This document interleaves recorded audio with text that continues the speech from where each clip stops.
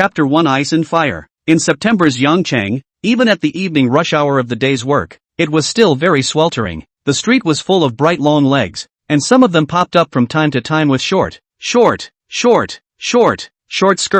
They stimulate the soft underbelly of adult men on the road. Cao Weidong also has this soft spot. After work, he did not rush back to his own rental house in the village. He was sitting opposite the leisure club, lighting up a cigarette and enjoying the uniformed in black silk technicians coming to work one after another. Night gradually fell. Cao Weidong put out the hand has been burned to the butt of the cigarette lacoon, but also extinguished the idea of going to the leisure club.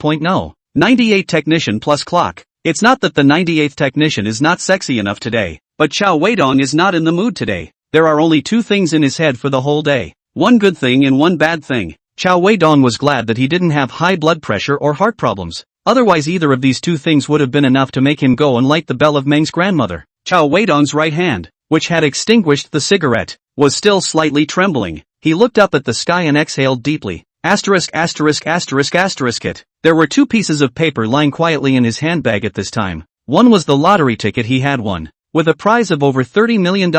When he first realized that he had won the lottery, Cao Weidong couldn't believe it was true at all. He was so excited that he checked the winning numbers countless times on the lottery's official website. He also stole away to the lottery station near his company during work hours and matched the numbers many more times. Finally, he confirmed that he had won the lottery, more than $30 million. Perhaps this amount was a small amount for those spammers on the internet who made millions and millions of dollars a year and liked to get high. But for Cao Weidong, a social animal with a monthly salary of only $8,000, it was an astronomical figure. He had lost count of how many times he had pinched himself since realizing that he had won the lottery. Time and time again, he confirmed that he wasn't dreaming. The truth was, he wasn't dreaming. Thinking about this lottery ticket, Cao Weidong's heart stirred within him, as if there was a fire in his chest that was going to burn his entire being. But, thinking about the other piece of paper in his bag, Cao Weidong wilted again like a rotten eggplant. His daughter's paternity test report. It is determined that there is no blood relationship between the two. The moment he saw the identification report, Cao Weidong's chest felt like it was clogged with a ball of cotton. It made him unable to breathe. His heart ached. He couldn't believe it. He couldn't believe that his daughter, whom he had always loved and held as the pearl in his palm, was not his own. Also do not believe that the beautiful woman he thought about day and night will give him so a green hat. Cao Weidong heart cold to the end. The whole person is like being poured by a bucket of ice water from head to foot. Ice and fire. Lu Xiaoyan, Cao Weidong's wife, is a fellow countryman he met while working in Yangcheng, the same working in the countryside. Lonely two people, just less than a month time, lived together. After half a year of dry fire life, the two returned to their hometowns for the new year. Lightning license. That period of time is also Cao Weidong's happiest and most joyful period of time. Work during the day there is endless energy. The evening after work there is also endless energy. But such a good time always passes too quickly. Cao Weidong and Lu Xiaoyan married the second year. His wife Lu Xiaoyan public examination, went back to his hometown to take up the iron rice bowl. The salary of 2,500 yuan, for Cao Weidong is too low. In order to afford the high mortgage every month, Cao Weidong and Lu Xiaoyan finally discussed. He continued to stay in Yangcheng work. The two couples then lived a life of separation. Lu Xiaoyan returned to her hometown to work and soon gave birth to a lovely daughter for Cao Weidong. In order to give his wife and daughter a better material life, Cao Weidong work overtime every day. Do the company's most tiring work, renting the most dark and humid urban village, eating the cheapest fast food on the street. He just wants his wife and daughter to have a better life. Some co-workers and friends cannot stand to see, have advised him, Cao, you can actually be a little better for yourself. Do not have to work so hard. At this time, Cao Weidong's face is always full of happy smiles. He never explains more, but it is such a willing to give everything for his wife and daughter honest man. Or was green. The daughter is not biological. The wife, who he longed for day and night, is still screwing other men. Disgusting, disgusting. Cao Weidong wanted to vomit. He dry heaved a few times before relighting a cigarette. With the nicotine entering his body, the choking feeling in Cao Weidong's chest slowly eased a lot. Fortunately, he still had a winning lottery ticket. Thinking of this, a hint of a smile appeared at the corner of Cao Weidong's mouth. Shaking his head, standing up and vigorously patting the dust on his butt a few times, Cao Weidong walked in the direction of his rented room. After returning to the house, he simply packed up his luggage and then sent a message to the company's administrative assistant, Ms. Lin, who looked a bit like a certain island actress called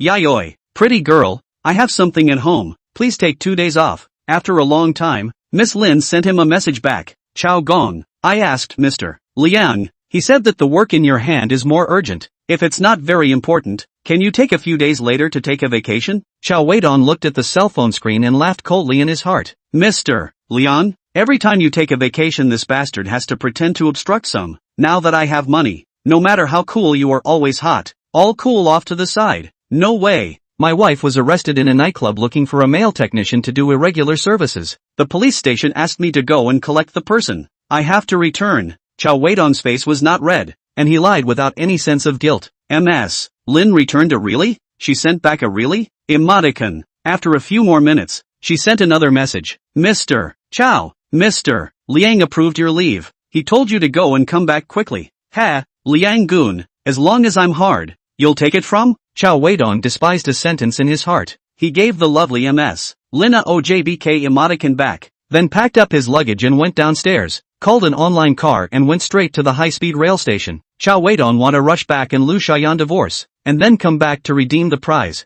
and from now on live countless beggars, dreaming of financial freedom of life. If the first prize and then divorced, then the prize money will become the couple's common property. Cao Weidong does not want to cheapen the woman, although his hands of the lottery ticket is also counted as the couple's common property. But, so what? A small piece of paper? He did not say. Who can know? After 2.5 hours of traveling, Cao Weidong returned to Zhizhou County. Out of the train station, the usual savings unwilling to take a taxi, Cao Weidong this time stopped a cab, straight to Zhizhou International Hotel. He did not choose to go home, but stayed in the hotel. In Cao Weidong's opinion, that home is no longer his home. Opened the room. Into the room, Cao Weidong sent a message to Lu Xiaoyan, tomorrow morning at 9 o'clock, next to the International Hotel, the Left Bank coffee meet. Let's talk about the divorce. In the past, Lu Xiaoyan replied to Cao Weidong's message. It takes more than half an hour, and the replies are all good. Oh, yes, no, this kind of short, powerless,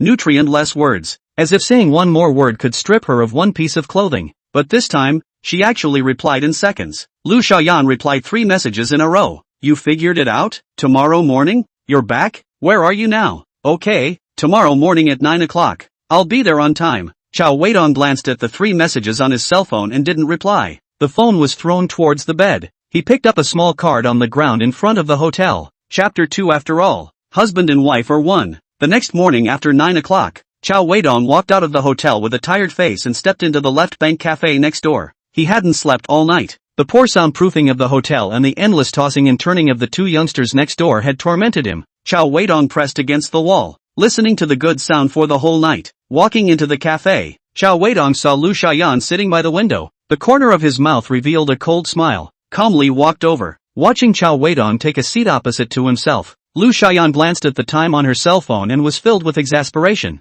Cao Weidong, you're late for a whole half hour. Which is not. It's now 9:28. Our appointment was at 9 o'clock. I'm only 28 minutes late. Cao Weidong responded full of concern. He shouted loudly towards the waitress in the distance. Miss, a raw coconut latte, less ice. Lu Xiaoyan was enraged by Cao Weidong's roguish behavior, and she glared at Cao Weidong furiously. Cao Weidong, however, calmly met Lu Xiaoyan's gaze, carefully surveyed the long unseen ex-wife in front of her. She was wearing a white shirt today, with a pair of black pants, a standard workplace female dress, slightly fat body while white shirt and black suit pants support round and full, quietly open neckline, revealing some snow-white skin. Looking at Cao Weidong cannot help but some dry mouth. Seeing Cao Weidong's gaze resting on his own chest, Lu Xiaoyan was filled with displeasure. She tugged on her neckline and spoke. When did you become so oily? Did I? Cao Weidong's gaze became more and more unbridled, wantedly roaming all over Lu Xiaoyan's body. Lu Xiaoyan was made uncomfortable by the look. This Cao Weidong in front of her made her feel incomparably unfamiliar. This kind of gangster style has never appeared on him before. In her heart, she thought of a quick fix. Let him sign the divorce agreement and then quickly escape from this place. Lu Xiaoyan took out a divorce agreement from her bag and handed it to Cao Weidong. This is the divorce agreement. Take a look at it. There is nothing wrong with it. Sign it quickly. Dragging it out is not good for either of us. Yes? Cao Weidong took the divorce agreement, lazily leaned back and lifted the agreement to read it. After casually glancing at it for a few moments, he sat upright again and pressed the divorce agreement under his arm, his eyes continuing to wander over Lu Xiaoyan. You really dare to ask for it? Cao Weidong sneered. Lu Xiaoyan paused briefly and said, One definitely can't be with you, and the house should be left for her to study. The rest goes to you. Lu Xiaoyan mouth One full name Lu One is Cao Weidong and Lu Xiaoyan's daughter. After the birth of Lu Xiaoyan rigidly do not agree with her with Cao Weidong's surname, and even threatened to divorce. At the time, Cao Weidong did not quite understand why. Until he received his daughter's paternity test report, Cao Weidong completely understand the reason. Either the daughter follows me and the house goes to you, or the house goes to me and the daughter follows you. Cao Weidong stared at Lu Xiaoyan's face with delicate light makeup and spoke. Cao Weidong actually didn't really want his daughter. After all, it wasn't his seed, so why would he want it? What he really wanted was the house. The down payment for the house was paid by him, and Lu Xiaoyan did not contribute anything. The monthly payments are also paid by him. Now divorced, to give up the house, and most likely led to that gave him a cuckold. He does not even know the name of the wild man. Then he is not properly the big wrong seed? Cao Weidong was not willing to do so in any case. That's why he offered his daughter or the house, knowing full well that Lu Xiaoyan would definitely not give her up to him. Wenwen will be going to school soon. Without a house, she won't be able to go to that school district. Can you really bear to let her go to another poor school district? Lu Xiaoyan's tone eased a bit, trying to play the emotional card for Cao Weidong. If it was before, as long as Lu Xiaoyan spoke to Cao Weidong in this gentle tone, he would definitely soften his heart. But now, how could Cao Weidong, who already knew the truth, be soft? Is playing the emotional card useful? Joke. Endure. Cao Weidong said indifferently. It's not like he is his own daughter. How could the house be left to her? You. Lu Xiaoyan was so anxious that she almost stood up. She was just about to get angry at Cao Weidong when the well-built waitress came over with coffee. Sir, your raw coconut latte, please enjoy, the waitress lady said in a soft and sweet voice. Cao Weidong instantly filled his face with smiles and complimented. Thank you, Missy. You have a great body. Since winning the lottery, he became more and more confident, and his cheeks became much thicker when flirting with girls. Cluck cluck cluck. Thank you. Being praised so bluntly, the waitress's small face flushed and she turned away shyly. A woman's jealousy is innate, and seeing this dastardly man in front of her, even flirting with other women in front of her, Lu Xiaoyan was furious. She yelled at the distracted Cao Weidong. Cao Weidong, what exactly do you want before you sign? Cao Weidong retracted his eyes from the waiter's teasing back, took a sip of coffee and said to Lu Xiaoyan, the conditions are what I said just now. I'll sign if you agree. Lu Xiaoyan originally wanted to continue to morally kidnap Cao Weidong with her daughter, but after seeing this rogue behavior of his, she gave up. I'll give you the down payment for the house as well as your monthly payments for the past few years, and you leave the house to me. Lu Xiaoyan compromised and said, it can be, but I have one more condition. What condition? After all, husband and wife I want to tonight. You accompany me for one night. After tonight, we will each live their own. Cao Weidong, you're sick. Lu Xiaoyan directly splashed the ice Americano in her hand onto Cao Weidong's face, then picked up her bag and angrily walked out of the cafe. Cao Weidong did not get angry. He picked up the divorce agreement on the table and used it as a tissue to wipe his face. He then picked up the unfinished latte and slowly walked to the front desk of the cafe. After placing the coffee on the bar, Cao Weidong rested his chin on one hand and sized up the waitress who was pretending to be busy. Using Cao Weidong's aesthetic judgment, the waitress in front of him had a first-class figure and an okay face value, just slightly buck-toothed. However, Cao Weidong was not picky. He knows how much he weighs, the kind of body first-class face value first-class beauty. It is estimated that will not even look at Cao Weidong married men like a glance. This buck-toothed girl is different. Less people tease. Just right for him. Moreover, Cao Weidong can see that as long as he spends a little money to give this girl an orthodontic treatment, she can instantly become a big beauty. If he didn't tease such a potential treasure, who would he tease? What's the name of the young lady? Cao Weidong lazily asked. Sydney. Just now you guys? Sydney pointed to the direction Lu Xiaoyan left and asked weakly. She wanted to divert Cao Weidong's topic. The man in front of her was so bluntly provocative that she couldn't cope with it. Having a divorce, Cao Weidong replied back lightly. He then opened his cell phone and said to Sydney, come on, I'll add you, so I can treat you to snail noodles some other day. Sydney thought to herself, this man is also too direct, really down to the head, so speechless. She then flashed her QR code. Remember to return my message. Cao Weidong shook his cell phone at Sydney and walked out of the cafe. Just as he went out, he received a message from Lu Xiaoyan, just for one night. The corner of Cao Weidong's mouth curved and he quickly replied back. Jizhou International Hotel, room 8605. Chapter 3 I bought medicine. Cao Weidong, who hadn't slept well all night, even during the day, fell back to sleep when he returned to the hotel. He wanted to get in good spirits for the important tournament at night. After sleeping until noon, Cao Weidong was woken up again by the youngster next door. After listening for a while with his ear pressed against the wall and realizing that there was nothing new, Cao Weidong turned around and went into the shower. After taking a shower, he found that the wave of fighting next door had ended, and Cao Weidong, who had no drama to listen to, dressed and went downstairs to look for food. He specially found a pair of sunglasses from his bag and wore them, not to pretend to be a bully, but Jizhou County is too small. He didn't want to meet any acquaintances. After all, he was about to become a rich man. Everyone was not in the same class. It was best not to meet as well. Walking into a Shasan snack next to the International Hotel, Cao Weidong ordered a duck leg rice and a Coke. Cao Weidong, who was about to become a rich man, added a bottle of drink to his meal without batting an eye. He swiped a short video while eating the duck leg and drinking the Coke. A woman in a white lab coat in the video said passionately, "Are you feeling overwhelmed doing that because you're middle-aged? Or because the work pressure is too much and cannot make their loved ones satisfied?" Below these 3 common Western medicines, each with its own use, I will talk about their advantages and disadvantages. Needed friends, please first click on the favorite collection to add attention. Without brushing a few, the short video platform pushed such a video with over 1 million likes to Cao Weidong. Cao Weidong, a passive dark curses, lousy, only just 27. You pushed this kind of video to me. Oil cake, after dinner, out of Sha Xian snacks. Affected by the video, Cao Weidong turned into the same street in a Dashanlin pharmacy. He and the first time into the store to buy a condom of the same small virgin. In the drugstore, carefully blind wandering. He wanted to take his chances and see if he could find the kind of medicine on the video by himself. What kind of medicine do you want to buy? Handsome? The only other clerk in the store, a middle-aged woman in her 40s, walked over and asked with a winking smile. The woman was well maintained and quite white. Cao Weidong said with some embarrassment, "I travel for a long time, and I go home once in a while, sometimes, a little." His latter unable to do has not yet been said. The middle-aged woman has already understood. "I understand, it's nothing to be embarrassed about." The middle-aged woman smiled faintly, then walked to a corner and took out 2 boxes of medicine. "This kind is imported, and this kind is domestic. Both are taken half an hour beforehand, and will quickly get you into shape." The middle-aged woman smiled wryly. "What's the difference?" Cao Weidong asked. "The imported one is expensive. The domestic one is cheaper. Ask for the imported one." Cao Weidong is generous, and there is always the notion of a penny for a penny in his heart. Then the middle-aged woman, like a trick, pulled out another box of Western medicine. "This is a delayed time.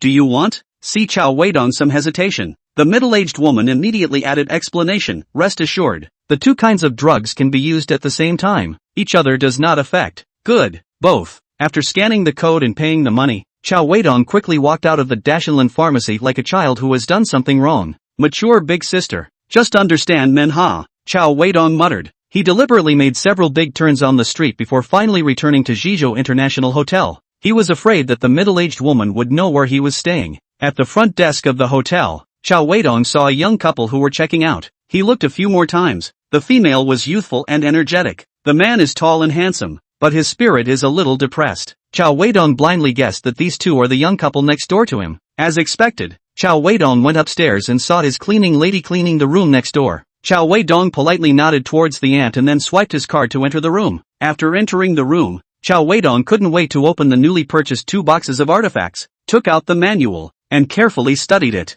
After a beautiful afternoon nap, Cao Weidong woke up refreshed. He did not choose to go downstairs for dinner, but ordered a takeaway, fried kidney flour with Dutch beans plus a leek fried egg. After eating and drinking, he lay on the bed, opened the short video to brush the nearby people, waiting for Lu Xiaoyan's message. 6 o'clock in the afternoon. The information did not come. Cao Weidong's self-compassion, off-duty time, may not be available. At 7 p.m., the message is still missing. Cao Weidong comforted himself, she is probably eating. At 8 o'clock in the evening, the message has not come. Cao Weidong was anxious. He sent a message to Lu Xiaoyan, "Not coming? I have to put Wenwen to sleep before I can go out." 10 o'clock at night. Lu Xiaoyan returned such a message after a long time. Not long after this message was returned, Lu Xiaoyan sent another message. "Cao Weidong, you are sick. There is a big disease." Cao Weidong skimmed his lips and muttered to himself, "I bought medicine." Late that night, Jizhou International Hotel, room 8605. "Cao Weidong, are you taking drugs?" I'm not. Don't talk nonsense." Knock knock. There was also an untimely pounding on the wall that kept coming from next door. Early the next morning, Cao Weidong, with a tired face, shrunk under the quilt and looked at the beauty in front of him who was organizing her attire. "Yanzi," Cao Weidong fondly called out to Lu Xiaoyan. Lu Xiaoyan exasperatedly glanced at the man who was still pretending to be hurt on the bed and said coldly, "Remember, 10 o'clock in the morning. See you at the Civil Affairs Bureau. If you play any tricks again, I'm not done with you." Cao Weidong pretended not to understand. still looking at Lu Xiaoyan with deep affection, said, Yanzi, are we done like this? At this time, Lu Xiaoyan has been fully dressed. She grabbed her handbag and went out, turned back and said with some annoyance, Cao Weidong, you don't want to think again. Remember, 10 o'clock, Civil Affairs Bureau. After saying that, she slammed the door and walked out, her steps a little messy. Lu Xiaoyan in the elevator is still unforgivingly cursing in a low voice. Cao Weidong, you must have taken drugs last night. In the morning, at 10 o'clock, Jizhou County Civil Affairs Bureau. Cao Weidong appeared on time. He changed into a tawdry floral shirt and walked into the Civil Affairs Bureau with sunglasses and Lu Xiaoyan. Lu Xiaoyan had found a relationship, and the divorce formalities between the two went smoothly. Soon, they walked out of the Civil Affairs Bureau. Outside the gate, Cao Weidong took off his sunglasses and stared at Lu Xiaoyan's pretty face and spoke. Now, can you tell me who Seed Wenwen is? Panic flashed across Lu Xiaoyan's face. She was unsure what exactly Cao Weidong knew. She feigned anger and said, Cao Weidong, what nonsense are you talking? Oh, go away, Cao Weidong said while stuffing an envelope into Lu Xiaoyan's soft chest. When he withdrew his hand, he also gave it a hard touch in passing. He then strutted off in the direction of Jizhou County International Hotel. Lu Xiaoyan stared blankly at Cao Weidong's back, but felt so strange. She opened the envelope. Inside was a report, and a small shopping ticket from Dashenlin Pharmacy. Chapter 4 Inviting Little Bucktooth to Dinner. Cao Weidong did not intend to find out who that adulterer of Lu Xiaoyan was. It was no longer important to him now. The most important thing was to go back to Yangcheng to receive the award. After receiving the award, Cao Weidong did not plan to resign immediately, but planned to return to his original company to lie flat. After so many years of hard work in this company, there is not a single day that is not a hard sell. Careful and conscientious. Now, it was his turn to touch the fish and lie flat. He should also enjoy. What cool always hot always. Also want to give them a little face to see. There are also the company's girls. How to have a date with one of the. However, before going back, he wanted to try to see if he could ask out that little bucktooth in the left bank coffee once. At noon point, Cao Weidong packed 2 spiced snail noodles, then hummed a little tune and walked into the left bank cafe. There weren't many people in the cafe, and little bucktooth Sydney was currently napping on the bar. Cao Weidong stood in front of the bar and sized her up for a while, feeling someone appear. Sydney woke up in a flash. Seeing the colorful Cao Weidong staring at her, she subconsciously took a step back. Why are you acting like a ghost? Suddenly appearing. Annoying. Ghost, that's what the West calls it. We call it a dead ghost here. Humph. Sydney snorted coldly, then turned her face away. Cao Weidong smiled and didn't say anything, but boldly stared at Sydney's. Sydney gathered her collar, then said, Uncle, what are you doing here looking for me? She deliberately emphasized the word uncle to tell Cao Weidong. The age difference was too much to be appropriate. Cao Weidong was not amused as he put the packed snail powder on the bar. Didn't have lunch, did you? I promised to treat you to noodles yesterday. We have to keep our word. Here, give me an iced latte. After Cao Weidong finished speaking, he carried his own share and found a seat by the window in the cafe. Sydney quickly brought Cao Weidong an iced latte. Cao Weidong accidentally touched Sydney's hand when Sydney put down the coffee cup. It was so smooth. Sydney knocked off Cao Weidong's salty hand with a snap. Cao Weidong burst out laughing. Sydney walked away with a stern face. The music in the cafe is very ambiguous, very suitable for talking about love. The two couples next to Cao Weidong frowned slightly when they saw his coffee and snail powder pairing. The special odor of the snail powder was affecting their lovemaking. They wanted to find the owner to complain, but there was only one waitress in the store who was also shivering the noodles, so they had to give up. In the end, the couples fled. The only ones left in the cafe were Cao Weidong, who had bad intentions, and Sydney, who was crying from the spice. Cao Weidong, who had eaten and drank enough, wiped his mouth with a paper towel and slowly and leisurely walked to the bar to scan the code to pay for the coffee. It's just a bowl of noodles. There's no need to be moved to tears. No, not, is, too spicy, Sydney said with a small mouth harried. It was hard for her to finish the bowl of spicy to the sky snail noodles, leaving a bowl of soup that she really didn't dare to touch anymore, although she also likes to eat spicy food. But today this is really too spicy. She even suspected that this bad uncle in front of her intentionally added it. Cao Weidong picked up the remaining snail soup that Sydney drank, and directly drank a big mouthful. It's not very spicy, ah. Sydney was stunned by the rogue approach of this uncle in front of her. I drink the rest. I like it, Cao Weidong said. He then turned around and went out the door. Walking to the door, he turned around again and asked while putting on his sunglasses, what time are you wrapping up?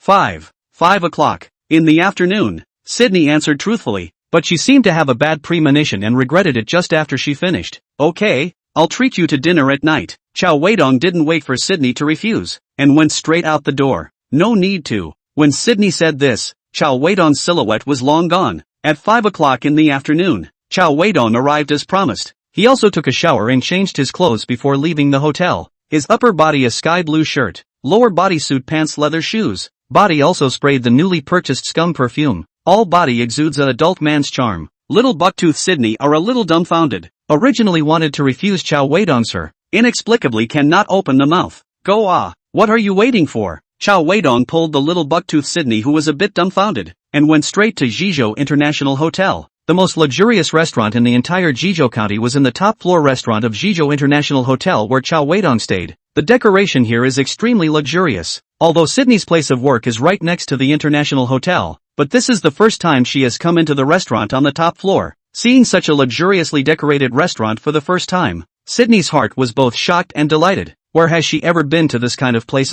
In the past, the little yellow hairs who asked her out would take her to the stalls full of cigarette butts and beer bottles. Everywhere was the roar of ghost fire motorcycles, as well as the noise of young people full of foul language. Unlike here, with clean marble floors, colorful crystal headlights, and melodious music, eating here is a pleasure. Eating here is a pleasure. Sydney's eyes changed when she looked at Cao Weidong. Cao Weidong looked at Sydney's eyes and smiled slightly. Then, under the guidance of the waiter, the two of them came to the location that Cao Weidong had set. Anything to avoid? Cao Weidong asked Sydney as he flipped through the menu. No. Cao Weidong pointed at the menu and said to the waiter standing bowed behind him, this, and this, is all. After ordering, the waiter smiled and left. Cao Weidong deliberately threw the menu to Sydney on the opposite side. Look again, what do you want to eat? Let's order again. Sydney took the menu, glanced at it, and was once again shocked in her heart. The dishes here are ridiculously expensive. The cheapest one, garlic choy sum, costs 78, and none of the items that Cao Weidong ticked off on the opposite side were less than 100. Is uncle so rich? How come that woman still divorced him? Could it be that uncle is not good in that area?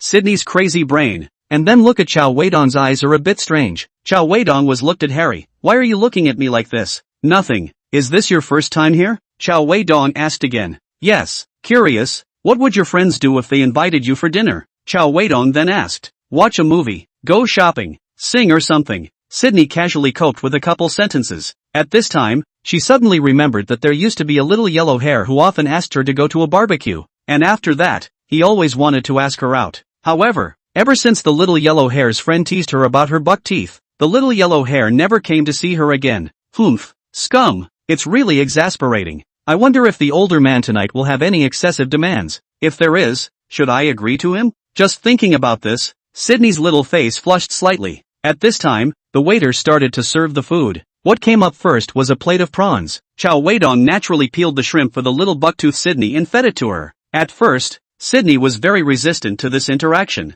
but Cao Weidong's attitude is strong. Sydney finally had to obediently comply. You feed me too, Cao Weidong demanded to Sydney. Sydney peeled one for Cao Weidong with a small red face. Cao Weidong shook his head and chewed the shrimp that reached his mouth. It smells so good. Chapter 5 Receiving the Prize Eye. After the meal, Cao Weidong didn't make any excessive requests to little bucktooth Sydney. After going downstairs together, Cao Weidong called a cab for her. The two then parted ways. Without knowing why, Cao Weidong felt that it would be good to maintain this kind of if and when relationship with little bucktooth. With this kind of relationship, it would be easy for him to return to Jizhou and try to eat bucktooth in the future. If he directly pierced through that layer of window paper, then there would only be boring mechanical movements in the future. Hanging and engaging in ambiguity like this is also something else. It's not too late to do it later in the campaign. Another point is that, only meeting twice to be that, then what is the difference between him Cao Weidong and him? Looking at the cab carrying the small buck teeth disappeared around the corner. Cao Weidong turned around and went back to the hotel. Hotel reception. Cao Weidong found a good posture of the receptionist, and quickly walked up and chatted. After chatting with the beautiful receptionist for a while and successfully adding each other's friends, Cao Weidong went upstairs to his room. The room next door was snoring loudly tonight. Cao Weidong lamented that tonight was destined to be a boring night. The little bucktooth in the cab was soulful and frustrated. She is a bit bored. No, that bad uncle in the end, what do you mean? The next morning, Cao Weidong rushed to the earliest high-speed train back to Yancheng. Before he left, he did not go to the left bank coffee to harass little bucktooth, but sent her a message. Brother is going back to Yancheng to work. In the future you must remember to find brother if you want to go to Yancheng. Brother will give you a package of food, accommodation and sleep, followed by an emoji of sticking out his tongue and swinging his head from side to side. Little Bucktooth gave him back 2 words scum. Cao Weidong was confused. When did I scum you? On the high-speed train, Cao Weidong was a bit upset by the inexplicable word scum. However, soon he was in a good mood again. The next seat came a beautiful young woman with children. He wanted to chat about the flirtation. Found that the back seat row also followed the young woman's parents-in-law. So stop. Oring 2.5 hours to the end, Cao Weidong got off the high-speed rail, then received a call from the company's Mr. Liang Xiaojun, the new vice president of Cao Weidong's company, Tianying Automation. It is his top boss. This person's ability is average, and his biggest skill is that he can come to things. Many times, a very small thing can be infinitely magnified by him. If it is a good thing, then the credit must be his. If it is a bad thing, then the responsibility he must be able to push a clean. With this ability, he rose through the ranks and became the company's vice president of technology. Cao Weidong is the company's pre-sales technical support engineers. In Liang Xiaojun is still the department manager is under him. With the previous hard-working nature, Liang Xiaojun is not too bad for him. But Cao Weidong is most annoyed by this guy's pretending and brushing his presence all day long. Take a leave. He has to ask this and that. All kinds of obstruction. In order to achieve the purpose of highlighting his power. At work as well. This guy is pretending for the sake of pretending. Cao Weidong clearly remembers that there was a program for a project that was initially set by the boss of the company. Liang Xiaojun thought it was Cao Weidong's idea, and in order to pretend to be a bully, he began to oppose all kinds of obstruction, and also let Cao Weidong make all kinds of modifications, until the boss attended the meeting to finalize the program, only to find that the program was changed by Liang Xiaojun. On that occasion, the boss of the company was furious. Liang Xiaojun continuously kneeling for a month, only to eliminate the boss's fire. Afterwards, he even complained to Cao Weidong, saying why he didn't say that the boss personally set the program. Cao Weidong pretended to be stupid and said he didn't know. In fact, behind his back, Cao Weidong was secretly happy for a long time. Since then, Liang Xiaojun's attitude towards Cao Weidong is much better. He was afraid that this guy occasionally give him a bit of shade. It would be very difficult. The phone rang with the new vice president Liang Xiaojun's posturing voice. Xiao, how are things being handled at home? Cao Weidong replied. Finished dealing with it, just about to return to Yangchang. After you return to Yangchang, can you come to the company for the first time? There is a very important matter that needs you to deal with it. Cao Weidong could hear that Liang Xiaojun on the other end of the phone. His tone was more or less a bit anxious. Cao Weidong had a bad smile on the corner of his mouth and replied, Oops, Mr. Liang, I booked a ticket for the evening. Rushing to Yangchang is estimated to be at 11 or 12 o'clock. Change your ticket. You can change your ticket. Your ticket can be reported. I'll approve it for you. Liang Xiaojun's speed of speech obviously sped up a lot. Cao Weidong said, Alright, I'll take a look. After saying that, Cao Weidong hung up the phone. Walking out of the high-speed rail station, Cao Weidong got into a cab and went straight to the toy wholesale market in Yangchang. In the toy wholesale market, there is a specialty store that specializes in selling cosplay props. Cao Weidong bought a mask of Azu. The wholesale toy market is not very far from the lottery center. Cao Weidong, wearing the mask, walked towards the lottery redemption center. On the way, he encountered a young boy also wearing an Azu mask who made a gesture of shooting at him. Cao Weidong responded with a bayubiubiu, and in his heart, he secretly spat out. There are so many hikikomori nowadays. After walking for about 20 minutes, Cao Weidong arrived at the gate of the lottery exchange center. He wore the Azu mask and walked in with a big strut. Just as he entered the hall, a few long-legged black silk girls and a few handsome men in shirts and pants surrounded him. Sir, are you here to receive your prize? One of the girls with outstanding temperament was the first to ask. Cao Weidong, who was wearing the Azu mask, gave a fierce smile. No, I'm here to rob. Sir, what a joke. No joke. I'm here to rob the sex. Cao Weidong threw winks to a few beauties through his mask. Then his salty piggy hand stretched out towards one of the beauties who was the most forward. The crowd of beauties backed away, laughing, and the few handsome men laughed with slight embarrassment. Cao Weidong had done a strategy before coming here and knew that these people were mostly some financial sales, specializing in waiting for the lucky winner of the jackpot to show up here and then selling their financial products. Cao Weidong ignored them and walked straight to the prize redemption window. Before he reached the window, a reporter wearing a black professional dress and holding a microphone with a few camera crews surrounded him again. Sir, it looks like you have won the grand prize. May I ask, do you plan to make a donation after winning the prize? The beautiful reporter asked. The cameras behind her were all aimed at Cao Weidong. Cao Weidong organized the Azu mask on his face and said, Donation. The beautiful reporter was so excited that she wanted to ask how much she would donate. Cao Weidong interrupted her with a wave of his hand and said, However, before I receive my prize money, if you bother me again, I won't donate a single cent. After saying that, Cao Weidong shook off the crowd and walked to the prize redemption window. A beautiful staff with heavy makeup said to Cao Weidong with a smile, "Sir, are you here to redeem your prize? Please show your winning ticket and ID card." Cao Weidong was a bit nervous and hesitant, completely lacking the spontaneity and ease that he had when he was flirting with girls. The beautiful staff smiled slightly. She had seen this situation a lot. She pointed to the camera on her head and said to Cao Weidong, "Don't worry, sir, we monitor the whole process here." Only then did Cao Weidong carefully hand over the winning lottery ticket and ID card. "Sir, wait a moment." The beautiful staff began to check the authenticity of the lottery ticket. After a while, the beautiful staff looked up again and said to Cao Weidong with a smile, "The lottery ticket and identity information have been successfully verified. Congratulations, sir, you have won the $30 million jackpot. For security reasons, we recommend that you use a bank transfer to claim your prize." Wow! Cao Weidong took out all the bank cards from his bag and pushed them to the counter at the window. "Anyone will do," Cao Weidong said excitedly. "You can choose 3 of them." The beautiful staff continued. Cao Weidong chose the ICBC card, the agricultural bank card and the construction bank card. The other cards he put away again. Chapter 6, Claiming the Prize 2. Claiming the prize. Tax deduction. All the formalities are completed. The bank's arrival text message also came. Cao Weidong was in a dream. He finally became a rich man. The feeling he could not express in words. He sat on the chair at the prize redemption window and couldn't stop the smile from hanging on his face. The whole person with a little cute. The whole person was like a little cutie. At this time, the beautiful staff member from earlier walked out of the window and brought a few colleagues to Cao Weidong's side. "Congratulations, sir,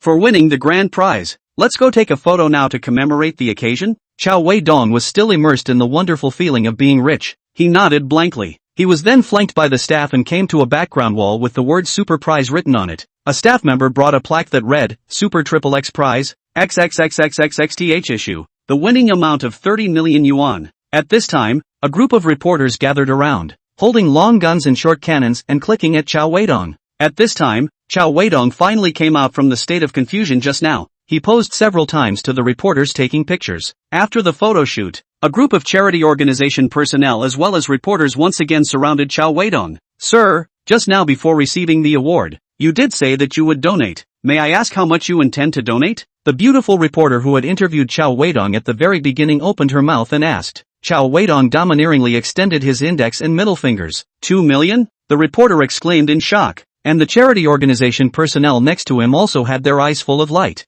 Cao Weidong shook his head. 2 million? The beautiful reporter continued to ask, and the expressions of the people around her were obviously much more disappointed. "It's a block, not 10,000. Ah, $220? Sir, are you here to be funny?" A sweaty fat man in the crowd yelled. "Too little? Then I'll add more. This number." Cao Weidong extended his index finger, middle finger plus ring finger. 30 million? Blocks. Cao Weidong corrected the beautiful reporter. "Phew." A hush fell over the crowd. "Winning such a big prize and only donating $30? How stingy you must be." "That's right. And wearing a mask of Hikari. Do you deserve it? So stingy. Typical of a poor thug. This person is sick." In the crowd, everyone started to mock Cao Weidong like crazy. Cao Weidong took out 3 $10 bills from his wallet, raised them above his head and waved them around before putting them away again. "Now, $30 are gone." After saying this, Cao Weidong smiled cheaply, pushed through the crowd, and quickly left. When he walked to the front door, the group of financial sales surrounded him again. Sir, I heard that you won the grand prize. Are you considering our family's financial products?" Cao Weidong's eyes swept over the group of long black silk legs, then lazily said, "Bring your business cards. I will add your friends when I have time." "Sir, add it now. I'll sweep you." There was a handsome salesman who couldn't wait to open his mouth. "Pushy lie, take your business card away." Cao Weidong returned the handsome man's business card. The handsome man's face stretched like a donkey's face. Ignoring him, Cao Weidong smiled and took all the black silk sales business cards before strutting out of the lottery hall. Instead of choosing to take a taxi or subway, he headed back the same way towards the toy wholesale market. The reason why Cao Weidong walked this way was because he had just left the door of the lottery hall when he realized that there were 2 people sneaking around and following him. These 2 people definitely had malicious intentions. With a cold smile hanging at the corner of his mouth, Cao Weidong quickened his pace and turned into an alley located between the toy wholesale market and the lottery center. A security patrol car was parked at the entrance of the alley. "Police uncle, I just cashed out my prize from the lottery center. I was followed by 2 people behind me. I'm so scared. What should I do?" Approaching the patrol car, Cao Weidong came in front of a burly uncle with a righteous face and pretended to be alarmed, saying, Uncle Hat had a serious face. Where? Just outside. Cao Weidong pretended to be scared and hid behind Uncle Hat, pointing to the outside of the alley and said, "It's fine. You come with me." Uncle Hat's tone was calm. Then he winked at the other two young police officers in the car and walked to the entrance of the alley first. Cao Weidong followed closely behind Uncle Hat, and the two police officers also understood and followed. At the mouth of the alley, Cao Weidong pointed at the two sneaky people in the distance and said, "That's them." Uncle Hat stared for a while. He said to Cao Weidong, "Do what you need to do. Don't worry." "Thanks, Uncle Policeman." Cao Weidong turned around and walked towards the direction of the toy wholesale market. Without taking a few steps, he deliberately ran. The two men who were tracking him, seeing their target run away, were anxious and hurriedly chased after him, but they had just run a few steps when they were stopped in their tracks by three burly figures. "Where are you two going?"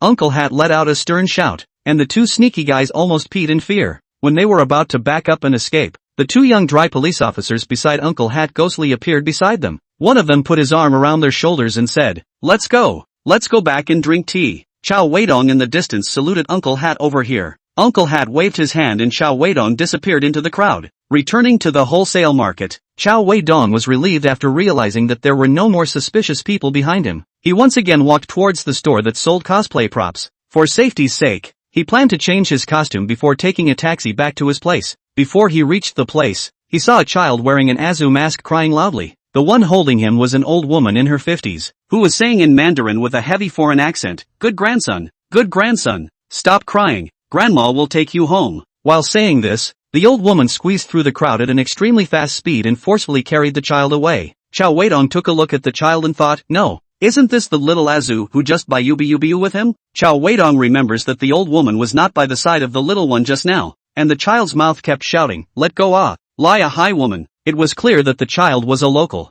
The old woman's accent was not local. She couldn't be the little one's grandmother. Human trafficker. Cao Weidong immediately made his judgment. Perhaps it was because he had been a father for 2 years. Cao Weidong had an abnormal hatred for human traffickers. He couldn't care less and directly rushed forward, stopping the old woman and scolding her sternly. "Who are you? Why are you holding my son?" Little Azu was also an extremely smart child. He quickly shouted, "Dad, this grandmother is a bad person. Save me, quickly save me." The old woman looked at the two identical masks. She thought it was really the child's father who had come. Her heart tightened. She shoved the little Azu in her hand directly into Cao Weidong's arms, and then turned around and squeezed into the crowd, and soon disappeared. "Humph, bad grandmother." The little Azu in Cao Weidong's arms let out a curse and stopped crying. Cao Weidong originally wanted to chase after and catch the trafficker, but he had a baby in his arms. He couldn't catch up with him. At this time, on the other side of the crowd, a beautiful figure hurriedly ran this way. While running, the silhouette also shouted towards the side, "Luo Luo, Luo Luo, Mommy, I'm here." Little Azusa waved his hand towards the beautiful silhouette. Big Joe Cao Weidong was dumbfounded. He sighed in a low voice, "The best of the best." Chapter 7: A Misunderstanding from the Very Best. This was a gorgeous woman around 30 years old, extremely well maintained. She had exquisite makeup on her face and was wearing a beige dress. Her body was extremely well proportioned, without a trace of flab or anything that showed thinness. To Cao Weidong's aesthetic standard, this kind of woman was the best of the best. Azu Cao Weidong under the mask. A pair of handsome eyes had long been staring. Meanwhile the anxious expression surfaced on the woman's face. Soon, this Cao Weidong eyes of the very good crowd came to his side. The best grabbed the little Azu. The woman glared at Cao Weidong with her eyes wide open in anger, and at the same time, she loudly scolded, "Scum of the earth, how dare you rob my child? I'll fight you." Cao Weidong was speechless for a while in his heart. It seemed that this pretty lady took him as the one who robbed her son. She mistakenly thought that Cao Weidong had snatched the little Azu. Cao Weidong thought to himself, "Have you ever seen such a handsome trafficker?" It is really speechless. This is the first time that Cao Weidong has been called scum, but before he was called scum at most. Even if you are a beautiful mature woman with a pretty face, well-proportioned body, fair skin and elegant demeanor, you can't misunderstand people like this, can you? In Cao Weidong's opinion, there is a fundamental difference between a scum and a scumbag. He was willing to be a scumbag, but not a human scum. "Beauty, I think you are misunderstanding." Cao Weidong opened his mouth to explain. Yeah, pretty girl, you hit the wrong person." Among the crowd of onlookers, there was an older mom who spoke for Cao Weidong. "Mommy, Uncle is a good person. He was the one who saved me just now." The little Azu in the beautiful young woman's arms also spoke for Cao Weidong. "Right, if it wasn't for this pretty boy, your son would have been taken by that old woman to who knows where, and you still hit him." An old man on the sidelines also opened his mouth to speak for Cao Weidong with righteous indignation, and he also stared at the woman fiercely. Yeah, the people in the crowd, who had just seen what happened, also nodded their heads. The beautiful woman's delicate pretty face swished red as she asked her son in her arms in a low voice, Luo, tell mommy, is that so? Yes just now it was uncle who impersonated my dad and scared that bad grandmother away. First, sir, sorry, it's me who made a mistake. Sorry The beautiful woman red-faced hurriedly gave in Cao Weidong to apologize. Although he was misunderstood by the beautiful pretty woman for no reason, Cao Weidong didn't mind very much. Really bones Cao Weidong mentally cursed his indisputable self a few times. Cao Weidong's thoughts returned to reality. He looked at the beautiful woman whose cheeks were flushed and whose expression was full of apologies, a joy in his heart. Forget it, forgive you. Handsome Cao, I am not coveting your beauty, but rather, this handsome is broad-minded and open-minded. Cao Weidong pretended to say, it's fine, it's good that you don't misunderstand. Quickly look at the child to see if it's hurt. The beautiful woman inspected little Azu and after finding nothing strange about him, she took a step closer to Cao Weidong and said, Sir, I'm sorry, I apologize to you again. It's fine. It's fine. Cao Weidong put on a look of embarrassment on the surface. In fact, his heart has long been happy. The beauty has used you. The woman apologized again and said, I don't know what to say. The beautiful woman again apologized and said, this gentleman, I'm really sorry, is that I was just too anxious? Speak a little sharp. Misunderstood you. I thank you again for your help. The beautiful woman put down little Azu and then held his hand. Together they bowed and thanked Cao Weidong. Ha. It's alright. Beautiful woman, there are too many people gathered here. It's not too good. Let's talk somewhere else. Cao Weidong snorted. For beautiful women, he has always been generous. How could he mind that small slap? Okay, I'll treat you to a coffee. The beautiful woman pointed to the Starbucks not far away and said, okay. Cao Weidong agreed without hesitation. At this time, Liang Xiaojun, the vice president of Cao Weidong's company, called him at an inopportune time,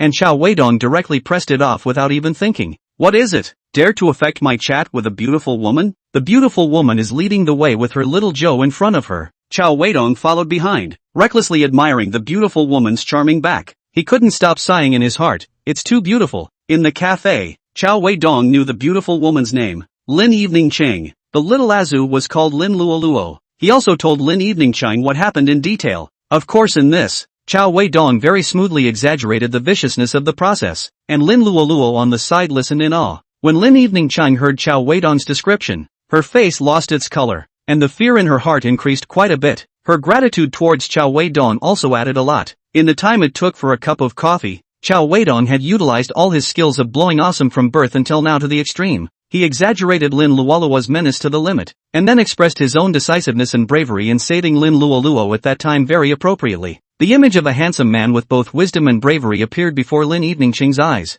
At the same time, he also hung up on Liang Xiaojuan's dozen or so phone calls. Beautiful Lin, be careful next time. The human traffickers nowadays are really arrogant to the extreme. They dare to rob people in public. After hanging up Liang Xiaojuan's phone once again, Cao Weidong reminded Lin Evening Cheng, Mr. Cao reminded me, I'm too busy with work. Just now I let Luo follow the nanny out. She's a bit too careless. I'll change her when I go back. Lin Evening Cheng's tone revealed dissatisfaction. Cao Weidong thought, nanny? No wonder I didn't see this superb when I first met little Azu. It turns out that he was not present. I told you, his ability to find beautiful women has not declined. Mr. Cao, can I add you as a friend? I'll treat you to dinner some other day. Luo got a shock today. I want to take him home earlier. Lin Evening Cheng said somewhat apologetically to Cao Weidong. Cao Weidong flashed his QR code with godlike speed, of course. After the two of them passed each other's friend requests, Lin Evening Cheng took Lin Luo and left the Starbucks. While walking, Lin Luo also asked Lin Evening Cheng,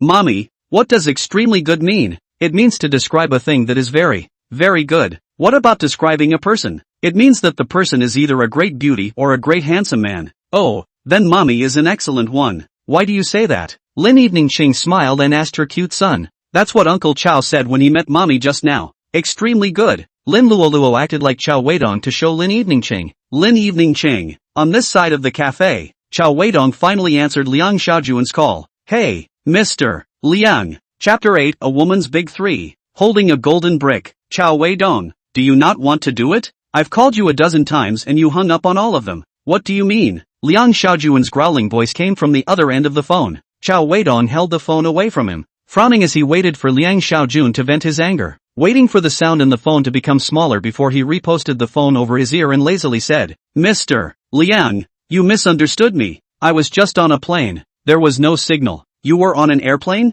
You lie, ghost you." "Yes, didn't I follow your instructions? In order to be able to rush back to the company today, change the visa to take the airplane?" Cao Weidong shamelessly lied. "Cao Weidong, do you take me as? You just hung up on me. Hung up on me. Hung up on me. It's not that I didn't get through." Liang Xiaojun roared loudly. "Also, where did you get an airport in that 18th tier small county of Zhizhou County? You tell me? Are you flying in a pesticide spraying drone?" "Ha!" Cao Weidong's heart froze. "Oops, careless, lied and forgot to draft." He smiled awkwardly on the phone.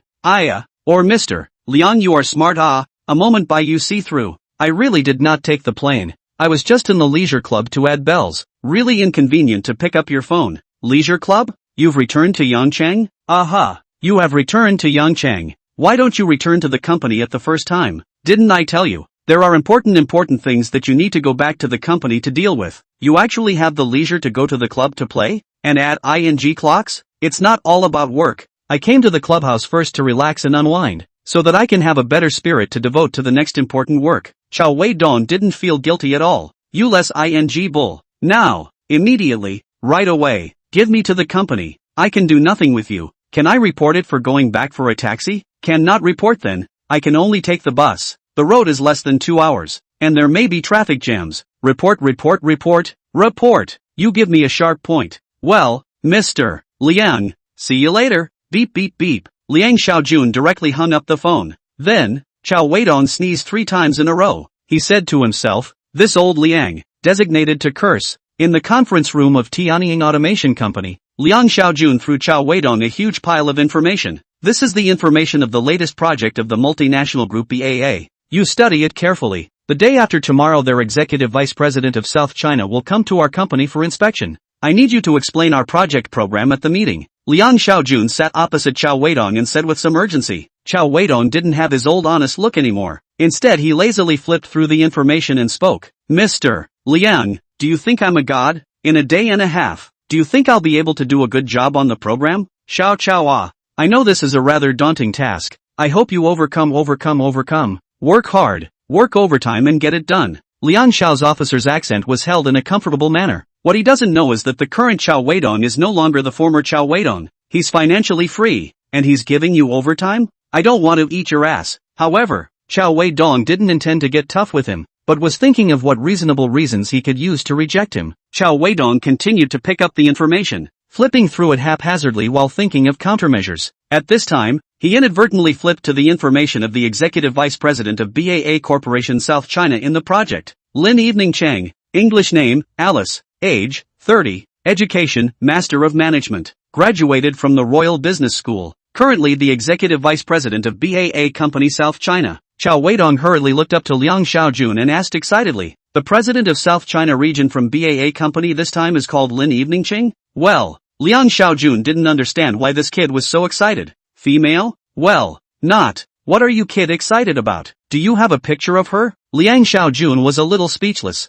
This lazy man in front of him, or the cowhorse Cao Weidong that he knew? He pointed to the pile of information in Cao Weidong's hand and said loudly, "You are diligent. Turn 2 more pages. Not to see?" Cao Weidong hurriedly looked down and flipped through the pages, and he found Lin Evening Chang's picture. It was her, the Lin Evening Chang who had slapped him 2 hours ago. Cao Weidong was thrilled to death. His excitement was not because he was able to meet up with this best girl again, but because he saw the word divorced in the profile. This news is too exciting for Cao Weidong. She is divorced. Cao Weidong is also divorced. She is 30 years old and Cao Weidong is 27. 3 years older. Isn't this more appropriate? The famous writer Kafka once said, when a woman is 3 years older, she can hold a golden brick. Cao Weidong was too eager to hold this sweet and soft golden brick. "Mr. Liang, I'll take this job, but I have a condition." Cao Weidong pulled his eyes from Lin Evening Chang's data and said to Liang Xiaojun with a straight face. Liang Xiaojun's face showed joy and his heart was happy. Right, this is the Xiao that Liang Xiaojun knows. Chao Niu Ma.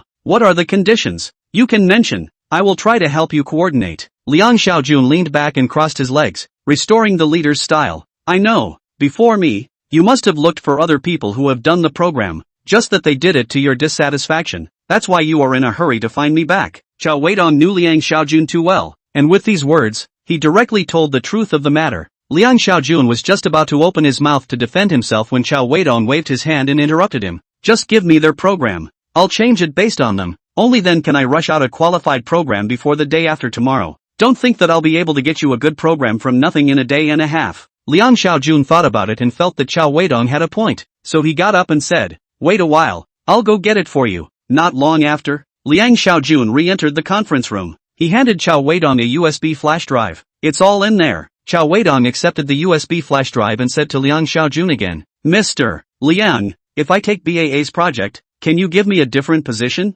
Change a post? What? Are you dissatisfied with your current position? Liang Xiaojun was surprised. No, I want to progress too much, so I want to switch to sales to exercise. Cao Weidong replied. He wanted to switch to the sales position. In fact, it was an idea that had just sprouted. Laying flat, it must be the easiest position to choose to do. In Cao Weidong's opinion, the sales department is the most suitable place to lie flat, which is like the technical department. Day and night by the Liang pickpocket urged to work. Annoyed can be annoyed to death. Although the sales of the base salary is low, the income all rely on commission. If there is no performance, even the meal may not eat enough. But Cao Weidong does not care. There is no performance. Not important. He is not short of money. There is also the fact that sales every day will have a large number of excuses to go out to fool around. There is also a lot of time to pick up girls, which is one of the reasons why Cao Weidong wants to switch to the sales post. Finally, the most important thing was that the girls in the sales department were open enough. This point was crucial.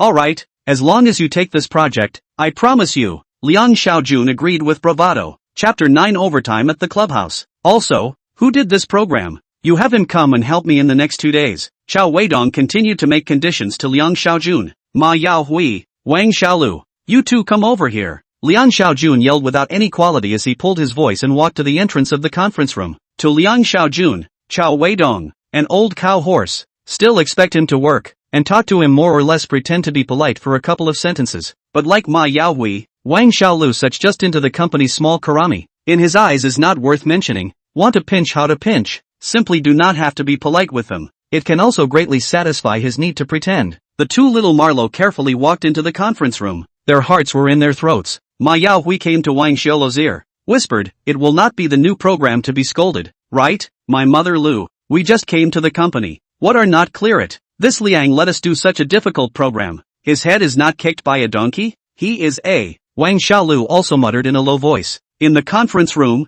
Liang Xiaojun extremely unqualifiedly put his 2 feet on the conference table, squinting his eyes to measure these 2 youngsters. After a while, he pointed at Cao Weidong and said to the 2 young cow horses, these 2 days for you to do the program. I wanted to try what level you guys are at, but as a result, the program is a mess. Failing. Now I'll give the program to Cao Gong to do. You two give him a hand. Learn well. Do you understand? Okay, Mr. Liang. Ma Yaohui nodded his head like a chicken pecking at rice. Roger, Mr. Liang. Wang Xiaolu also hurriedly promised. The two of them then looked at Cao Weidong together and greeted him with a nod and a bow. Mr. Cao. Cao Weidong nodded, then picked up the information of BAA company and the USB flash drive, stood up and said to the 2 youngsters, let's go, boys. After saying that, Cao Weidong led Ma Yaohui and Wang Xiaolu out of the conference room. When Cao Weidong passed by the workstation of Ms. Lin, the administrative assistant, he found that she was browsing the shopping website, so he shamelessly went up, plopped down on Assistant Lin's desk, stared at the computer screen and said, looking at pajamas? By the black ones? Sexy.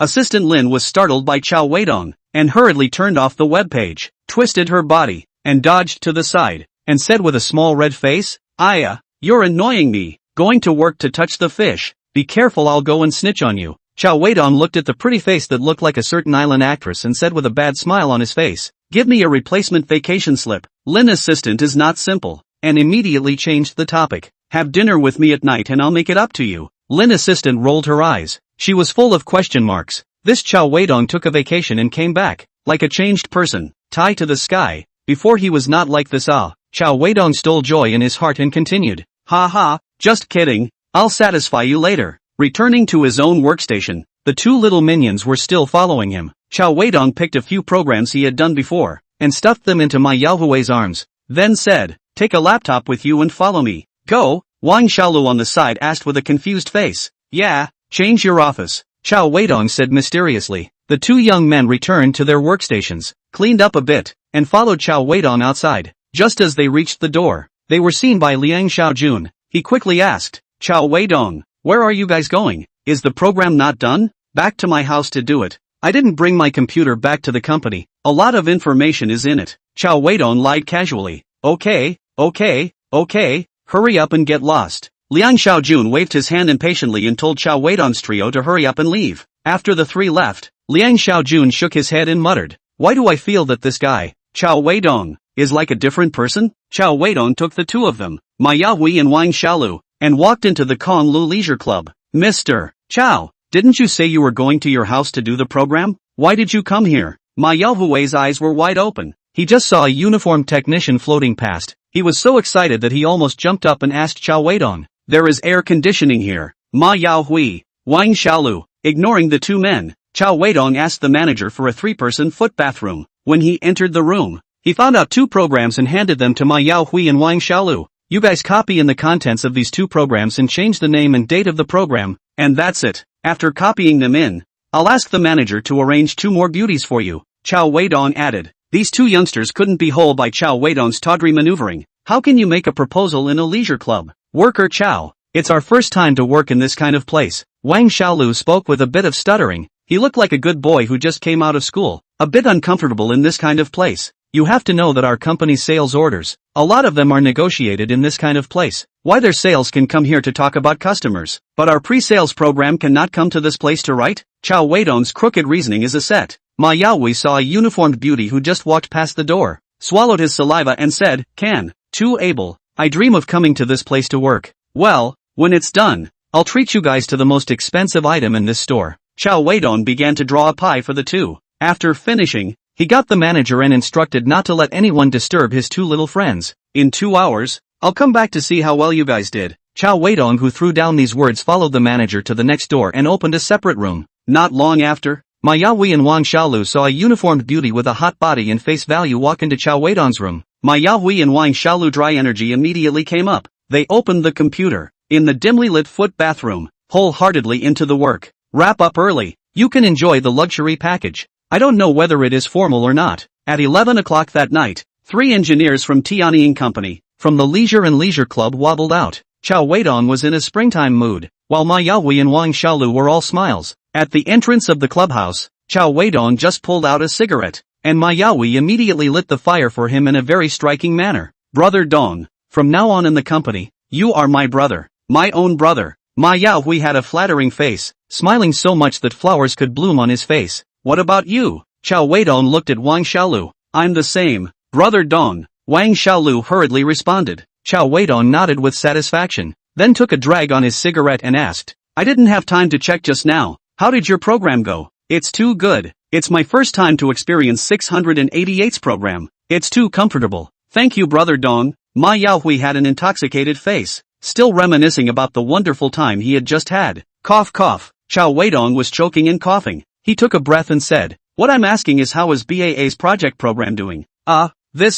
Brother Dong, don't worry. Finished copying it according to your requirements. Ma Yaohui's expression was slightly embarrassed as he and Wang Xiaolu replied together. Okay, you guys go back to work tomorrow, and when you run into old Liang, just tell him that I'm still at home organizing the proposal. Understood. Ma Yaohui patted his chest and assured, we understand. Wang Xiaolu said with a smile. Cao Weidong called a drop for the 2 and sent them home. After the 2 of them got into the car, a young woman with a marvelous figure trotted out from the side door of the Recreation and Leisure Club. She wrapped her arms around Cao Weidong's arm and said daintily, Boss, where are we going now? To get a room. Cao Weidong opened his mouth indifferently. Chapter 10 Keyboarding. Cao Weidong opened a special room with a computer at the nearby Hilton Hotel. The 2 of them entered the room, and the beautiful woman called Xianxian beside Cao Weidong followed him into the room. Xianxian exhaled at Cao Weidong's handsome and compelling face. Boss planning to take longer? Or longer? Cao Weidong gave a bad smile and said. Then he gently pushed Xianxian in front of him and pointed to the only computer in the room and asked, I heard your manager say that you can type?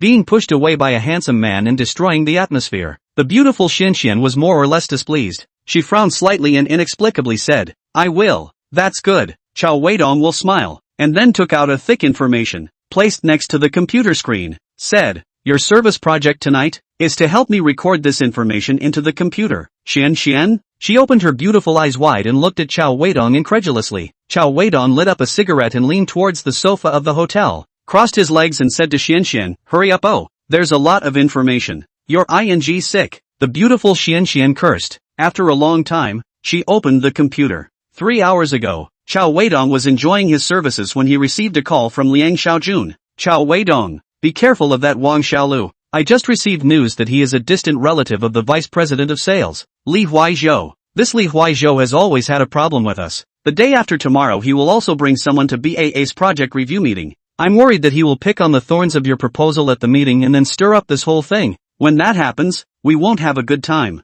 Then you're still arranging that Wan What Lu for me? Are you out of your mind? Cao Weidong said back in exasperation. He felt that old Liang, this goods, had his head absolutely kicked by a donkey. I didn't just realize it. Liang Xiaojun on the other end of the phone said with some embarrassment. Also, Cao Weidong, how the hell are you talking to the leader? Mr. Liang, hey, you are, *******.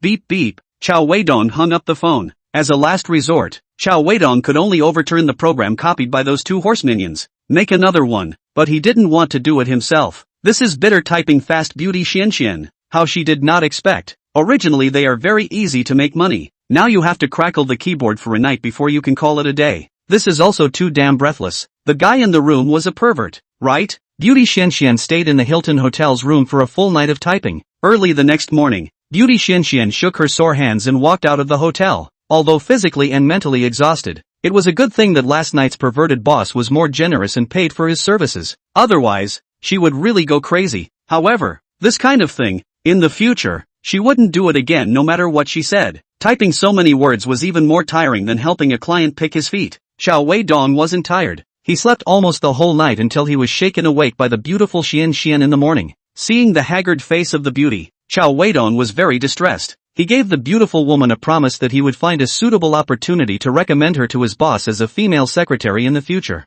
Sending away the future grand secretary of Tian Company, Cao Weidong continued to bury his head in sleep. He wasn't worried about Liang Xiaojun looking for him at all, because he turned off his phone. He slept until noon mealtime. Cao Weidong went downstairs to check out of his room and returned to his rented room located in the city center village. Looking at the simple furnishings in the rented room and the cheap clothes hanging on the racks, Cao Weidong was overwhelmed with emotions and his heart sighed. Here he and his ex-wife Lu Xiaoyan spent an unforgettable good time. Here he also spent countless lonely dark nights. Alas, it's time to change places. Cao Weidong sighed. Cao Weidong is such a person. He has a characteristic, accustomed to the same thing or a place. Suddenly want to change, always a little intolerant. This is not the same as going to the clubhouse to order a clock. If he knew that the 98th technician in the Con Le Leisure Club changed to a new person, then he would not hesitate to go and order her clock. Manhwa is such a creature, sometimes read the old, sometimes like the new. You can never figure out. Cao Weidong, this puzzling man,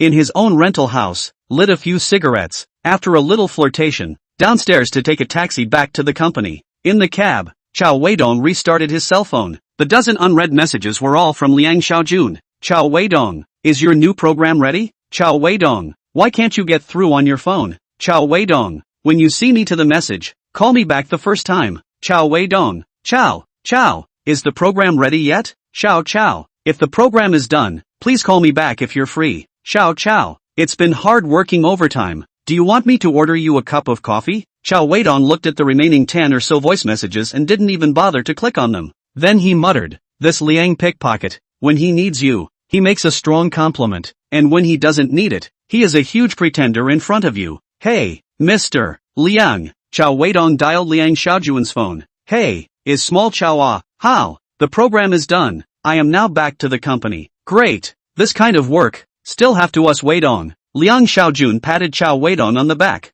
Order me a latte, less ice. Cao Weidong said nonchalantly. No problem. On the other end of the phone, Liang Xiaojun was very satisfied. He put down the phone, walked out of his office and looked at the work area of the technical department for a while. These bulls and horses in front of him who were at their workstations, or busy, or groping for fish, were all his own men. The vanity in Liang Xiaojun's heart instantly soared. He realized that he was good again. The leader's face that he had lost at Cao Weidong's place was no longer so important. In the end, his eyes were certain. His eyes landed on the two of them, Ma Yahui and Wang Xiaolu. Liang Xiaojun swaggered behind the two. Ma Yaohui was the first to react, and when he turned around and saw that it was Liang Xiaojun, he poked Wang Xiaolu at the next workstation with his elbow. Mr. Liang, Liang, Ma Yaohui and Wang Xiaolu nervously greeted. The two were just about to get up from their seats when Liang Xiaojun pressed his hand and told them to sit down. Then he asked in a leadership style, "You guys have been studying with Xiao Qiao for a day. How do you feel?" When Ma Yaohui heard this, he immediately got energized, and he thought back to that 688 project. The flashback. Qiao Gong is very good. We learned a lot of poses yesterday. No, it's knowledge. Ma Yaohui said the wrong thing and turned red. Well, not bad. Young people should use their brains and learn more. Wang Xiaolu, you go to help me buy 2 cups of coffee, a cup of latte less ice, a cup of whatever. Mr. Liang, the last time I helped you buy, you haven't given it yet, Wang Xiaolu said with a trembling voice. Liang Xiaojun was choked by this sentence. This Wang Xiaolu is really a pot calling the kettle black. The big vice president of the Hall of Heavenly Prophet Company. Can it be less than your 3 melons and 2 jujubes? Aha! Liang Xiaojun cleared his throat. I will give it to you together this time back. Hurry up. Liang. Mr. Liang. Why don't I go? Ma Yaohui volunteered. Liang Xiaojun said that he changed his face and said with a stern face, Did I call you? Little Wang go. Oh, got it. Ma Yaohui patted the horse's ass to the donkey's butt and sat down resentfully. Wang Xiaolu had no choice but to get up and go out. Liang Xiaojun looked at Wang Xiaolu after he went out. The corner of his mouth hung up a cold smile, muttering in a low voice, Li Huai Zhou. Chapter 11. Isn't it good to fall in love? When Cao Weidong returned to the company, there was a cup of coffee placed squarely on his workstation. He nodded his head and said, Well, Xiao Liang's performance is good this time. Before he could take a couple of sips, the voice of Xiao Liang came from behind him. Xiao Qiao, you're here? You've worked hard. Come to my office. The others in the technical department were incredulous when they heard Liang Xiaojun's flattering voice. What's wrong with Mr. Liang, treating old Qiao like a father? Zhao Guowei, who joined the company the same year as Cao Weidong, whispered, I heard that for BAA's recent program, Mr. Liang is looking for Qiao Gong to do it. A youngster next to him explained to Zhao Guowei. Well, that explains it. Cao Weidong swaggered into Liang Xiaojun's office under the gaze of his co-workers' strange gazes. Tianying Automation Company, to be precise, was an agent company. The technical department does not do research and development, only to do pre-sales technical support and after-sales technical services. Liang Xiaojun has just been promoted from the manager of the technical department to the vice president in charge of technology. Now the position of technical department manager is vacant. This Xiao Guowei and Cao Weidong are the two most promising people to get to the top. He learned that the multinational group BAA's project proposal, Liang Xiaojun was given to Cao Weidong to do. Although he was calm on the surface, he was actually very anxious in his heart. In case Cao Weidong's program was recognized by BAA, then the position of the technical department manager would not be his. Cao Weidong. This was something that Zhao Guowei couldn't accept no matter what. After so many years of hard work in Tianying Company, seeing that the opportunity for promotion was right in front of him, he would not give it up for any reason. But he didn't understand Cao Weidong. Cao Weidong's mind was not at all on the position of technical department manager. He is more concerned about when he can be transferred to the sales department to pick up girls. Liang Xiaojun's office. Weidong, how is the new program doing? Liang Xiaojun affectionately changed his address to Cao Weidong. It's changed. Just don't worry. BAA Company's program will definitely be taken for you. Cao Weidong was confident. It was hard to say about other companies, but taking BAA's project was easy for Cao Weidong, who called the executive vice president of their company Lin Eveningqing. He, Cao Weidong, was Lin Eveningqing's great benefactor. For Cao Weidong, the time might not be ripe to get Lin Eveningqing's body. However, if he wanted to get a small project in her hand, he would still be able to get his hands on it. Thinking of this, Cao Weidong remembered that superb woman, the sweet and soft gold brick. My old Cao, when can I hold on? Cao Weidong heart dirty thought. The corner of his mouth unconsciously hung up a strange smile. Cao Weidong, what are you flirting with? Liang Xiaojun's words pulled Cao Weidong back to reality. Nothing. Cao Weidong was a little embarrassed as he picked up his coffee and took a sip to hide his embarrassment. Liang Xiaojun also picked up his own espresso americano and took a sip. It's so damn salty. Liang Xiaojun skimmed his mouth. Salty? Mr. Liang, you're perverted. Drinking coffee without sugar and salt? It's sea salt. What do you know? Nowadays young people are good at this. I let Wang Xiaolu buy it for me. He said, coffee with salt, haven't had it, but I added it when I went to the foot spa to wash my feet. Cao Weidong said lightly. Liang Xiaojun, *****. By the way, Mr. Liang, You said that this Wang Xiaolu is Mr. Li's man? Mentioning Wang Xiaolu, Cao Weidong remembered what Liang Xiaojun had said earlier. Shoo, keep your voice down. Be careful of the walls with ears. Liang Xiaojun showed a look of panic and hurriedly reminded. Cao Weidong was unimpressed and hummed lightly. He did not give a damn about this kind of fighting in the office now. It's a small company with dozens of people. Every day. It's like the legend of Niang Niang. You are counting on me. I am counting on you. Aren't you tired? Learn from the plot of What Peach What Ripe Time. Talk about deep and shallow love is not good? That Wang Xiaolu is Li Huaizhou's younger cousin, specially planted in our technical department. Liang Xiaojun said mysteriously. Mr. Liang, not I say you. Our technical department and his sales department. The division of labor is clear. There is no competition. Okay, you see you like a thief, preventing people, as far as? Cao Weidong, you have not yet gone to the sales department, so anxious to help the surnamed Li speak? Liang Xiaojun looked at Cao Weidong with gloomy eyes. I don't mean that. I just think that you are also a vice president and he is also a vice president. There is no need between the two of you. Cao Weidong was afraid that Liang Xiaojun would misunderstand himself, and it would be troublesome if he didn't let himself go to the sales department at that time. Xiao, you don't understand the things that the higher-ups consider. That's why you have this kind of idea. Liang Xiaojun looked inscrutable and started to pretend. Even the title was changed to Xiao Chao. Cao Weidong was annoyed at first glance, but Liang Xiaojun had already started to act up, and once he got out of hand, how could he stop easily? Do you want me, your boss, to give you a good lesson? Liang Xiaojun was mysterious. You love to say it or not?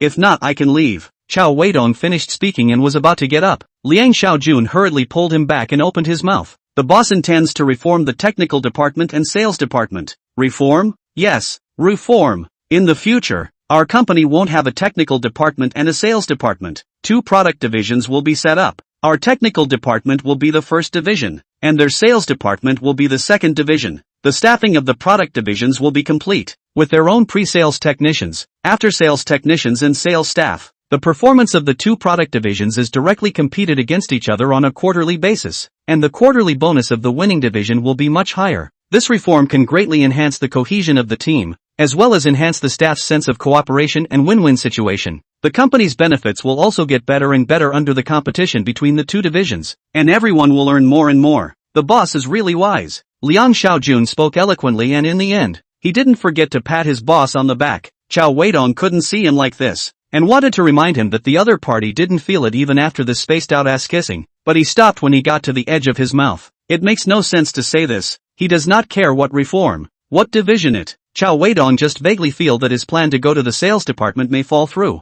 He quickly opened his mouth and asked Liang Xiaojun, Mr. Liang, listening to you, you promised to let me be a salesman. Not at all transferring me to the sales department, but letting me stay in our department, with my position changed to sales? Yes, really smart, not bad for you. Liang Xiaojun gave a thumbs up and praised. Dry, can't, I don't want it. Cao Weidong hastily shook his head and refused. He wanted to be a salesman. Laying flat was one of the purposes. There was also for the girls in the sales department.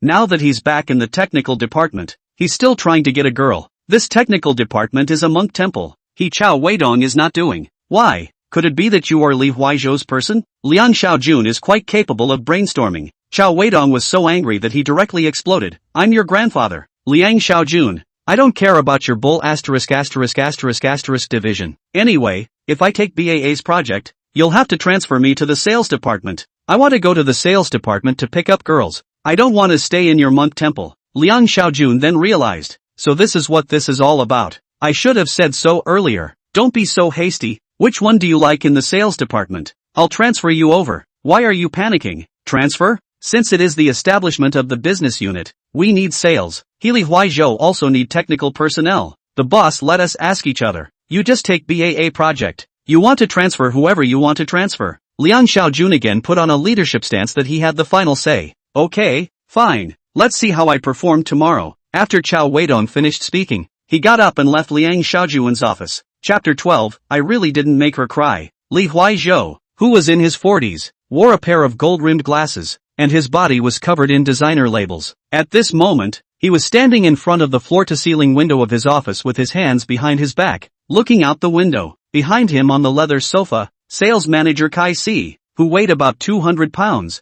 was reclining with a cigarette in his mouth. Neither you nor I understand technology. How are we going to find out the loopholes in Liang Xiaojuan's side of the program for the review meeting of BAA Company's project tomorrow? Li Huaizhou asked. Mr. Li, didn't you get Liang Xiaojuan's proposal for tomorrow's meeting? Since we have the program, can't we just find someone who knows the technology to help find the loopholes? Kai Si flicked his cigarette ash and said, Find who? The boss's plan to set up a division has not yet begun, and we don't have anyone who knows technology on hand at the moment. Nah, Li Huaizhou said helplessly. Let's look for him privately. First tell him about the company's plan to set up a business division. Let him feel at ease to help us, and when the business division is set up, let him come to us as the technical manager. Caius came up with what he thought was a good idea. Do you have a suitable candidate? Li Huaizhou asked. I think Cao Weidong is quite good. This kid has always worked hard and is honest. Kai Si proposed. He had actually worked with Cao Weidong on quite a few projects. At that time, Cao Weidong was a hard worker and worked especially actively. Kai Si had quite a good impression of him.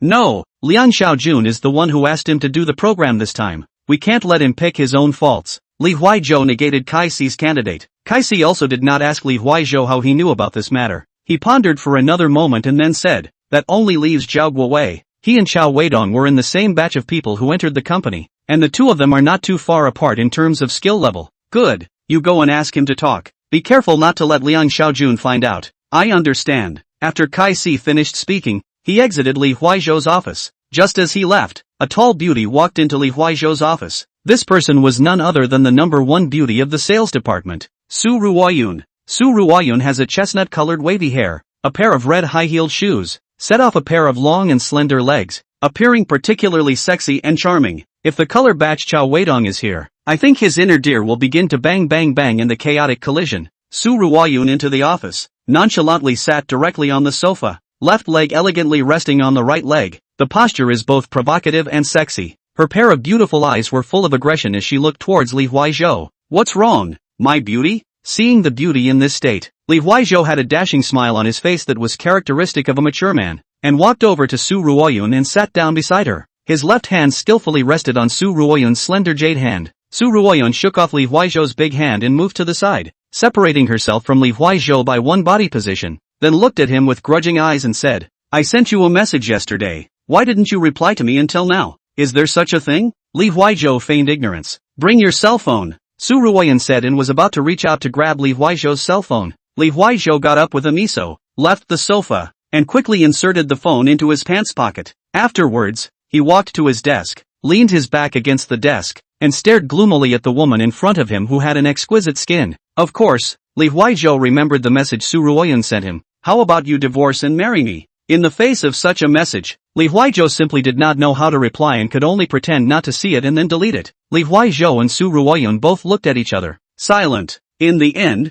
it was Li Huaizhou who opened his mouth first. Yun, let's be good and stop messing around, okay? The company is about to usher in a major reform, and I'm focusing all my energy on it. Sir, namely, what did you say I'm making a scene about? Didn't you tell me that your marriage is dead, so can't you end it with her and start with me now? Su Ruoyun, please, we're both adults, we're just having fun together. Don't take it too seriously, okay? So, you're refusing to divorce? No, then what am I, a lover? Junior? Su Ruoyun's emotions were on the verge of collapsing, and she yelled with a sobbing voice. Li Huaizhou was anxious in his heart and quickly scolded. Su Ruoyun, are you done? Keep your voice down. Su Ruoyun completely broke down and shouted in a shrill voice. I'm not finished, how about it? The sound traveled outside the office, and the people in the sales department turned their heads to look at Li Huaizhou's office, then whispered, what's going on here? I don't know. Who's in there? I just saw what seemed to be Su Ruoyun going in. TSK. I've long heard that they have an unusual relationship.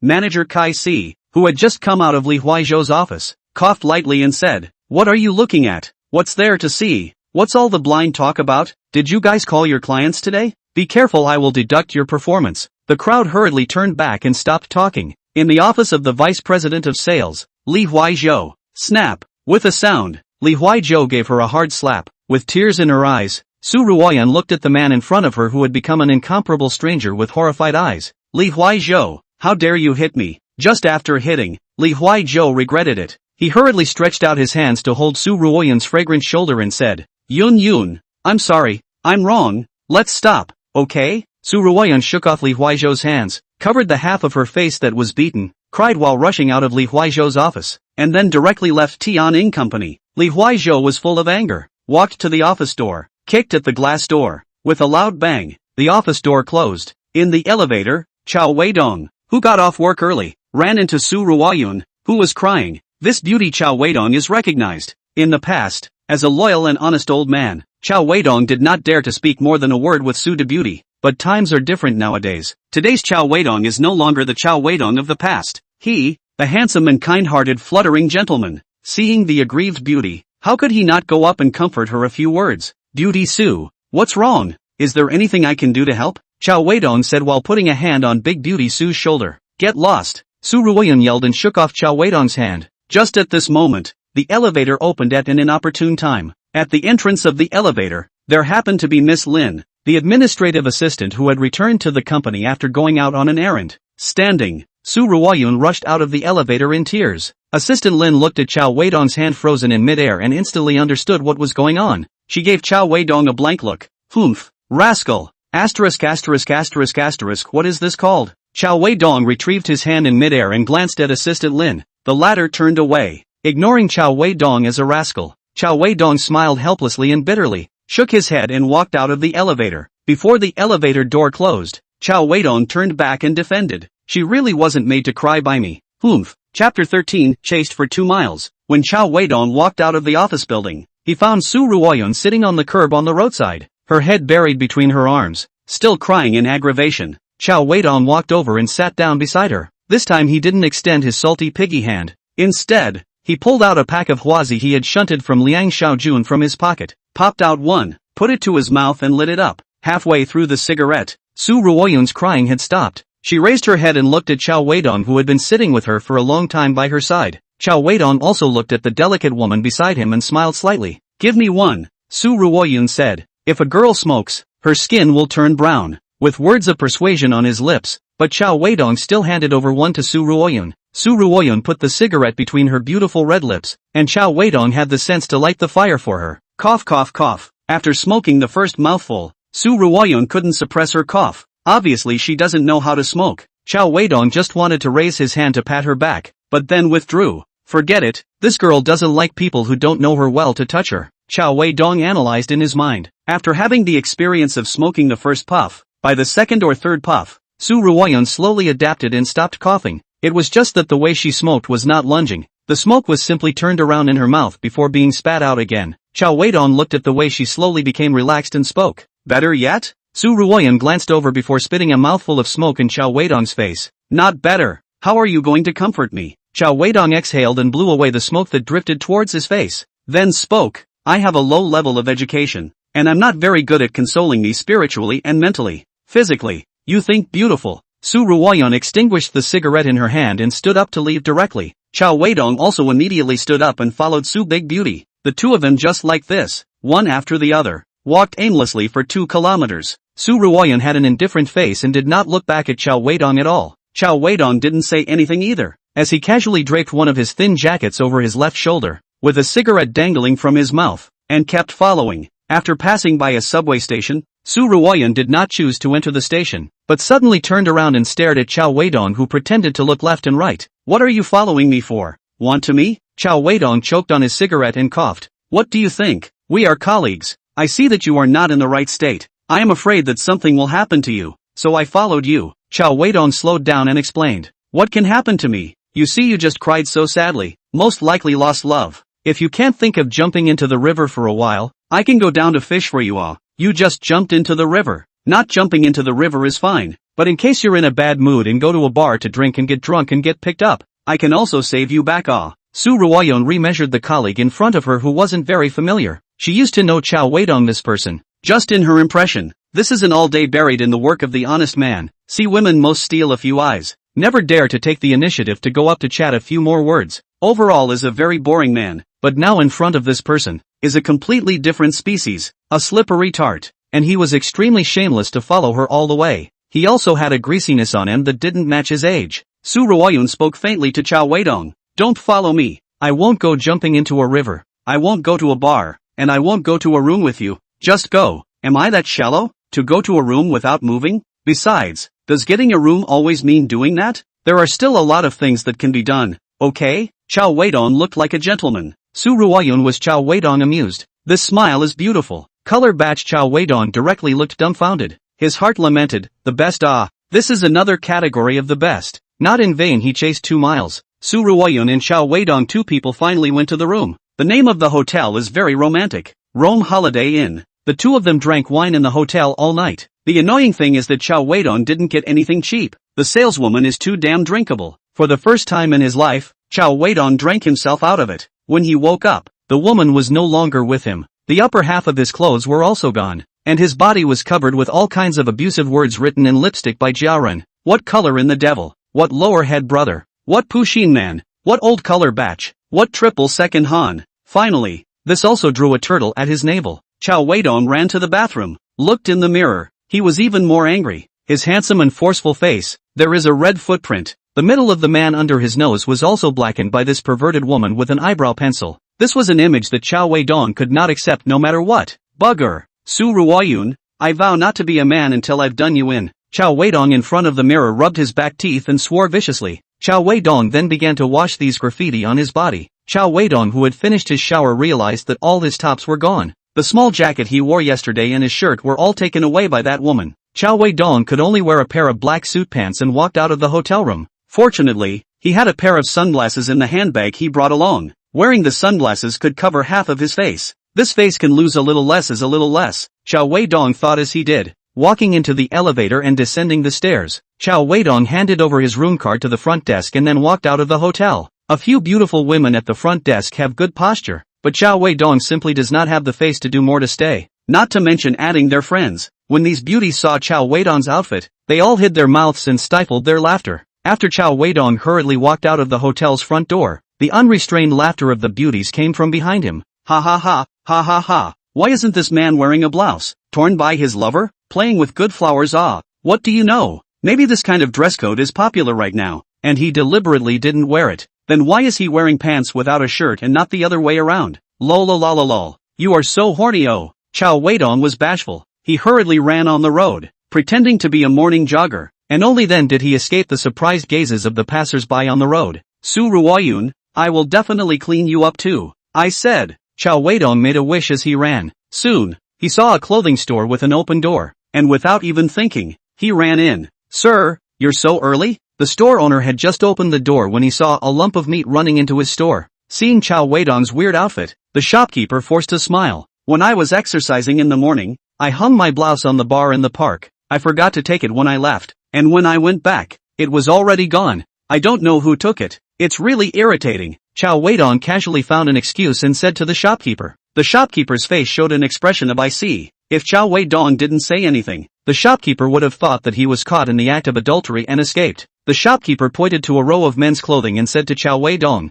then you can pick whatever you want. This is a trendy men's clothing store. There is no formal men's clothing. After searching for half a day, Cao Weidong couldn't find any formal clothing suitable for today's project meeting. In desperation, he randomly picked a flower shirt. At this time, Liang Xiaojuan's phone call came over. My ancestor, why haven't you come to the company yet? BAA's people are almost here. Mr. Liang, help me borrow a shirt. I'll rush back to the company now. Chapter 14 Lecture PPT. Tianying Automation Company. In Liang Xiaojuan's office, Cao Weidong put on Ma Yaohui's white shirt. Ma Yaohui put on Cao Weidong's flowery shirt. Liang Xiaojun got angry when he looked at the clothes on Ma Yaohui. He said to Cao Weidong, you know that today's meeting is important, but you still came dressed like this? Cao Weidong ignored him, and after buttoning up his white shirt, he turned around in front of Ma Yaohui left and right in a half circle. Xiaoma, how is it? Does it fit? Brother Dong, it's a little shorter. Cao Weidong looked at Liang Xiaojun. Liang Xiaojun covered his collar and said, don't you hit this one on me. He didn't want to wear ill-fitting clothes to such an important meeting today. He still had to put on a good show in front of the beautiful president of BAA. Mr. Liang, today is my main program. It's not good to have a bad image, especially if the other party's president is still a woman. You know, women are the most concerned about image. Liang Xiaojun cursed before reaching out to unbutton his shirt. After Cao Weidong and Liang Xiaojun exchanged clothes, the phone in Liang Xiaojun's office rang. Hey, I am Liang Xiaojun from the technical department. Arrived? Okay, I know. I'll go downstairs to greet you now. Liang Xiaojun hung up the phone and said to Cao Weidong, it's here. You hurry to the conference room to get the projection done. I'll go down to greet them. After saying that, Liang Xiaojun walked out of the office first. When he reached the door, he remembered something and turned around again and instructed, "Let Zhao Guowei attend the meeting together, and don't go with the flower shirts." Ma Yaohui looked aggrieved. Cao Weidong patted Flower Shirt's shoulder and walked out of the office. He came to the conference room, copied the program on the projector's computer, and waited for the arrival of the extremely beautiful president. Not long after, Zhao Guowei walked in with Kai Si, the sales manager of the sales department. When Kai Si entered the conference room, he saw that Cao Weidong was alone. The cold smile at the corner of his mouth flickered away, and he found the seat with his name on it, sat down and said, "Little Cao, we'll see you perform today." The people in the sales department were smooth as can be. Even though they knew that the two departments were fighting with each other, they were still polite when they spoke to each other. Cao Weidong of course saw Kai Si's sneer. He did not think. Enthusiastic response, "Manager Kai jokes. I'm just talking about the PPT. The final customer can talk down. Do not still have to look at you leaders. Oh, you kid is now more and more good at talking." Just after Kai Si said this, the door of the conference room was pushed open by Liang Xiaojun, who, together with Li Huaizhou, walked in with BAA's personnel. Liang Xiaojun was all smiles. "Mr. Lin, please come in. Today's preliminary project review meeting will be held here." Cao Weidong saw the sweet and soft golden brick that he had longed for day and night. Today's Lin Evening Ching was wearing a light blue suit skirt with a white shirt and light blue blazer on top, with a work license hanging on her chest. On the feet is a pair of black high heels. A pair of legs today put on Cao Weidong's favorite black stockings. The entire person was dressed extremely refined and capable. Extremely good is extremely good. Cao Weidong sighed in his heart. Compared to Su Ruoyun, that crazy batch woman, the temperament was so much better. Cao Weidong gritted his teeth viciously when he thought of that woman. Lin Evening Ching was followed by 3 women and 4 men, all in standard professional attire. The women in blouses and suits with western skirts, the men in shirts and pants with ties. Everyone had the confidence of a large multinational company on their faces. Seeing the guests come in, Cao Weidong and Zhao Guowei, Kai Si all stood up from their seats. Lin Evening Ching froze directly after seeing Cao Weidong. Cao Weidong, on the other hand, smiled faintly at her. Liang Xiaojun, who was accompanying her at the side, saw Lin Evening Ching froze for a moment and thought she was dissatisfied with the conference room, so he hurriedly explained, "I'm sorry Mr. Lin, our Tianying is a small company. The conditions are a bit humble. You'll have to excuse us." After Lin Evening Ching confirmed that it was Cao Weidong, she smiled faintly and then turned her head to Liang Xiaojun. "It's fine, let's just start quickly." Liang Xiaojun didn't know that Lin Evening Ching's faint smile was directed at Cao Weidong. He thought that this beautiful president was smiling at him and his heart was crispy. Seeing Liang Xiaojun's stupidity, Li Huaizhou on the side despised in his heart. Liang Xiaojun, the king of cowhide, stupid to the point of being stupid, can't even let the guests sit down? He smiled and spoke. "Mr. Lin, please sit down." Liang Xiaojun then reacted, and hastily echoed, "Please sit down. Mr. Lin, please sit down everyone." All of them took their seats. The administrative assistant, Ms. Lin, went into the room and poured hot tea for every participant. Sales department. At this time came another short-haired beauty to participate in the meeting together. This person Cao Weidong is very familiar with. Sales Hu Jing, a head of refined man head. Do things thunder and lightning? Extremely competent. Is the company in addition to Kai Si? The best performance of the sales. The reason why Cao Weidong is familiar with her is because Hu Jing used to work with Cao Weidong a lot. Every time Hu Jing pulls in a new project, she will find Cao Weidong to give her pre-sales technical support. This was because Cao Weidong used to be down-to-earth and hardworking. After Hu Jing took her seat, Liang Xiaojun began to introduce the participants. "Mr. Lin,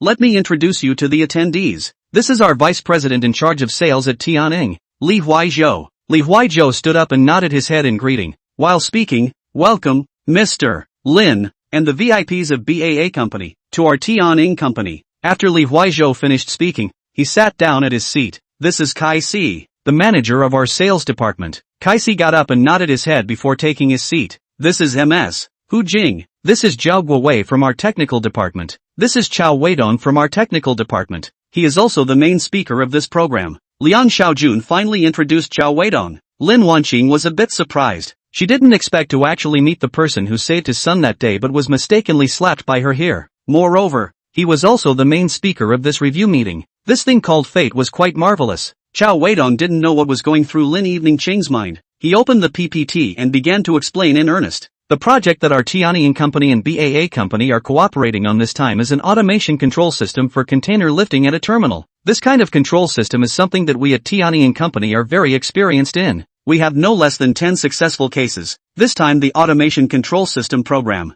In the original successful cases on the basis of the integration of energy saving and environmental protection concepts, the formation of a new program. Cao Weidong opened the PPT and spoke eloquently. Li Huaizhou and Kai Ci's hearts tightened at the first sight of the program. The two looked at each other. Li Huaizhou took out his cell phone and sent a message to Kai Ci under the table. What's going on? He changed the program? I don't know. Kai Ci sent one back. You tell Zhao Guowei that the program is wrong. Let him play as he pleases. Don't care about Liang Xiaojuan's reaction. I'll bail him out. Understood. No one in the meeting noticed the small movements of Li Huaizhou and Kai Ci. Zhao Guowei beside Cao Weidong quickly received a message. After he opened it and took a look, he hastily rested the screen, then listened carefully to Cao Weidong's explanation. The attention of the people from BAA was all on Cao Weidong's PPT. After all, they were from a big company and were still very focused on what they were doing. On the contrary, Lin Evening Ching was a bit distracted. She looked at the PPT on the projection screen for a while, and then shifted her gaze to Cao Weidong's focused and handsome face. Not bad, the way a man focuses on doing things really adds up. Lin Evening Ching thought as such in her heart. Chapter 15. This is called professionalism. Cao Weidong's explanation of the project proposal lasted for 45 minutes, and halfway through, Lin Evening Ching did not interrupt him, but allowed him to finish his explanation very smoothly.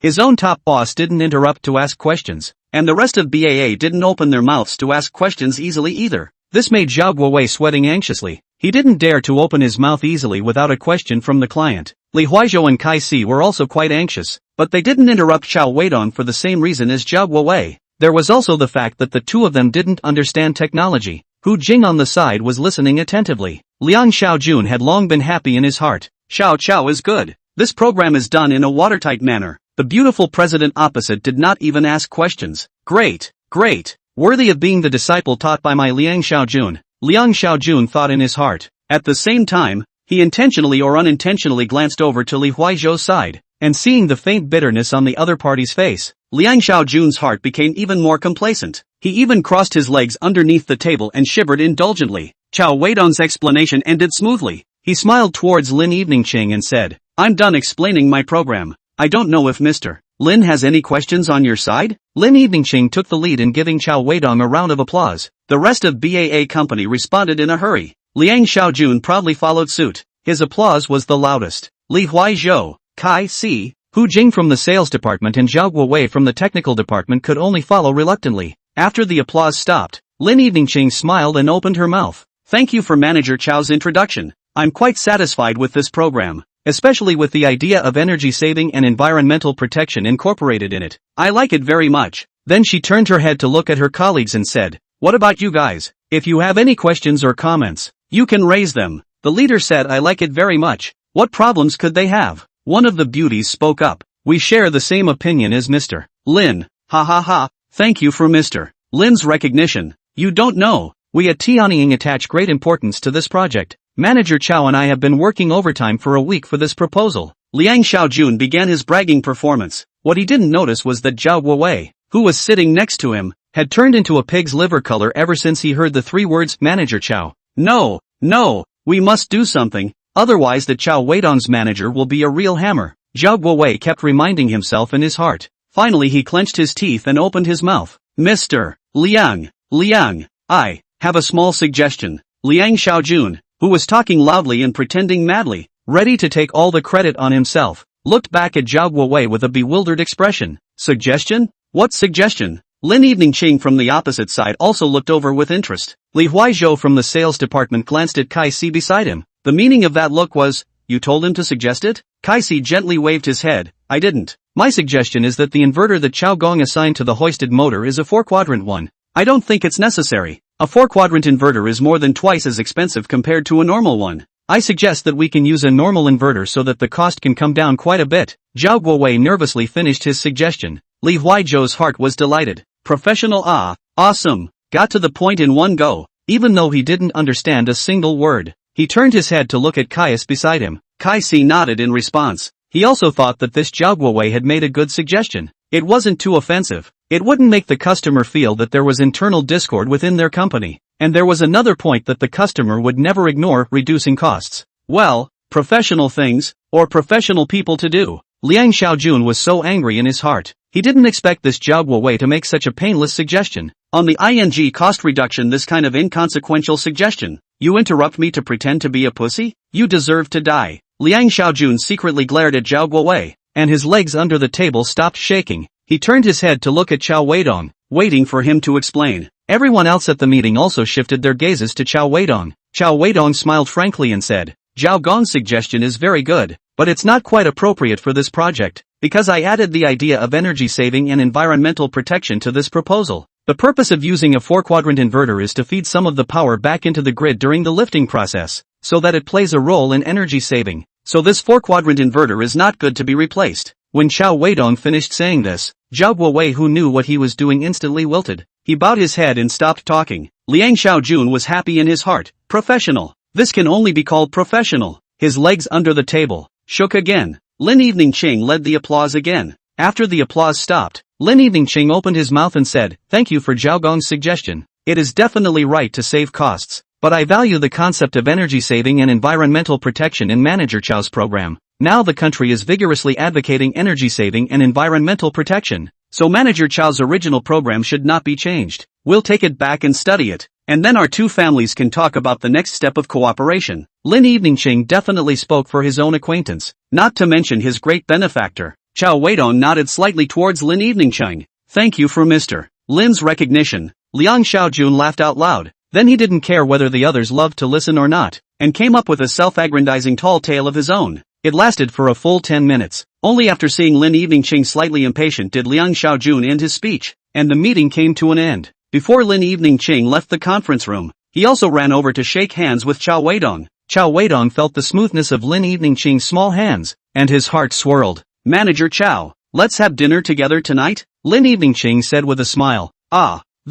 Good. Cao Weidong was a bit incoherent. Last night by Su Ruoyun, that crazy batch of women tossed the bad mood, now swept away. The best thing is that our golden brick is good. Lin Eveningqing smiled, then turned around and left. In the conference room, the rest of the Tianning company heard Lin Eveningqing's invitation to Cao Weidong just now. Everyone had a look of surprise. Liang Xiaojun inwardly, got an appointment? This kid can Li Huizhou thought to himself, what way is this Cao Weidong? Or other people. Lin president took the initiative to ask him out. Zhao Guowei, finished, my manager is no longer Hu Jing looked at Cao Weidong's handsome face a few more times and thought, a little interesting. Li Huizhou and Liang Xiaojun walked out of the conference room and sent Lin Eveningqing and his party downstairs. Cao Weidong also followed out of the conference room. He looked at Lin Eveningqing's charming back and thought, should I bring my ID card at night? Chapter 16 Weidong, Financial Freedom, Rich, Cao. Liang Xiaojun returned to the company after dropping people off. He called both Cao Weidong and Ma Yaohui to his office. The three exchanged tops in Liang Xiaojun's office. They had just taken off their clothes when the office door was pushed open by a tall and beautiful woman. It was Hu Jing from the sales department. Seeing three big men naked and alone in a room, Hu Jing was so surprised that she thought she had mistakenly entered a men's bathhouse in the north. Excuse me? Have I disturbed your parties? Cao Weidong raised the clothes he had just taken off to block his chest. Liang Xiaojun moved exactly the same as Cao Weidong as he whispered. Ma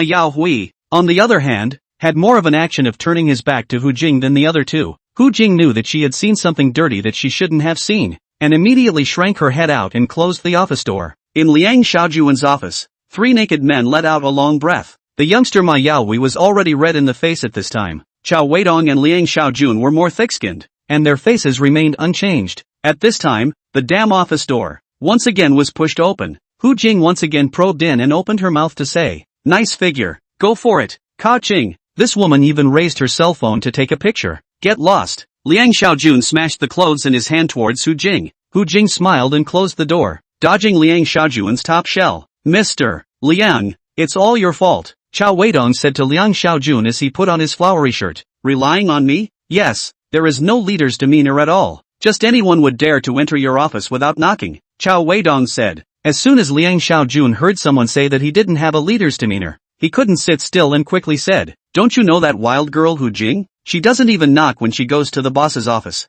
Ha! Cao Weidong sneered. You don't believe me? Cao Weidong didn't chime in. He stood up and buttoned his flowered shirt as he walked out the door. Walking to the office door, he turned back and said, Mr. Liang, I have to go out for a bit in the afternoon with pay to prepare for the evening meal. I can't help it. I'm doing this all for the sake of work. Liang Xiaojun saw that this guy could pretend even more than himself. His heart was angry, but on second thought, there was nothing he could do. Who told that beautiful president to look at this Thai kid? Superficial beautiful woman. Only focus on the external good-looking skin. She never understands how rare it is to have a mature and stable man with substance like him. Liang Xiaojun put on a big heart-on in his heart and resumed his company vice president demeanor. He put on his clothes, leaned towards the sofa and waved his hand in a leadership style. Go. Remember to change into a decent set of clothes. Don't compromise the image of our Tianying company. Cao Weidong went out and ran into Hu Jing, who was guarding the door. He looked up and down at this man-head beauty. Cao Weidong heart secretly said, this Hu Jing, body is good, well, legs play years not to say, skin is also white, and the man-head has a special mood, but unfortunately, heard that she does not like men, but it does not matter, must find an opportunity to let her try men, she will not be able to quit. Hu Jing looked at Cao Weidong's odd eyes and felt a bit puzzled, so she opened her mouth. Cao Weidong, how do I feel that you are different from before? What? Interested in me? Do you want us to make an appointment and have an in-depth communication and exchange? Although my schedule is very full lately, I can change my plans for the sake of my old partner, big beautiful Hu. Cao Weidong flirtatiously put on his sunglasses as he spoke, a smile on his face. With the black sunglasses covering him, his pair of colorful eyes frantically scanned Hu Jing's entire body. Hu Jing blankly glanced at the smooth-talking Cao Weidong and said, I don't like a man with a piece of abs. Cao Weidong said, damn, didn't you just praise her for her good figure? How come she changed just like that? Ha, women. He shrugged his shoulders at Hu Jing before turning around to leave. Cao Weidong had no intention of asking Hu Jing what she was doing here to find Liang Xiaojun. He didn't care about work matters at all. He had to go back now and properly prepare for the evening state. 7 p.m. Minsheng Plaza, one of the most famous seafood restaurants in Yangchang. Fishing boat no. 69-inch. Cao Weidong, who had brought his ID card with him, came to this place to eat for the first time. In the past, he had no money. He ate the most seafood. Is the city village Zhanjiang roasted oysters, as well as supermarkets and vegetable markets in the catty seaweed. Cao Weidong walked into the hall of the 69th fishing boat, saw a row in front of him, a variety of seafood. Cao Weidong cannot name the lobster. He did not know what species of crab, and a variety of fish, shellfish and so on. Anyway, for Weidong, financial freedom, rich, Cao. He didn't recognize a single one of these things. Cao Weidong directly skipped over the crowd of people pointing around the seafood with a look of these people are really strange. He walked over to a sweet and cute-looking girl waitress wearing a restaurant uniform and asked, how do I get to the jasmine box? The sweet girl smiled slightly, revealing a pair of cute dimples, and said, please follow me. The sweet girl led the way in front and Cao Weidong followed behind. At this moment, he was not in the mood to scan up and down the girl in front of him. Instead, his mind was filled with other things, that shrimp with a pair of long whiskers just now. How can it be so big? Walking into the jasmine box, Cao Weidong felt that he had brought his ID card for nothing. Lin Eveningching is not alone. She also put the little Azu Lin Luoluo brought. As soon as she entered the box, Lin Luoluo made a face at Cao Weidong, slightly. Azu, stop it. Lin Eveningching looked at her mischievous son, smiled, and said to Cao Weidong, Manager Cao, please have a seat. Manager Cao? Cao Weidong felt that this title was awkward, and it did not bring him closer to the divorced young woman Lin Eveningching at all. However, he couldn't let her call himself Manager Cao. That would make Liang Xiaojun come and cut him. Cao Weidong smiled and extended his hand to Lin Eveningching. He wanted to take the opportunity to shake hands with the extremely beautiful woman again and get close. At this moment, a small hand held Cao Weidong's outstretched hand. It was little Azu Lin Luoluo who completed the handshake for her mother. Cao Weidong made a funny face and took his seat. This jasmine box was a small private room with a rectangular table for four. Lin Eveningching and Lin Luoluo sat opposite Cao Weidong. Cao Weidong sat alone on the other side. Just as he sat down, he wondered, would he be able to eat that prawn just now in a while? At this time, Lin Eveningching's phone rang. Hi, have you arrived? Oh, we're at the jasmine box. Hanging up the phone, Lin Eveningching explained to Cao Weidong, we have one more person. We will be there soon. Cao Weidong thought to himself, how come another light bulb? Not long after, a figure that Cao Weidong was somewhat familiar with, pushed open the door of the box and walked in quickly. It was a beautiful woman in a long black halter dress. After she walked to Cao Weidong's side, she didn't care if he was happy or not. She directly sat on her butt and disliked Cao Weidong inward in the process. Go in how big is the butt? Occupy such a big position. The beauty said to Cao Weidong nonchalantly. The moment she just entered the door of the box, Cao Weidong could see who it was. Su Ruoyun? Chapter 17, Auntie? The one who came was not someone else. It was the beautiful woman, Su Ruoyun, who had tormented Cao Weidong all night last night. Looking at Cao Weidong who froze on the spot beside her, Su Ruoyun used her fiery red lips to offer him a fragrant kiss through the air. Wow.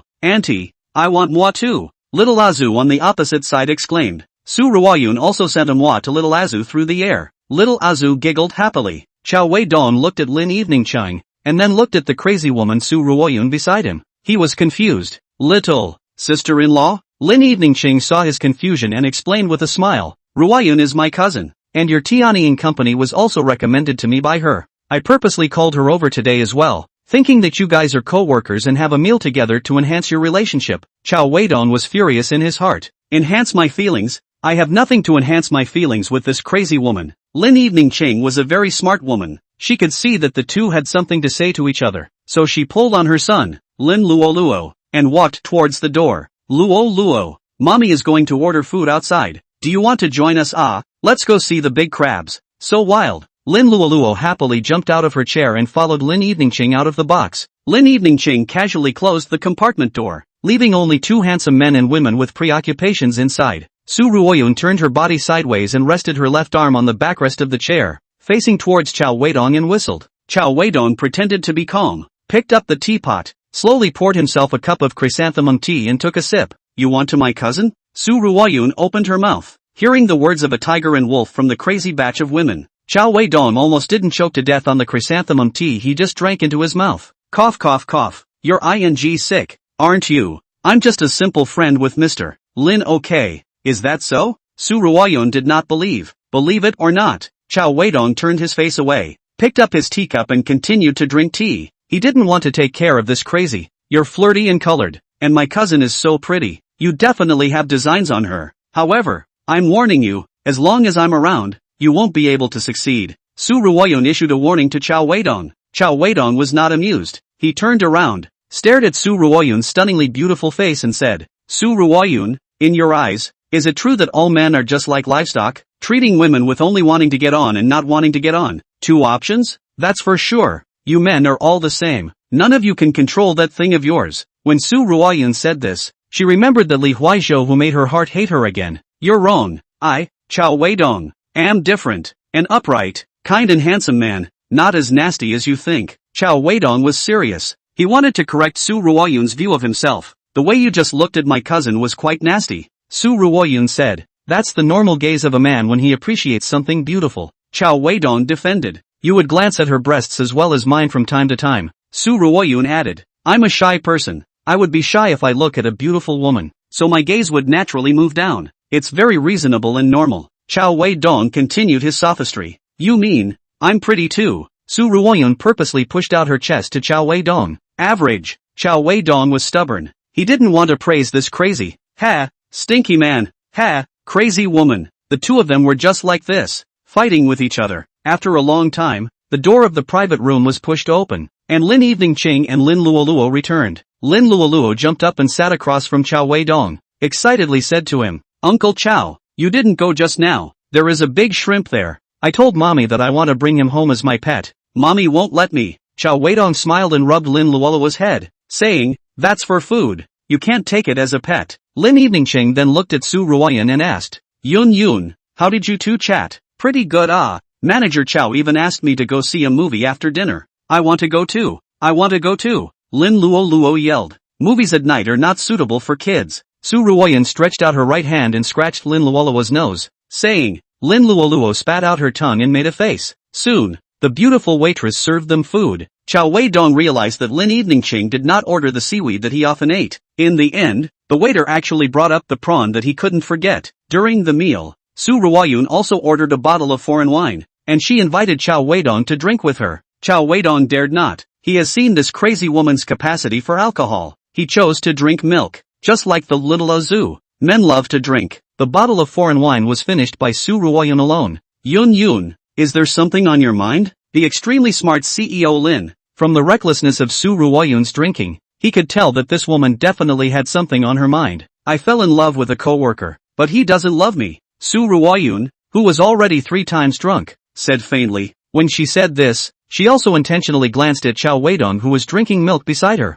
Cao Weidong felt puzzled as he said to Su Ruoyun, why are you looking at me? Humph, scummy man. Cao Weidong looked at Lin Eveningcheng with an innocent face and said, Mr. Lin, don't listen to her nonsense, I have nothing to do with her. Lin Eveningcheng smiled and nodded her head. She knew it was her cousin who was teasing Cao Weidong. The ambiguous relationship between Su Ruoyun and Li Huaizhou, the vice president of sales of Tianjin Company. Lin Eveningcheng knew more or less. However, now that she was looking at the two handsome men and women across from each other as if they were enemies, Lin Eveningcheng suddenly had the urge to set them up. The more she looked at them, the more she felt that the two were a good match. I'll go settle the bill. After eating and drinking her fill, Lin Eveningcheng pulled Lin Luoluo and headed out of the box. Cao Weidong and Su Ruoyun were left in the box again. As the wine became more and more intoxicated, Su Ruoyun became more and more bold. She looked straight at Cao Weidong, hoping that he would say something, so that she could dislike him fiercely. But Cao Weidong could see Su Ruoyun's thoughts. He didn't want to take care of this drunken woman at all, but instead swiped his own cell phone, waiting for Lin Eveningcheng to come back from the checkout so that he could escort the beautiful CEO home. As for Su Ruoyun,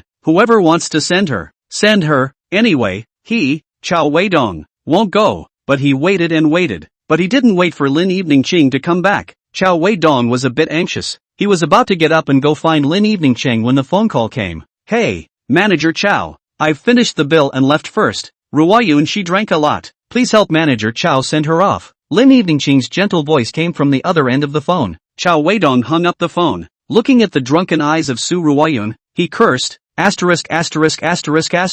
But Su Ruoyun heard it. She said unconvincingly, come on, you think I don't dare? You just don't dare. Mouth high man. Cao Weidong picked up Su Ruoyun and walked out of the private room. Chapter 18. This script is simply not too good. Cao Weidong drank himself to sleep again. It was destined to be another sleepless night. Early the next morning, in room 8851 of the Hilton International Hotel, Cao Weidong and the beautiful woman beside him who had just woken up, stared at each other for a long time. He spoke with a bewildered expression. Who are you? How did I end up here? What have you done to me? The beautiful woman replied. I'm your baby. Speak human. Cao Weidong lifted the quilt with one hand and hurriedly covered it up again. The beautiful woman beside him burst into a light laugh. Boss, you're still shy. Who the hell are you? Xiao Shui. Why am I here? I don't understand. When I came, you were in the room, drunk, and kept asking for some little bucktooth. Who told you to come? Your friend Su Ruoyun. I'm not finished with you. The owner of Tianying Automation Company rented a two-story office building as Tianying's office in the science building in the development zone where Yangqing's high-tech enterprises were concentrated. The 26th floor of the science building was the administration department and the technical department where Cao Weidong was located. The 27th floor is where the sales department and the financial department of Tianying Company are located. At 10 o'clock in the morning, returning to the science building,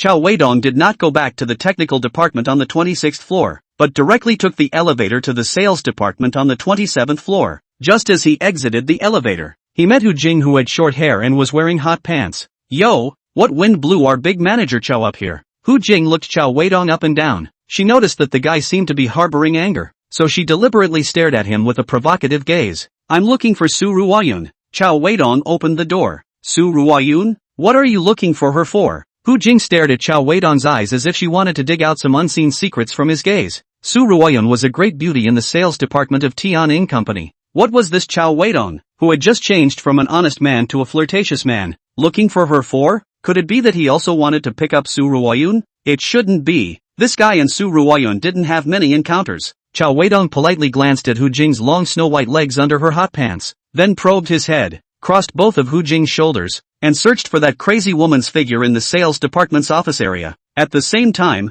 he returned Hu Jing's sentence extremely perfunctorily. It's our general manager Liang who told me to look for her. Cao Weidong didn't even think about it and directly used Liang Xiaojun as a shield for himself. At this time, it just so happened that Li Huaizhou passed by the two of them. He heard Cao Weidong's words, so he frowned slightly and opened his mouth to ask, what is Liang Xiaojun looking for Su Ruoyun for? Hello Mr. Li, I don't know what Mr. Liang is looking for her for. Maybe it's because of the BAA company. Cao Weidong didn't expect to meet Li Huaizhou even here, and quickly made up an excuse now. She took a vacation and didn't come to the company. Li Huaizhou's tone was not favorable. Cao Weidong could feel Li Huaizhou's icy attitude and smiled awkwardly. Oh, well then, I'll come back next time. He turned around and left. Hu Jing raised her eyebrows and also returned to her workstation. Li Huaizhou, on the other hand, walked into his office with a gloomy face. With a thud, he slammed the door of his office shut with force, grabbed the phone on his desk, and dialed an internal number. Oh, This is Liang Xiaojun. Liang Xiaojun's officer-like voice came from the other end of the phone. I'm Li Huaizhou. Oh, it's old Li. What's the matter? Why did you send Cao Weidong to our sales department? Li Huaizhou did not directly mention Su Ruoyun, but used Cao Weidong to introduce the topic. Although Liang Xiaojun was usually arrogant and loved to pretend to be a leader, his head was not stupid. He could sense the other party's unhappiness from Li Badzhou's tone. When Li Huaizhou was unpleasant, Liang Xiaojun was pleasant. His mind was racing and he quickly came to the conclusion that this guy Cao Weidong should have gone to the sales department to look for a beautiful woman for the sake of setting up the business division. Moreover, this guy must have fallen for Su Ruoyun in the sales department. It is possible that Cao Weidong doesn't know the relationship between Su Ruoyun and Li Huaizhou. Well, it's interesting. Liang Xiaojun grinned at the corner of his mouth and smiled badly. Old Li, I am letting Xiao go to your sales department to learn. This is not soon to set up a division. I am going to train him to become an excellent salesperson. Oh yes, our little Cao so handsome. Fairness, you have to send 2 beautiful sales to teach him. Oh, I think Hu Jing and Xiao Su is good. With a loud pop, Li Huaizhou hung up Liang Xiaojun's phone ruthlessly. Liang Xiaojun sighed, listening to the beep sound on the phone. His mood is incomparably happy. He smiled and walked out of the office, just in time to see a gloomy Cao Weidong walking back. Little Cao, you're here? Quickly, come into my office for a moment. Cao Weidong blankly glanced at Liang Xiaojun. He didn't know why this bastard had a happy face. However, he still walked into Liang Xiaojun's office. Little Cao, you just went to the sales department? Before Cao Weidong could sit down, Liang Xiaojun opened his mouth and asked. Cao Weidong was a little surprised. How did this guy know that he just went to the sales department? However, he didn't want to dig deeper. Instead he spoke. Didn't you say that our company is preparing to set up 2 business divisions? It's just for these 2 days. When the boss comes back, there will be a meeting to announce it. Liang Xiaojun said. At that time, how will the personnel of our divisions be arranged? Cao Weidong asked. I'm the director of the business department. Our division technical manager or sales manager you choose, depending on your preference. Manager or not, I don't care. You promised me that you would let me pick a few people from the sales department to come over. Old Liang, I always keep my word. Good. I want you to transfer Su Ruoyun over. Cao Weidong must transfer that crazy batch of women over to work under him. When the time comes, he will take a good revenge. Liang Xiaojun screamed out in his heart. Ness. He couldn't wait to go up and hug and kiss Cao Weidong. This kid actually thought about Li Huaizhou's horse. This script is simply not too good. Liang Xiaojun laughed loudly, walked to Cao Weidong's side, patted him on the shoulder and said, Little Cao really does have a vision. The sales department's Xiao Su is indeed a rare talent. Let her come to our ministry to cooperate with your work is more than suitable. Don't worry, I will definitely get her over. Liang Xiaojun also gave Cao Weidong a thumbs up with a smile on his face. Cao Weidong was puzzled in his heart. Old Liang, this guy. What kind of medicine did he take today? I just transferred to Su Ruoyun. Look at his happy face. Mr. Liang, are you having an affair with that crazy woman Su Ruoyun? Liang Xiaojun just took a sip of tea and almost didn't spray it out. What nonsense. Then why are you so excited? Don't you know? That's Xiao Su and Li Huaizhou. Liang Xiaojun used 2 thumbs to compare a very ambiguous movement. Cao Weidong understood it all this time. However, Xiao Su is actually a talent. Not to mention the beautiful look. The ability is also bar. The use of sales talk is very appropriate, but also very good at observing color. What the customer wants in the heart cannot escape her pair of peach blossom eyes. Liang Xiaojun also suddenly praised Su Ruoyun. She's also a huge ing drinker. Cao Weidong added through gritted teeth. Chapter 19, My Fair Lady. Gentleman's Marty. Not being able to meet Su Ruoyun, Cao Weidong was preparing to bolt in the afternoon. Coincidentally, the company's boss came back. The boss of Tianying Automation Company is called Zhu Songjun, and like the sales manager Kai Si, he is a big fat man of more than 200 pounds. He went to the capital on a business trip for more than a week already, said to be for a big project. After returning to the company, Zhu Songjun called Liang Xiaojun and Li Huaizhou into his office at the first time. Even though he suspected that Liang Xiaojun was hitting on Su Ruoyun, in front of his boss, Li Huaizhou still hid his animosity towards Liang Xiaojun very well. The 2 of them appeared inside Zhu Yongjun's office in a peaceful manner like comrades who had fought together for many years. Huaizhou, Xiaojun, it's been a long time. How have you been doing in the company lately? Zhu Songjun led his 2 favorite generals onto the sofa in his office and said smilingly, Mr. Zhu, as the saying goes, 1 day's absence is like 3 autumns. You see, you've only been traveling for a week. How do I feel like it's been a month? Ha. Liang Xiaojun doesn't care that much. The horse's ass is first patted up. Ha ha ha. Zhu Songjun laughed openly. Li Huaizhou for Liang Xiaojun's low-end horse's ass although very disgusted, but see Zhu Songjun in a good mood. he can only echo the ha.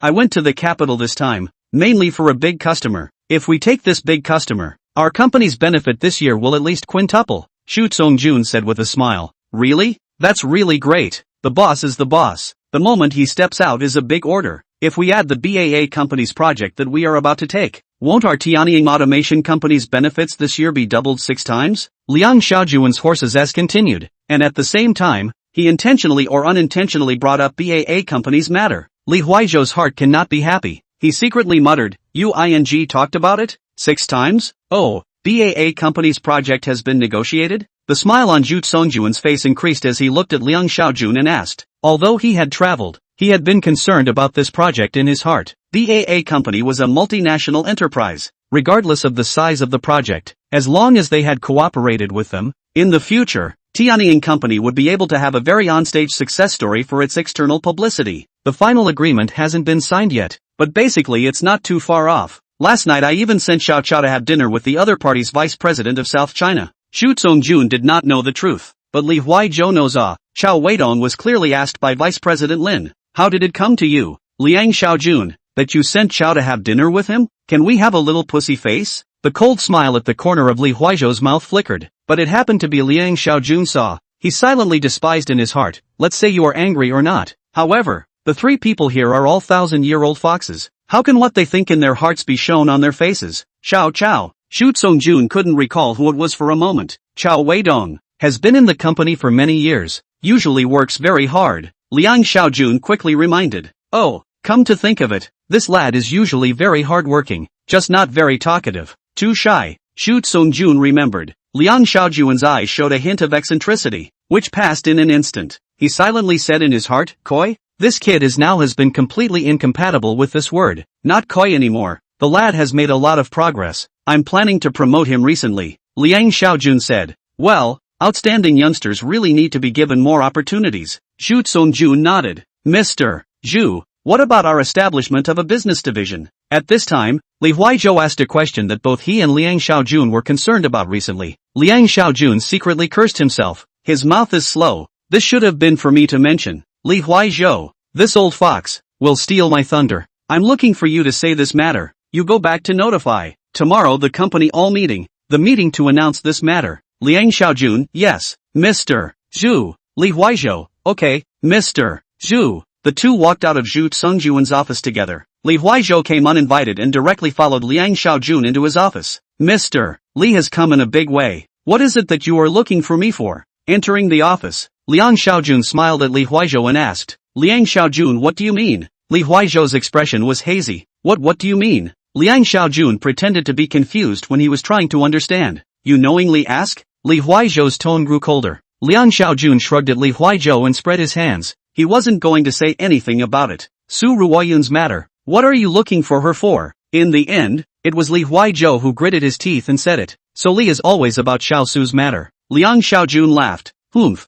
Aren't we preparing to set up a business division? I'm very optimistic about Xiao Su's sales level, and I'm ready to transfer her to our business division 1. So I asked Xiao Chao to find her and ask for her personal opinion. Don't you dream. She won't come to you. Is that so? Mr. Li knows her so well? If I say he won't come, he won't come. Don't bother. Li Huaizhou handed Liang Xiaojun a warning look, then pushed the door out. Liang Xiaojun looked at the office door that was reclosed. The corner of his mouth hung up a cold smile. Oh, the writer Kafka said, Guan Ju. In the river's continent, my fair lady, gentleman's martyrdom. Sorry Mr. Li, Su Ruoyun, we will take it. Liang Xiaojun walked to the door, pushed open the office door and shouted in the direction of Cao Weidong's workstation. Cao Weidong, come here. Cao Weidong wobbled over. The resentment of not being able to leave work early in the afternoon was written all over his face. Little Cao, it's not that I won't let you leave work early, it's that the boss is back today, so we can't be too unscrupulous. Liang Xiaojun changed his attitude from the way he dealt with Li Huaizhou earlier and patiently explained to Cao Weidong. Not for anything else. On the matter of Cao Weidong's intention to go and pick up Li Huaizhou's horse, he felt very cool, lowering his voice a little bit. It didn't matter at all. Then tomorrow, before Cao Weidong could finish, he was interrupted by Liang Xiaojun shaking his hand. Tomorrow won't work either. The boss wants to hold a general meeting to announce the establishment of the business division. Liang Xiaojun smiled and explained. Asterisk. Cao Weidong was offended. Establishing a business division is a big deal. It's not good to be absent. Also, after the meeting, our division will be established. Do you plan to be the manager of the technical department or the sales department? I want to be the director of the division. Can I? Cough cough cough. Xiao Chao is joking. Humph. Getting down to business. Which person from the sales department do you want to transfer over? Give me a list so I can ask Li Huaizhou for someone. After Liang Xiaojun said this, he looked at Cao Weidong with anticipation. When Cao Weidong saw Liang Xiaojun like this, he knew that this guy wasn't holding back any good farts. You want to use him to discuss Li Huaizhou?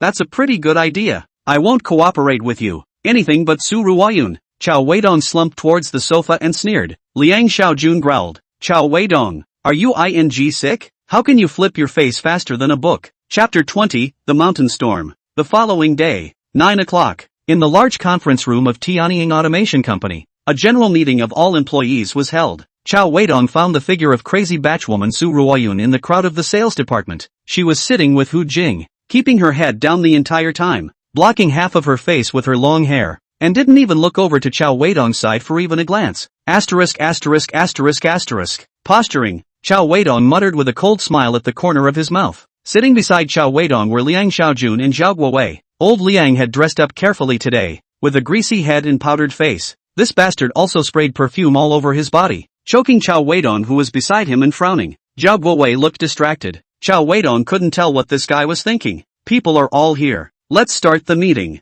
Zhu Congjuan's usual style. No nonsense. Straight to the point. I'm sure everyone should have heard some time ago that our company is going to do a reform thing. It's the establishment of 2 business divisions. The first division is headed by Vice President Liang Xiaojun, who is the director of the first division. The second division of the business division is under the responsibility of Vice President Li Huaizhou, who is the director of the second division of the business division. After Zhu Congjun said this, Liang Xiaojun slightly straightened his back. Li Huaizhou's expression was relatively calm. Cao Weidong was distracted as he looked over at Hu Jing and Su Ruoyun from time to time. Zhu Congjun continued to speak. The purpose of setting up these 2 divisions is to better improve everyone's motivation, and the 2 divisions form a healthy competition within the company so that our company can develop better. At this time, Cao Weidong's cell phone vibrated. He put the phone to the bottom of the table and scratched the screen. Hu Jing sent him a message. Have you seen enough? Cao Weidong gouged out this manly woman. None of your business? He then sent an arrogant expression back to Hu Jing. Each division will have its own sales department as well as a technical department, so our company's internal personnel will have some transfer changes in the near future. So everyone will try to cooperate with the 2 directors, Mr. Liang and Mr. Li, when the time comes. Mr. Zhu, can we choose which division to go to by ourselves? At this time, the straightforward Hu Jing directly opened her mouth and asked. Zhu Congjun sprinkled a smile and praised a wave of praise first. Little Hu was very good. I like it when you are like this and say what you have to say. Then he continued to add, regarding the issue of personnel transfer. In principle, the first thing is definitely to be voluntary for the employees, but the staffing of our 2 departments must be balanced. We can't have a bunch of sales to do technical work and a bunch of technicians to run sales. When Zhu Congjun said this, he intentionally or unintentionally looked at Li Huaizhou and Liang Xiaojun. How could these 2 old foxes not know what Zhu Congjun meant? Zhu Congjun is to tell Liang Xiaojun and Li Huaizhou 2 people. This personnel mobilization is certainly to implement. Do not because of their own some of the small 99, to engage in what moths. Liang Xiaojun is sure to get into trouble. Su Ruoyun he wants. This is the opportunity to discuss Li Huaizhou in the open. How can he let go? On Li Huaizhou's side, he will definitely not release Su Ruoyun to Liang Xiaojun. Letting his woman go to that pretender? How could that be possible? It means that we can choose which division to go to on our own, but it also depends on whether the staffing structure of the 2 divisions fits. Hu Jing made a summary. Zhu Congjun gave Hu Jing a thumbs up in front of the entire company. Little Hu is so smart. A little goes a long way. Alright, the meeting ends here. Next we will have to work hard for the 2 new directors to discuss the list. Zhu Congjun withdrew his gaze and nodded to the 2 new directors, Liang Xiaojun and Li Huaizhou. Li Huaizhou said, okay, Mr. Zhu. Liang Xiaojun smiled with him. We don't work hard. You work hard, boss. Zhu Congjun got up to leave. When he passed by Cao Weidong, he actually patted his shoulder and said, Little Cao, I heard that BAA Company's project is doing well. Keep up the good work. I should. Thank you boss for the compliment. Cao Weidong got up and responded. He still had to mingle and lie down in Tianying Company, so he always had to be a bit more respectful to the company's boss. As for the perfumed one next to him, well, when it's time to knock, it's still time to knock. After Zhu Congjun walked out of the conference room, the participants began to leave one after another. In the conference room, Li Huaizhou, Liang Xiaojun and Huang Qin, the administrative manager of Tianying Company, were left. Liang Xiaojun leaned back and crossed his legs. Li Huaizhou tilted his head and squinted at Liang Xiaojun, who started shaking his legs. Huang Qin always felt that she was redundant in this conference room. She hesitated for a moment and opened her mouth to say, Mr. Li, Mr. Liang, you guys discuss it first, and when you're done, I'll come back to draw up the list. After saying that, Huang Qin got up and left the conference room as if she was fleeing. Just after leaving the door of the conference room, she let out a long breath. Sister Qin, what's wrong? Assistant Shaolin, whose position was close to the conference room, opened her mouth and asked her top boss. Nothing, the wind comes from the mountain rain. Huang Qin said this and walked straight back to her office. In the conference room, the wind came. Old Lia, I'm younger than you. Lao Liang. Then, little Li, it's not quite right. Liang Xiaojun, if you have any farts, just let them go. Don't dawdle. I want Su Ruoyun and Hu Jing. You can give the rest whatever you want. After Liang Xiaojun said this, he stared at Li Huaizhou's expression. He didn't want to let go of any emotion that the other party was uncomfortable with. As long as Li Huaizhou was uncomfortable, he, Liang Xiaojun, would be happy. Li Huaizhou seemed to be prepared for Liang Xiaojun's request. His face was without any ripples as he coldly returned. Yes. Liang Xiaojun frowned, thinking, what does this guy mean? Take Cao Weidong in exchange. Li Huaizhou coldly smiled and continued. You're dreaming. Liang Xiaojun knew that this was Li Huaizhou deliberately pissing him off. He knew even more that if he traded Cao Weidong to Li Huaizhou, just based on the relationship of BAA Company's Lin Yidingqing taking the initiative to invite Cao Weidong to dinner, BAA Company's project would be equivalent to surrendering to Li Huaizhou. How is this possible? BAA's project was their first project after the establishment of the business department.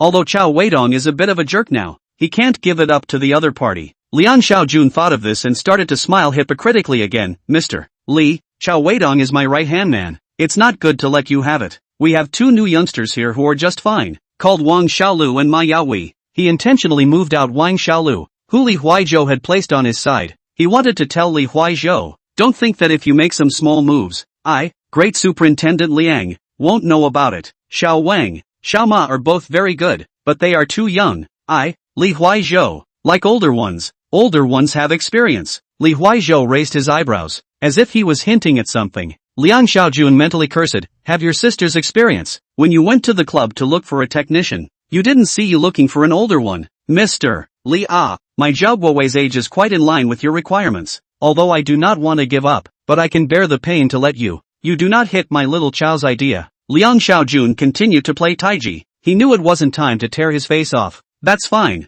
You don't hit our Xiao Su and Xiao Hu either. No way. Mr. Li, I like this girl Xiao Su too much. She is the first person I want to transfer over from my career department, so let me have her. Liang Xiaojun deliberately stimulated Li Huaizhou. The phrase, I like this girl Xiao Su too much, seemed to have touched Li Huaizhou's scales. He got up violently and slapped the table fiercely. Liang Xiaojun, are you done? People who love to pretend often hate others to pretend with him. Liang Xiaojun also snapped and fiercely slapped the table to get up. Li Huaizhou, what are you pretending with me? The assistant Lin, who was eavesdropping outside the conference room, realized that the situation was not good and quickly ran to the administrative manager Huang Qin's office to report. Cao Weidong also heard the quarrels in the conference room and the slapping sound of slapping the table. In the bottom of his heart, he silently said, Go Lao Liang, I am optimistic about you. Chapter 21, Manly Woman Says Anything. Administrative manager Huang Qin didn't go through this mess on her own, but instead sought out Zhu Songjun, the owner of Tianying Company. After Zhu Songjun and Huang Qin walked into the conference room, only then did Li Huaizhou and Liang Xiaojun, who were at war with each other, sit down resentfully. Zhu Songjun looked at Huang Qin, the administrative manager beside him, and said with a faint smile, Manager Huang, look, the two divisions have only been established, and the smell of gunpowder is so big, it's a good phenomenon haha. Huang Qin was speechless. They were on the verge of pinching each other. A good phenomenon? But then again, competition is good, yet it can't hurt the peace. We are all in the same company. We all have to do it for the benefit of the company. As Zhu Songjun spoke, he turned his head to look at Li Huaizhou and Liang Xiaojun. What Mr. Zhu said is true. Just now, Mr. Li and I were just a bit louder. There's nothing between the two of us. Liang Xiaojun first compensated with a smile and made a statement. As soon as Li Huaizhou thought of Liang Xiaojun, the pretender in front of him, thinking of Su Ruoyun, he was furious in his heart. But since Zhu Songjun was here, he couldn't continue to have a fit. just reluctantly nodded towards Zhu Songjun. Alright, talk about the differences between the two of them. I'll handle it, Zhu Songjun said to Huang Qin. At this time, Huang Qin lowered her head and whispered in Zhu Songjun's ear. Mr. Liang wants to transfer Su Ruoyun and Hu Jing from the sales department, and Mr. Li wants to transfer Cao Weidong from the technical department, and the two of them disagreed, so they argued. You go and call the three of them over, Zhu Songjun said to Huang Qin. Huang Qin turned around and went out of the conference room. Not long after, Cao Weidong entered the conference room first. Little Cao is here, have a seat, Zhu Songjun greeted with a smile. Cao Weidong sat next to Liang Xiaojun and asked Liang Xiaojun with his eyes, what are you looking for me for? Liang Xiaojun didn't read the meaning of Cao Weidong's eyes and ignored him. It didn't take long for Huang Qin to walk in with the two beauties from the sales department, Su Ruoyun and Hu Jing. Zhu Songjun asked the three to sit down. He opened the door and said, all three of you are the young talents of our Tianying company, not only handsome and beautiful, but also very strong in business. Now our two new directors are turning over for the sake of the three of you.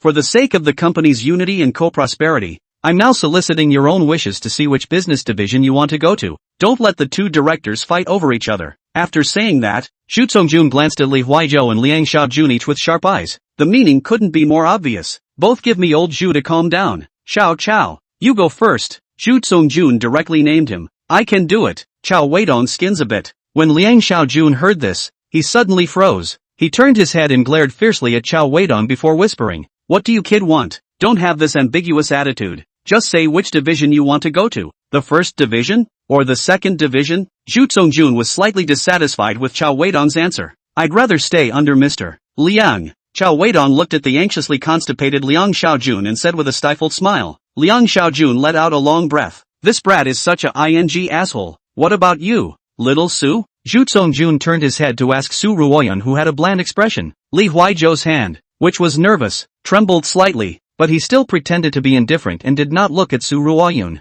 Su Ruoyun glanced at the pretentious Li Huaizhou, then at Cao Weidong, and spoke, I want to go over to Mr. Liang's side to study and learn. The moment Su Ruoyun's words came out, not only did it startle Li Huaizhou, even Liang Xiaojun was surprised. He glanced at Cao Weidong beside him with deep meaning, and muttered in his heart, you kid can took it down. Hu Jing, on the other hand, first glanced at Li Huaizhou, whose expression looked like he had eaten, then looked at Cao Weidong and Su Ruoyun. She gently shook her head, and the corner of her mouth hung up with a sneer if nothing else. Cao Weidong also did not expect how this crazy woman Su Ruoyun suddenly chose to come to their side. Su Ruoyun, you, Li Huaizhou really couldn't help himself and opened his mouth to ask Su Ruoyun, Mr. Li, thanks to your cultivation for so many years, I want to change to a new environment to improve myself. Su Ruoyun's tone was flat, but Li Huaizhou heard a ghostly grudge from her mouth. General Manager Zhu, I also want to go to General Manager Liang's side to study and learn. Hu Jing didn't wait for Zhu Songjun to ask himself, and directly opened her mouth to make her thoughts known. This, in turn, caused everyone present to be slightly surprised, except for Li Huaizhou. His mind was all on Su Ruoyun. For some reason, Zhu Songjun was very polite whenever he spoke to Hu Jing, and he smiled with him and said, little Hu also wants to go to the career department. Can. Cao Weidong, who was on the side, noticed this detail. Well, Huaizhou look at this mess. The three of them all want to go to Xiaojun's side. We still need to respect the employees' own opinions. Look at it this way, okay? The three of them go to the business one. The rest of the people, you business two, want to pick whoever you want to pick. How about it? Zhu Songjun tone much better. He is trying to appease Li Huaizhou. After all, it was also his own right-hand man, General Manager Zhu. Since you have said so, what opinion can I have? Li Huaizhou said grimly. Disperse then? Zhu Songjun said with a bright smile. Li Huaizhou was the first to walk out of the office. Take care, Mr. Li. Liang Xiaojun could not let go of the slightest opportunity to discuss Li Huaizhou. He yelled towards Li Huaizhou's back. Zhu Songjun glared at the smug Liang Xiaojun. Only then was he honest. 2 days later, Liang Xiaojun was true to his word. He gave Cao Weidong the sales manager of the first division of the business, and Su Ruoyun and Hu Jing were also placed under him. Cao Weidong also asked Liang Xiaojun for Ma Yaohui. Zhao Guowei and Wang Xiaolu were transferred to the second division by Li Huaizhou. Zhao Guowei became the technical manager of the business department too, as expected. Big Manager Cao, as you wished. Big Beauty, who came to report for duty. When are you going to start picking me up? How do you pick me up? Hu Jing's first words after moving from the 27th floor to the 26th floor of the science building choked Cao Weidong half to death. What are you talking about? We are all working for the sake of our work. For the early listing of Tianying Company and for the early retirement of our boss. There's no such thing as picking up this and that. Cao Weidong responded. For the sake of work? You're saying this more and more like Liang Xiaojun to me. After saying that, she also glanced at Ma Yaohui on the side before adding, worthy of being three men who often have parties together. Cao Weidong. This manly woman really said everything.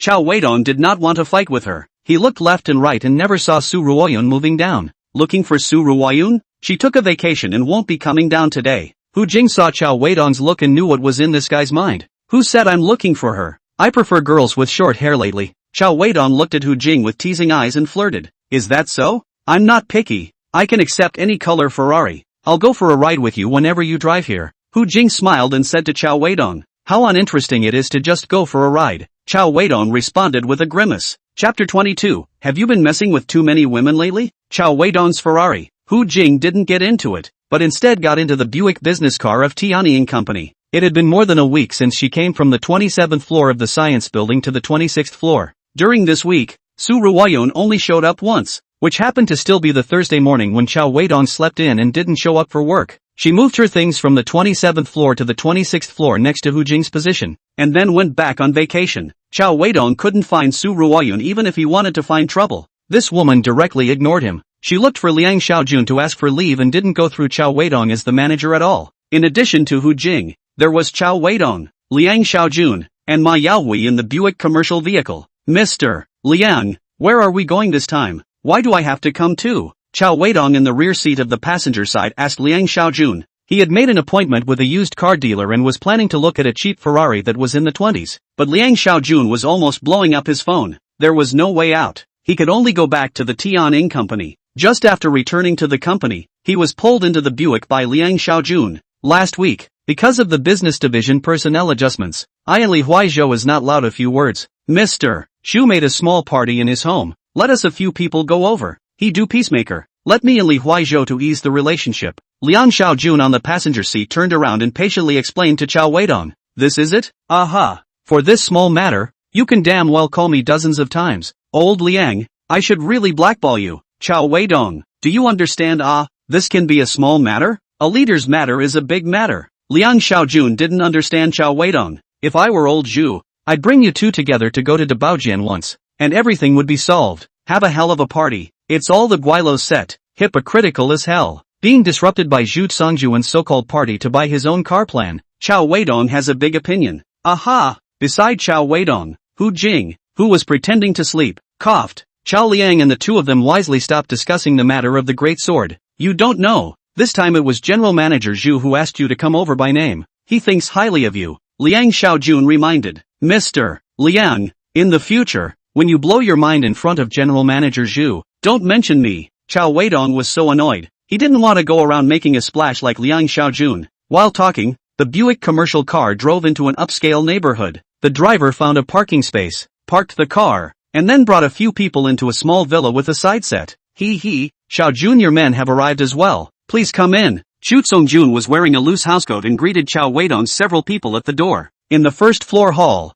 Li Huaizhou, Kai Si and the others arrived before them. Cao Weidong looked up and down at the small villa with 4 floors above ground and 2 floors below ground. This was because he had also been paying attention to houses recently. He was still renting in the urban village in Yangcheng. He hadn't moved out yet. Originally, what he wanted was to directly buy a not very expensive house in Yangcheng before moving, but there were just too many things going on recently. He didn't even have time to look at the house. It all relied on Liang Xiaojun. Mr. Zhu, can we take a look at your house? Cao Weidong walked over to Zhu Songjun and asked. It's Xiao Chao. Of course you can. I don't live in this house very often. The upstairs hasn't been cleaned yet. If you don't mind, feel free to look. Xu Songjun said generously. Cao Weidong got permission and started walking up the stairs to take a look at the small villa that made him envious. Hu Jing, who had long legs, was not very fond of a bunch of people bragging together. She saw Cao Weidong heading upstairs alone and followed him. You like this kind of small villa? Hu Jing followed behind Cao Weidong and opened her mouth to ask.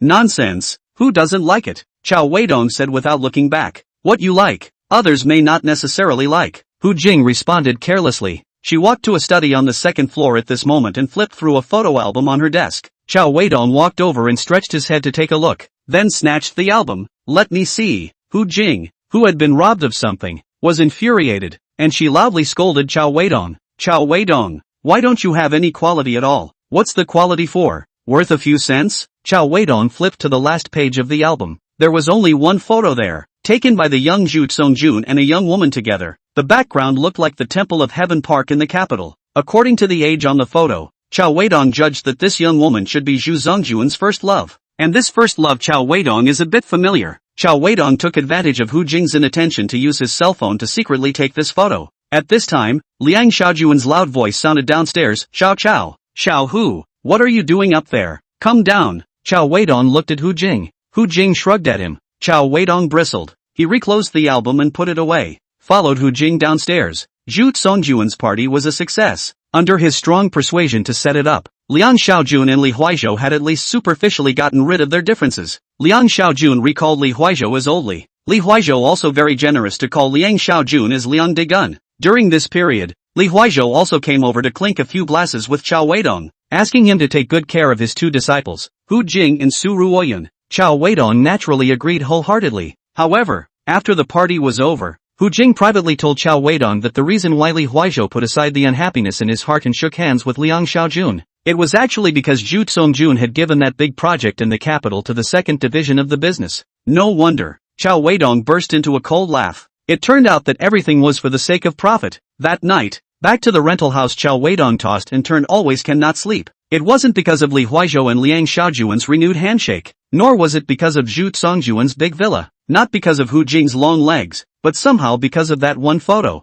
That photo of Zhu Songjun and his first love. He always felt that the girl in the photo looked familiar, but for a moment, he couldn't remember where he had seen her before. Anyway, I don't know what reason. Cao Weidong is like a compulsive disorder. Don't want to be clear about who the girl looks like. Just can't sleep. Is it possible that he's been messing with too many women lately? That's what caused him to be like this? Cao Weidong did not know. He opened his cell phone album, clicked on the photo taken during the day, and carefully viewed it, meditating in his head, constantly recalling. In the end, who looks like the girl in the photo? Never have any clue. At 23 o'clock in the middle of the night, Cao Weidong, who really can't sleep, put on his clothes again and went downstairs. He lit a cigarette and wandered around the east and west. Finally, the ghost of God into the leisure club, just changed his shoes and took the hand license. Cao Weidong's tightly furrowed brows instantly unfolded. He remembered who the girl in that picture looked like. Sir, may I ask what item you are planning to do? We have 168, 288,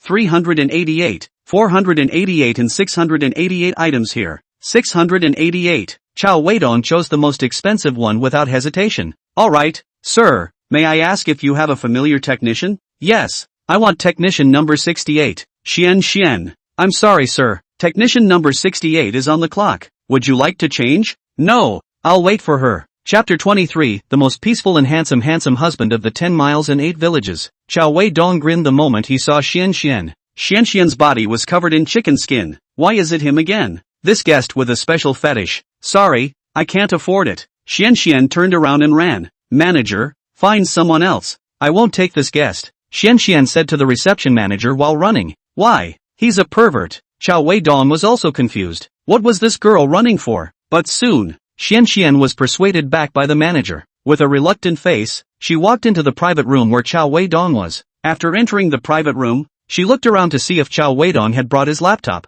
When she didn't find any, she let her heart drop. After the manager left, Xian closed the door of the private room and said to Cao Weidong with a frosty face, why do you have to click on me? I'm not typing anymore. Xian made up her mind this time. She would not go out with this pervert even if she died. Cao Weidong snorted in his heart, this girl still holds a grudge. Don't worry, I won't ask you to type this time. Cao Weidong smiled and greeted Xian as he sat over. Xian reluctantly sat down. She planned to not take the initiative to say a word this time. Are you willing to evening out the big money? Cao Weidong asked. No. Xian directly refused. Look at you. How tired you are doing here. You have to stay up late every day. And sometimes you have to face the unreasonable demands of some perverted customers. How good it is to have a big money. You can earn money easily. Cao Weidong began to persuade bitterly. Xian lowered his head and did not say anything. The heart silently said, the most perverted is you. Cao Weidong added 2 whole clocks, but his mouth was dry. This woman who has suffered a loss, dead or alive, do not believe what he said. Cao Weidong that angry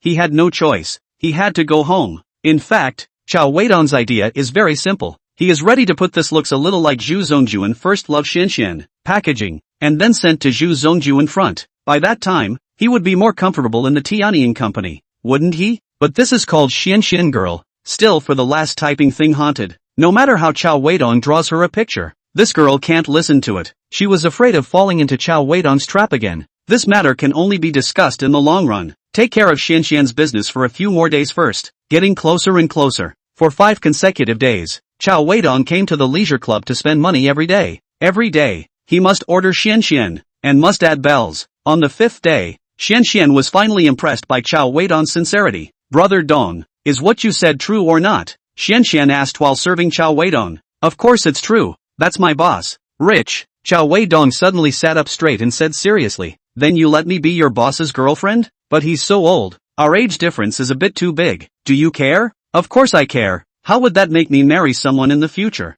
Then what if he gives you 30,000 a month? 30,000? Dong, are you sure it's really 30,000? It will only be more and not less, Cao Weidong said in an affirmative tone. Xianxian smiled with satisfaction after hearing this. Then Xianxian will listen to Brother Dong from now on, and do whatever Brother Dong tells me to do. Cao Weidong said, TSK, be serious. Immediately as the big boss's personal secretary. Cannot move to this kind of lower their own grade words. Got it, Xianxian said in a deliberately whiny voice. After fixing Xianxian, Cao Weidong decided to go back to work the next day. One was to see if that crazy woman Su Ruoyun had come to work. He was going to go to her to get a little bit of revenge. The second is to go and ask Liang Xiaojun about Zhu Zongjuan's first love. The next day, at 10 in the morning, Cao Weidong came to the company and passed by Assistant Lin's workstation. He followed his usual practice and stared at Assistant Lin's screen for a while to see what kind of fish the girl was touching. When Assistant Lin saw that it was Cao Weidong, she frowned and said, Worker Cao, you are actually late for so long. Where am I late? I went to talk to a client in the morning, and I'm only back now. I haven't even eaten breakfast yet. Afterwards, he turned around and walked towards his own workstation. Tianying was still a small company, and currently only Liang Xiaojun and Li Huaizhou had their own offices at this level. Administrative manager Huang Qin was the one who needed to keep the company's administrative stamps, and some of the labor contracts, before she had her own office. Sales managers with seniority like Kai Si don't even have their own office yet. Cao Weidong could not even talk about it. However, Cao Weidong does not matter. He felt that as long as Xianxian, that girl primping good, fixed Zhu Zongjun, if he wanted Liang Xiaojuan's office at that time, maybe Zhu Zongjun would even give it. With a satisfied smile on his face, Cao Weidong returned to his workstation. Hu Jing was not used to seeing Cao Weidong's flirty look and directly disliked him. Which girl did you hurt again? So happy? Cao Weidong swept his eyes at Hu Jing's long legs. What are you talking about? I'm the most peaceful and handsome young man in the countryside. Hu Jing let out a cut and no longer cared about Cao Weidong, but swiped up some short videos of travel bloggers. Cao Weidong glanced at Hu Jing's cell phone screen and spoke faintly. I advise you to honestly stay in the country. There is no country that is safer than ours, and with the money for a trip abroad, it would be better to find a city in the country to have fun and increase the GDP for our country. I can't see that you, this colorful and hungry devil, actually has patriotic feelings? Hu Jing looked at Cao Weidong with some surprise and said, being horny is horny. It doesn't stop me from being patriotic. Okay, look at other people's Xiao Ma. He has been peeking at your thighs when he is working, but it doesn't stop him from making statements. Cough cough cough. Dong brother, what are you babbling about? Next to him, Ma Yaohui coughed a bunch of times. Humph. Hu Jing glared at the red-faced Xiao Ma, then tucked her long legs under the table. She swore that she would wear long pants to work tomorrow. This Thai company had more sex fiends than even the crooks in northern Maine. After swiping a few videos of young ladies dancing at his workstation, Cao Weidong saw Liang Xiaojun coming back from outside. He said hello and then followed Liang Xiaojun into his office. Weidong, you're here? What's the matter? Cao Weidong closed the office door for Liang Xiaojun, then mysteriously said beside him, let me show you a picture. Cao Weidong opened his cell phone and found that photo of Zhu Zongjun and his first love. This person, do you recognize him? Mr. Liang? Cao Weidong said as he pointed at the girl in the photo. Liang Xiaojun returned. Of course I recognize. Cao Weidong's heart was delighted. Chapter 24 hurt feelings for a while. What's wrong? This is General Zhu's first wife, also his first love, just that the red face has a thin life. Very early on, the wife died of a strange disease. General Zhu told us about it. Liang Xiaojun posed in front of Cao Weidong with my relationship with General Manager Zhu. How could I not recognize her? Liang Xiaojun posed in front of Cao Weidong with a "How could I not recognize her with my relationship with General Manager Zhu?" Cao Weidong was speechless in his heart. Liang Xiaojun would not let go of any opportunity to pretend to be a good person. However, on account of the fact that he was able to provide himself with some valid information, Cao Weidong would not bother with him. "Mr. Liang, you tell me specifically. I believe not many people in the company know about Mr. Zhu's past. Only someone who is as considerate as you, Mr. Liang, might know something. Ha ha ha ha ha. Xiao Chao. Still you understand me, ha?" Liang Xiaojun excitedly patted Cao Weidong on the shoulder. He was getting carried away. "Mr. Zhu and his first wife are true love. You should know that until now. Mr. Zhu and his second wife have not received a license." "Didn't get a license? What does that mean?" "It means that Chief Zhu and his second wife are just a couple in name only. They didn't do a marriage certificate and are not legally recognized as a couple." To explain in Chief Zhu's own words is that he could only get a marriage license with one person in his life, his first wife. "You mean that legally speaking, the current Mr. Zhu is still single?" "Yes. Then what about his current wife?" "No comment? Anyway, Mr. Zhu won't treat her poorly in terms of money and material things. What opinion can she have? Moreover, even if she has an opinion, what can she do? In other words, if Mr. Zhu were to find another woman outside, the second wife wouldn't dare to have any opinions." Cao Weidong added his question. "Little Cao, you kid understands the boss," Liang Xiaojun said as he looked at Cao Weidong with deep meaning. "Mr. Liang, I'm sure that Mr. Zhu has only talked to you about the First Lady. I'm very curious what kind of amazing woman this is that can make our Mr. Zhu so infatuated with her." Cao Weidong continued to give Liang Xiaojun a hard shot in order to extract more information. Slapping hard, Liang Xiaojun was comfortable. Cao Weidong, this kid hasn't kissed his ass like this for a long time. It's really comfortable. He started to tell everything he knew. "Madam is from Baodao, and she is also the daughter of a rich man's family. It is said that when she and Mr. Zhu fell in love, Madam's family was against it. Maybe it was because the younger Mr. Zhu was more attractive. The Madam simply ignored her family's opposition and made a private arrangement with Mr. Zhu." Although this story was very cheesy, Cao Weidong still found useful information that the First Lady was from Baodao. He could have Xian practice speaking in a more coy manner. "Mr. Liang, do you know what the Madam does?" Cao Weidong asked again. "A teacher, teaching English," Liang Xiaojun replied. Cao Weidong was in a bad mood. He thought to himself, "It's over. We still have to let that foot-washing girl go to learn English for a few days. It's a bit difficult to do." Cao Weidong and Liang Xiaojun chatted for a while longer. After realizing that Liang Xiaojun was only left to brag, Cao Weidong found an excuse and left Liang Xiaojun's office. There was nothing in the afternoon. Cao Weidong got off work early, then directly went to the Leisure Club to buy all of the bells for the beautiful Xian today and asked her to come out to have dinner with him. "What? Learning English? Brother Dong, are you crazy? I don't want to learn." At the dinner table, as soon as she heard Cao Weidong say that she was going to learn English, Xian directly shook her head and refused. "What are you thinking? Learning English is for you to go and be good friends with our boss and then find a way to become his personal secretary. Then why learn English? To let you pretend to be our boss's first love, who is an English teacher. How troublesome. I don't want to be any female secretary. I'd rather stay at Conlu and wash my feet." Xian gave up. The thought of having to learn words made up of those letters made her head spin. If she could learn those things, she wouldn't have to pick people's feet and pound their backs in the leisure club. The beautiful Xian began to bury her head in the dry rice. Not to think about that illusory monthly income of 30,000 yuan. Can't afford it. Really can't afford it. What's the point? I'll find a teacher for you. Learn well. Also, you'd better change your mantra. You should know that I let you imitate a teacher. You don't hang on this and that every day. Brother has already spent so much money for you to ask for information.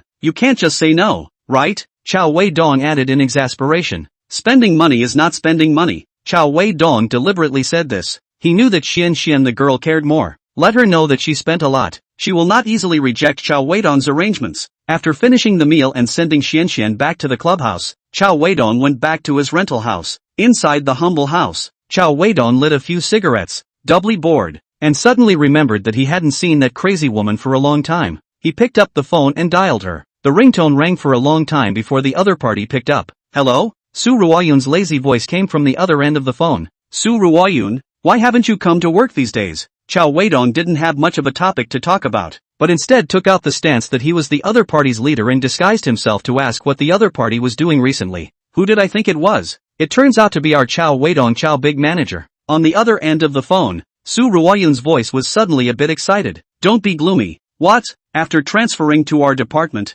You're all afraid to come to work? Afraid to see me? Cao Weidong asked 2 consecutive rhetorical questions. Yeah, I'm afraid that you're going to fake it, and after you go to work, arrange for me to go on a business trip with you, and then get me drunk. Asterisk asterisk asterisk asterisk. Cut the bull asterisk asterisk asterisk asterisk. Who the hell can drink you? After saying this, the 2 people on both ends of the phone suddenly had no topic of conversation, and even a very tacit understanding of all fell into silence. After a long time, Cao Weidong whispered, "Are you still there?" After a long time the phone came Su Ruoyun's voice, "Can you come over to accompany me? Send me the address." Not long afterward, Su Ruoyun sent Cao Weidong an address. Cao Weidong didn't even think about it. He directly went downstairs, called a drop, and went straight to the address that Su Ruoyun gave him, Haisha Bridge. When Cao Weidong arrived, Su Ruoyun didn't know how long she had been standing on the bridge. Cao Weidong silently walked to her side and together they lay on the guardrail, looking at the rolling river under the bridge. "You jumped into the river instead?" Cao Weidong asked. Su Ruoyun turned back, her beautiful eyes sweeping Cao Weidong for a long time. She then spoke faintly. "You, this person, are so meaningless. People stand on the bridge and hurt their feelings for a while. What's wrong with that? Why are you always thinking about others jumping into the river? What's there to be sentimental about? Because of that old man? Humph. I don't need you to care. You're so young. You're looking for an old man? What do you want from him? Is his body weak? You're not weak? Of course. Want to try?" Ha! The 2 had no more small talk for a long time. This time it was Su Ruoyun who broke the silence first. She pointed to a Harley motorcycle behind her and said to Cao Weidong, "Dare to go for a ride with me?" Cao Weidong only then realized that there was a motorcycle parked behind him, and he actually didn't notice it just now. There are many roads in Yangcheng where motorcycles are banned. Cao Weidong said, "This section is not banned. Besides, banning motorcycles is only exciting. You are not afraid of me rubbing you in the back? You're so weak." Not afraid. Chapter 25. Just now I forgot all about the feel of the hand. Cao Weidong successfully hugged Su Ruoyun's thin waist. The roar of the Harley motorcycle attracted the attention of many pedestrians on the road. Su Ruoyun throttle twist, motorcycle like a wild horse. Miso will leap out. Inertia, Cao Weidong and Su Ruoyun's back is more closely. Su Ruoyun's long hair floated in the wind. A few strands of hair drifted to Cao Weidong's face, an itchy feeling that tugged at Cao Weidong's heartstrings. The movements of his hands tightened. In front of Su Ruoyun, the corner of her mouth curved. She smiled badly. Her right hand throttle directly twisted to the bottom. The speed of the motorcycle underneath her body increased to the extreme. "Are you sick? Why are you riding so fast? Don't want to die?" Cao Weidong's slightly nervous voice came from behind him. Su Ruoyun didn't care about him at all, and when he passed a curve, he came to an extreme speed corner. Cao Weidong was directly scared until his face turned green. "Ah, auntie, please, slow down, slow down." Cao Weidong opened his mouth to beg for mercy. Su Ruoyun saw a bigger curve in front of him. He said to Cao Weidong behind him, "Hold on tight, the more exciting one is coming." Cao Weidong's hands gripped tighter, and he even moved up a bit. Su Ruoyun exclaimed, "Where are you grabbing?" Cao Weidong shook his head. "I don't know. I'm so scared now." The force in his hand did not weaken by the slightest bit. At this time, the big bend was right in front of him. Su Ruoyun made a sharp break, and the whole motorcycle made a beautiful drift. "Ah!" Cao Weidong's miserable scream was already somewhat hoarse. "You stop the car quickly.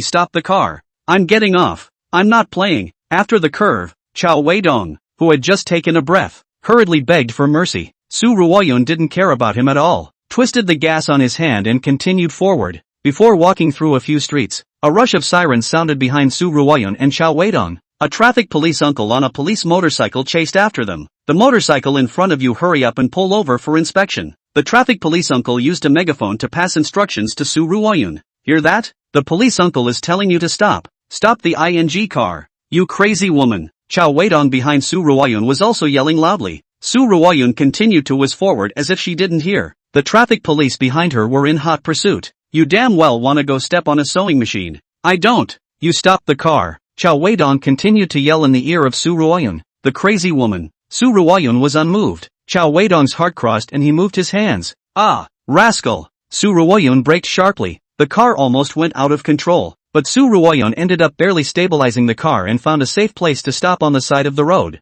Cao Weidong jumped out of the car at the first opportunity and sat down on the roadside curb, panting heavily. Su Ruoyun took off her helmet and got out of the car, took her helmet and smashed it hard on Cao Weidong's helmet, yelling, "You asshole." At this time, the traffic police uncle also came to the side of the two. He parked the car, then saluted Su Ruoyun, then spoke, Please show your driver's license. Driving license. Su Ruoyun held her chest and glared fiercely at Cao Weidong, then took out 2 documents from one of the motorcycle's storage compartments and handed them to the traffic police uncle. The traffic police uncle took out a small notebook of his own while recording and said with raised eyes, "The little girl looks civil and weak. How come she rides so fiercely? She is weak? He just attempted murder. Traffic police uncle, you quickly cuff her. Lock her up for 3 years and 5 years. Sitting on the ground," Cao Weidong said in exasperation. He finally came back to his senses at this moment. Attempted murder? Uncle Traffic Police vigilantly touched the baton on his waist. "Yeah, I almost died in this crazy-ass hands just now." The traffic police uncle shook his head and laughed bitterly, knowing that the 2 youngsters in front of him were fooling around.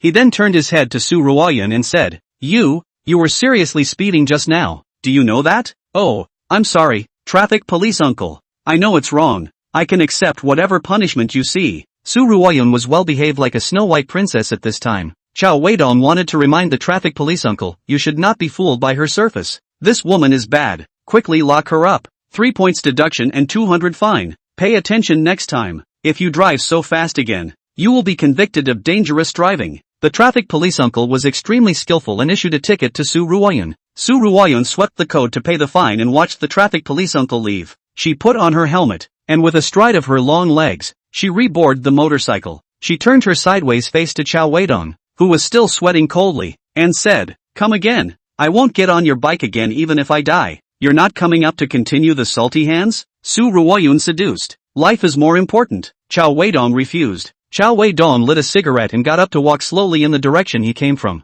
He almost pissed himself in fear just now. He had just gotten rich before he even had a chance to enjoy it, and he was almost killed by this crazy person. Su Ruoyun. It was really scary. Cao Weidong cursed in his heart. Just now what the hand feel are forgotten. Su Ruoyun saw Cao Weidong leaving. Her small mouth pouted, turned the car around and followed again. "Don't you follow me? I told you, won't get into your car again." Cao Weidong exhaled smoke rings. His chest that had been thumping just now calmed down a lot. "Are you still a man? You can't stand this excitement? Is not a man not in the car to prove? But the bed. If you get in the car again, I'll go with you." Su Ruoyun continued to seduce Cao Weidong. "Save your breath. I don't know you yet. It's going to drink again." "I'm not going." Cao Weidong had been cheated enough before. This time he would not trust this crazy woman around him. Su Ruoyun in acceleration. The car stopped in front of Cao Weidong, shook his hair. Do not know whether it is intentional. A piece of should not see into Cao Weidong eyes. No alcohol this time. Su Ruoyun gave Cao Weidong a teasing look.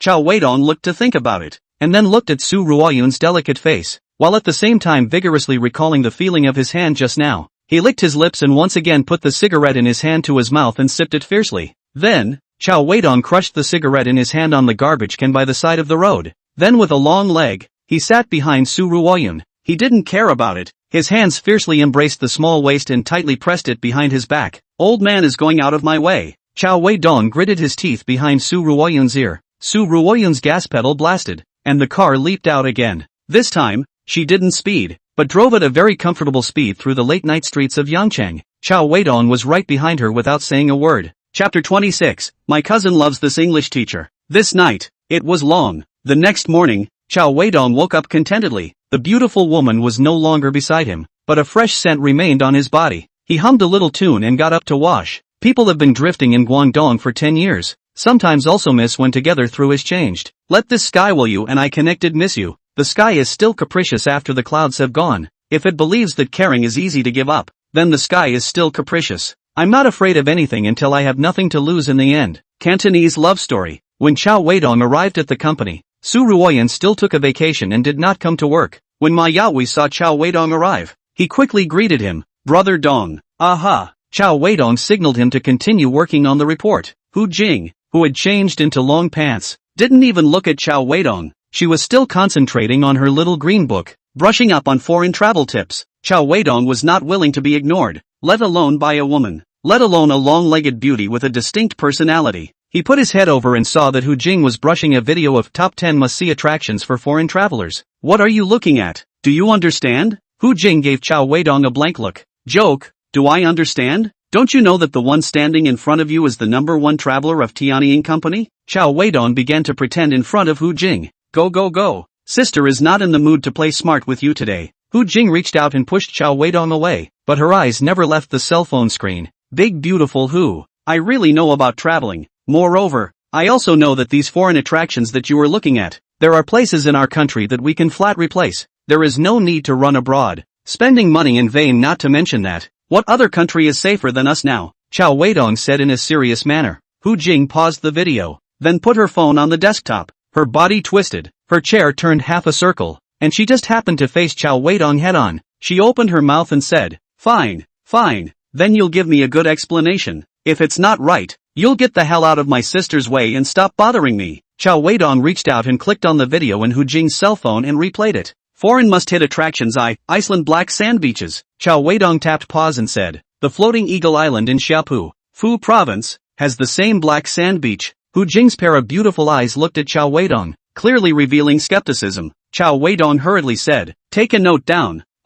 Later you go check and see if I'm right." "No need. I'm smarter than you. I can remember." Hu Jing pointed to her head and said. Cao Weidong continued to click on the video. Must-hit attractions abroad too: California, USA, wanting sun and moon bend. Foreign must-hit attractions 3, Maldives. Let's go to the Shisha Islands. You will be satisfied. Foreign must-hit the card attractions 4, Thailand, Zhishuang Bana and Mongshur. Foreign must-visit attractions 5, South Korea, Yenji. Foreign must-visit attraction 6, Switzerland, Iri Kanas. Foreign must-visit attraction 7, Morocco, Ening. Foreign must-visit attractions 8, Russia. Go to Harbin. Cold knowledge. Harbin pharmaceutical plants 6 and the Louvre look the same. Foreign must-hit the card attractions 9, Hokkaido skiing. Go to what small days? Skiing on our Altai. Foreign must-card attractions 10, Northern Europe Aurora. We also have Aurora Borealis in Mo. Cao Weidong finished. Hu Jing grabbed her cell phone with a suspicious face, saying it like it's true. Cao Weidong smiled faintly. It's about to be the 11th vacation, so don't you know if you go directly to one of the attractions I mentioned above? What if I go and find it different?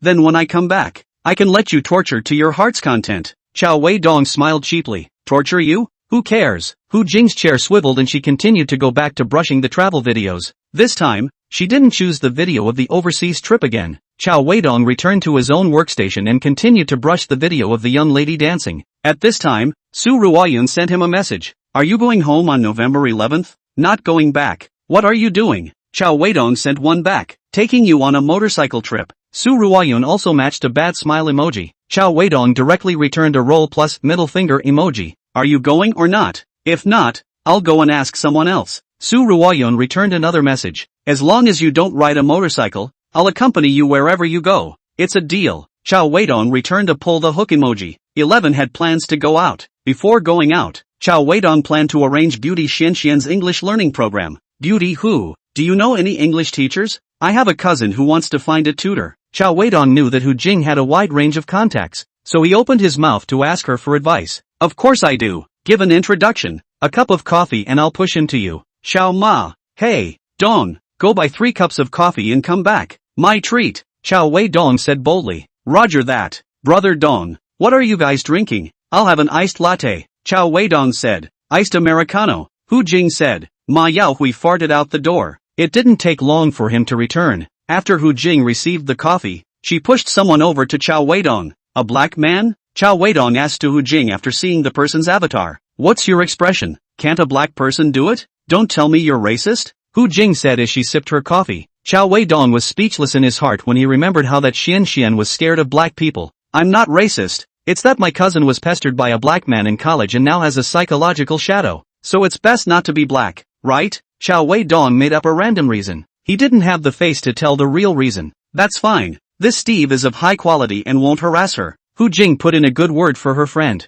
Don't big beautiful girl help. Change it. Cao Weidong insisted on changing it. Hu Jing had no choice but to look around her friends again and repushed another person to Cao Weidong. Another foreigner? Cao Weidong asked. This time, the one Hu Jing pushed over to him was a white guy called Jack. No? Hu Jing was obviously a bit impatient. Beautiful who? Don't mess with me, okay? Let's just find a part-time domestic tutor who knows some English. My cousin's level is not up to the level of using a foreign tutor. Actually, Cao Weidong wanted to say that his cousin was afraid of foreigners, but this definitely couldn't be said out loud. In the end, Hu Jing once again pushed someone over to Cao Weidong. This is my good friend. I didn't want you to know her originally. Hu Jing said. Why? Cao Weidong was puzzled. You're too colorful. I'm afraid you'll harass my friend. Is she pretty? Cao Weidong said disdainfully. Not pretty, but she's G. Cao Weidong hurriedly clicked on this English teacher's friend circle. Well, my cousin really likes this English teacher. Cao Weidong seriously looked through the English teacher's friend circle and said to Hu Jing without lifting his head. Hu Jing regretted it. She felt as if she had punked her friend.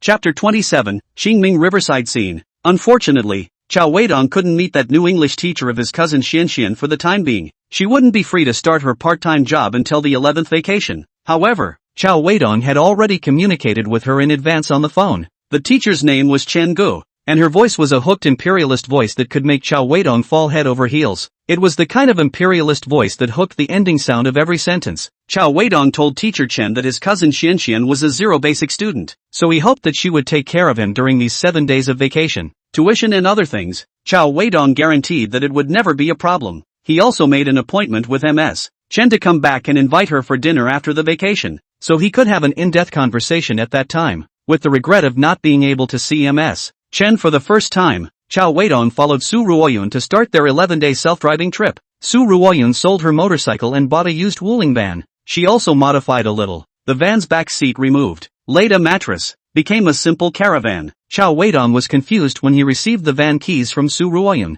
No, let's just set off in this broken van. You told me earlier, I could have gone to rent a caravan. Cao Weidong said in disbelief. Don't want a caravan. Just it, I feel fine. Su Ruoyun insisted. The location is too small. Many poses can't be posed.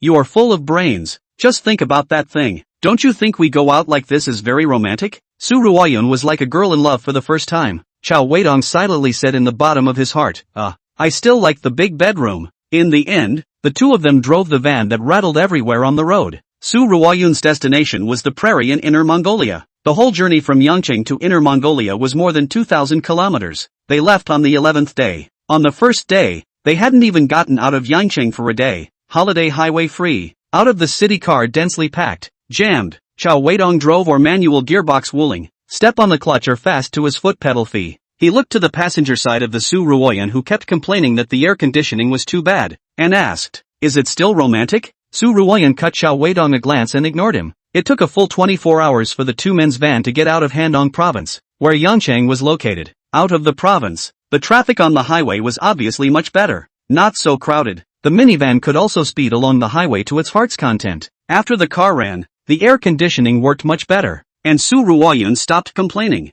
Cao Weidong always stretches out his salty hand between gear changes, trying to see if the temperature of the air conditioner will be too cold, and he is afraid of freezing Su Ruoyun's big white legs. When the love is strong, the two will find a service area where there are not many people. Try the space of the small Wuling in the end. What kind of posture? Heart to itch. Cao Weidong will find a highway exit off the highway, and then find a forest road with few people. Try the small Wuling torsion beam suspension in the end can still use. The first stop of the too long parking tour is Yeyang. Cao Weidong and Su Ruoyun were like two couples in their first love. Arm in arm, visiting the historical Ming building, Yeyang Tower. Do you know? Yeyang Tower was the parade building of Lu Su, the governor of Eastern Wu during the Three Kingdoms, and later when Tang Zijing rebuilt Yeyang Tower, Fan Zhongyan wrote the famous records of Yeyang Tower. Cao Weidong stood in front of Yeyang Tower and introduced Su Ruoyun. Can't see it, you still know quite a lot. Generally, who called me the traveler of Tian Company? Blow it, good The two men's battered Wuling car traveled all the way north, and the second place they stayed for a long time was Kaifeng, one of the 8 ancient capitals. Cao Weidong shook out his travel trivia again. You know what else Kaifeng is besides an ancient capital? Cao Weidong asked Su Ruoyun, who was dressed as an imperial sister. On the imperial street of Kaifeng, Tianboi Yangfu, there's more. Su Ruoyun shook her head. Qingming Shangyuan. I know, it must have something to do with Qingming Shangha too. Su Ruoyun said. Yes, there is a very beautiful love story in it. Do you know? Cao Weidong said. Su Ruoyun got energized once she heard the love story, and hurriedly grabbed Cao Weidong's arm and said, quickly say it, my little traveler. Cao Weidong spoke leisurely. The boy in the story is a long-time laborer in a landlord's house. He is hard-working and kind. The girl was the daughter of the landlord's fourth aunt, very pretty and well-behaved and gentle. Once, when the girl and her fourth aunt were shopping together, they were molested by a street gangster, and the boy, who happened to be on the street as well, saved the girl and her fourth aunt from being molested. The girl falls in love with the boy because of his bravery. The boy also fell in love with the girl because of her beauty. The two of them later secretly made a private betrothal. Because of the boy, the girl refused the marriage proposals of several rich families arranged by her landlord father. The girl has been waiting for the landlord's father to give up his promise to let the long laborer boy into his family.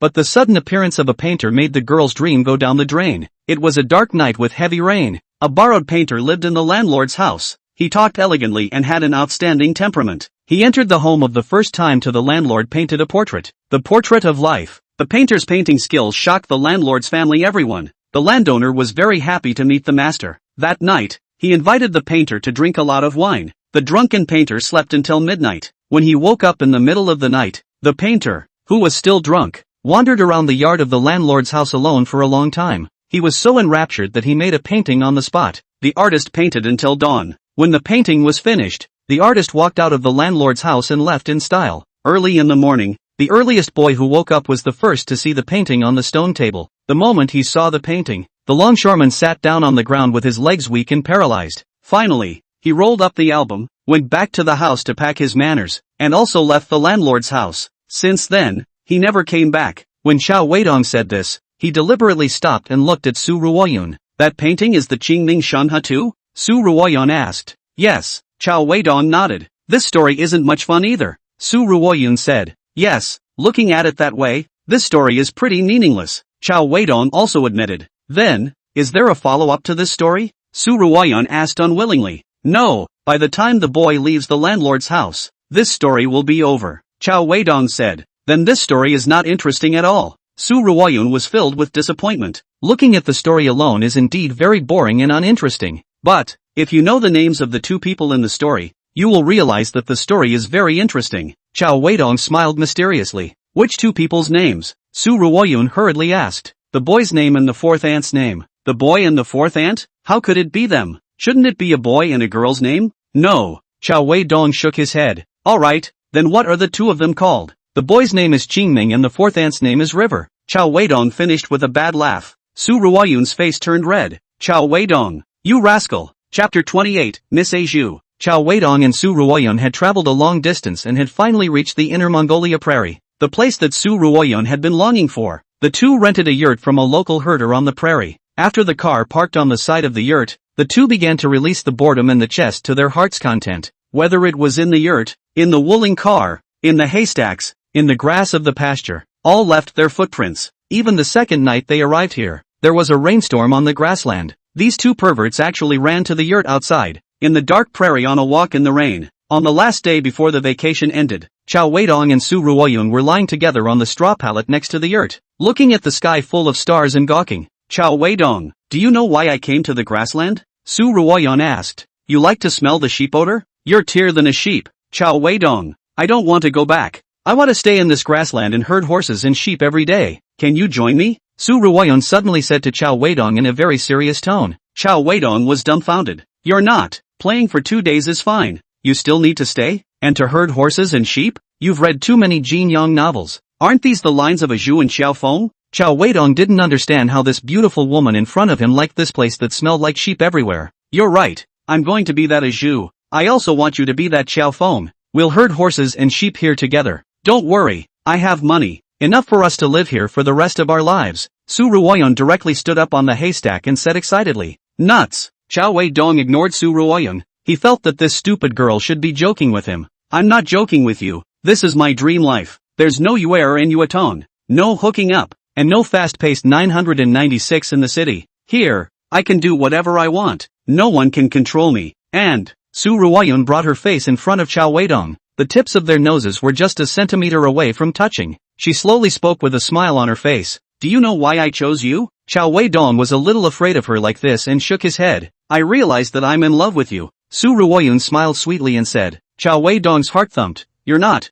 We're all adults. Just having fun. Don't talk about that disgusting word, okay? Do you love me? Su Ruoyun pursued. She stared at Cao Weidong's eyes with anticipation. Cao Weidong replied. Cao Weidong, you're decent. I'm very proper. Answer me again. Do you want to stay and herd horses and sheep with me? I'm sorry, Miss Azhu. I don't know how to subdue the dragon's 18 palms, so don't make things difficult for me, okay? Su Ruoyun's face turned cold, directly jumped off the haystack and drilled into the yurt without looking back. It was a long night. Cao Weidong was spending it alone in the van. The next morning, Su Ruoyun woke up early. She actually put on a set of herdsman's clothes. and then drove a flock of sheep out of the yurt. Cao Weidong climbed up from the wooling van, looked at Su Ruoyun's faraway figure, and cursed in his heart. This is going to play for real? Cao Weidong got up and got out of the car and chased after her. Su Ruoyun, don't you go crazy, okay? Su Ruoyun didn't say anything, but continued to drive her flock, gradually traveling farther and farther away. Cao Weidong couldn't stand it anymore and yelled at her back.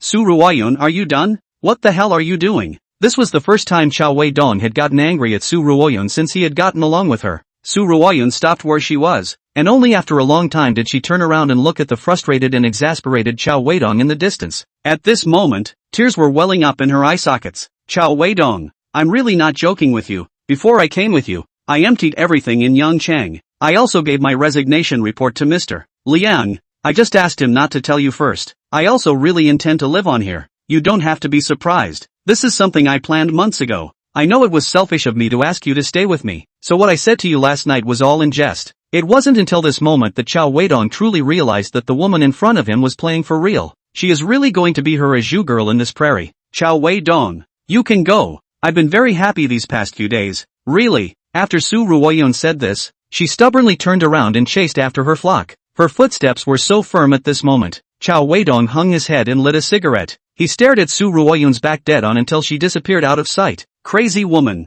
Incomprehensible. Cao Weidong shook his head and turned to leave. Before Cao Weidong returned to Yangchang, he gave Lin Evening Ching a call. Ruoyun told me about her plan to go to the grassland. I respect her choice, and I promised her that I will often bring Luo Luo to her place to play in the future. Lin Evening Ching on the phone explained to Cao Weidong in this way. Find a stronger grassland man, otherwise you'll get lonely. After sending such a message to Su Ruoyun, Cao Weidong boarded the plane back to Yangchang. On the third day after the 11th day of vacation, Cao Weidong returned to Tianying Company. He saw that Su Ruoyun's position had been cleared. Just at this time, Liang Xiaojun handed him Su Ruoyun's resignation report again with an apologetic face. She didn't let me tell you. Liang Xiaojun explained a sentence. She told you not to tell, so you didn't tell? Are you having something with her? Cao Weidong yelled loudly. The colleagues on the 26th floor all heard it. Liang Xiaojun's heart tightened, and he hurriedly dissuaded him from talking nonsense. No, don't you talk nonsense. Boss Ju Songjun mediated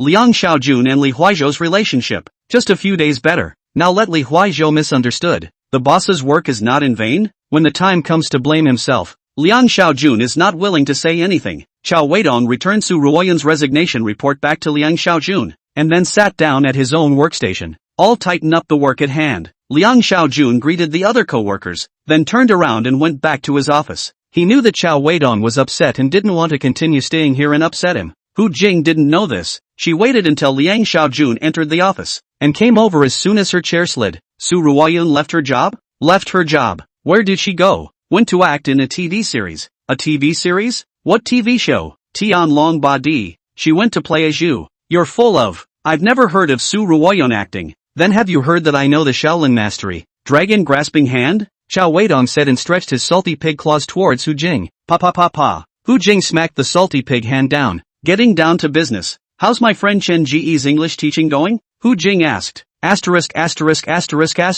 How did I forget about Mr. Chen? Chapter 29 To learn to say my colleagues. Depression is not the way. Decadence is not Cao Weidong's style. A well-known writer Kafka once said, the best way to forget a relationship is to reopen a relationship. The best way to forget a woman is to develop a relationship with another woman. Cao Weidong thought of Chen Ge, Hu Jing's good friend and Xian's English teacher. When he meets Mr. Chen, he also sees Xian with a bitter look on his face. Teacher Chen secretly complained to Cao Weidong. This cousin of yours is a bit poor in foundation. She doesn't know anything else except for the phrase oh, yes. She also knows the phrase come on, baby, which I taught her. Teacher Chen. Xian also secretly complained to Cao Weidong. Why did you find a teacher with such big boobs to teach me? I don't have any confidence left. You're learning English from her, not learning oil pushing from her. What's with your low self-esteem? Xian. Mr. Chen, where have you learned now? Cao Weidong turned his head and asked Teacher Chen. She's only just been able to memorize the 26 letters of the alphabet,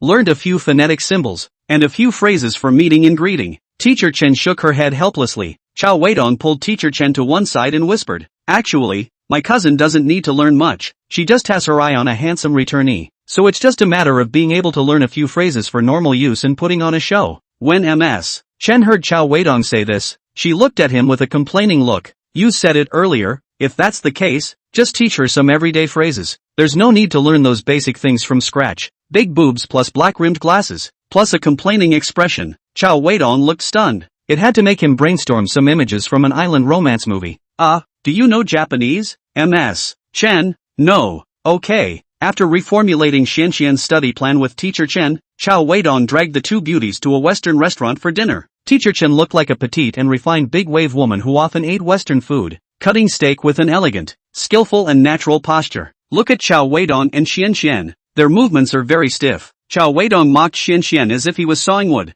Xianxian says Cao Weidong is cutting cowhide. The bickering between the two caused MS. Chen to giggle. Her chest also rose and fell violently. Xianxian was depressed. In fact, she herself is not small, but this Teacher Chen is really too big. Ordinary people cannot compare? Exasperating individual. After eating and drinking, Cao Weidong helped Teacher Chen call a car and sent her away. He and Xianxian found a cafe with not many people and sat down. Brother, I don't want to learn English anymore. It's too hard. Just after sitting down, Xianxian started pouring out his bitterness to Cao Weidong. Cao Weidong rolled his eyes, not wanting to listen to her complaints, but instead took out his cell phone and found that youthful photo of Zhu Songjun and his wife and showed it to Xianxian. See, this is our boss's first love. Doesn't she look quite similar to you? Which resemblance? I'm much bigger than her, Xianxian said as she puffed out her chest. She finally got her face back for once. Being pressured by that Teacher Chen these days, she didn't even dare to puff out her chest to speak. ING said face. I didn't say boobs. You stupid woman. Oh. Xianxian put his eyes back on the photo. You don't say. It's quite similar. Just the nose is a bit different. So, I'm going to spend money to do your nose. Don't. That costs a lot of money. She did it to number 65 in our store and it cost tens of thousands of dollars. Besides, will it hurt? You weren't asked to pay for it. Why are you panicking? So then again to East brother you broke the expense. How embarrassed. Xianxian thought that do not have to spend their own money, but also can become beautiful, but also not unacceptable. Also, in the future, when you chat with people, you have to learn to say my coworkers. You can no longer say how many or how many numbers in our store. Understand? Cao Weidong reminded. Oh, got it. The two ended their conversation and went back to the leisure club together. Cao Weidong wanted to press it properly. Get rid of the exhaustion from these days. With that layer of relationship between Cao Weidong and Lin Evening Cheng, the cooperation project between BAA Company and Tianning Company was soon followed. BAA Company sent a representative to complete the signing with Liang Xiaojun. Since Cao Weidong was transferred to sales, Zhao Guowei went to Li Huaizhou's business department too. The technical staff of the first division was a bit overstretched.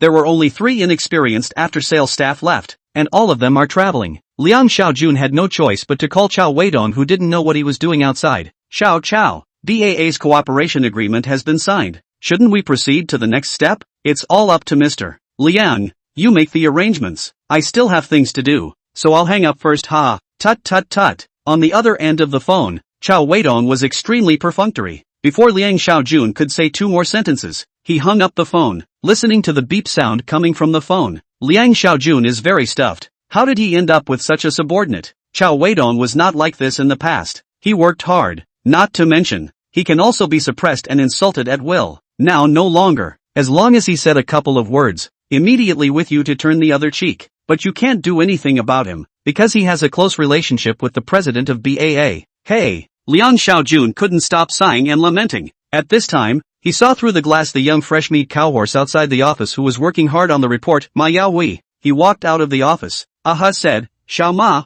you come over here. Ma Yaohui's heart tightened. *******. What's going on? How did this Mr. Liang directly find me? Could it be that he has discovered that I am pretending to do statements? Finished.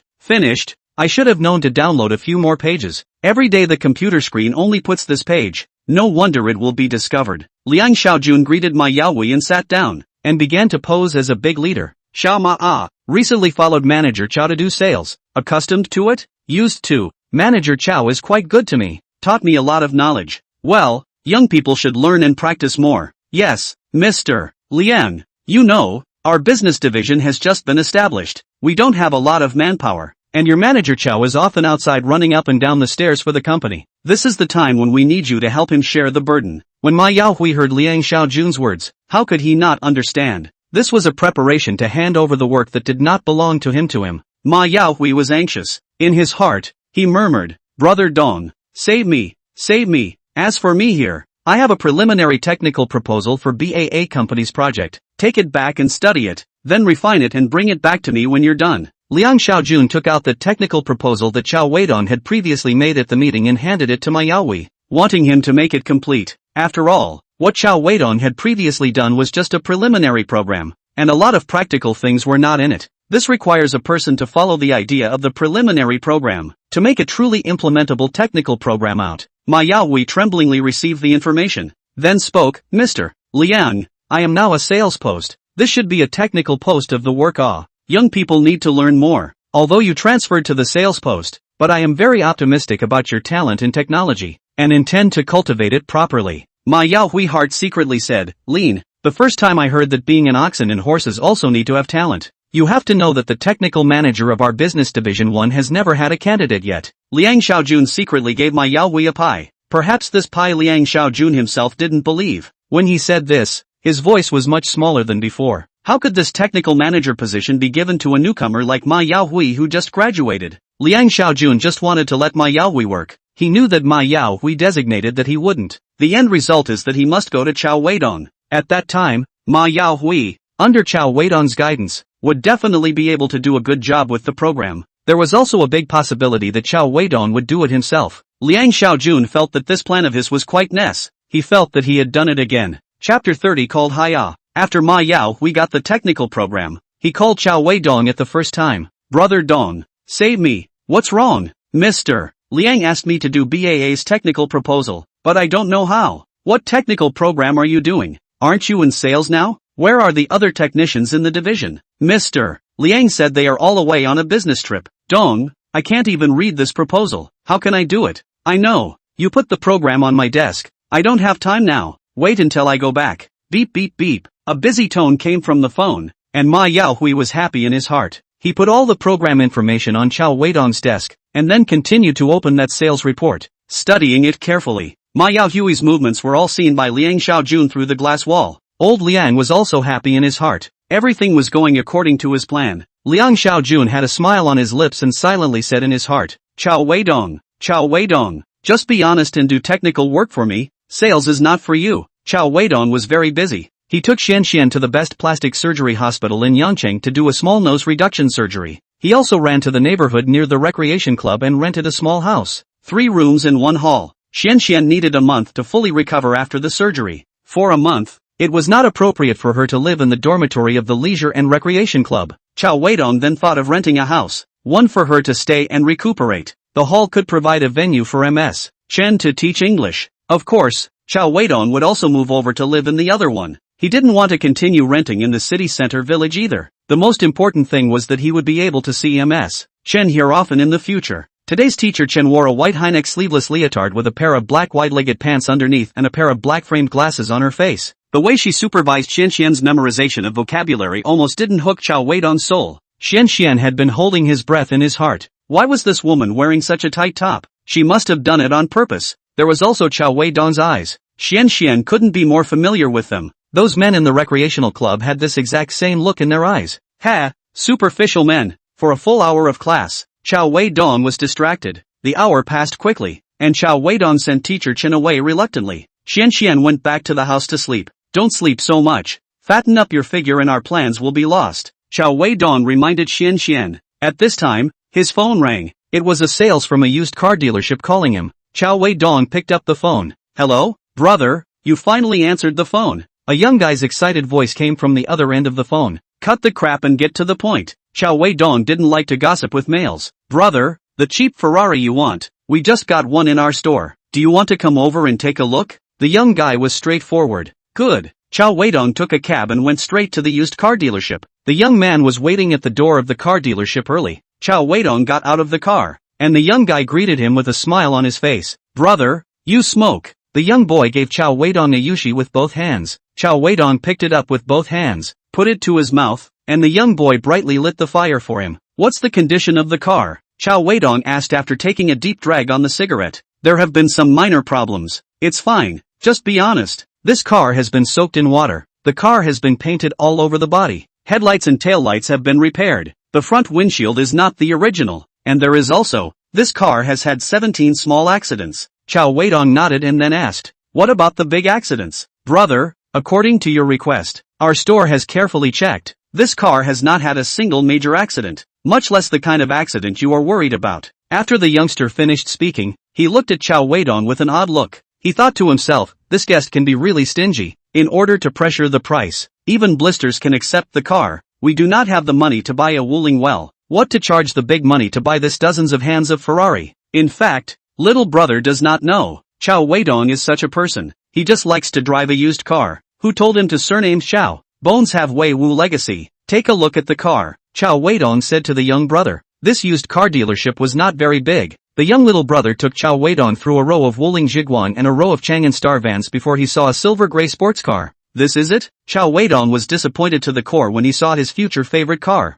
This treadmill was even more broken than the row of Wuling Zhiguan behind him. Your paint job isn't original, is it? Cao Weidong asked the youngster as he touched the bodywork. Brother, didn't I say it just now? This car's full body paint has been done. This I know. I mean, the paint you repainted is not the original Ferrari paint, right? Indeed it's not. How expensive that is. It's a car we just sprayed with some paint from those cars back there. Wulings? The youngster smiled and shook his head. Chang'an? The youngster nodded his head. Cao Weidong's face turned a little green. Brother, you also know, we this car dealership mainly do second-hand van. You this kind of luxury car, we cannot do a few a year. With the original paint is really too expensive, so settle for the next best thing. The young little brother smiled and explained. So you can spray van paint on a Ferrari? You guys wouldn't change the engine inside into a Wuling engine too, right? Cao Weidong asked worriedly. That's not so much. The engine is still original, just soaked, overhauled. The sound is slightly so big, do not believe.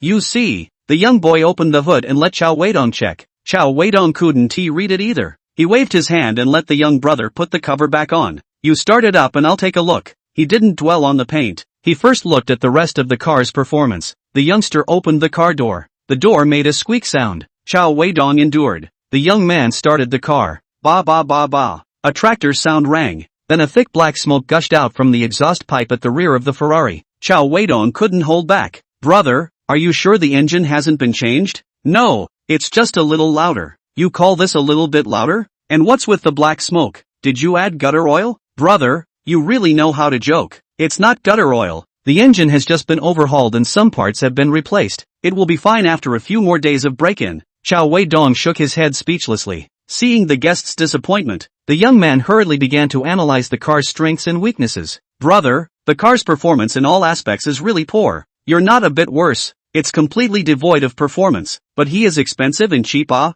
Think about it. This car our store only sells 80,000 yuan. 80,000 yuan Ferrari. You still want what bike? $80,000? You guys are robbing money. 80,000 I can buy 2 new Wuling. Cootie. Only to buy this broken tractor of yours. Cao Weidong jumped up as soon as he heard the outrageous price. The youngster was speechless. He said silently in his heart, it's you who have to buy a Ferrari to pretend to be a pussy. And then you don't have money and have to buy a cheap one. So it's not just this kind of goods. If you don't have money, don't pretend to be a bully. Seeing that the youngster's attitude was a bit cold, Cao Weidong said after thinking about it, 7 million? Deal. The young brother immediately agreed. Cao Weidong regretted it. Meow. Called Hiya. Chapter 31 a little too formal. Cao Weidong's dream car is actually a Cadillac. Whichever one will do. That was the luxury brand that came with the clubhouse navigation gene. However, who told Hu Jing that had to ride in a Ferrari? Cao Weidong could only come hard for a used car.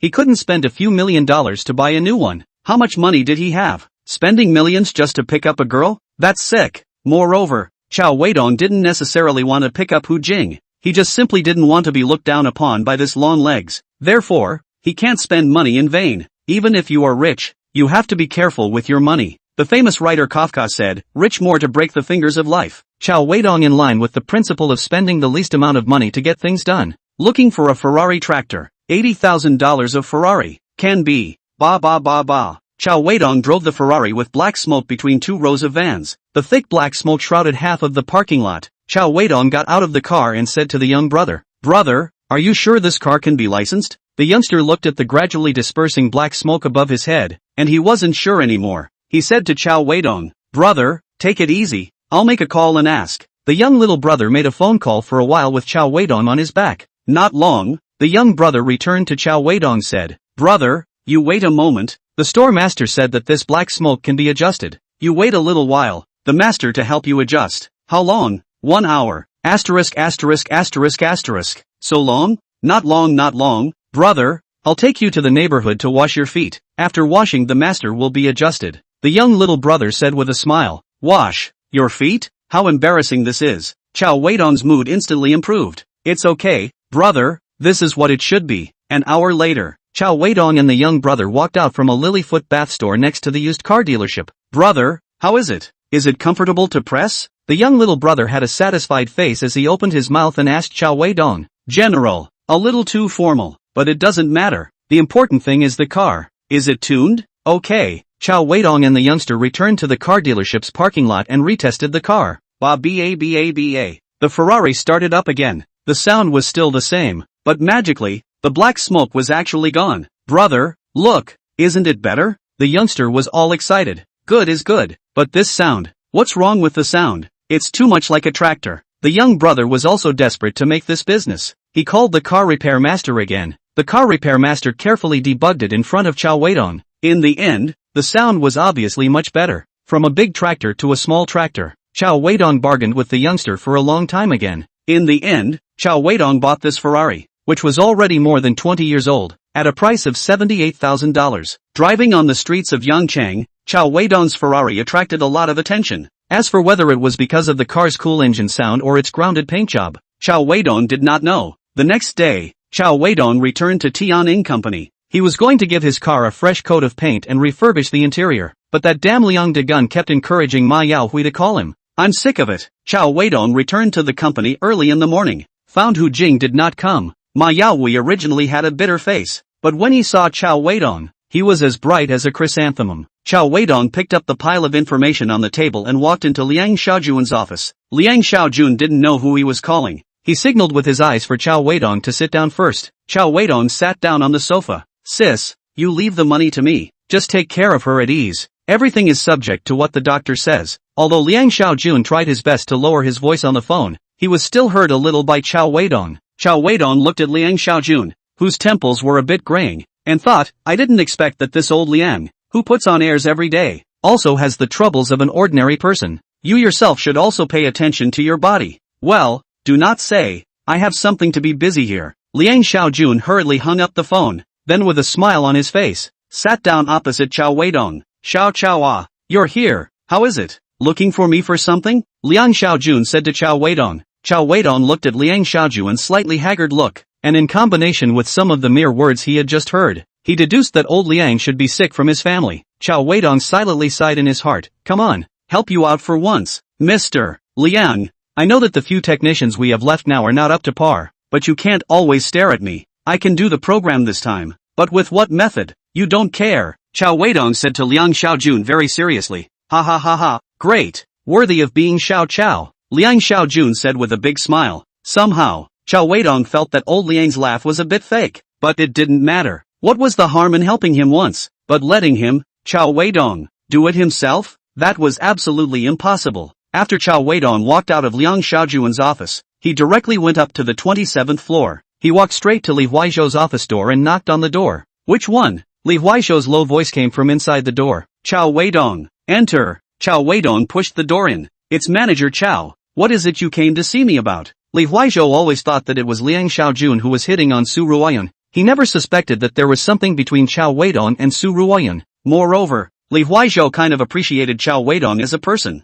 If he can bring down Liang Degun in the future, Cao Weidong can still be used for him. Therefore, his attitude towards Cao Weidong was quite polite. Mr. Li, I want to ask you for a favor. Oh, tell me. I want Zhao Guowei to help with the BAA company's program. Cao Weidong was straightforward. Li Huaizhou stared at Cao Weidong suspiciously for a while, then said, Isn't this BAA company case one of your career departments? Why do you need our help with the program? All the experienced technicians of our business department have come to you, Mr. Li, and no one can do this proposal now. No way. Isn't Manager Cao a skilled talent? Could it be that after becoming a sales manager, he can't put himself down to do the technician's job? Li Huaizhou had a smile on the corner of his mouth and made a small sarcastic remark. Cao Weidong ignored him and instead continued to speak. Mr. Li, you should know the relationship between BAA company and me. No, they still have some projects next. they are ready to find us. Tianying, to continue cooperation, our business department has limited manpower. We can't take too many.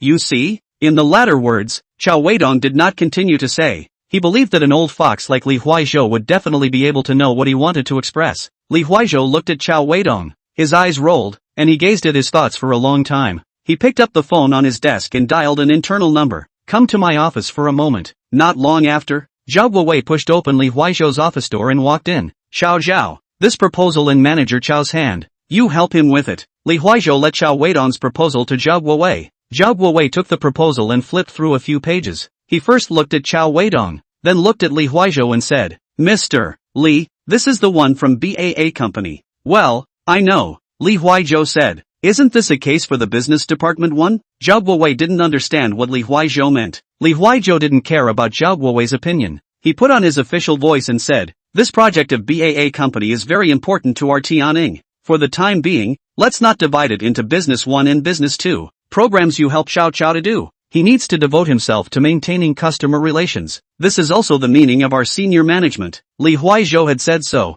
How could Zhao Guowei dare to say anything else? He looked deeply at Cao Weidong, picked up the information and walked out of Li Huaizhou's office. Li Huaizhou's cell phone vibrated. Cao Weidong rested his gaze on Li Huaizhou's cell phone and spoke. Mr. Li, then, I'll leave first. Li Huaizhou waved his hand. Cao Weidong exited his office. Chapter 32 Pink Ferrari. Li Huaizhou picked up his cell phone and scratched the screen to see a message from Kai Si. On Liang Xiaojuan's side, there seems to be something going on at home recently. Should we take the opportunity to grab that big client he just negotiated? Li Huaizhou sent him back. No need. Our project in the capital is more important. Don't mess with him. Also, help me keep an eye on Cao Weidong recently. I think this kid is not simple. Li Huaizhou followed up by sending an additional message over. Cao Weidong? Okay, I'll keep an eye out. Kai Si replied back in seconds. In the middle of October, it was the annual Mid-Autumn Festival. Cao Weidong planned to prepare mooncakes for his clients. He drove his pink Ferrari, which had changed its color, to the science building. Hu Jing had been waiting in the parking lot for a long time. When she saw Cao Weidong park the flirty pink car in front of him,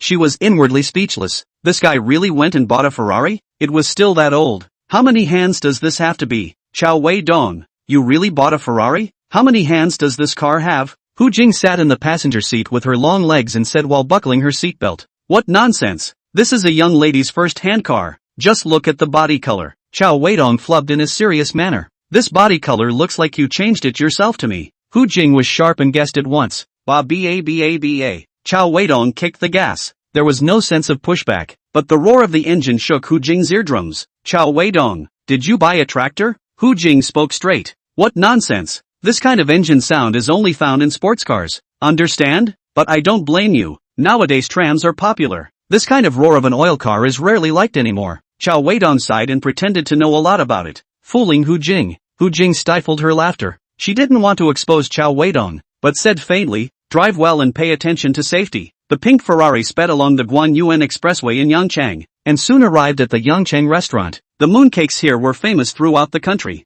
Cao Weidong brought Hu Jing here because she knew the manager here. When the two of them arrived, they were arranged to go to the warehouse directly. Ms. Hu, as per your request, we have selected these models with the most exquisite packaging this year. See which one you like. On the shelves at the front of the warehouse, a dozen or so mooncake boxes with exquisite packaging were placed. Hu Jing's eyes moved back and forth among these mooncake boxes with a serious and focused look. Cao Weidong scrutinized the mooncake's ingredient description. Taste it? Cao Weidong looked at the manager and asked. Feel free. The manager knew that Cao Weidong had come in a Ferrari and spoke politely. Cao Weidong picked up a small lotus seed paste mooncake and directly threw the whole thing into his mouth. Sweet and smooth. The flavor was very good. Hu Jing's eyes stopped on one of the boxes. The box was elegantly packaged, with a bright moon and a few branches of osmanthus flowers painted on a light blue background, and the image of Chang'e holding the jade rabbit was printed in the bright moon. She picked up the box and opened it. The mooncake inside was small and delicate, with a golden and attractive color. Don't eat it, come over and see how this one is? Hu Jing said to Cao Weidong. Cao Weidong walked over and picked a piece of 5 kernel from the box and tasted it. This 5 kernel and the one over there both taste the same. I can't taste who's better or worse. Cao Weidong muttered. Nonsense, it's for you to pick the appearance, not to test the flavor. Foodie. Hu Jing blanked Cao Weidong. Cao Weidong, ha ha ha, I think this is the one. Mr. Lin should like it, Hu Jing said as she picked up the box that Cao Weidong had just tried. All at the beck and call of Big Mistress Hu. Cao Weidong continued to stuff his mouth. If he didn't listen, Cao Weidong wasn't good at giving gifts. Hu Jing booked 24 boxes with the manager. She knew that BAA's personnel related to this project was more than 20 people. However, Cao Weidong asked for 60 boxes. If you want to give them all away, it's not much more, Cao Weidong said. There were more than 40 people in total in BAA's South China branch. For the extra boxes, Cao Weidong said he used them to send to his friends. Hu Jing didn't refute it. She was just curious as to who else Cao Weidong was planning to give it to other than BAA, his only client. Only, Cao Weidong had no intention of telling her at all. By the time the two of them dragged the mooncakes back to Tianning Company, it was already time for them to leave work. Hu Jing refused Cao Weidong's request to drive her home in his pink Ferrari. Didn't you say that you're not picky? Any color Ferrari is acceptable, Cao Weidong asked. Some other time. My ears hurt today. Hu Jing fled. Cao Weidong had no choice but to forcefully pull Ma Yaohui into the car, taking him to experience how jammed Yangcheng was during the evening rush hour. The next day, Cao Weidong, Ma Yaohui, and Hu Jing rechecked and packed the 40 or so boxes of mooncakes, then moved them to the underground garage. Just out of the elevator door, Hu Jing said to Cao Weidong, I'm not taking your car today. Why? It won't fit. We are 3 people. Hu Jing looked at Ma Yaohui and said, he could have not gone, or let him take a taxi. Cao Weidong also glanced at the redundant Xiao Ma. Yes. Ma Yaohui didn't want to go either. He still had statements to make. Take my car. Hu Jing didn't want to explain and said in an undoubted tone. She then walked towards the parking area. She had had enough of that damn blah blah blah sound yesterday. She didn't want to hear it again today, so she drove to work on purpose. Not long after, a Range Rover drove from the parking area to Cao Weidong and Ma Yaohui. What are you waiting for? Moving things ah? Hu Jing got down from the driver's seat and said to the 2 men who froze on the spot. No, big beautiful Hu. Is this car yours? Cao Weidong asked incredulously. This Land Rover in front of him was at least $1 million or more. Just by relying on the meager salary and sales commission of Tianning Company, it could not be afforded in 10 years of work. This girl, Hu Jing, is so rich? She's not an invisible rich second generation, is she? To experience life in Tianning? No way. No way. Is the plot so bloodthirsty? Or is this car also a soaked used car? Same as your own pink Ferrari? But it doesn't sound like it. The car is still idling, but the sound of the engine is awfully quiet. There was no damn blah, blah, blah sound at all. My ex-boyfriend gave it to me, Hu Jing responded casually. Cao Weidong couldn't tell whether it was true or not, but with $1 million luxury car, how rich did Hu Jing's ex-boyfriend have to be? Ex-boyfriend? Does he still lack a boyfriend? Cao Weidong opened his mouth to ask. What do you mean? He's a guy. Hu Jing was confused. Yeah, does he still lack a boyfriend? Cao Weidong was serious. You're nuts. Hu Jing greeted Ma Yaohui as she carried the mooncakes to the car. She didn't want to bother with this pervert Cao Weidong. The sound insulation of the Land Rover was very good, and on Science Avenue, Hu Jing had driven up to 80 yards. Cao Weidong could barely hear the engine either. Not like his pink Ferrari. Blah blah blah. Hey, saying more is tears. Cao Weidong's trio quickly arrived downstairs at the BAA company. After parking the car, the 3 of them carried the mooncakes and went up the elevator. Cao Weidong was full of expectations. He is going to see the best again. Chapter 33, Grandpa. Vice President Lin was still in her standard professional set of dresses. The figure was still as good as ever. She was still smiling when she saw Cao Weidong. Manager Cao, long time no see. VP Lin, don't call me Manager Cao. It looks rusty. Call me by my English name. Hansen. Sure, Mr. Hansen. I'm Alice. Lin Evening Ching extended his right hand to Cao Weidong. Cao Weidong shook the slippery little hands he had longed for again. However, he didn't quite dare to be indulgent and didn't shake it for too long before letting go. Mr. Hansen, I still have a meeting. Why don't you take a seat first? We'll talk later? Alice said apologetically. It's fine.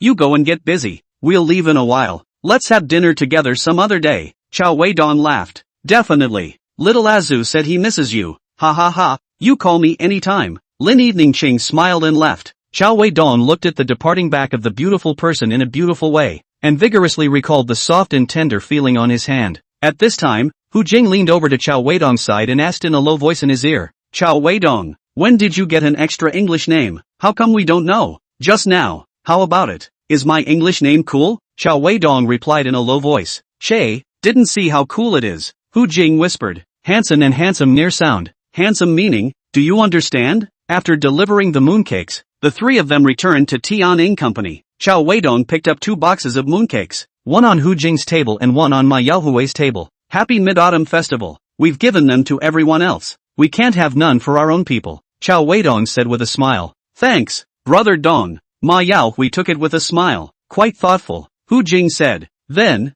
Cao Weidong picked up 4 more boxes and handed them to Ma Yaohui. 3 boxes are for their technology, and 1 box is for Mr. Liang. He's back. Give it to him for me. Roger that. Brother Dong, where are you going? I'm starting my vacation tomorrow. Brother Dong, Mid-Autumn Festival is 3 days away? I'm taking an early vacation. After saying that, Cao Weidong carried the remaining mooncake gift boxes and left. In the underground garage, Cao Weidong drove his pink Ferrari. Not long after, he arrived at a courier station near the science building. XXX village, XXX town, XXX district, XXX city, XXX province. Su Ruoyun receiving. Cao Weidong sent a box of mooncakes to Su Ruoyun on the grassland. Back in the rental room, Xian and Mr. Chen, Cao Weidong also left a box each. He then drove the pink Ferrari onto the highway. He was going back to Zhizhou. Cao Weidong's parents passed away when he was very young. He grew up with his grandfather. His grandfather usually only made some hair cakes, rice cakes and other snacks to sell at retail stalls, which was barely enough for the grandparents to live. Cao Weidong's grandfather's skills were good, and every time the Mid-Autumn Festival approached, he would be called to help make mooncakes. Grandpa was also paid in boxes of mooncakes. After leaving 1 box for his grandchildren, he would give away the extra boxes. Cao Weidong asked his grandfather why he gave away the same grandmothers and aunts every year. Grandpa told Cao Weidong that he was the reincarnation of Porky Pig in the sky, and that Porky Pig would miss China in the sky every Mid-Autumn Festival, and that those grandmothers and great-aunts were the China of Grandpa's youth. Cao Weidong's grandfather also died during the Mid-Autumn Festival, and at that time Cao Weidong was still unmarried. He remembered that before he left, his grandfather told him with a smile that he was going to find China in the sky. On the day of his burial, those grandmothers and aunts who received mooncakes from him every year, cried their eyes out in front of his grave. Every year on the Mid-Autumn Festival, no matter how busy he is, Cao Weidong has to go back to Zhizhou, offer incense to his grandfather, and set out a box of mooncakes. Mid-Autumn Festival is the most important festival in Cao Weidong's life. The most important festival, Yancheng to Zhizhou County. The whole journey is more than 600 kilometers. Cao Weidong drove for almost 8 hours. It was only when he was almost in the county that Cao Weidong started to regret it. He actually forgot to send out the advertisement for the hitchhiker. Pulling on a sexy young woman who had returned to her hometown to travel with her would have been excellent. At the Left Bank Coffee next to the Zhizhou International Hotel, the waitress Sydney was annoyed these days. The little yellow hair that used to harass her has come back to annoy her. Every day she got off work, yellow hair would ride a Ghostfire motorcycle, stopping her on her way home and asking her to get on the car to go for a ride. On this day, Sydney deliberately stayed in the cafe for more than an hour before leaving in order to avoid yellow hair's harassment. But yellow hair was persistent. Even though Sydney got off work an hour late, on her way back, she was still stopped by yellow hair, who was wearing slippers and riding a Ghostfire. Yellow hair also brought 2 companions. Go! Yellow hair didn't say where he was going or what he was doing, and directly asked Sydney to get on the car. Sydney ignored him, trying to get around yellow hair.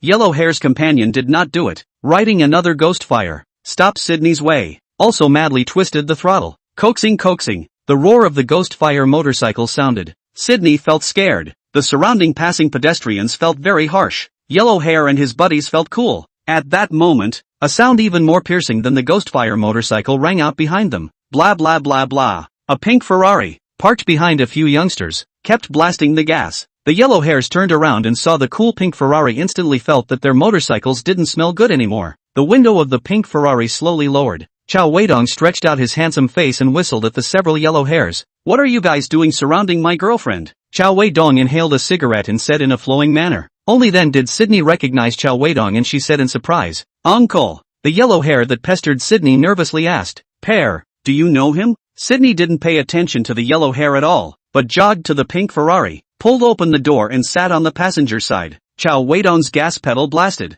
Ba ba ba ba. The pink Ferrari whizzed past the 3 little yellow hairs. Cao Weidong didn't care if Sydney was willing or not. Directly on the Zhizhou County's ring road, flew up. He wanted to take this girl for a ride. Sydney on the passenger seat, heart happy. Uncle really rich. Uncle really remembered her. How could such an uncle get divorced? Uncle, that aspect may really not work, but she does not mind. The pink Ferrari drove into the parking lot of the Zhizhou International Hotel after showing off a lap on Zhizhou's ring road and several main roads. Cao Weidong pulled Sydney, got on the elevator, and went straight to the top floor restaurant. I'm starving. After driving all day, you have to have a good meal with me. In the elevator, Cao Weidong said to Sydney, Uncle, Thank you just now. Sydney thanked Cao Weidong for appearing in time just now and relieving herself. Cao Weidong shamelessly directly wrapped his arm around Sydney's fragrant shoulder and said, "Then in a while, you'll have to feed me a few more shrimps." Sydney actually did not resist. Cao Weidong's heart was happy. His salty piggy hand was about to take a step closer when the elevator door opened.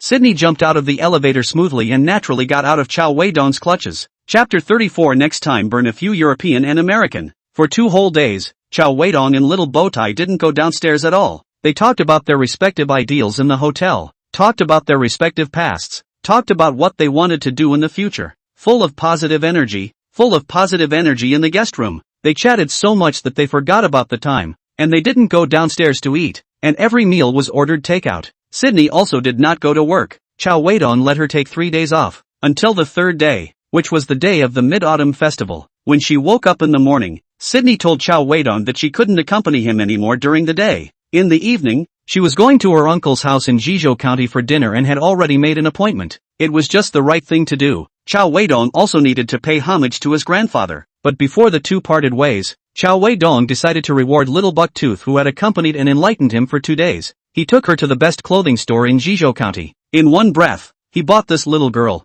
more than 20 sets of new clothes. He also took her to the cell phone store and bought him a newly released fruit cell phone, as well as a fruit watch. Also went to the jewelry store. Earrings, necklaces, all kinds of jewelry are arranged for the little girl. Sydney was very happy. She told Cao Weidong that after dinner with her uncle, she would come back to him. Cao Weidong drove her to her uncle's house. After that, Cao Weidong went to the street to buy some items for worship. He also purposely went to a print store and printed a few hundred pictures of beautiful women. After that, he drove to the cemetery in Zhizhou County. Cao Weidong drove lightly and quickly arrived at the place. It was just strange that there was actually a grandmother dressed as a noblewoman standing in front of Grandpa's grave at this moment. All kinds of fruits as well as tributes were placed in front of the tombstone. The noblewoman was accompanied by a middle-aged man. This middle-aged man slightly bowed his body and stood respectfully behind the noblewoman's side. From the man's attitude and demeanor, Cao Weidong could tell that this man should be the driver of the noblewoman's entourage. Cao Weidong, carrying a large bag,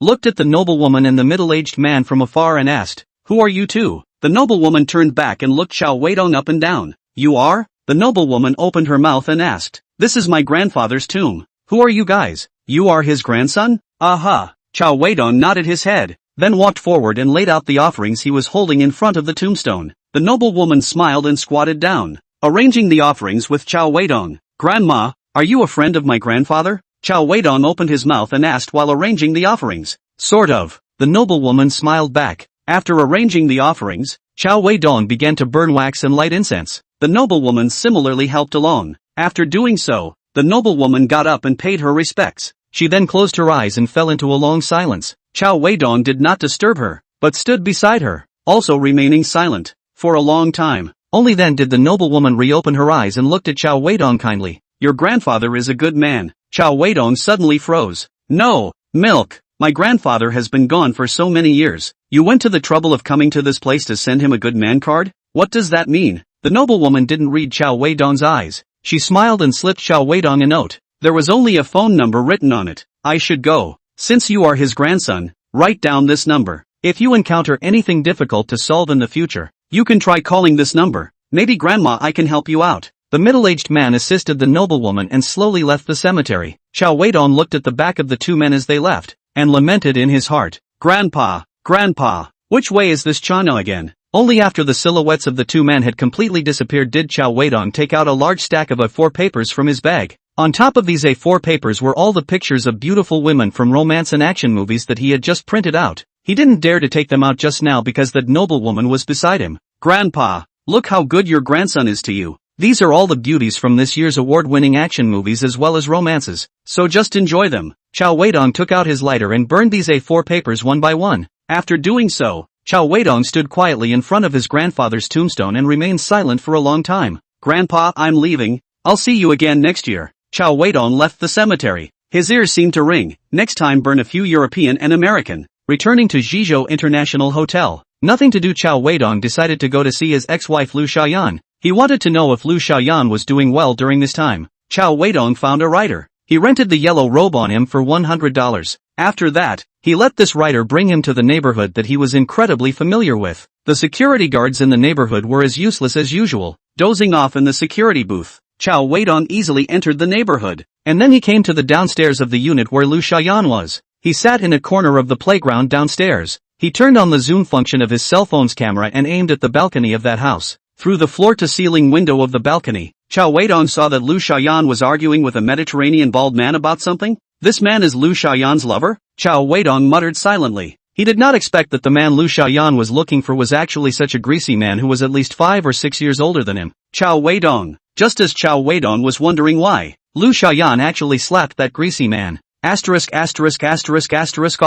Cao Weidong stared intently at the cell phone screen. He wanted to see what would happen next. Sure enough, he was not disappointed. That balding greasy man quickly returned Lu Xiaoyan's slap. Lu Xiaoyan was not willing to show weakness and rushed forward to wrestle with the bald man. Cao Weidong secretly turned on his cell phone's video function. Both Lu Xiaoyan and the bald man's physical strength was poor. After less than 3 minutes of fighting, they separated. At this time, an Amma walked by Cao Weidong's side. He said to Cao Weidong, "You young man, don't go to deliver takeaways. What are you filming here, Auntie? I'm doing a live broadcast of a takeaway delivery." Cao Weidong lied and then turned his phone off. It couldn't be seen by this big mom. Seeing this, the big mom whispered, "Young people nowadays they just live. Live. Bye." Cao Weidong waved his hand to the big mom and then left the neighborhood with a pleasant mood. Seeing that Lu Xiaoyan was not doing too well, Cao Weidong was relieved. After he returned the yellow robe to the writer, he sent a message to Little Bucktooth. "Do you want me to pick you up?" "No need. I'll come over myself after dinner later." "What? Want me now?" "Well, I also want to discuss with you the two of us future career development plan." "Well, you're a good girl who knows how to get ahead." After replying to the message, Cao Weidong walked into a Dashenlin pharmacy in front of him. Chapter 35, You're even more pretentious than Liang de Cannon. The 15th moon is 16 full. Cao Weidong ended his mid-autumn vacation and was about to return to Yangcheng to work. He wanted little Sydney to quit her job and go to Yangcheng with him. "I'll support you," Cao Weidong promised. "No, I like Jizhou. I don't want to go out." Although Sydney was sad to leave Uncle Cao, she was even more reluctant to leave her hometown. "Don't call me uncle from now on. I'm only 7 years older than you." Uncle, all call me Vane," Cao Weidong said. "Humph, bad uncle." Sydney didn't know whether she was angry because of Cao Weidong's oily tongue or frustrated because the two of them were going to be separated. Sydney turned around and ran away crying. "Ugh," Uncle sighed softly. "Little Bucktooth, when Uncle has picked up enough of the 26 female co-workers in Yangcheng, he'll go back to Jizhou and grow old with you." Cao Weidong muttered to himself at the faraway charming back. The pink Ferrari sped along the highway to Yangcheng. It took away Little Bucktooth's thoughts of Uncle, and a small box of unused pills. Yangcheng, Tianying Automation Company. Cao Weidong came to the company at 10:30 in the morning as usual. Zhao Guowei, the technical manager of the second division of the business, had already waited for Cao Weidong for a full 2 hours. Looking at Cao Weidong, who was already 2 hours late, he leisurely wandered into the office. Zhao Guowei's heart is angry. "We stay in the same company? You Cao Weidong in the end is Liang Xiaojuan's brother-in-law? Or Zhu Congjuan's illegitimate son? Yo, isn't this our big manager Zhao? What wind blew you to us?" When Cao Weidong saw Zhao Guowei, he greeted him in a flowing manner. Zhao Guowei handed Cao Weidong a USB flash drive as well as a bunch of paper materials. "Weidong, I've already made the proposal you wanted." Cao Weidong took the materials and the USB flash drive. "Thanks ha, I'll treat you to dinner some other day." "Dinner is not necessary, our Mr. Li asked. "What did you promise him?" Zhao Guowei was not in the mood to eat with this guy in front of him. Cao Weidong played dumb. "Things? What things did I promise your general manager Li?" Zhao Guowei a burst of speechless. The bottom of the heart cursing. "Li, you see,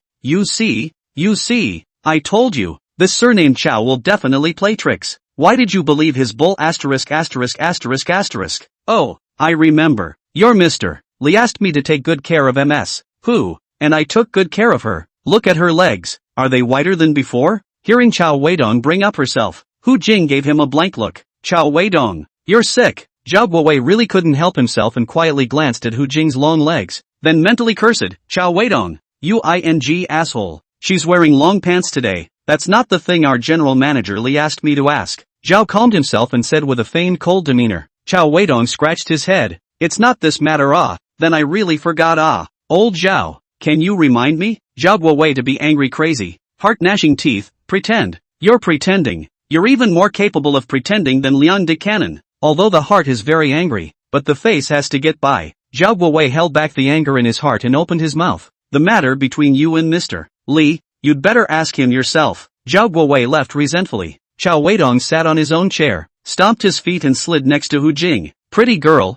just now old Zhao peeked at your long legs a total of 8 times. Scram! Roger that. Cao Weidong retreated back to his position, then dumped the materials that Zhao Guowei had taken down as well as the USB flash drive together to my Yaoi. Give it to old Lian when he comes. Roger, brother Dong. At this time, Cao Weidong's phone rang. It was Li Huizhou calling him. Hello, Mr. Li, Manager Cao. Come up here for a moment? Let's have a chat. Li Huizhou's tone could not be heard with joy. Cao Weidong hung up the phone and went out to go upstairs. In Li Huizhou's office, Cao Weidong sat across from Li Huizhou with great generosity. Manager Cao, I heard Xiao Zhao say that he has already helped you get the BAA company's proposal done? Li Huizhou was an old fox after all, and did not directly point it out. Done. Old Zhao is as steady as ever. The program is extremely well done. Cao Weidong praised it profusely. In fact, he hadn't even glanced at that program of Zhao Guowei's. When Li Huizhou saw that Cao Weidong was evasive, he sneered in his heart. If you don't want to say it, then I'll say it. Li Huizhou reminded.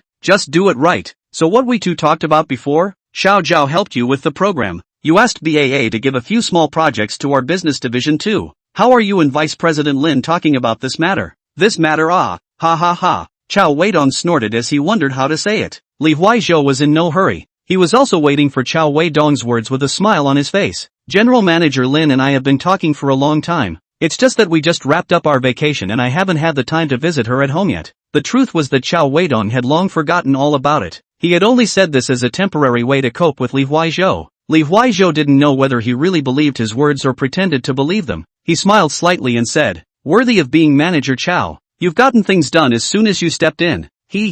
Where? Cao Weidong was a little embarrassed by the praise. Li Huizhou added, actually, it's not that I'm in a hurry. It's that our business division was just established, and we also want to take a few new projects to perform in front of Mr. Zhu. We're not like your department, which had a BAA project to hold up the stage at the beginning. Don't worry, Mr. Li, this matter, Xiao Chao will get it done for you in the next 2 days, Cao Weidong assured. Then I'll work hard for Manager Cao. Cao Weidong walked out of Li Huizhou's office. As he went downstairs, he thought, it's not possible to not agree to Li Huizhou. Just now that guy spoke politely. Instead, he didn't know how to play tricks on him. When he returned to the 26th floor, Cao Weidong called Lin Eveningching. Hi, Hansen, came Lin Eveningching's sweet voice from the other end of the phone. Cao Weidong sighed in his heart. The voice of a mature woman is just seductive. Alice, long time no see. How was the Mid-Autumn Festival? Very good. Little Azu and I went to the prairie to spend the Mid-Autumn Festival. Awesome. Cao Weidong didn't need to ask to know that Lin Eveningching had gone to spend the Mid-Autumn Festival at Miss Azu's place. Hansen, what about you? Where did you spend the Mid-Autumn Festival? Lin Eveningching asked again.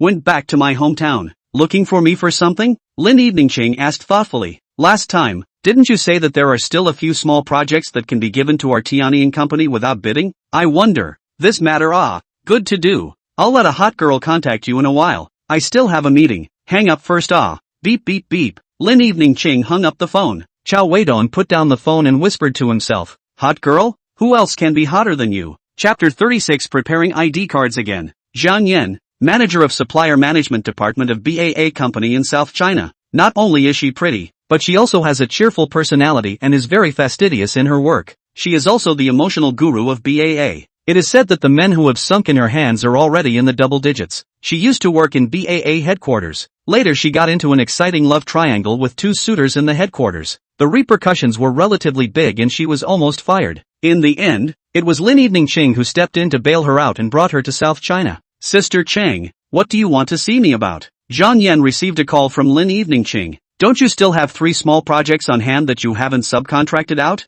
In a while, you should contact manager Cao Weidong of the Tianying Company and have a good talk with him. Tianying Company? Cao Weidong? Zhang Yan frowned. Oh, I remember. The manager Cao who came to deliver the mooncakes last time?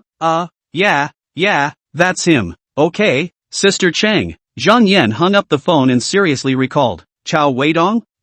Seems pretty handsome. Zhang Yan dialed Cao Weidong according to the number Lin Eveningching sent over. Hello, which one are you? It's Manager Cao, isn't it? I'm Zhang Yan from BAA Company. Did General Manager Lin ask you to contact me? Yes. Yancheng Mincheng Squares No. 69 Fishing Boat Seafood Restaurant. Cao Weidong met Zhang Yan. She was really hot. She wore a black low-cut halter dress that deeply attracted Cao Weidong. Manager Cao is quite handsome. Zhang Yan, who was sitting opposite Cao Weidong, smiled and complimented Cao Weidong as soon as she came up. She did not care about Cao Weidong's eyes at all. She came out dressed like this just for men to see. If Cao Weidong did not stare, it would only prove that today's outfit was a failure. You're hot too, Cao Weidong complimented. Cluck cluck cluck. Zhang Yan burst into a giggling mess. Cao Weidong's blood boiled. Let's talk about business. Cao Weidong fixed his mind and said, General Manager Lin asked me to subcontract 3 small projects to your Tianying company. Tomorrow you will come to our BAA company to negotiate. Send people from both sides to visit a few more times, and then you can sign the contract. Although it was explained by General Manager Lin,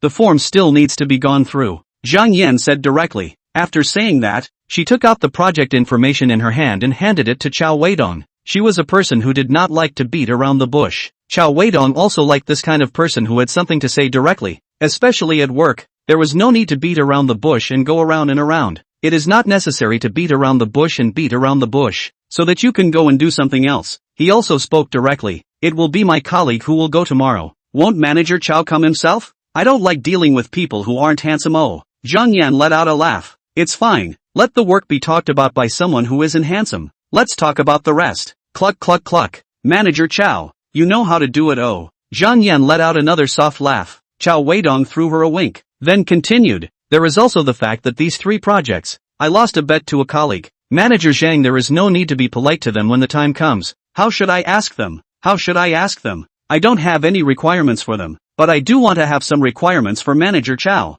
Zhang Yan said with a raised eyebrow. Ha ha ha, this is good to say, good to say. The dinner between the two of them, Cao Weidong and Zhang Yan, ended happily with some paragraphs. Cao Weidong did not drive his car over. The Ferrari was taken to be repaired. The one who looked for it was still the young guy who had sold him the car before. Cao Weidong had discussed with him to spend some money to fix the car a little. At least you can't hear that blah blah blah tractor sound anymore. Zhang Yan came in a Mercedes C260. She wanted to send Cao Weidong home. Cao Weidong politely refused, insisted on his own taxi, and he did not ask the hot girl to go to a room. After all, it was the first time they met. The next day at work, Cao Weidong took the stack of information given by Zhang Yan and went straight up to the 27th floor. He pushed open the door of Li Huaizhou's office, handed over the materials and said, Mr. Li, what I promised you has been done. The materials of the project are here. There is the contact information of the person in charge on it. Her name is Zhang Yan. You can just send someone to contact her directly. Li Huaizhou was all smiles. He took the materials and complimented Cao Weidong Dao.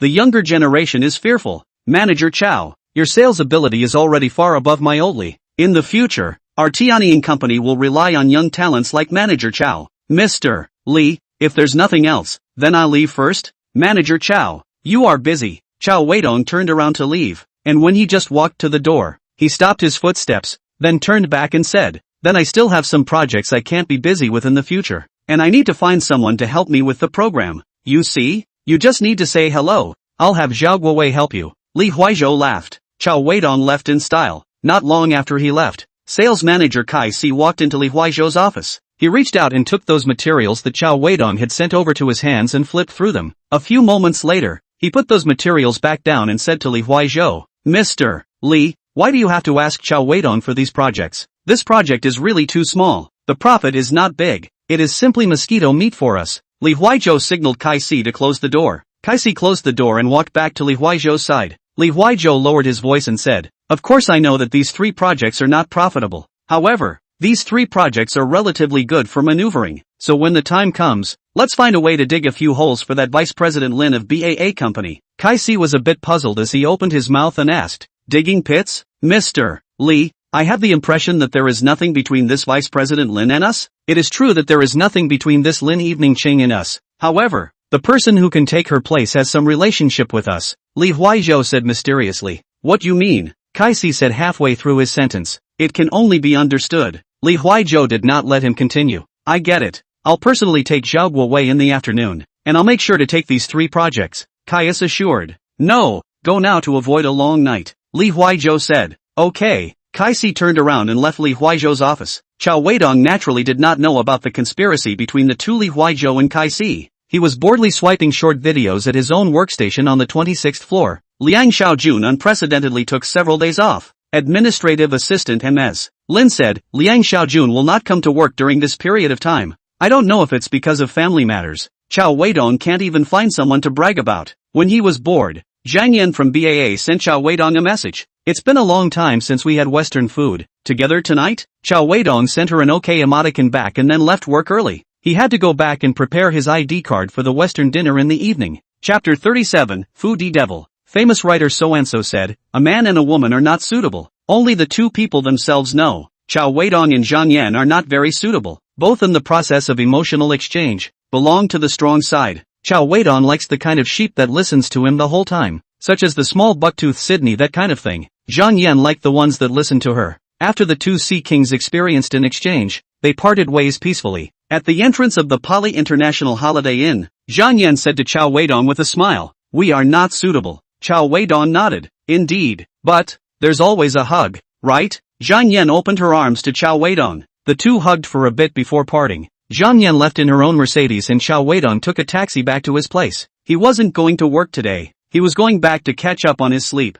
Before he reached home, he received a call from Hu Jing. Cao Weidong, where the hell have you been? Why don't you come to work? Cao Weidong was a bit puzzled. Usually he went to work or not. Hu Jing, this girl does not care at all. Today is to eat the wrong medicine? Could it be that she knows she just broke up with Zhang Yan and is in a gap? She wants to take over? Cao Weidong frantically brainstormed. Speak. Hu Jing on the other end of the phone waited for half a day without hearing Cao Weidong's voice. So she urged. Hu beauty. I went to the bar last night to drink, drank too much, and was picked up by a hot girl. Oh, I'm so scared now. I don't know what to do. Cao Weidong blindly talked a whole lot. You less bull asterisk. Quickly go back to the company to see. Liang Xiaojun had an accident. Hu Jing's tone was serious, not like she was joking. Old Liang? Something happened? What could happen to him? Go back to the company and see for yourself. Hu Jing hung up the phone after saying that. Liang Cannon, you won't let me live a single day of peace, Cao Weidong whispered to himself. Afterward, he called a drop and prepared to return to the company. Tianying Automation Company. When Cao Weidong arrived at the company, the three technicians from the business division 1, Lu Xiaojun, Guan Hong as well as Zhang Yong, plus one Ma Yaohui, were all gathered around Hu Jing's side, discussing something in a low voice. They also looked at Liang Xiaojun's office from time to time. Worker Cao, you're here. Zhang Yong was the first to greet Cao Weidong when he saw him arrive. You three are back from your business trip? Cao Weidong asked to the three technicians. Well, I came back after the equipment over in Tianshui was adjusted. Lu Xiaojun answered Cao Weidong. Cao Weidong raised his chin in the direction of Liang Xiaojun's office and said, what's going on?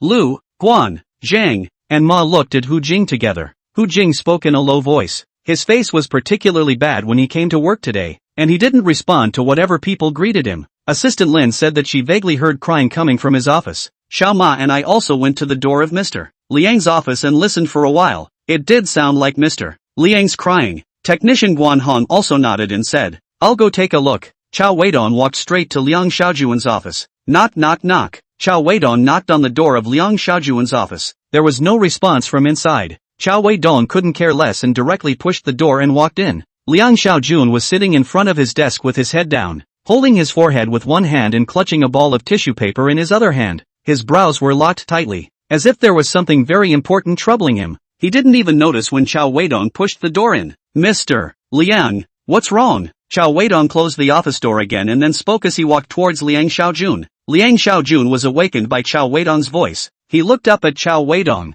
then shook his head again. I'm fine. After holding his breath for a long time, Liang Xiaojun was able to hold out these three words. It's weird to be fine. What to say out? The big guys together to think of a way. Cao Weidong was quick to speak. Said straight. Liang Xiaojun looked at Cao Weidong, his eyes full of helplessness and pain. Weidong, you do not know. My mom is seriously ill. Urgently need money for surgery. But this surgery fee, alas. Liang Xiaojun's voice was a little trembling as he sighed deeply. Cao Weidong frowned slightly. His heart was puzzled. This Liang Xiaojun is a company executive, and has been in the management of Tianying for many years. Although the position of vice president has not been working for long, but with his previous income as the manager of the technical department, he can still afford to pay for his mother's medical expenses. Could it be? Liang Xiaojun knew about his winning the lottery? He intentionally cried poor in front of him, so that he can scrape a little bit of oil from him? Cao Weidong crazy brain. But seeing Liang Xiaojun's deep bags under his eyes, as well as his haggard face and agonized expression, Cao Weidong negated his thoughts again. This Liang Xiaojun does not look like he is pretending, but Cao Weidong still asked, Mr. Liang, Your financial situation. It's not that bad, right? Liang Xiaojun bitterly smiled and shook his head, then said, saying it out loud, you may not believe me. My wife secretly gave my savings to her brother to buy a house. Now I don't have a dime's worth of savings on me. I went to her mother's family to ask for money. It doesn't make sense at all. Alas. Asterisk. Isn't this a proper foodie devil? Cao Weidong spat in his heart for a while. This old Liang usually in the company is not powerful coaxing? How come when he comes home, he can't even control his own wife? Right at this moment, Liang Xiaojun's cell phone suddenly rang, and when he took a look at the screen, his face became even more grave. It's my sister calling. Liang Xiaojun said to Cao Weidong and then picked up the phone. Xiaojun, how's mom's surgery fee coming along? Just now the doctor came over to rush again, saying that mom's condition is such that she needs to be operated on as soon as possible and can't be delayed any further. Liang Xiaojun's sister's somewhat anxious voice came from the other end of the phone. Liang Xiaojun took a deep breath and tried to keep his voice calm. Sister, don't be anxious. I'm trying to think of a way. I'll get enough together soon. Okay? I'll ask your brother-in-law to think of a way as well. Sister, you should also take care of your health. Liang Xiaojun comforted his sister and hung up the phone. Cao Weidong frowned and was silent for a moment. How much is the difference? Cao Weidong suddenly opened his mouth and asked. Weidong,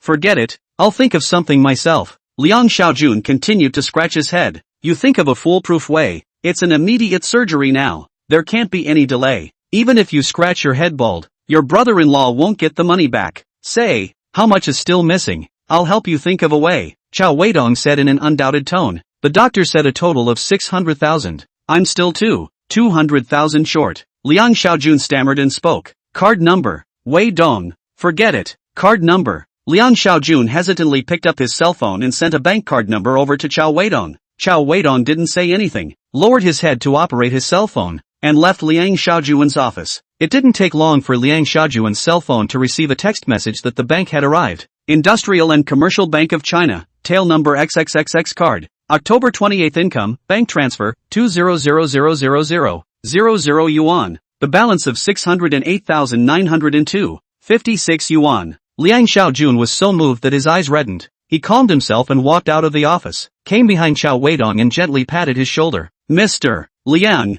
just now, Cao Weidong said that you drank too much last night, and you haven't even sobered up in the morning. Then he hid in the office and reminisced about the white moonlight of his student days, and cried when he thought of the regrets he couldn't make up. He said you cried like a wild boar. Hu Jing beside Cao Weidong said to Liang Xiaojun. The people around them couldn't help but burst into laughter when they heard this. Liang Xiaojun laughed along with them, then pretended to be calm and said, don't listen to his nonsense. He then nodded gratefully to Cao Weidong and hurriedly left the company. Chapter 38. This is the right sound. Hu Jing knew that the words Cao Weidong had just said about Liang Xiaojun were a lie. She leaned over to Cao Weidong's side and asked in a low voice, what exactly happened to Mr. Liang? Cao Weidong stared at Hu Jing's pretty face for a while and spoke. Why do you keep asking him? Can't you care about me? Hu Jing rolled her eyes and looked at Cao Weidong and said, you can eat, drink, and sleep. Why do you care about you? Didn't I tell you on the phone? I drank too much last night at the nightclub and ended up being traumatized by a hot girl picking up her body. Can't you comfort me? Cao Weidong continued to talk nonsense. Cao Weidong, you die aside. Hu Jing returned to her position in exasperation. She swore that she would never speak to Cao Weidong, this rogue plus scoundrel, again, but Cao Weidong wanted to talk to her. He tugged at the corner of Hu Jing's shirt. Hey, don't be angry. I'm just kidding with you. Scram.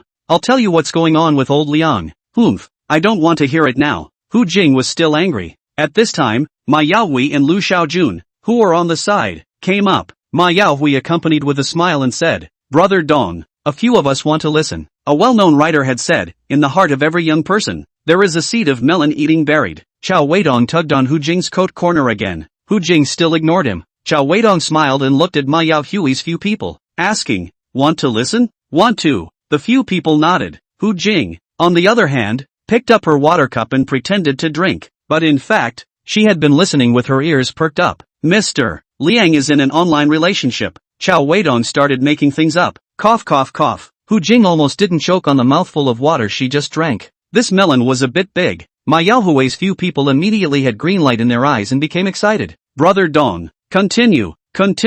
You guys don't know, right? Mr. Liang met a factory girl online. This old guy is immodest and has been in online love with the young girl for a year. 2 days ago, the old Liang dead begging to run to the other little girl's workplace to run now. But guess what happened? Cao Weidong sold a secret. Ma Yaohui. A few people were very anxious, and quickly asked, "What happened, Hu Jing? You squeezed me." Cao Weidong said to Hu Jing, who had already slid her chair and retreated into his arms. "You say it quickly, don't hold back." Hu Jing turned her chair to face Cao Weidong. "It turned out that Mr. Liang met someone, but this person is not some factory girl. She is a security guard in the factory, and it is said that she is older than Mr. Liang, and her head is bald. A whole year. You do not know Mr. Liang and this security uncle for a full year of love." Mr. Liang had the heart to jump into the river at that time. Cao Weidong lowered his voice and continued to talk nonsense. "Ha!" Hu Jing and Ma Yaohui's jaws dropped in shock after hearing this story told by Cao Weidong. This was followed by the unrestrained laughter of several people. Hu Jing was laughing so hard that tears were coming out of her eyes. "Worker Cao, are you telling the truth?" Zhang Yang asked after he finished laughing. At this time, Cao Weidong's phone rang. "Hello?" He waved his hand towards Zhang Yang while following the call and walked out of the company. It was the young guy from the used car dealership who called Cao Weidong. "Brother, your car has been changed. When are you coming to pick it up?" On the other end of the phone, came the fawning voice of the young little brother. "I'm going now." Cao Weidong smiled and glanced at the few people in the office who were still talking about Hu Jing. He whispered to himself, "Mr. Liang, a little lie. You shouldn't mind." Cao Weidong went downstairs to take a taxi and went straight to the used car dealership. At the front door of the car dealership, the young man was waiting for Cao Weidong there early. Cao Weidong just got out of the car. The young man was extremely skillful and took out a yushi and handed it over, then lit the fire. Still behind the familiar row of vans, Cao Weidong saw the pink Ferrari that had already been changed. This time, the used car dealership gave him a full body paint job, and it obviously looked a lot more upscale. The interior of the car was also completely changed. What Cao Weidong was most concerned about was the sound of the engine. The young brother was as shrewd as a monkey, and knew what Cao Weidong was thinking when he looked at his eyes. He picked up the car keys and started the car in front of Cao Weidong. A low engine sound rang out. The youngster also deliberately idled and blasted the gas a few times. Boom boom boom. Right, this sound is what makes people happy. The roar of a sports car, the shouts of a girl. There is nothing more exciting to a man than these two sounds. Cao Weidong's heart is very happy. The youngster also smiled and said to Cao Weidong, "Brother, handsome?" Cao Weidong gave a thumbs up. "Cows, then you settle the bill." The young little brother compensated with a smile and said to Cao Weidong, "You're such a jerk, always mentioning money when someone is about to have an orgasm. What a bummer." "How much?" 180,000. "Brother," the young brother said with a smile. 180,000? You guys are crazy, aren't you? I bought the car for less than 80,000 bucks, and now you're asking me for 180,000 after a couple of random fiddles. Are you guys robbing? Cao Weidong shouted incredulously. The youngster had dealt with Cao Weidong. He knew that Cao Weidong was pretending and wanted to press the price. However, he didn't say anything, still keeping a smile on his face. He explained seriously, "Brother, we used the original paint for this repainting. Just this stuff alone is already very expensive. Not to mention that we also removed the engine and overhauled it once again. The cost of this is also quite a lot. So 180,000 is really not much. You are our regular customer here. How can we possibly screw you?" Cao Weidong and the youngster had a fierce bargaining session. In the end, the two of them talked about the price to 176,000. Only then was Cao Weidong able to drive his pink Ferrari away. The pink Ferrari left the car dealership not long after. The young brother walked out of the door of the car dealership and came to the door of the Lilyfoot bath shop where he had invited Cao Weidong to wash his feet last time. A fat man of more than 200 pounds walked out, and the young brother immediately handed the fat man a yushi. This fat man is not someone else. It is the sales manager of the second department of the business of the Tianying Company, Kai Si. Kai Si took the cigarettes from the young man. The young little brother immediately lit a fire for him. "Something you loaded for him?" Chase asked as he looked in the direction of the departing pink Ferrari and opened his mouth. "It's loaded, boss," the youngster replied with a smile. Caius nodded, then continued to ask, "He shouldn't be able to tell, right?" "Boss, don't worry. Installed in the car recorder. He definitely can't see it. Moreover, the ones we installed are good goods, with accurate positioning, clear recordings, and real-time online sound. If he is driving with a girl in the car, you can hear it clearly at home." The youngster blew a whole lot in order to get paid. "Okay, that's how it's going to be." Caius handed the young little brother a thick craft envelope. The youngster opened the mouth and took a look, and a big smile immediately piled up on his face. Caius thought for a moment and reminded again, "Remember, we've never met before." The youngster nodded his head as hard as a chicken. Caius put on his sunglasses, got into an Audi in front of the footbath store, and then left in the dust. The young little brother waited until the Audi's shadow had completely disappeared from the road.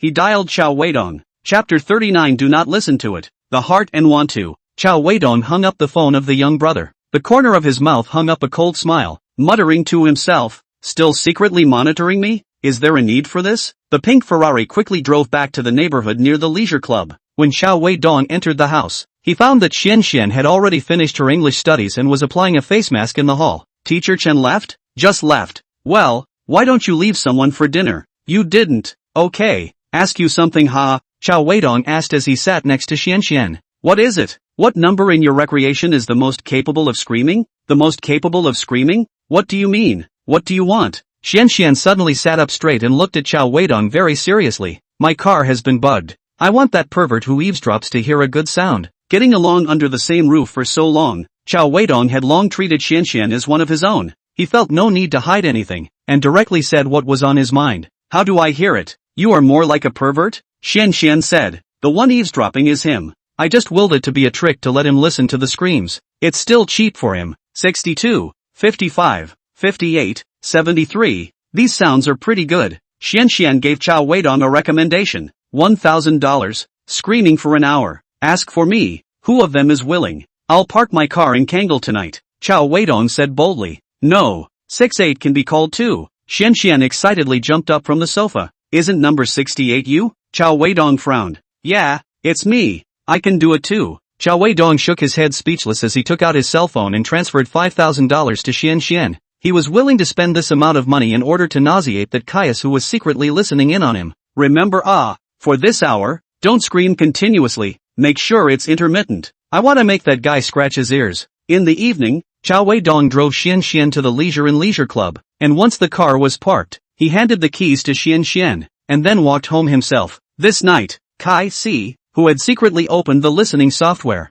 was unable to sleep. Cao Weidong, how many ing wastes have you grown? How many have you gotten in one night? At 3 o'clock in the morning, Kai Si was once again woken up by the shouting in the earphone. Listening is also not listening is also not. Listen to it, and too sleepy. Do not listen to it, the heart and want. And this Cao Weidong business time. Halfway will rest. Just listening to the time. He gave you a pause. Do not know when he started again. Just very angry. In fact, Cao Weidong is now in his own house, huffing and puffing. The next day, early in the morning, Cao Weidong hurriedly got up and ran to the parking lot of the leisure club. When he walked to his pink Ferrari, he saw Xian sleeping in a daze on the passenger side. She also grunted twice in her mouth from time to time. Cao Weidong opened the car door and shook Xian awake before pulling her out of the car. What for? Let me sleep a little longer. Cao Weidong didn't say anything, pulling Xian far enough away before speaking. You go home and sleep. Remember to dress up in the afternoon and go to our company. Is this the start of seducing your boss? I'm not ready yet. By the time you're ready, the yellow flowers will be cold. Our boss is only coming to the company for a few days in the next 2 months, and after that he's going abroad for 2 months. I want you to take care of him before he leaves the country. Cao Weidong whispered. Oh well, I'll go back to sleep now and go to your company in the afternoon. Xian yawned, then turned around to go back to the neighborhood. Cao Weidong called out to her again and said, remember what to dress up as? I know, teacher. Xian waved her hand and walked away without even looking back. Cao Weidong vaguely felt that this stupid girl might not be reliable. However, what can be done? You can't change it now. Besides, you can't find someone more like Xian. Cao Weidong drove his car and returned to Tian'ing Company. He first had a few words with Hu Jing, and then he went up to the 27th floor under the pretext of discussing the program with Zhao Guowei. In fact, he went to sneak a look at Kai Si's dark circles under his eyes. After seeing the fat man's deep bags under his eyes, Cao Weidong was relieved. He hummed a little song and went downstairs. Just as he reached the 26th floor, he met another fatty. This fat man did not have dark circles under his eyes and was the company's boss, Xu Songjun. Hello, Mr. Zhu. Cao Weidong was the first to greet warmly. Ha, it's little Cao. You came down from the 27th floor? Yes, I went to find manager Kai to learn sales skills. Well, young people should learn more. Xu Songjun finished, smiled, then turned around and walked towards the chairman's office. Cao Weidong hurriedly ran to Hu Jing's side and whispered in her ear. Zhang Hu saved the day. Hu big beauty, help out. No time. Hu Jing directly refused. Cao Weidong ignored her and continued. Help me inquire if Mr. Zhu is still at the company this afternoon? I'll buy you a coffee. No drink. Then what do you say I do so you'll help? You tell me. What are you inquiring about this for? My cousin wants to come to our company to play. I'm afraid that Mr. Zhu is there. It's not good for him to see it. Is that true? Absolutely true. If I lie to you, I'll commission for half a year. Cao Weidong placed a vicious curse. Hu Jing stared at Cao Weidong with a skeptical gaze for a while, after which she picked up the landline phone on the desktop and dialed an internal number. Hello, Mr. Zhu, this is Hu Jing. Ha ha, hoo-ah. What is it that you are looking for me? I want to ask you, are you still at the company this afternoon? Yes. Are you looking for me? Well, if you're there, I'll find you when I need you. Okay, anytime. Hu Jing snapped and hung up the phone. Cao Weidong was very close, and he heard all of the conversation between the two. He looked at Hu Jing with surprised eyes. Why are you looking at me like that? Hu Jing was dissatisfied with Cao Weidong's eyes. Are you old Zhu's illegitimate daughter? Or does old Zhu have his eye on you? Cao Weidong began to make a blind guess. If you keep talking nonsense, you shouldn't ask me for things in the future. Hu Jing got angry. Don't be angry. Big beautiful Hu. I'm just kidding. Cao Weidong hurriedly coaxed her. Coffee, Hu Jing said. Alright, for this week, I'll cover it all. Cao Weidong agreed. That's more like it. Learning that Zhu Songjun was still staying at the company in the afternoon, Cao Weidong decided to let Xian come for a bit, creating her first encounter with Zhu Songjun. So Cao Weidong secretly sent a message to Xian. Our boss will be at the company in the afternoon, so dress up properly at noon and come over. After sending this message, Cao Weidong shared the address again. At the noon lunch point, Xian came to Tian Company. Cao Weidong's nose went askew when he saw her dress up. Her lower body was wearing a black narrow skirt with black stockings as well as a pair of black high heels. The upper body was a white tight shirt. She also wore a pair of black framed glasses with no prescription on her face. Why did you come dressed like this? Wasn't it you who told me to dress up as a teacher? Cao Weidong held his forehead with one hand, completely speechless. This was dressed as a teacher from an island movie. Tay Miao. Cao Weidong was furious. Chapter 40. It's not like you've ever spent any money at the leisure. But the other male co-workers in Tian Ying's company had their eyes lit up when they saw Xian. Especially Ma Yao Hui. Normally shy, he directly and cheekily came over after seeing Xian. Brother Dong. He. Cao Weidong looked at Ma Yao Hui, who was starting to show his dog licking colors, and asked, what for? Ma Yao Hui gently pointed to Xian behind Cao Weidong. Who is this beauty? Hey. Lu Xiaojun. Guan Heng as well as Zhang Yong also accompanied and laughed as they came up. Dong, brother Dong. The three of them greeted Cao Weidong together. Previously, these three people had called Cao Weidong Cao Gong, but now they were actually called brother Dong just like Ma Yao Hui. How could a veteran like Cao Weidong not understand what these four young men had in mind? He introduced several people. This is my cousin Xian, a native of Baodao, who just came to Yangqing not long ago. Hello, how are you guys? I'm Xian. Xian used a very whiny voice to greet these few youngsters. Hearing Xian's coquettish voice, Ma Yao Hui's few people's bones were getting crispy. Hello, my name is Ma Yao Hui. Ma Yao Hui was the first to introduce himself. Hello cousin, I'm Lu Xiaojun. Lu Xiaojun introduced himself. Hello, beautiful, I'm Guan Heng. I have a great aunt who lives in Taipei right now. Guan Heng took out his great aunt to get close. Really? Taipei, I go there often. Yeah, I live in Hualien now. Xian was attracted by Guan Heng's burly figure and gave more information about herself.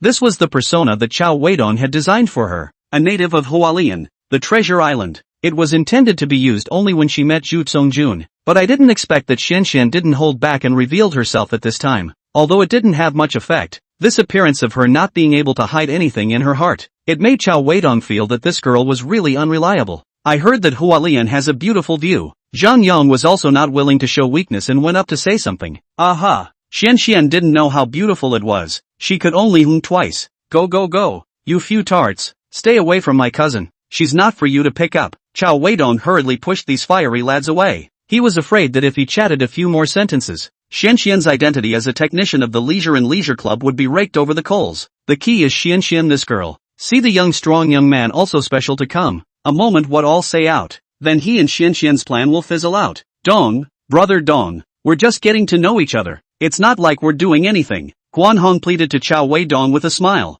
Alright, all disperse. I'll find a chance to let my cousin go sing with you guys in the future. But for now disperse. Cao Weidong painted a pie for a few people. The four young men ate it up. Lu Xiaojun said with excitement on his face. Brother Dong, keep your word. Cao Weidong glared. The four of them went back to their workstations resentfully. At this time, Cao Weidong's main course, Zhu Songjun, walked out of the office. As usual, he had a kind smile on his face. As soon as he stepped out of the office, he opened his mouth and said to everyone, "Why don't you all go out to eat? I've eaten." Someone responded to Zhu Songjun. Zhu Songjun smiled and nodded. Then he saw the beautiful teacher standing beside Cao Weidong. At the first glance, his head was just thinking, who is this beauty? How come there is no impression at all? At the second glance, Zhu Songjun's smile directly froze. His whole body froze on the spot.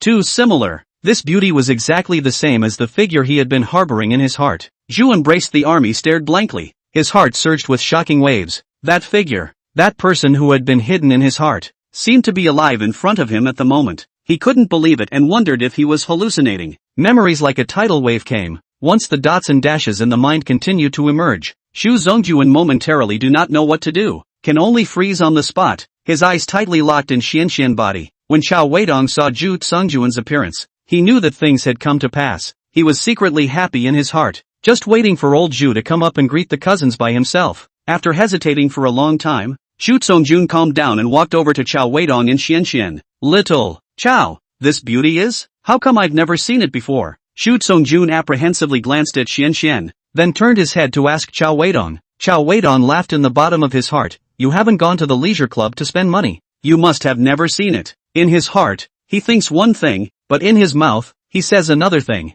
Cao Weidong smiled and said to Zhu Songjun, "Mr. Zhu, this is my cousin. Just now in the neighborhood shopping, I told her to come up to our day surplus company to see. Immediately go. Go what? Tianying is like his own home. What to go?" As soon as Zhu Songjun heard that the beautiful woman wanted to leave, he immediately said anxiously, "No, Mr. Zhu, I'm going to take her out for dinner." "Isn't it dinner time?" Cao Weidong said this on purpose. The purpose was to see if Zhu Songjun wanted to invite for dinner. "You guys haven't eaten yet? That's great. Go. Together. I haven't eaten either." Zhu Songjun's face showed joy. He just now had a headache on how to spend a little more time with a beautiful woman. Now that there was this reason to eat together, how could he let it go? "It's not too good." Cao Weidong pretended to show an embarrassed expression. "What's not good about it? It's settled. I just happen to want to talk to you about the BAA company's project." Cao Weidong looked at Xianxian and winked, then said, "Xianxian, what do you think?" Xianxian understood and said coyly, "I'll listen to my cousin. Whatever is okay." When Zhu Songjun heard this whiny Baodao accent, his entire body went soft. He looked at Cao Weidong with even more excitement and asked, "Cousin is from Baodao?"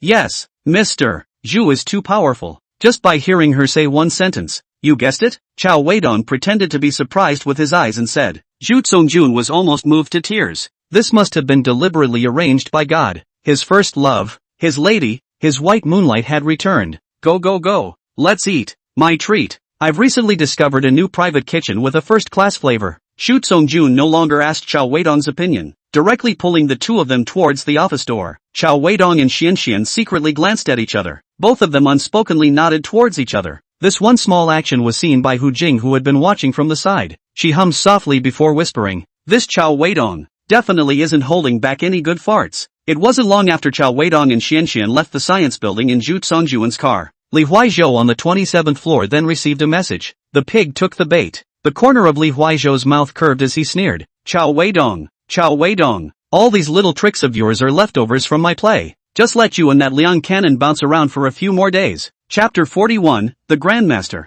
Zhu Songjun brought Cao Weidong and Xianxian to the private kitchen. Once they entered the restaurant, the elegant environment and exquisite decorations were a sight to behold. After the three sat down, Zhu Songjun's eyes could not leave Xianxian. Xianxian's face, which resembles his ex-wife's, makes Zhu Songjun feel as if he has returned to the old times many years ago. The waiter handed over the menu. Zhu Songjun warmly greeted Xianxian order. Xianxian is also not polite. Looking at the food on the menu, eyes glowing. Brother Dong really didn't lie to me. This boss is really rich. It seems like he will soon be able to earn $30,000 a month. Xianxian said coyly, "Wow, these all look superb. Cousin, which one do you think I should order?" Cao Weidong smiled and said, "Order whatever you want. It's Mr. Zhu's treat. No need to be polite." Zhu Songjun nodded his head in a hurry. Yes.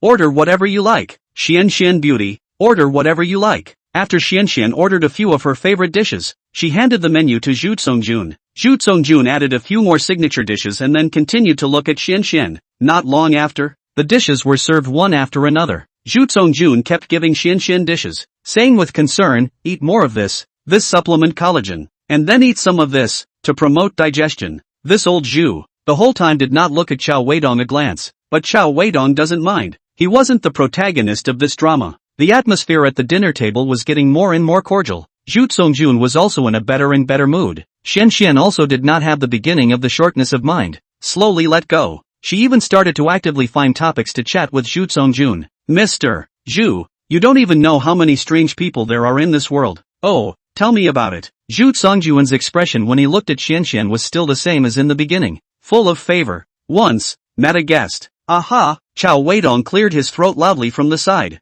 Xian almost said something, and her words made Cao Weidong's heart skip a beat. He hurriedly made other noises to interrupt Xian. After dinner, he's going to send you home. Don't agree. Cao Weidong secretly sent a message to Xian at the dinner table. For what? Xian asked in a message back. Auntie, don't ask. It's troublesome to explain. Just do it. Oh, happy times are just short. Zhu Songjun felt that he hadn't stayed long before the meal was over, and he had wanted to send Xian home, but the other party insisted that he didn't want to, so Zhu Songjun couldn't force himself. So, he reluctantly watched the two cousins take a taxi and leave. On the cab, Cao Weidong asked Xian, how is it? How do you feel about our boss? Everything else is good, just too old. Xian suddenly remembered that tall and powerful Guan Hang. Well, that Guan isn't old, and all $3,000 of your monthly salary can be given to you for safekeeping, and once in a while, you can even bring you local specialties on a business trip, such as a pack of red dates, half a bag of goji berries, or something like that.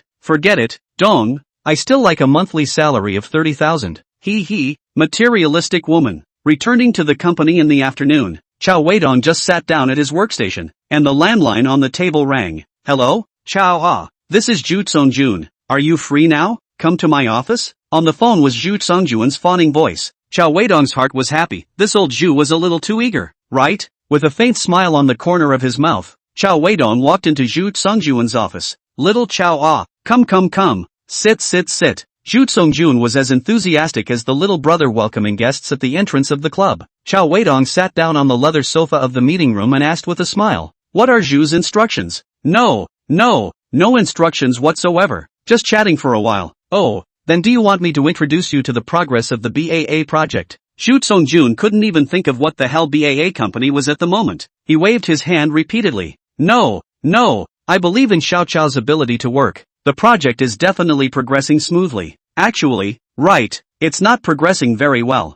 Cao Weidong laughed badly in his heart, deliberately being. That's okay, a broken project, not enough to talk about. Let's talk about your cousin. Zhu Songjun didn't want to talk about that damn project at all. But why doesn't this Cao Weidong in front of him understand? It had to be him talking straight. My cousin pretty good Next month she's going to get engaged. Does Mr. Zhu want to hold a show then? Zhu Songjun felt like he was struck by lightning. He inwardly sighed, God, are you playing with me? I've only just found my white moonlight, and you're going to let her get engaged? What do you mean? Zhu Songjun looked at the opposite face of the relaxed Cao Weidong. Heart anxious His mind was racing to see what excuse he could use to stop his white moonlight's wedding. There is. Xiao Chao. Zhu Songjun said. Mr. Zhu, you say, your cousin must not get engaged next month. Why? She's got the date all picked out. Because it's not appropriate to get married next month. It's a master I know who said that originally. I have a niece who also planned to have a wedding next month, but the master had it postponed.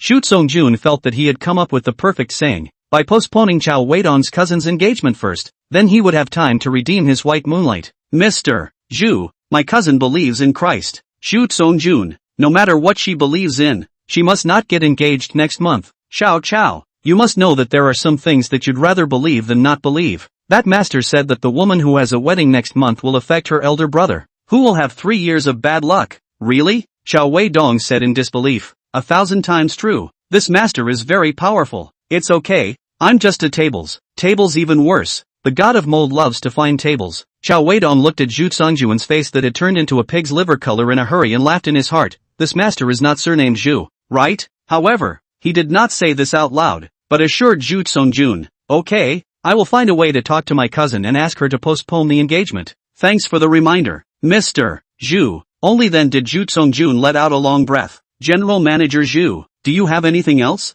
Originally, Shu Songjun wanted to ask Cao Weidong if he could ask his cousin to have dinner with him again in the evening, but he had just been dumbfounded by the bad news that his cousin was getting engaged next month. Gotta hold off and find another opportunity. Oh, right. Xiao, what kind of work is your cousin engaged in now? In the service industry. Oh, that's quite hard. Do you see if our Tianying has a suitable position for her? Shu Songjun finally said his real idea of finding Cao Weidong to come in this time. Mr. Zhu, it's not quite appropriate. I was only then the sales manager of the business division one not long ago, and I arranged for my cousin to come to work. Others will gossip. Cao Weidong deliberately said so. Zhu Songjun anxious.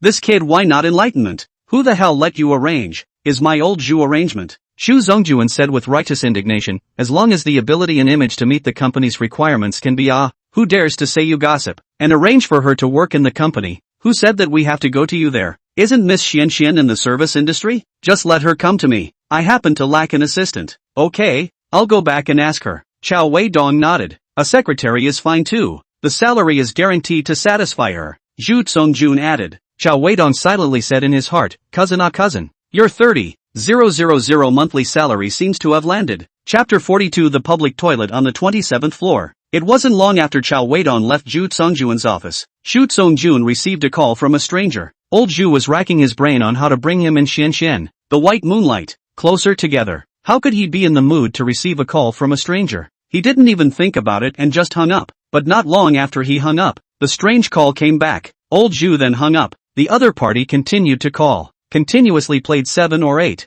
Shu Songjun really cannot stand. Clicked on the answer button. Have finished? I have plenty of money. Do not need a loan. Don't upgrade what cell phone package. Not to mention what to do what a certain East White. You don't come to bother the old man. After yelling this pass, Shu Songjun directly hung up. Listening to him are lazy to listen. The other end of the phone also had no choice but to send over a text message. Shu boss, don't be fooled by that kid surnamed Xiao. That cousin of his is actually a foot bath store technician. The two of them are giving Zhu Bosu a set. After Zhu Songjun read this text message, his brows frowned for a long time, and finally he dialed this unfamiliar phone number. Cao Weidong didn't know about this. He made some small talk with Hu Jing at his workstation and then started to brush the short video. Before long he fell asleep on the table again. When he woke up, it was already time for him to leave work, and Shu Songjun had also left the company long ago. Hu big beauty, did you drive here today? Cao Weidong said to Hu Jing, who was packing up her things and preparing to leave work. No, took a taxi today. Why?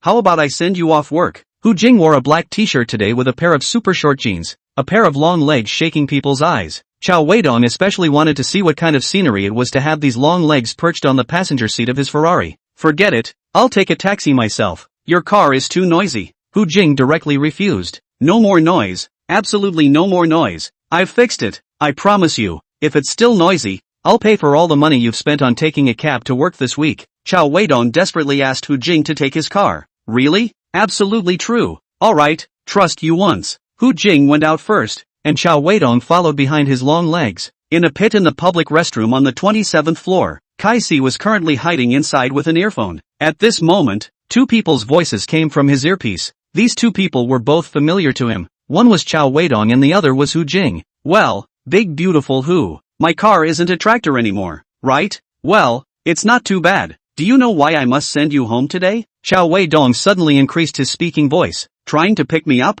No. You love to talk. I want to talk to you about your former leader, Li Huaizhou. Not him, it's to talk about your former manager, that fat pig Chase. Cao Weidong said loudly. Kai Si, who was eavesdropping in the public restroom on the 27th floor, cursed in a low voice. Cao Weidong, you have a cheap mouth. The Ferrari car continued. Hu Jing inexplicably asked, what's the point of talking about him? Although he's the manager, he can't control me. Yeah, he can't control you, but he wants to you? Cao Weidong mouthed. Cao Weidong, you're sick. Hu Jing got angry. I'm not sick, and manager Kai isn't sick either. It's precisely because he's not sick that he wants to, and so do I. Cao Weidong, if you keep talking nonsense, pull over. Hu Jing disliked Cao Weidong making fun of her. Don't. Big beautiful Hu. Don't be hasty, listen to me. Cao Weidong was about to start his making up again. Do you admit it or not? When the company didn't set up a division, the two biggest beauties in your sales department were you and Su Ruoyun? So what if they were? Hu Jing certainly knew her charm.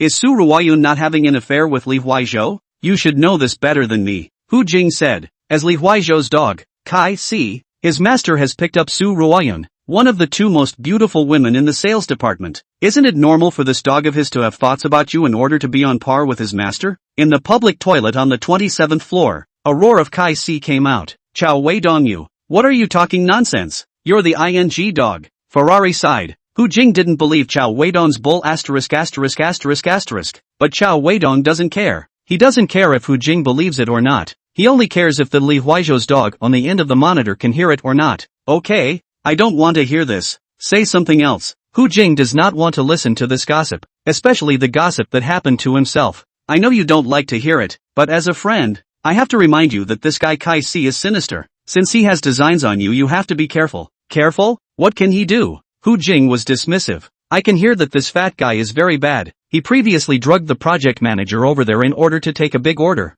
Then he arranged for a few female publicists to take indecent videos and forced that project manager to sign the contract. I'm afraid that in order to take you down, he'll also use such underhanded tactics, such as taking you to dinner with a client and drugging you so that he can get you done. Cao Weidong continued to make things up. In the public restroom on the 27th floor of the science building, an unpleasant tirade once again came out. On this side of the Ferrari, Hu Jing listened to Cao Weidong's bull ****** all the way, and by the time she got off the car, she actually believed it for 3 minutes. She secretly said in her heart, no wonder, she had felt that Fatty Kai was looking at her wrong before. Can't. No meals with Fatty Kai can be attended during this time. Cao Weidong met Hu Jing at the entrance of an upscale villa area. He said to Hu Jing, who was getting off the bus, are you a rich girl or not? Living in such a luxurious neighborhood? My ex-boyfriend sent me. Hu Jing continued to take out her ex-boyfriend to stall. Okay, if you don't want to talk about it, bye. Cao Weidong blasted the gas pedal and the pink Ferrari took off. Back home,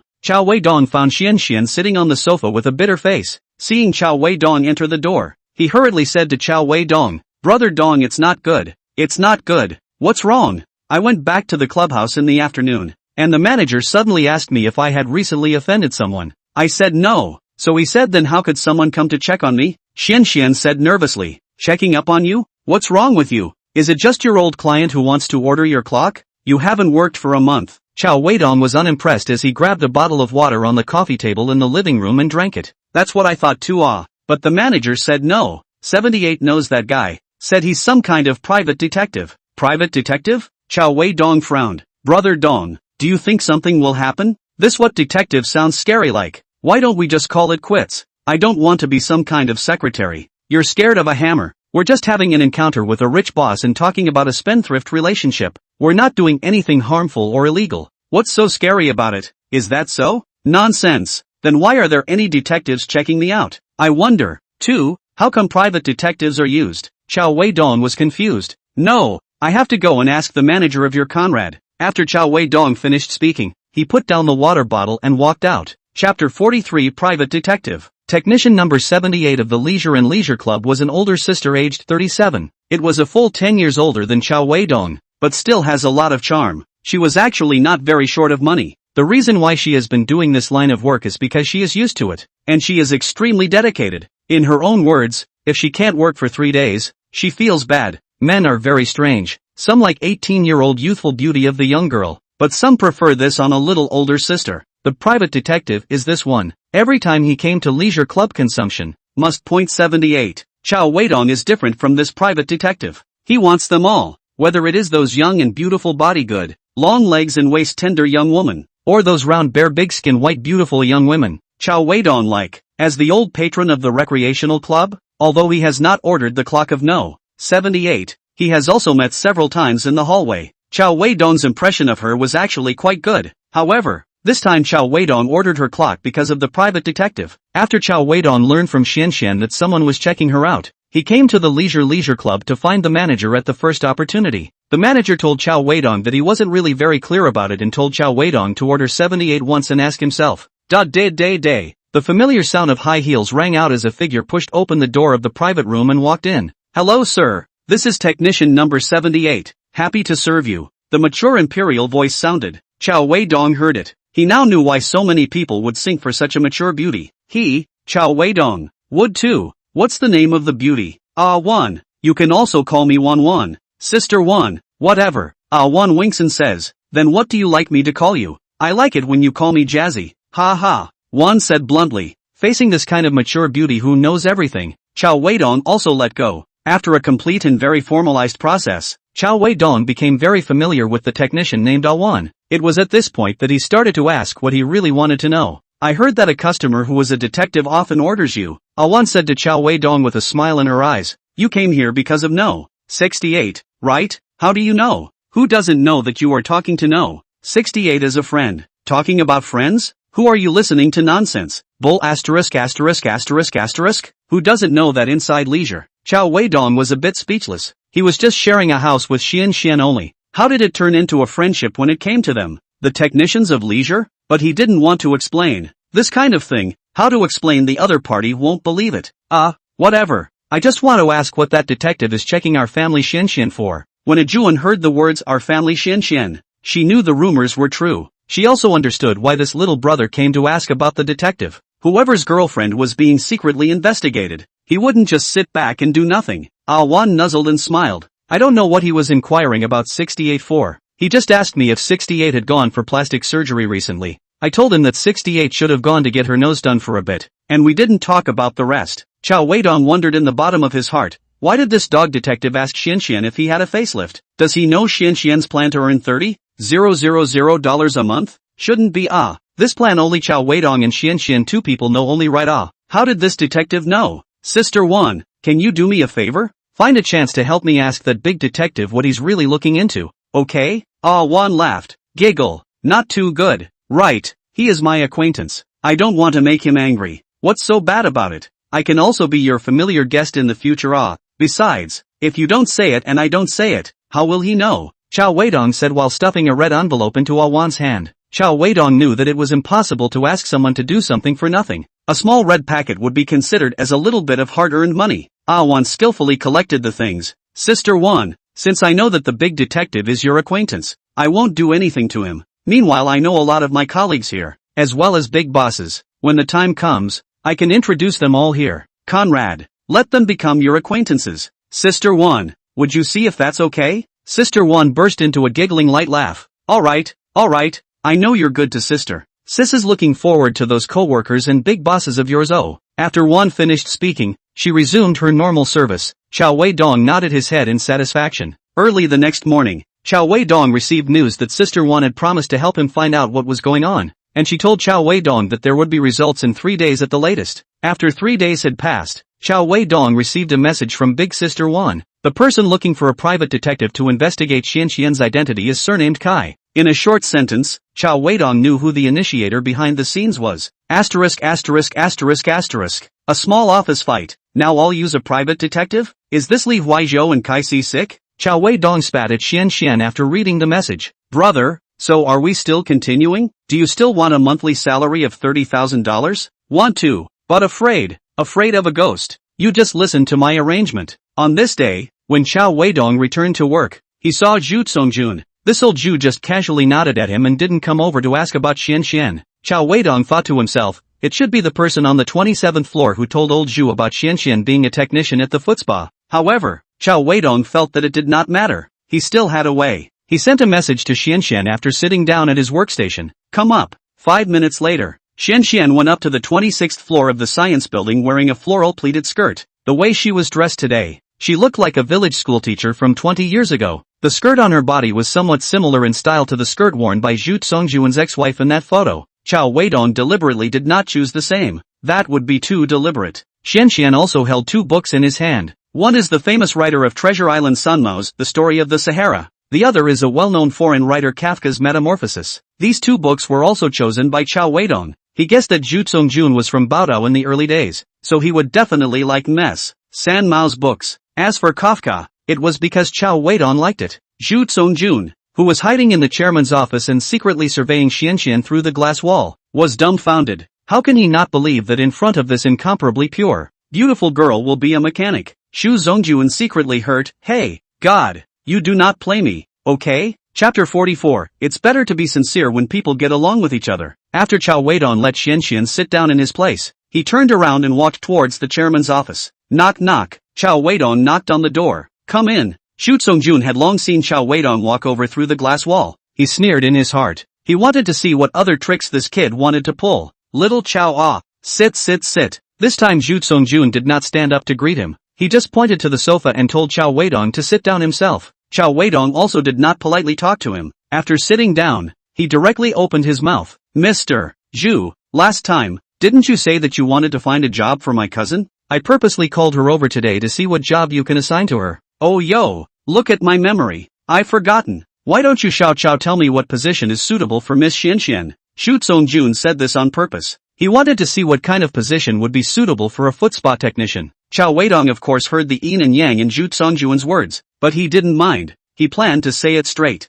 Mr. Zhu, my cousin has been in the service industry before. She is a technician in a massage parlor. After Cao Weidong said this, he began to stare at Zhu Songjun seriously. Zhu Songjun was astonished. No? Why did this kid say it directly? I haven't even had a chance to dismantle him yet, and he just said it directly? What does he want? Zhu Songjun met Cao Weidong's gaze with a tight frown. Moreover, I know that she looks a bit like your first wife, Mr. Zhu, so that's why I had her come dressed up like this on purpose. Zhu Songjun? Also, I paid for her to get her nose fixed in order for her to look a bit more like the madam. Cao Weidong chose to confess in front of Zhu Songjun. Did you purposely let her pretend to look like this to seduce me? Zhu Songjun held back his anger and asked Cao Weidong. Yes and no. How? Mr. Zhu, don't get angry first. Let me talk to you about this matter. Cao Weidong said sincerely. Zhu Songjun thought for a while and took out a pack of huazi. He threw one to Cao Weidong and then lit one for himself, took a deep breath and said, "Go ahead."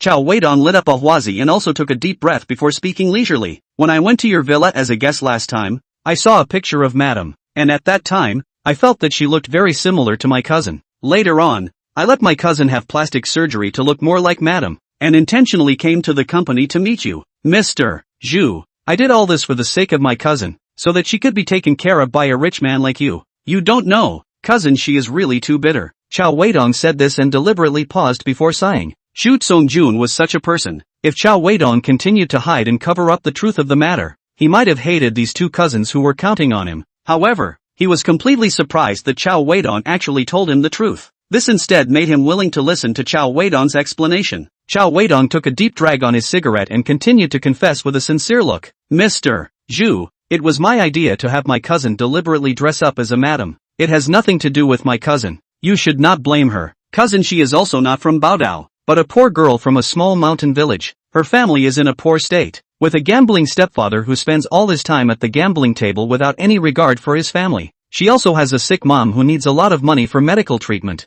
In addition, she has a younger brother who is attending college, and the tuition and living expenses are a heavy burden. In order to make her family's life a little better, in order to earn more money, the cousin has no choice but to choose to work in the club as a technician, doing the work of waiting for people. Not only did she have to work hard every day, but she also often had to put up with the unreasonable behavior of some perverted customers. As a cousin, I saw in my eyes and heard in my heart, but I could do nothing about it. So, when I discovered the similarities between my cousin and Madam, I came up with this idea. It was only for her to secure a high-paying position so that she and her family could get out of their predicament. From the fact that Mr. Zhu has been treasuring Madam's photo, I know that Mr. Zhu still can't let go of your Madam in his heart after all these years. I thought of using my cousin's appearance to pretend to be your wife to give Mr. Zhu some psychological comfort, but I didn't expect to make a mistake and make you angry instead. It's all my fault. Don't blame my cousin. This girl has suffered a lot, and I can't bear to let her feel guilty. Don't worry, Mr.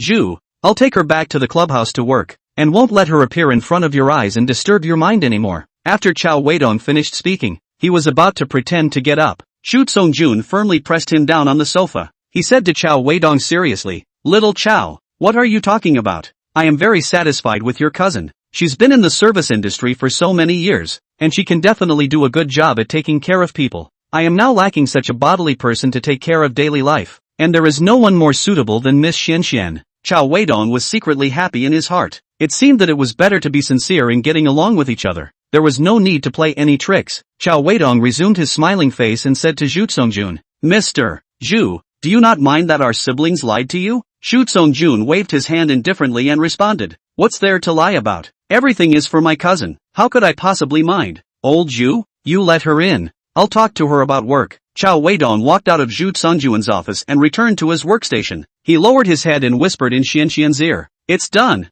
Xianxian's face showed joy as he hurriedly asked, "Really?" Cao Weidong looked dejected. "Of course. Don't look at who your brother Dong is." Xian was both excited and nervous. What now? Cao Weidong then whispered in her ear. What else can we do? Just do what needs to be done. I have already made it clear to him that you are a technician. After a while, when you go in, if you want to give him a massage, you should give him a press. If you want to give him a shoulder pinch, you should give him a pinch. Make him comfortable. You should be able to take this personal secretary job with a monthly salary of $30,000. Xian was still a little nervous and continued. I'm still a little nervous. What should I do? Cao Weidong explained. Think of it as you receiving a client who wants to bag you. Then your task is to think of every possible way to get him to add your clock, or buy your clock, and it's done. When Cao Weidong said this, Xian understood, and she spread her smile. If you had said that, I would have understood. Then you go in, Cao Weidong advised. Xian picked up the 2 books on the desktop, then twisting her waist, she walked into Zhu Songjuan's office. Cao Weidong was speechless for a while as he watched this silly girl's movements. He silently said in his heart, hey, just reserved for such a short while, and then tie up again.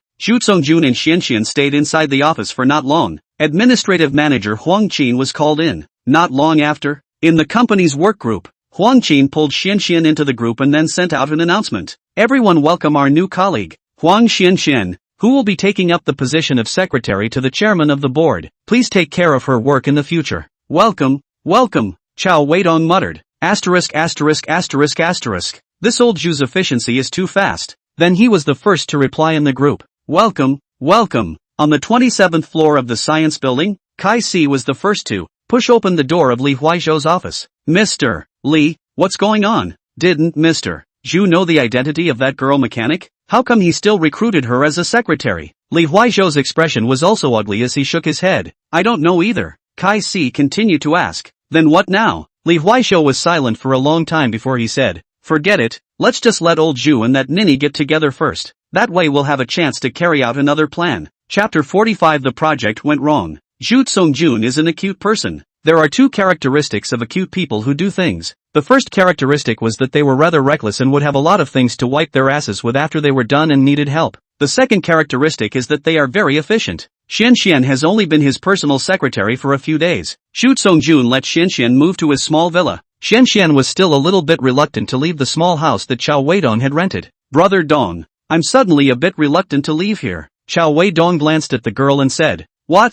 You still want to break up with me? It's not necessary. Old Zhu is my boss. In the words of their socialites, he's my big brother. If I sleep with you, it becomes seducing my sister-in-law. If this is in a gang, it's to be immersed in a pigsty. Xian picked up the new bag Zhu Songjun gave her and smashed Cao Weidong. You people, your mouth is just cheap. Cao Weidong dodged Xuan's bag and cupped his fists. Greetings, sister-in-law. Xian turned to leave, leaving a sentence on his way out. Keep the room for me. Can't give it to any vixen. Xian went over to stay for 2 days before Zhu Songjun took her out of the country. At this time, Liang Xiaojun also ended his vacation and returned to work at Tianying. Cao Weidong's work and life resumed its normal rhythm. Every morning, he would only show up at the company after 10:30. First, he sparred with Hu Jing. Then, take a look at Ma Yao Hui's statements. Then, brush up on the video of Miss Scrubs. Then it was time to end a busy, yet fulfilling day of work. This guy Liang Xiaojun, probably because he borrowed money from Cao Weidong,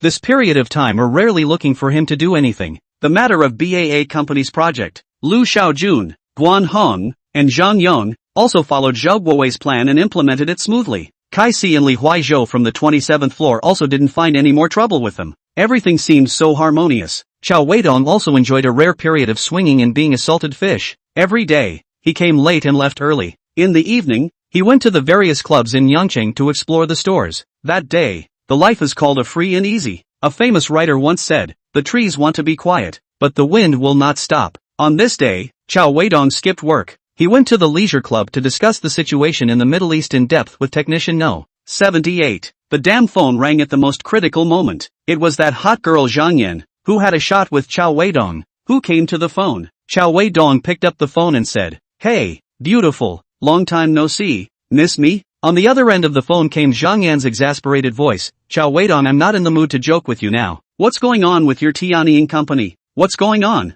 Cao Weidong was confused. Zhang Yan on the other end of the phone took a deep breath and then said, one of the 3 projects I gave you, there was an electrical cabinet fire. Luckily it was discovered in time or else something big would have happened. Ah, is there such a thing? Have you looked for Manager Kai and the others? Cao Weidong asked. I've looked for them, They are at the scene right now. Do you want to come over and take a look as well? Zhang Yan asked. Cao Weidong originally wanted to shrug off not going, but on second thought, after all, this project was him looking for Lin Eveningqing to get it from Zhang Yan's hand. Now that there is a problem, he is hiding. How can he say anything? So, he said to Zhang Yan, don't be anxious, I'll be right over. Cao Weidong ended his massage service early, then went to call Zhao Guowei. Zhao Guowei, are you at the scene? Send me the address. Zhao Guowei sent an address over to Cao Weidong. Equipment workshop of Sony Electronics Factory. No. 97, Shenzhou Road. The three small projects that Tianyi Company had gotten from Zhang Yan were all split off from the production line that BAA Company had done for Sony Electronics Factory. BAA Company was responsible for the design of the entire production line of the electronics factory. Then the low-voltage distribution room part of this production line, UPS power supply part, and diesel power generation standby room part, subcontracted to the Sky Surplus Company. That is, Zhang Yan hands three small projects. What caught fire was the power cabinet in the low-voltage distribution room. When Cao Weidong arrived, the fire was already out. Zhao Guowei was leading two technicians from Tianyi Company, checking the wiring in the power cabinet. Kai Si, together with Zhang Yan, was talking to a fat man with a big belly with a smile on his face. When Cao Weidong walked up to Zhang, Kai and the two of them, he only heard the fat man with a big belly say, Manager Zhang, what I told you before, don't subcontract, but you're good. Not only did you subcontract it out, but you also found such an unreliable small company. Now something like this actually happened, and it's about safety? You guys quickly think of a way to deal with it. After the fat man finished speaking, he also glanced very arrogantly at Cao Weidong, who had just arrived. Before leaving, Cao Weidong walked over to Kai Si and Zhang Yan and asked, Manager Zhang, Manager Kai, what's going on? Zhang Yan was obviously angry as she said to Cao Weidong, ask him. Kai Si awkwardly wiped the sweat from his head and said, I don't know the technology, you ask Manager Zhao. Cao Weidong walked behind Zhao, frowning as he scrutinized the electric cabinet that had burned beyond recognition. It started burning from the main circuit. The circuit breaker just didn't play a protective role. Cao Weidong was from a technical background and knew the cause of the fire with a glance. Zhao Guowei suddenly got nervous when he heard Cao Weidong's words. He hurriedly closed the electric cabinet door and then said loudly, I have the same opinion as Manager Cao. It was caused by the circuit breaker not playing a protective role. Let's go back and make a new set of electric cabinets over. When Kai Si heard Zhao Guowei's words, he hurriedly walked over and said to Cao Weidong, it's still Manager Cao. He found the cause of the problem as soon as he came. The two of you still don't hurry to remove the cabinet and pull it back. Kai Si frantically passed glances to Zhao Guowei's two henchmen. Cao Weidong sneered in his heart. He had just discovered that the circuit breakers inside this set of power cabinets used cottage brands produced by small manufacturers. With this kind of product, if you are lucky and buy a good quality batch, you won't have any problems, but with bad luck, it will be like this, fire and smoke. With cottage brand devices such things, in the automation industry, most of those small automation companies love to do things, because it can save a large amount of cost. Cao Weidong's Tianyi Automation Company, early also did this kind of thing. After Liang Xiaojun became the manager of the technical department of Tianyi, he began to strictly prohibit this kind of thing. After all, if a company wants to move forward, the quality of the product is a very important part. On this point alone, Cao Weidong felt that Liang Xiaojun was still a good person, but what he didn't expect was that the business department too, which had only been separated out for a short while, without Liang Xiaojun's supervision, had started this kind of underhanded behavior again, and it's still doing it on a project with BAA. It's really too much. You guys can do whatever you want with other projects, but not the BAA project. If the project is not done well, it will affect Zhang Yan and Lin Eveningqing, two women who are important to Cao Weidong. In front of Zhang Yan, Cao Weidong is not in a good position to expose Zhao Guowei and Kai Si. After letting them transport the dismantled power cabinet away, Cao Weidong also followed and left Sony Electronics Factory. Returning to Tianyi Company, Cao Weidong directly went up to the 27th floor and went to find Li Huaizhou. Chapter 46, You Old Foxes. Too insidious. Cao Weidong entered Li Huaizhou's office and asked directly to the point, Mr. Li, do you know what Zhao Guowei and Manager Kai did? Li Huaizhou looked at Cao Weidong's angry appearance and sneered in his heart, Humph, you kid dare to talk to me like this now? Is it going to ride on my head after some more time? Liang Xiaojun, that bullskin king can only teach this kind of workplace hooligans without the slightest idea of superiority and subordination. However, Li Huaizhou is a workplace in the old Greece. What is in the heart? The surface will never show. He asked Cao Weidong politely, what did they do? The project subcontracted by BAA, they used a cottage circuit breaker. Now there is a fire incident. The impact is very bad. After all, It's a safety accident. This matter I also just learned about it. But technically, I don't know much about it. I was about to call your Mr. Liang and let him come up to help analyze it, Li Huizhou said indifferently. In fact, the two words he said were very subtle. He wanted to tell Cao Weidong 2 layers of meaning. First, he, Li Huizhou, did not understand technology. This matter had nothing to do with him. Secondly, Cao Weidong, a small manager, is not qualified to manage this matter. To manage is also Liang Xiaojun to ask, Cao Weidong, what is it? Of course, Cao Weidong could hear the meaning of Li Huizhou's words. He coldly smiled and said, okay, then I'll go down and report to our Mr. Liang. Although this project is not my Cao Weidong to follow, but after all, it is negotiated through my client. I don't want to affect my client because of some underhanded things. What did Manager Cao say? Your client is our Tianying's client. Every one of us has to maintain the client relationship. Li Huizhou said, a crowning platitude. Alright then, I'll go down and report to Mr. Liang first. Cao Weidong didn't want to continue wasting time in front of this old fox Li Huizhou and turned around to leave his office. After Cao Weidong left, Kai Si then hurriedly walked in. He closed the office door behind him and asked Li Huizhou in a low voice, Mr. Li, what does this Cao Weidong say? This kid is in technology. He saw what the problem was and said he would go back and report to Liang Xiaojun. Li Huizhou responded in a low voice. Kai Si was a little nervous and asked, what then? Li Huizhou gently sneered. We've already poked through the hornet's nest anyway. Now we'll see what kind of stings the hornets can inflict on people. Kai Si was a little confused as to what Li Huizhou meant. Li Huizhou didn't want to explain too much to Kai Si. He opened his mouth and commanded, you let Zhao Guowei replace all the cottage brands with regular brands, and then the cabinet where the fire started hurriedly destroy the body and destroy the traces, so as not to leave any evidence behind, and become a handle for others to utilize. Kai Si is still not very understanding, quickly opened his mouth and asked, all change back? Aren't we just going to let these 3 items go wrong? Li Huizhou responded, one problem is enough. The rest will be given to the people from the electronics factory.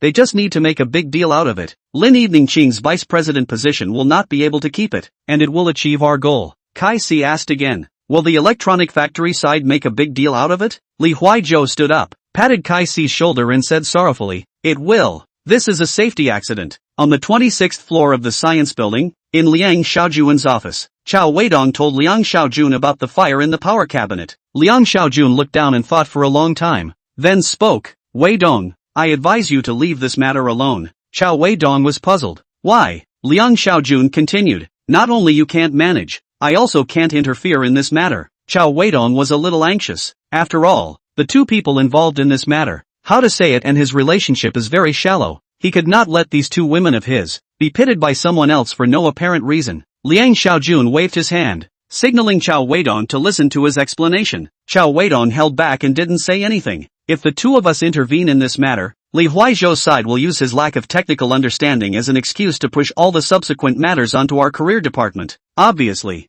from the technical level alone, we can definitely take care of things and the problem can definitely be solved. However, Weidong, you must realize that the fire has already happened. If the owner, that is, Sony Electronics, must pursue this matter, then we will not become the receiver? I guess right now Li Huizhou can't wait for you to pull me up to the 27th floor and help them analyze the problem. Then he can logically push things over. Liang Xiaojun changed his usual style of bragging and pretending and seriously analyzed the pros and cons of the whole thing for Cao Weidong. Cao Weidong listened, thought for a moment, and asked, what if the electronics factory side doesn't pursue the matter? Liang Xiaojun sighed and laughed, Weidong, you're still too young. If this matter is now taken over by us, do you think Li Huizhou will let the electronics factory not pursue? No, Cao Weidong replied, that's why we can't take over. Only by keeping this project in Li Huizhou's hands will the electronic factory side turn a big deal into a small one. After Liang Xiaojun finished saying this, he resumed his usual love of pretending and walked over to Cao Weidong's side and patted him on the shoulder. Cao Weidong's heart was angry. He cursed,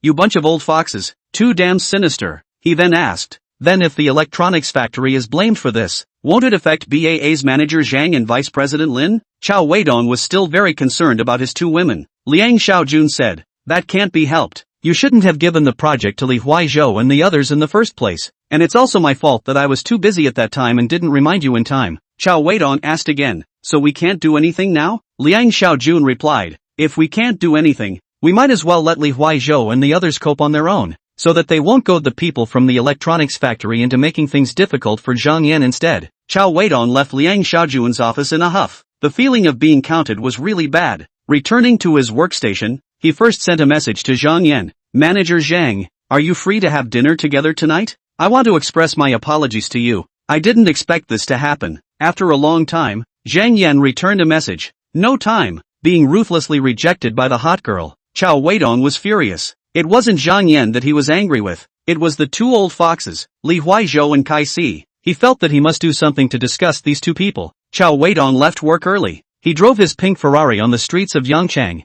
strolling aimlessly. In his head, he kept thinking, how can I disgust those two old things? Ghostly, Cao Weidong drove his car to the side of the police station in Yangchang Development Zone. At this time, he had a flash of light in his head and thought of a way to disgust Kai Si. Cao Weidong drove his car to the side of the road and parked it, then walked into the police station. Hello, comrade police officer. I want to call the police. Chapter 47 I want to go home. A sweet-looking young policewoman received Cao Weidong. She said to Cao Weidong, don't be in a hurry. Speak slowly. What happened? My car was rigged with a remote control thing. I'm so scared right now. Cao Weidong put on a panicked look. The young policewoman was a newcomer who had just joined the force, and when she saw Cao Weidong in this state, her heart was also tightened. And then she brainstormed, remote control? It won't be. Boom a bit. That kind of thing, right? Eek mess. So scary. The young policewoman hurriedly picked up the phone, then dialed a number. Hey, Team Lu, can you come here for a moment? Not long after,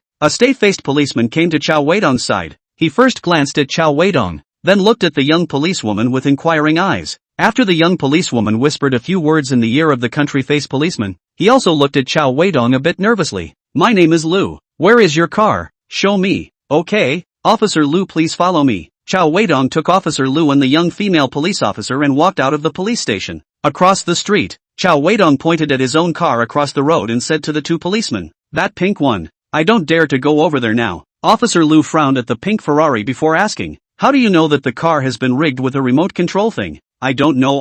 I just heard the mechanic secretly say when I went to fix my car that my car might have been fitted with a remote control thing, and I was afraid that it was the kind that would explode, so I came to call the police, Cao Weidong said nervously. Hearing Cao Weidong say this, Officer Lu, who had originally thought nothing of it, also became a little nervous. He suddenly remembered that there was an explosion caused by a financial dispute in the next city only a while ago, and although it didn't cause any casualties, the impact was quite big. Officer Lu would rather believe it than not believe it. He picked up his cell phone and made a call. Hey, Explosion Prevention Section? I'm Lu Chang from the Development Zone Police Station. We need you to send someone over to support us now. Half an hour later, a police officer wearing a bomb-proof uniform approached Cao Weidong's pink Ferrari. In about 10 minutes, the inspection was completed, and the crowd was relieved to find no suspected explosive items. However, the technicians did find something for remote monitoring. It was a remote listening device. Officer Lu was also thankful that it was only remote listening equipment and breathed a sigh of relief. But after causing himself a false alarm,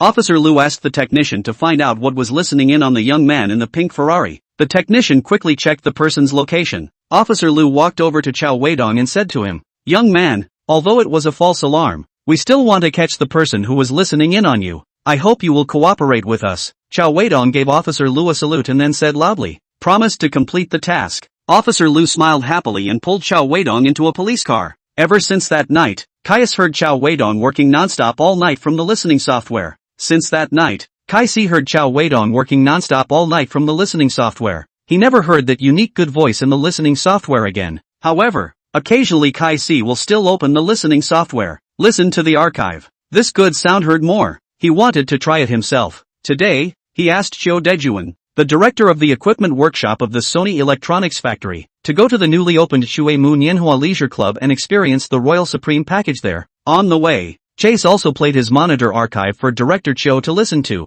Talk about that fat pig of a manager you used to have. Caius. Chase accidentally played the conversation between Cao Weidong and Hu Jing in the Ferrari. He turned it off in a hurry, then said to Director Chiu, sorry, it played wrong. Caius re-clicked on the audio software. This time the sound software was the right one. That flurry of ah sounds made the two middle-aged old men's hearts flutter, listening to the unique good sound. With the longing for the new venue's irregularity, the two middle-aged men soon came to the Shuimu Nianhua Leisure Club. Kai Si had already called the minister in advance to make a reservation before arriving. After the two arrived, they reported their cell phone tail number, received their hand tags, and followed the welcoming manager into the private room. Old Kaya, this is the first time this club has come, but it must be a regular one, Director Chiu reminded Kai Si. Don't look at this director Chiu during the daytime, pretending to be a leader in front of Kai Si and Zhang Yan, but in fact, he was a very timid person. He was especially afraid of his wife. He never dares to go to those massage parlors that are more powerful,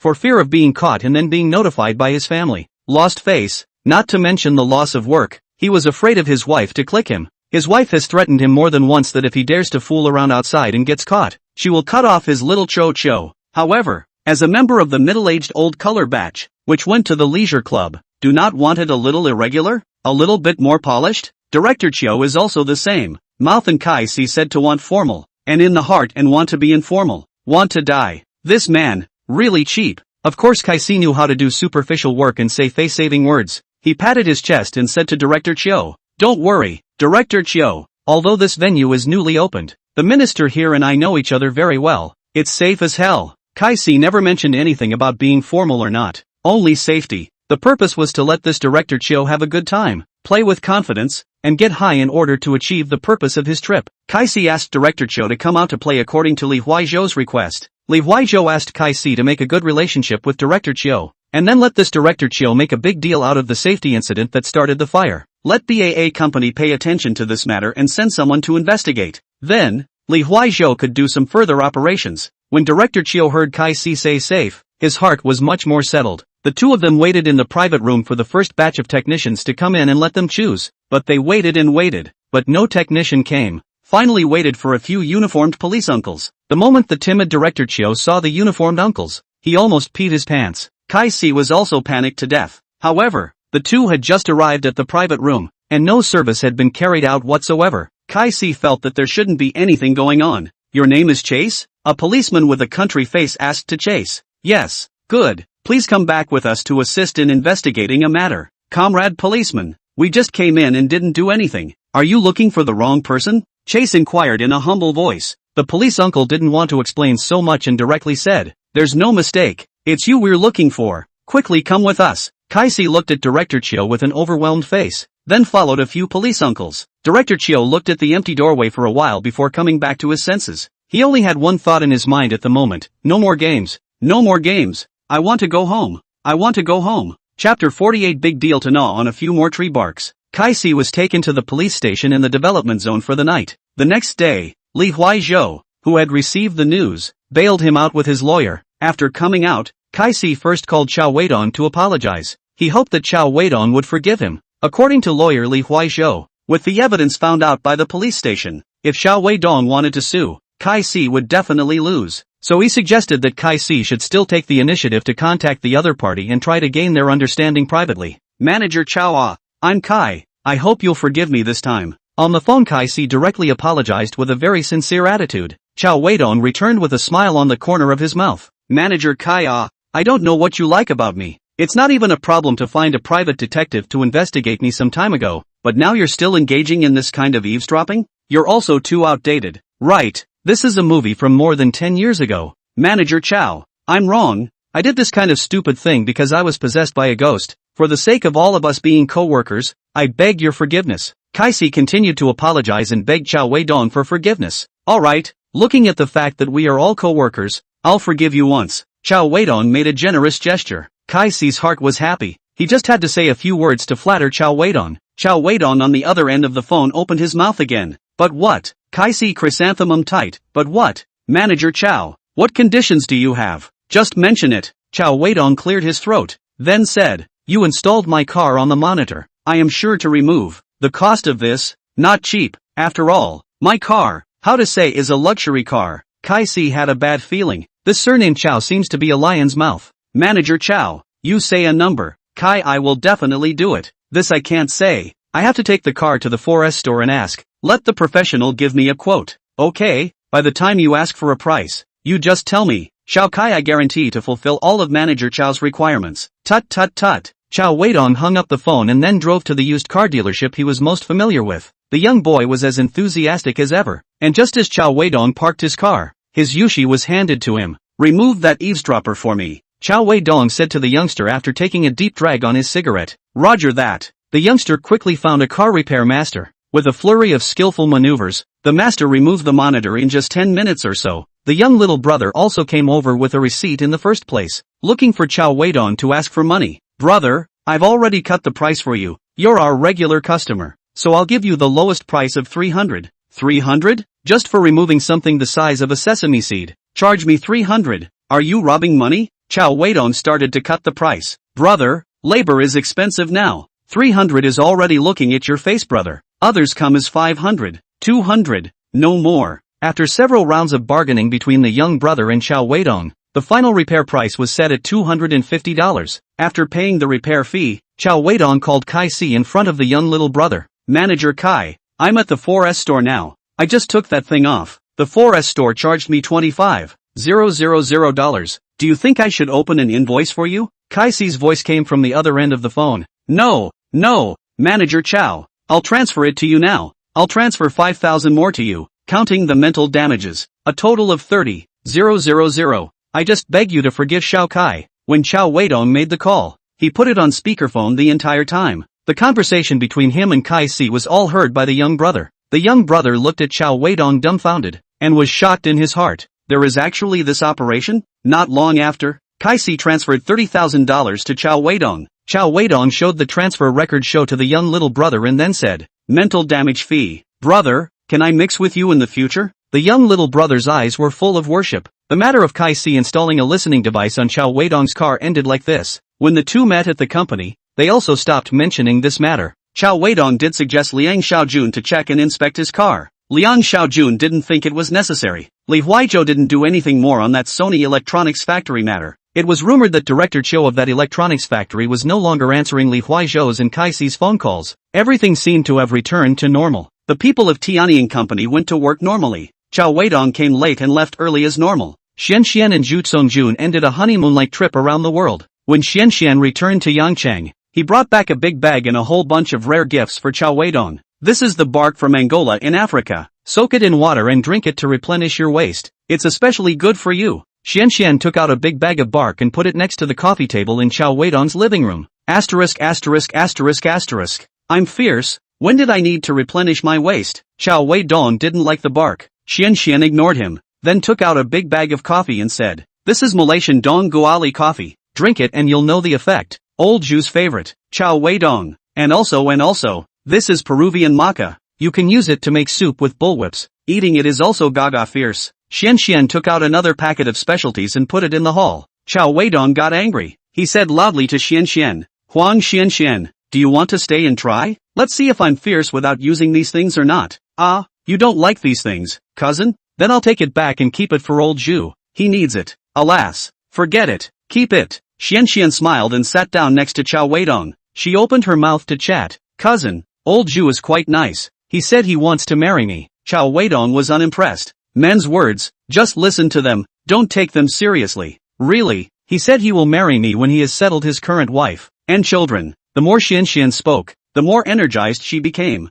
Cao Weidong looked at her like this, intending to splash cold water on her. "Silly girl, you don't think about it. For someone as rich as old Zhu, can his wife and child settle down easily? Do you believe it or not? When the time comes, in order to fight for the property, they will definitely get into a bloodbath." Xianxian was full of concern. "I don't care. The big deal is that I will continue to go back to work in Kangle. I will support him." Cao Weidong turned around and stared at Xianxian seriously, then said, "Cousin, my silly girl, your cousin I asked you to talk to old Zhu about money, not feelings. What kind of mesmerizing soup did he put in you? It's only been a few days, and you're already having such horrible thoughts? And you work part-time to support him? What's wrong with you? If you don't have a white boy to support, just support me. I'll chew on a few more Angora barks at night." "Giggle. I'm joking with you, and you're still taking it seriously." Xianxian burst into light laughter. Then she added, "In the past few days, old Zhu asked me to come back to stay. His wife and the kids came back for a few days, so I'm avoiding suspicion."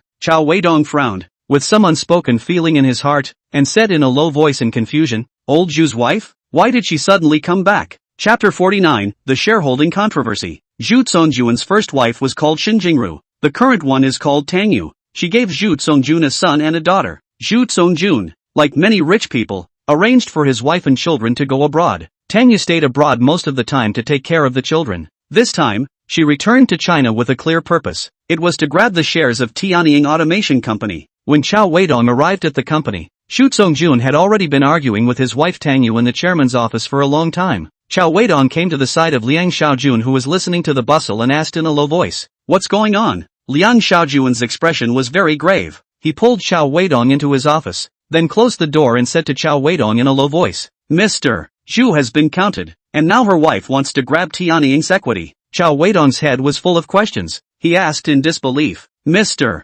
Liang, didn't you say that Mr. Zhu and his current wife didn't even have a license? Then in what capacity did she come to grab the equity?" Many years ago, Mrs. Tang secretly trusted her connections to get her and Mr. Zhu married, coupled with the paternity test of Mr. Zhu's son and daughter. Mr. Zhu couldn't even think of disowning their conjugal relationship. Cao Weidong asked again, "Even if they are husband and wife, the equity is not something you can just grab, right?" Liang Xiaojun looked deeply at Cao Weidong, then sighed and said, "Mr. Zhu was on a business trip with his new secretary. That's that cousin of yours? Some time ago, and was photographed in so many intimate photos. These photos ended up in Mrs. Tang's hands somehow. Now she's going to make Mr. Zhu transfer his 70% stake in Tianying to her on the grounds of marital infidelity. She's also going to make Mr. Zhu clean out his house, or else she's going to go to court to sue Mr. Zhu, saying he committed bigamy." Cao Weidong was furious that his cousin was being taken advantage of. He pointed at the ceiling of Liang Xiaojun's office and said,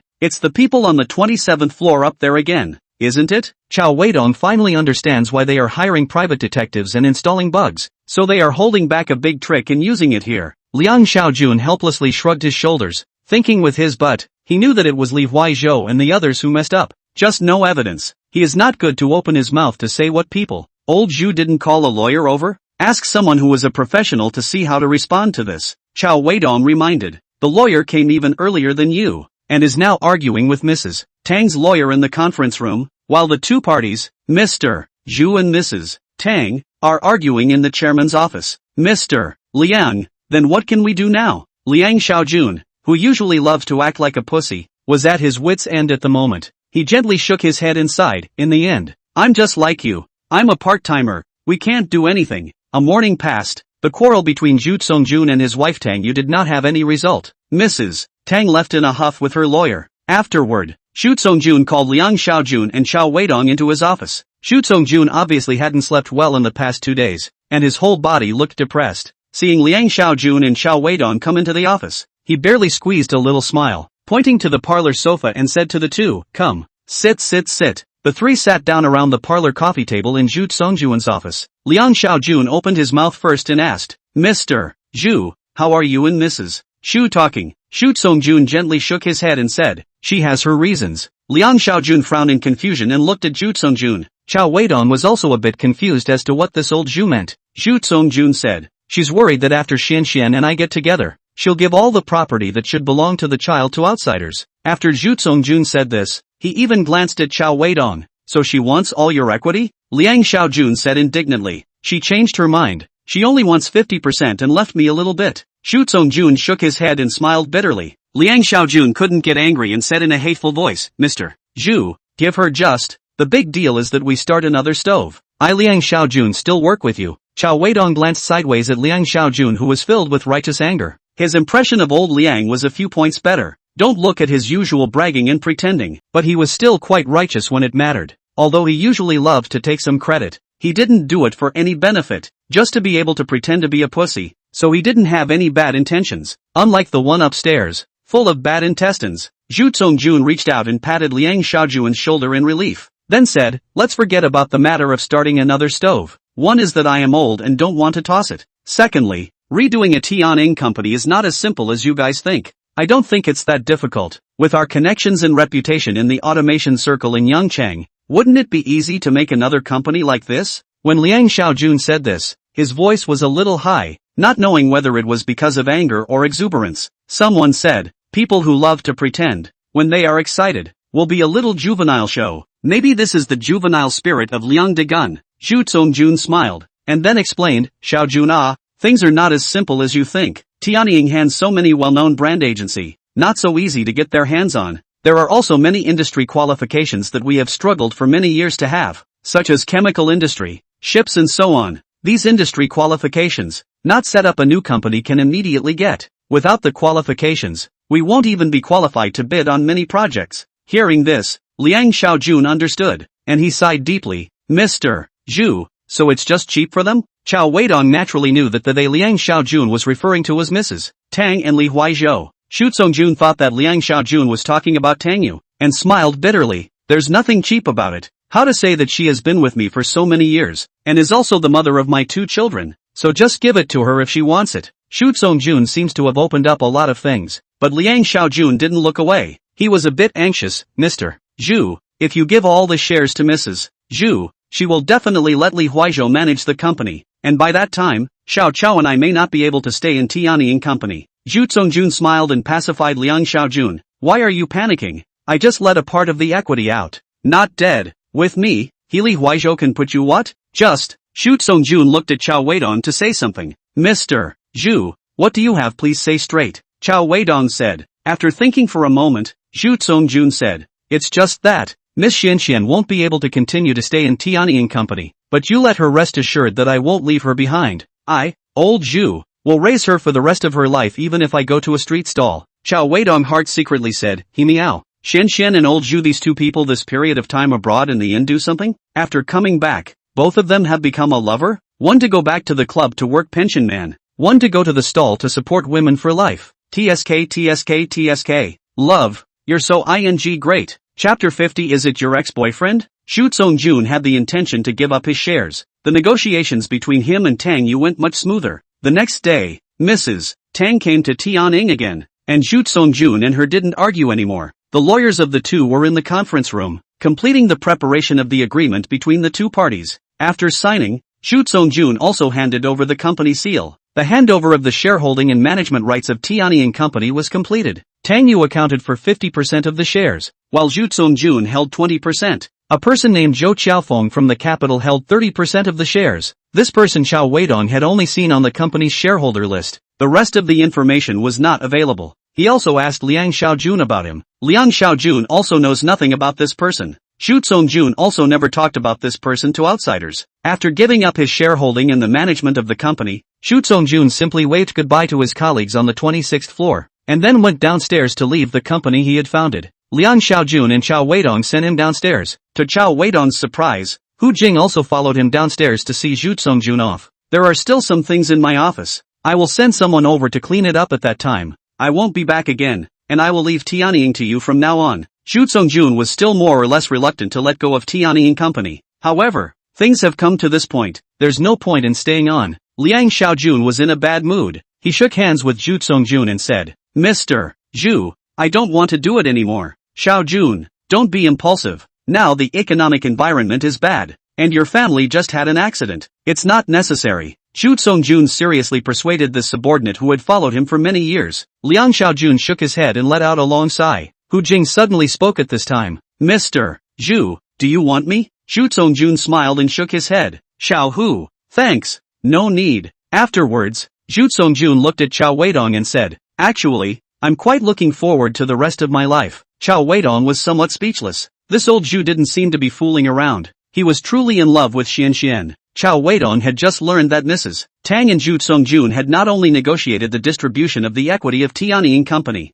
the divorce agreement between the 2 has also been signed, and the distribution of marital property has also been clearly discussed. Mrs. Tang did not insist that Xu Songjun net out of the house. After all, the photos in her hand are only the intimate interaction photos of Xu Songjun and Xianxian. It does not prove that Xu Songjun and Xianxian have slept together, and it is impossible to prove that Xu Songjun cheated on his wife. Mrs. Tang and Xu Songjun finally negotiated a peaceful breakup, with half of the couple's property. According to Xu Songjun, although only half of the property left, but also enough for him and Xianxian carefree the rest of their lives. Send away Xu Songjun. Liang Xiaojun said he wanted to go out for a while. Cao Weidong could quite understand old Liang's mood, so he didn't follow him to join in the fun. He and Hu Jing were the only ones left downstairs in the science building. Cao Weidong looked at Hu Jing, long legs, and asked, just now you told Mr. Zhu, do you want anything? Hu Jing looked at Cao Weidong contemptuously. I wanted to tell General Manager Zhu if I want you to be Mrs. Tang's lover and find a way to get the shares of Tianying back.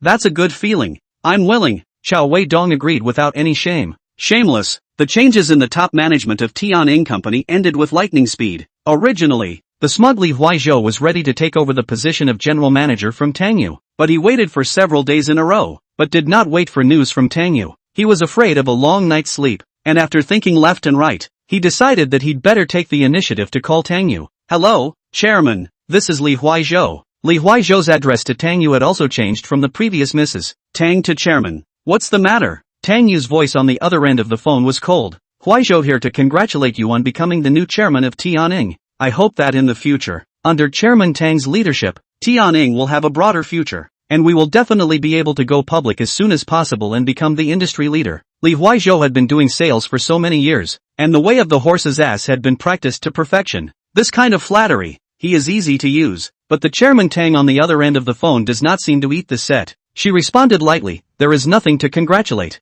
This chairman will soon be replaced. You save your words for the next chairman. Li Huaizhou. Tang Dong? What do you mean by that? Li Huaizhou felt as if something was wrong. It doesn't mean anything. I've already sold all the shares of Tianjin Company in my hands. Tang Yu said indifferently. Sold? Why? Sold to whom? This you don't need to know. Li Huaizhou was anxious and hurriedly said. No, Tang Dong, didn't we agree before? I helped you get the equity of Tianjin Company. You let me be the general manager of Tianjin Company and manage the company. Now you sold the equity. What does that mean? Tang Yu on the other end of the phone still said unhurriedly. Li Huaizhou, I did promise you the general manager thing, but I thought about it later. I don't know much about your business, so I simply sold my equity. It's better to realize the cash directly. As for your general manager position, I've already recommended it to the new shareholders. If he uses you or not, that's not my business. What do you mean it's none of your business anymore? You sold your stake and the new shareholder doesn't recognize me as the general manager. So wouldn't I be tossing my weight around for nothing?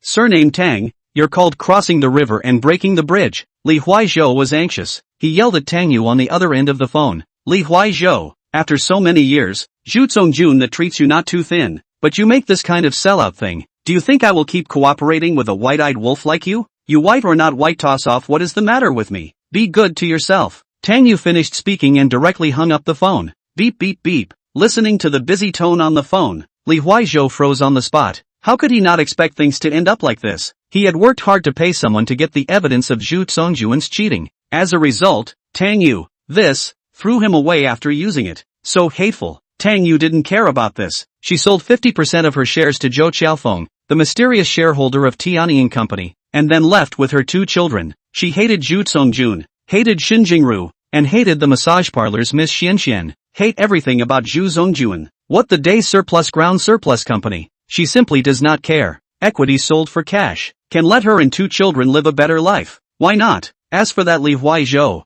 this kind of seller seeks glory white-eyed wolf. Ignore it. The Tianjin Company is in a state of chaos these days. After Zhu Zongjun gave up his management rights and most of his shares, he retired to the second line. Not long after, Tang Yu, the newly promoted largest shareholder, sold all her shares to Zhou Qiaofeng, who is a god. The largest shareholder did not show up again, and there was no news coming from her. Liang Xiaojun had no choice but to call Zhu Zongjun to inquire about Zhou Qiaofeng. Zhu Zongjun was vague and refused to say anything. Tianjin Company is on edge. Everyone thinks the company is about to close down. Some people have even started submitting their resumes on recruitment websites. At this time, Hu Jing pulled a person with the screen name Xiao Feng, not Xiao Feng, into the company's group chat. This is the new chairman of the company. Hu Jing said this in the group chat and then continued to remain silent. Hello everyone, I'm Zhou Qiaofeng. I'm happy to join the big family of Tianjin. Please take care of me in the future. Welcome chairman. Welcome chairman. Welcome chairman. Everyone in the company group began to speak to welcome Zhou Qiaofeng.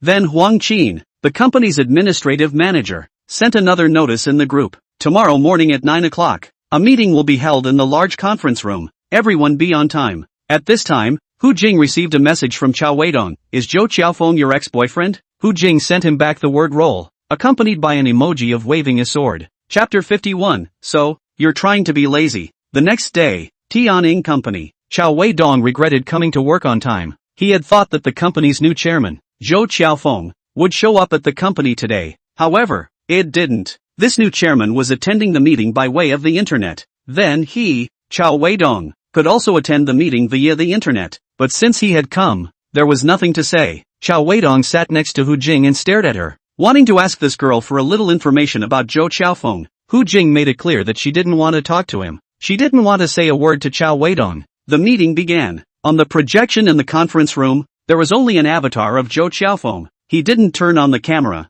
and the people from Tianjin could only hear his voice and couldn't see what he looked like. The voice sounded relatively young. Hello everyone, I'm Zhou Xiaofeng, and I'm happy to be a member of the Heavenly Prophet Corporation. The Heavenly Prophet Company was founded by Mr. Xu Zongjun Zhu. I was just one of the investors at the very beginning and was not involved in the direct management of the company. Now, Mr. Zhu retired to the second line for personal reasons. I have no choice but to come to the front stage. In the future, I have to rely on everyone here. Let's work together to make Tianjin a good company. Before the meeting, we should use applause to thank General Manager Zhu Zongjun Zhu for his contributions to Tianjin over the years. Slap. Although Zhu Zongjun didn't attend the meeting, Zhou Xiaofeng still took the lead in giving him a round of applause. In the conference room, a loud applause immediately rang out. Zhou Xiaofeng continued, I personally don't know much about this automation industry. Therefore, I will choose a general manager from within the company's existing personnel. He will be the one to lead our Tianjin company onward.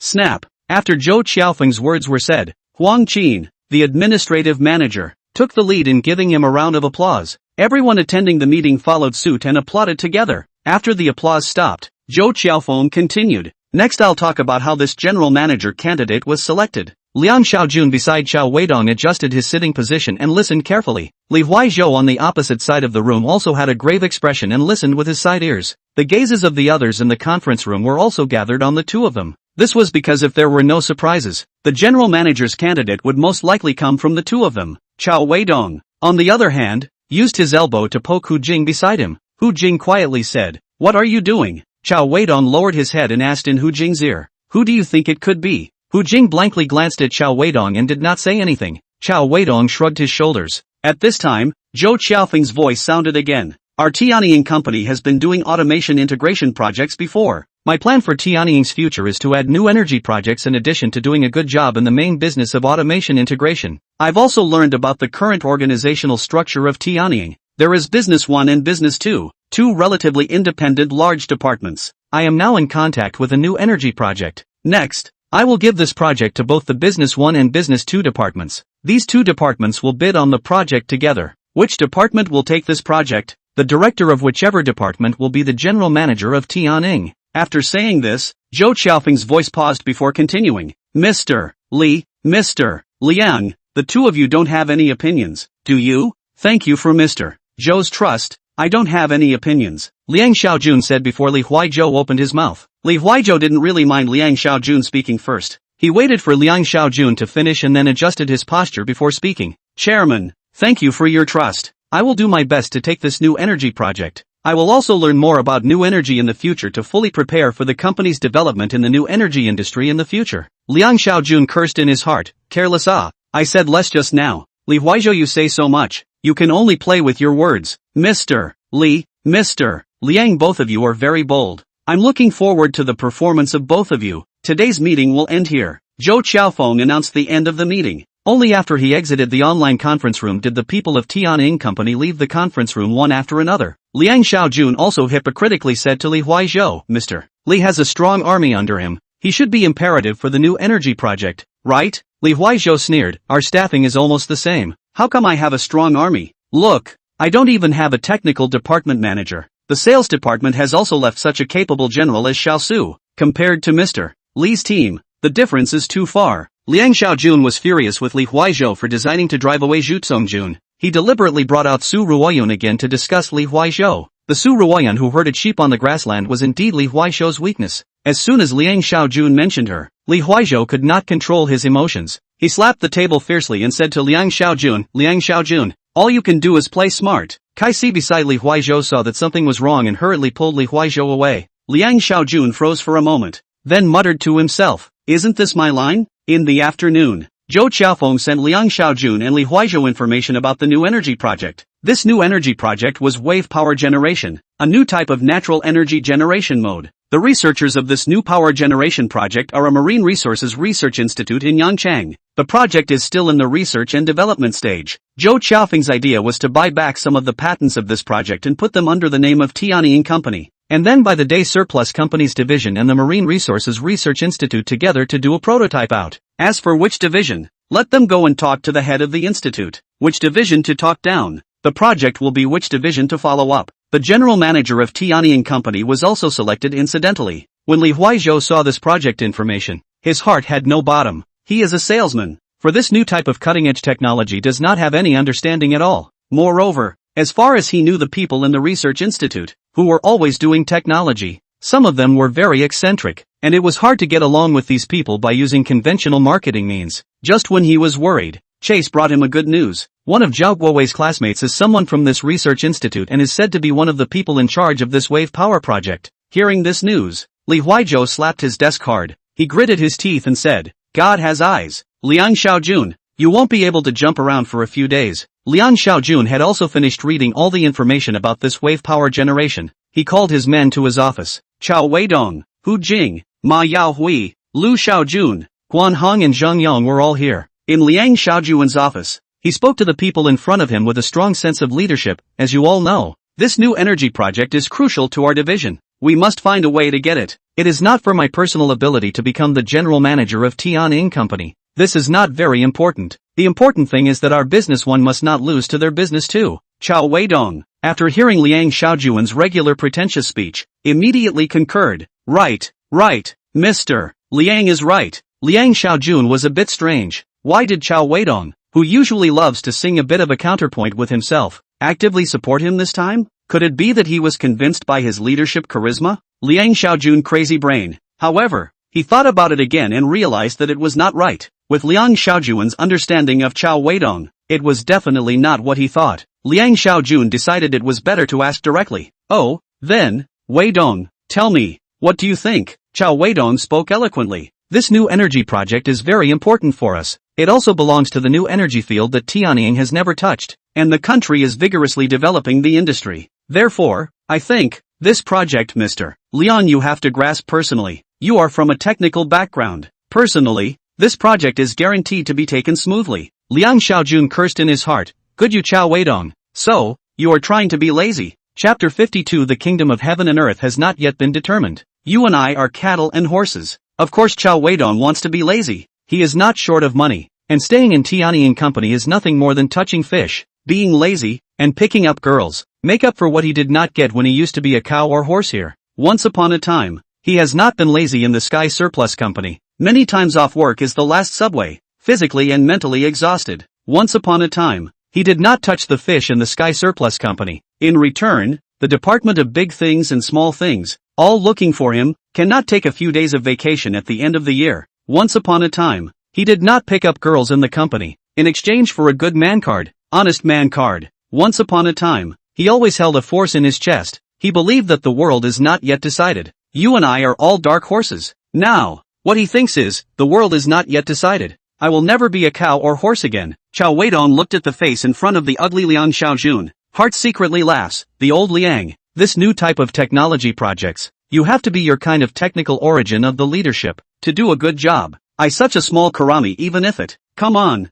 I am optimistic about you yo. The others go out first. Cao Weidong stays. Liang Xiaojun waved his hand and let the others go out first. After the others left, only he and Cao Weidong were left in Liang Xiaojun's office. Liang Xiaojun looked at Cao Weidong. Weidong, look at these people in our business department now. You are the only one who has the ability to take over this project. Mr. Liang, you come less. I am now a sales post, not a cow-horse technician anymore. You better find someone else. Cao Weidong sternly refused. Who do you want me to find? If you don't do it, who do you let do it? Xiao Ma, Xiao Lu, or Xiao Guan? Zhang Yong? Liang Xiaojun was in a hurry. He secretly grumbled in his heart. He didn't understand how this guy Cao Weidong had become so lazy now. Cao Weidong pulled out a cigarette from the cigarette box on Liang Xiaojun's desk and lit it up. Mr. Liang, I think, this matter still has to be on your hands. I can't hold up your general manager's career. Cao Weidong heart hee bad smile. Old Liang, I'm sorry, if you match me with a few big beautiful girls, maybe I'll do it for you. He. Liang Xiaojun was anxious. Cao Weidong, get lost. I still don't know you? You just want to be lazy. Cao Weidong didn't deny it, and he slowly exhaled a puff of smoke in Liang Xiaojun's direction. Anyway, just don't answer it, love it or hate it. Liang Xiaojun looked at Cao Weidong's gangster-like behavior and became angry. Cao Weidong, aren't you worried about this project being taken by Li Huizhou and the others? By the time he becomes the general manager, will you and I still be able to make a living at Tianying? Cao Weidong hemmed and hawed and said, Mr. Liang, it doesn't matter to me. The big deal is to go home and raise pigs, or go into the factory to play screws. I heard them say that there are many girls in the factory. Okay, you go. Liang Xiaojun waved his hand impatiently and let Cao Weidong leave. Hey, Cao Weidong left Liang Xiaojun's office. Returning to his own workstation, Cao Weidong saw that Hu Jing didn't pay any attention to him, so he took the initiative to slide his chair to come over. Old Hu, you haven't said what relationship you have with Chairman Zhou Qiaofeng. Upper and lower level relationship. He is the chairman of Tianying Automation Company. I am an employee of Tianying Automation Company. Hu Jing replied without even looking at Cao Weidong. Che, ghost believe it. Cao Weidong despised his sentence before sliding his chair back to his position. Why don't you want to participate in the new energy project? Hu Jing turned back at this time and asked for no reason. Because I'm lazy. Cao Weidong put both palms of his hands on the back of his head position, leaning his back on the chair and looking at Hu Jing sideways. Hu Jing rolled her eyes. No interest. Cao Weidong ignored her and picked up his cell phone and tapped on a game. Timmy. Before the game was over, Hu Jing turned around again. She said seriously to Cao Weidong, you find a way to take this new energy project, and I'll introduce you to a girl with a wow factor. Okay. Cao Weidong casually and perfunctorily coped. He didn't even raise his head, but instead kept operating his hero, struggling to defend his side's high ground. Cao Weidong, are you listening to me or not? Hu Jing became angry when she saw Cao Weidong's absent-mindedness. Defeat. Cao Weidong sighed and looked up at Hu Jing. What did you just say? I said, I'll introduce you to a girl with a wow figure. Hu Jing repeated the above sentence. You figure out a way to take this new energy project, and I'll introduce you to a girl with a particularly wow factor figure. With legs as long as yours? Cao Weidong asked. Pretty much. Hu Jing replied. That, or forget it. Hu Jing asked. Why? Cao Weidong spoke. The teacher you introduced last time, Mr. Chen, was wow, but the guardedness is too strong. I can't handle it. This time, this one lets loose. Hu Jing added. Cao Weidong added. Let's not talk about whether or not that sister is relaxed. You tell me first, why do you have to ask for my help to take this project? Hu Jing thought for a moment and said, Zhou Qiaofeng is my friend. He asked me to help him. Who is he to you? You'll help if he asks you to. Then I asked you to help me out by lending me your long legs to play with. Why don't you lend them? Cao Weidong made a furious look. Pull back if you don't help. Hu Jing turned around in anger. Cao Weidong immediately changed his face and hurriedly smiled. Help. Great beauty who has opened her mouth. How can little Cao not bow and scrape? Hu Jing turned around again and looked at him in an unfavorable manner. Cao Weidong then spoke. However, I still have a small request. Hu Jing looked at Cao Weidong warily. Cao Weidong looked at Hu Jing's long legs and said, Don't worry, no playing with the legs. Hu Jing crossed her legs and crossed her legs. Then you say it. I want you to cosplay Mulan's bunny girl once. In that game just now, Cao Weidong was playing the archer Lu Ban, and he was killed a full 20 times by one of the opposite side's Hua Mulan with the rabbit girl skin. His mind was now filled with the shadow of the rabbit girl. Hu Jing thought about it and said, Deal. Cao Weidong got up and re-entered Liang Xiaojun's office. Yancheng Marine Resources Research Institute is a public institution. Wang Linqing graduated from college and came in. The monthly salary of $6,500. Although it is not as good as his classmates who work in private enterprises outside, but it is stable. Whenever a classmate asked him about how the institute works, he cried hard to his classmates. When his classmates advised him to get out of the system and get a higher paying job, he refused. Most of his colleagues in the institute were like him, crying about poverty, but refusing to change their jobs. It's just baffling. When Zhao Guowei and Wang Linqing met, Wang Linqing repeated the same trick. You are now a manager, and your salary is tens of thousands. Zhao Guowei laughed and said, General, barely enough for a life, which is like an old classmate you. The proper system of the iron rice bowl, every month can be drought and flood insurance income. Hearing Zhao Guowei say this, Wang Linqing's face flashed with imperceptible smugness. Then he continued to cry poor, we only have more than 6,000 a month. Deduct the social security and other expenses. The salary in hand, even less than half of your salary. Alas. Zhao Guowei looked at Wang Linqing this way. The hidden vanity in his heart immediately burst up. He thought in his heart, graduated so many years. It seems that there are people, not as good as him. Ha. In his heart, the heart of the heart, the surface cannot be revealed. After all, there are still things to ask people to help. Old classmate, I'm looking for you this time.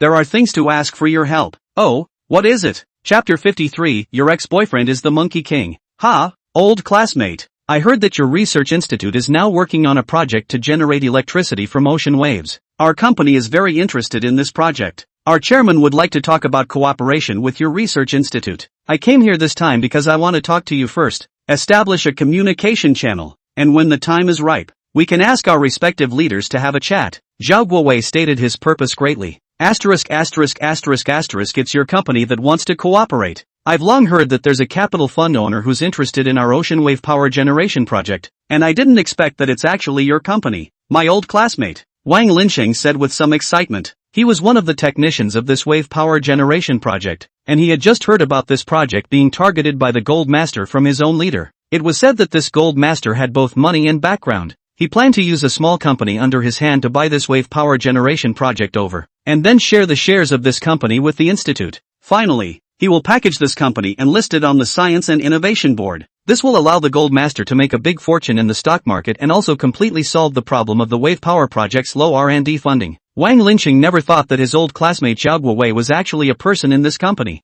Zhao Guowei heard that his old classmate knew about this matter. His heart was also happy. He felt that things should be good. He smiled at Wang Linsheng and said, "Old classmate, I heard that you are one of the people in charge of this project?" Wang Linsheng said with some embarrassment, "How can I be the person in charge? I'm just the junior soldier who was doing odd jobs on this project. I just followed the project earlier." Zhao Guowei heard Wang Linsheng say this, and the vanity in his heart was once again filled with comfort. You're right if you're not the person in charge. If you become the person in charge, won't you be at the same level as me, the manager of the technical department? How can this be? Zhao Guowei thought so in his heart, but what was in his heart must not be shown. Zhao Guowei pretended to be curious and asked, "Oh, you followed it earlier? Then how long have you been with this program? Didn't I enter here when we graduated from university?" At that time, the project of wave power generation also happened to be launched, and not many people in the institute were interested in this new project. The leadership then arranged for me, a graduate, to come here. Wow, old classmate, then you're the core of this project. Zhao Guowei was also very good at complimenting people. Average. Wang Linsheng was comfortable in his heart, although he was a member in this wave project from the beginning. But in the institute, everyone still treated him as a rookie who had just arrived. Who would care that he had actually been following this project for a full 5 years? In this wave project, there were many experiments and tests. Which time did he not show up? But the veterans in the institute never looked down on him, because they simply do not see this wave power project that has not yet produced any results. Of course, they don't like the people in the program. Few people would treat him as a core researcher like his old classmate Zhao Guowei, just because Zhao Guowei valued himself so much. Wang Linsheng secretly resolved to find an opportunity to definitely invite his old classmate to play at the newly opened venue nearby. At this time, Wang Linsheng received a call from his leader. "A meeting now? Fine.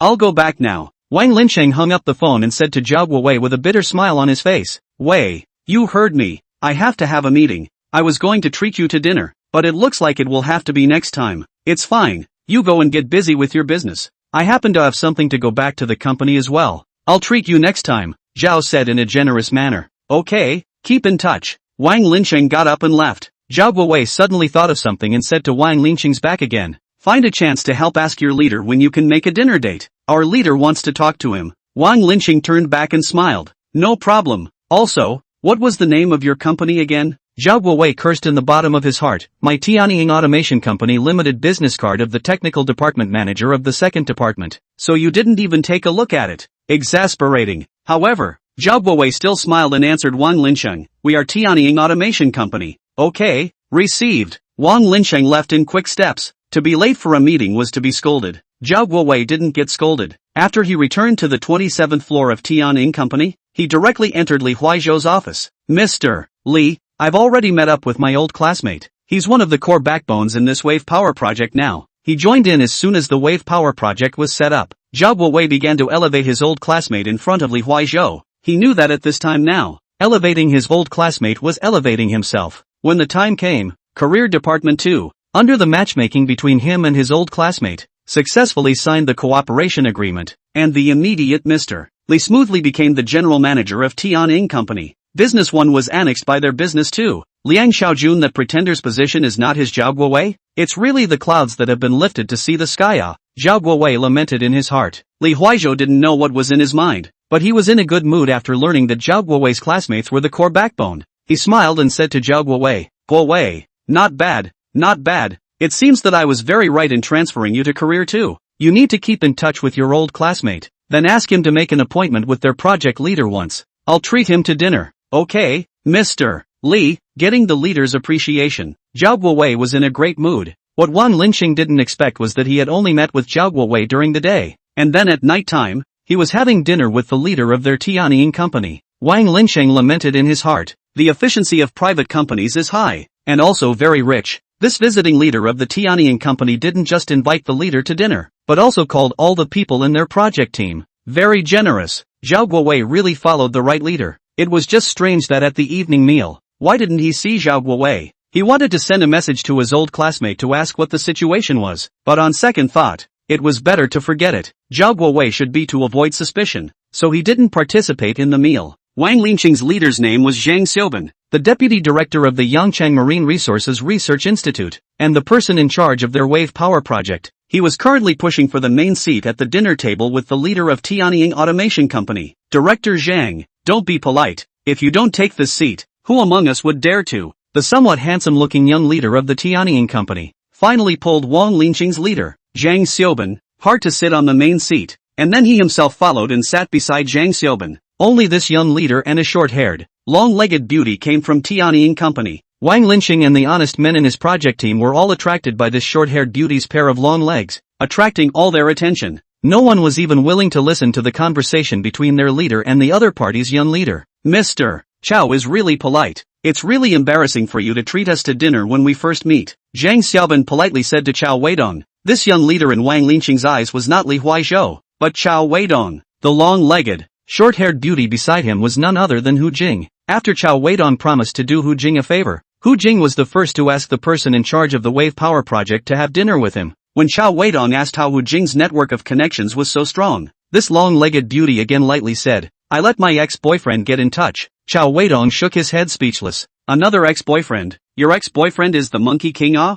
Chapter 54, Don't touch anything. Cao Weidong had no attitude at all during the meal. In addition to giving Zhang Xiaoban, the leader, a toast, he also toasted all the technicians present one by one. Hu Jing's drinking capacity is also surprisingly good. He also clinked glasses one by one with all the technicians present. Which of these research institute technicians who lived in the monk's temple all year round could possibly not give face to Hu Jing? A beautiful woman? Some of the lads even drank 3 more cups when Big Beauty Hu toasted them. After seeing this situation, Cao Weidong remembered that he was also like this when he first graduated. A look of a geek who hadn't seen the world. Brothers, in a moment, brother will give you a taste of meat. Alcoholic Cao Weidong said silently in his heart. After eating and drinking enough, Cao Weidong whispered in Hu Jing's ear, Hu big beautiful girl, you don't want to participate in the second half of the game. Just go back by yourself first. Hu Jing finished checking out and waved goodbye to the geeks one by one. The high-tech geeks of the institute were as reluctant to have Hu Jing leave as they were to break up with their girlfriends. However, Hu Jing was informed that Cao Weidong was going to take the gang of geeks to the clubhouse to play. She gave these stinky men a despicable look before taking a taxi and leaving on her own. If they were in a state without alcohol, these high-tech talents would definitely not follow Cao Weidong into this bathing center, because theirs were all typical honest men. Jinlin Bay Bath Center is located less than 5 kilometers away from the Marine Resources Research Institute. People inside the institute know that this bathing center is not very formal, because every now and then they would see a police car parked downstairs in this bath center, pulling away some gaily dressed technicians. At the same time there will be some guest's head was covered with a black plastic bag, together with the police car was pulled. For this reason, usually these high-tech talent is absolutely not into this bath center. However, today is different. They drank, and, because there was a long-legged beauty to persuade them to drink, so they drank to their heart's content and to their heart's content. A famous writer once said, wine strengthens the courage of men. The geeks, who were usually as timid as rats, had a good time this night.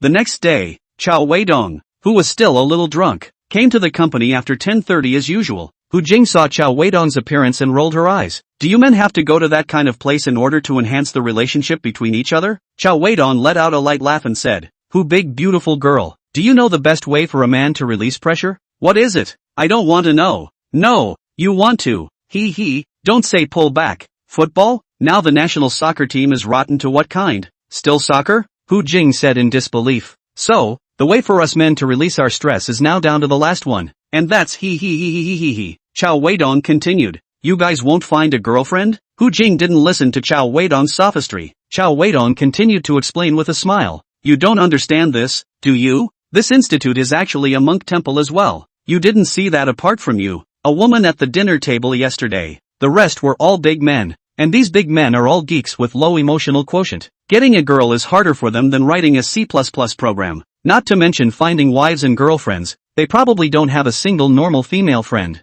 Hu Jing snorted coldly and said, Cao Weidong, you have so many girlfriends, introduce them. I introduced them last night, even though they were temporary, they were all very satisfied. Get lost, don't talk to me today. Zhao Guowei on the 27th floor called his old classmate Wang Linsheng. Hey, old classmate, can you make an appointment with your leader tonight? Our company's president Li wants to have a meal with him. Ah, again? There's no need to be so polite, right? Didn't your general manager Cao treat us to dinner last night? Still coming today? Wang Linsheng on the other end of the phone said with some incredulity. Last night? Our company? General manager Cao? Zhao Guowei was confused. Yeah, it's your company's general manager Cao Ah. He also brought a long-legged beauty surnamed Hu.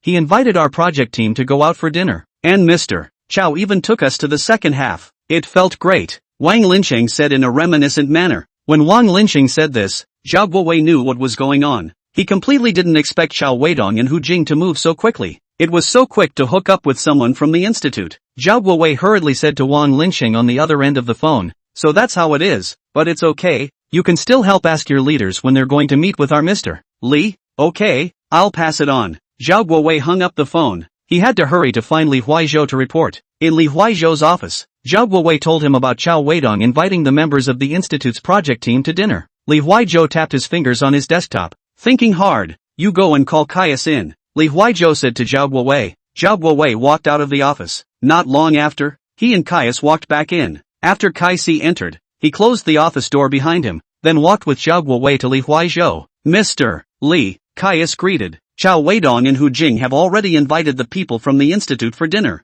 Li Huaizhou said. How can Cao Weidong move so fast? Could it be that he also has people he knows in the institute? Caius frowned and said. Li Huaizhou responded indifferently. Whether they have people they know in the research institute is unknown for now, but we also have to act quickly. First get online with their head, and then promise him some benefits that he can't refuse. Alright, then Guowei and I will get started on it right away, Caius responded seriously. Li Huaizhou shook his head and said, no, I have to go along with this matter as well, to appear that we are taking it more seriously than them. It can't be like Liang Xiaojuan's side, only sending a manager level over. Guowei, you ask your classmate to make an appointment with his leader as soon as possible. We have to meet with their head first. The technicians of Golden Forest Bay Bath Center were very busy these 2 days. A group of shy young men, who had been received only the day before, came back 2 days later. Like the last time, they acted as a group. With the experience of the last time after drinking, this time the boys are no longer shy. They breezed into a separate small private room with the technicians. Inside the booths, the lights were dim. The young men listened to the hard luck technicians talk about their own unfortunate past. The beautiful technicians have surprisingly similar experiences. They all have a gambling father, a sick mom, and a younger brother who is in college. The mercurial technicians are kind-hearted. They hate to take their meager project bonuses and give them to these lovely technicians to solve the family's urgent needs. Just when the amorous technicians and the beautiful massage technicians were hugging each other, the small door of their private room was pushed open by one uniformed police uncle. Alright, all stop touching and come with us. Chapter 55. Pawn again and again. The young lads from the Marine Resources Institute were reported. Fortunately, however, the report was made relatively early, and the lads were taken away before they could have a substantial interaction with the technician. After spending just over an hour in the police station, they were released after being verbally educated by the police uncle for a while. At the entrance of the police station, Cao Weidong was busy. He comforted the youngsters who were released. Upon seeing Li Huaizhou, Cao Weidong greeted him. Mr. Li, you've come out too.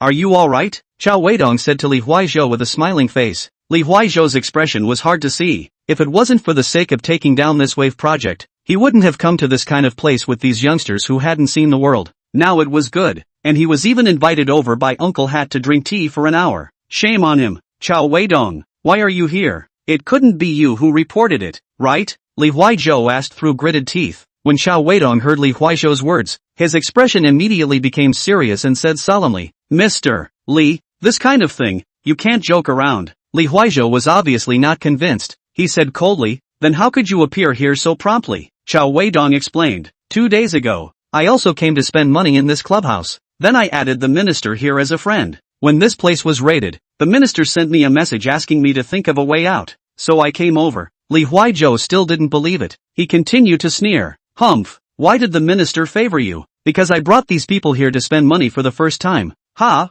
Cao Weidong pointed at the lads from the institute outside the police station and said, "You'd better not let me find out that you're behind this, or I'll never spare you." Li Huizhou threatened Cao Weidong. He then left with Kai Si. Cao Weidong looked at Li Huizhou's back as he left and shrugged his shoulders. He turned around and walked towards the institute crowd. "It's fine. It's just a routine check. I blame that venue for dimming the lights too much today, making the police uncle misunderstand. Now that the misunderstanding has been cleared, it's fine." Cao Weidong smiled at the crowd and said, "Zhang Xiaoban, the leader of the institute, had a bit too much to drink today, so he didn't go to the second half of the event. However, when he learned that all of his men were taken to the police station for questioning, his alcohol immediately sobered up. He arrived at the scene at the same time as Cao Weidong. After waiting for a full hour, the lads were released. This hour was so anxious that Zhang Xiaoban scratched his ears. He was now angry in his heart as he looked at these guys who were full of frustration. He was angry that these men were too young. It's not even a problem to have a meal, but the mention of the second half makes you so excited. The second half of the game, even if it is not, you cannot get a regular green? You have to add bells to make a rubbing. Now he's been caught in the crossfire. Tomorrow back to the office. How can he explain to the leadership? Director Zhang, you do not get angry. Now people are not released? Everyone is fine. It was just a false alarm. Cao Weidong comforted Zhang Xiaoban, who was in a rage. Mr. Cao, thank you. You've been a great help this time. I'll treat you to dinner some other day. Zhang Xiaoban suppressed the fire in his heart and thanked Cao Weidong. Just now, Cao Weidong's action of being busy and calling around for help, Zhang Xiaoban was looking at it in his eyes. He knew that if it wasn't for Cao Weidong's help, how could these men of his have been released so quickly? He was still grateful to Cao Weidong. Cao Weidong called a car for the stunned young men and sent them all back. Only after that did he drive away in his own car. The next day, Tianning Company. At 10:30 in the morning, Cao Weidong came to the company on time. Hu Jing had an odd expression when she saw him. After Cao Weidong finished flirting with administrative assistant Lin, he returned to his workstation. Hu Jing slid her chair and came over. She whispered beside Cao Weidong, "Cao Weidong, you're really bad. You're the one who reported them, and you're the one who asked people to find connections to release them. You're being a saint at the same time." "Hush, Auntie, this can't be said nonsense. You didn't report them?" "Definitely not. Don't talk nonsense. I, Cao Weidong, am such an upright person. How could I possibly do such a nasty thing? Che, I don't believe it." On the 27th floor of Tianning Company, in Li Huizhou's office, he was furious. He called Kai Si and Zhao Guowei to his office. "Check, old Kai. You investigate for me. Make sure to find out who did this," Li Huizhou said fiercely. "Okay, Mr. Li." Kai Si had followed Li Huizhou for so many years and had never seen him get so angry. After walking out of Li Huizhou's office, he called the private detective at the first opportunity. The private detective's name was Fu Chun, and he gave himself the stage name Fu Mo, meaning Sherlock Holmes. "Hey, Fu Mo, there is a case you take or not?" "Yes, it's been a long time since Fu Mo opened a single." These days he didn't have the money to go to leisure club to look for no 78 a yuan. Now that there was a single to take, how could he not take it? "Help me find out why the Golden Forest Bay Bath Center was raided last night. Was it reported? If so, help me find out who the informant is," Kaya said clearly on the phone. "Okay," Fu Mo answered with his mouth full. He liked this kind of clubhouse-related case the most. On the 26th floor of Tianning Company, Liang Xiaojun realized this matter very late. He called Cao Weidong to his office. Liang Xiaojun first threw Cao Weidong a huazi, then gave him a thumbs up and revealed a face full of odd smiles. "Mr. Liang, you're smiling harder than you're crying." Cao Weidong lit up a huazi and said this to Liang Xiaojun. Liang Xiaojun raised his eyebrows at Cao Weidong and said, Hey, tell me, what was Li Huizhou's expression last night?" "Don't remember." Cao Weidong exhaled a smoke ring and said, "Was it you, righteousness, that destroyed the old Liang? If you also believe the nonsense of Hu Jing's girl, I'm going to give up." Cao Weidong didn't understand why Hu Jing and Liang Xiaojun both thought that he was the one who reported Li Huizhou and the institute's massage arrest last night. Was he that kind of person? Liang Xiaojun immediately panicked in his heart when he heard that Cao Weidong was going to give up. He hurriedly accompanied with a smile and said, Mr. Cao, my little Mr. Cao, don't be angry. I didn't say anything. Your sentence of great righteousness is quite eerie." Cao Weidong sneered. Liang Xiaojun gently patted his mouth with his right hand. "My mouth stinks. Mr. Cao, just take it as old Liang that I let out a fart. Alright, I won't talk to you about these useless things. Let's get down to business," Cao Weidong said. Fine.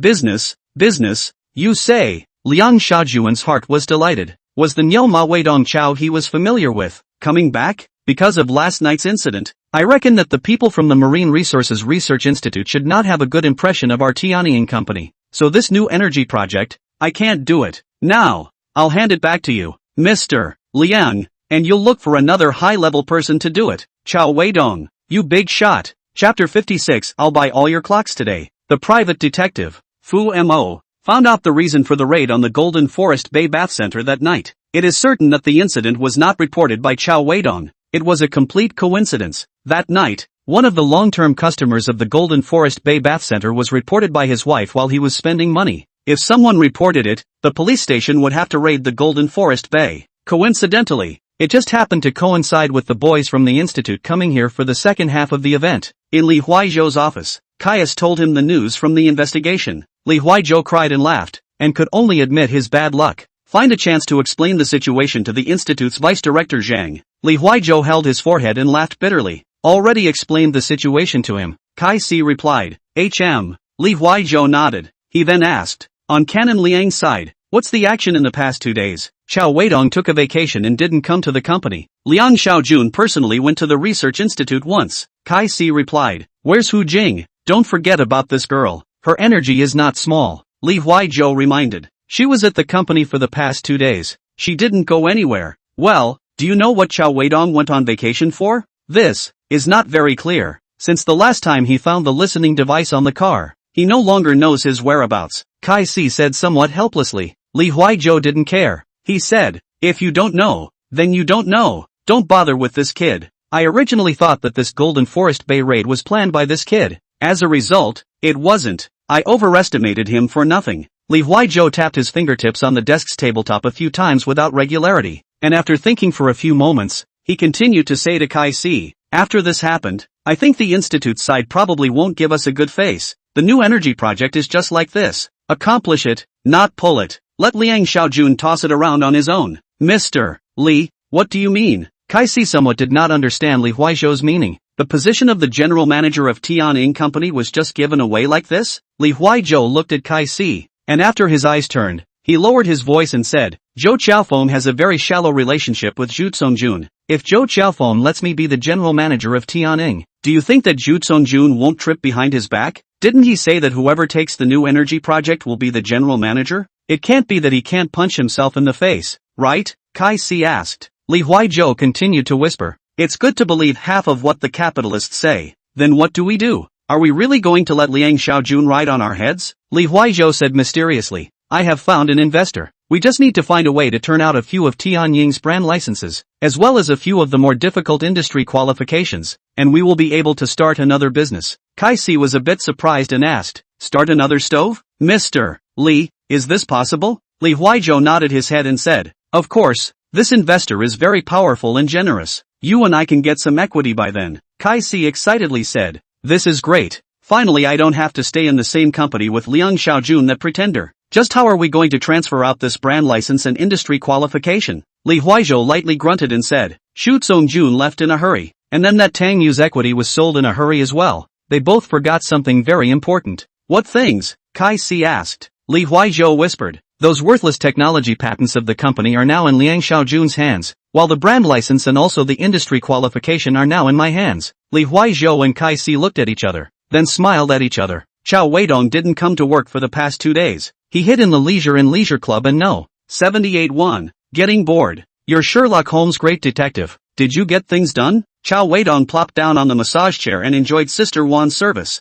That's for sure. You don't see who was out there. Sister Wan, who was doing the service, said proudly. What did he tell Chase? I told him to say that Golden Grove Bay was being investigated because a client was reported by his wife and the police station went on a raid. Well, Holmes is telling the truth, Cao Weidong said. Sister Wan rolled her eyes at Cao Weidong, who was sprawled on the massage chair. Yes.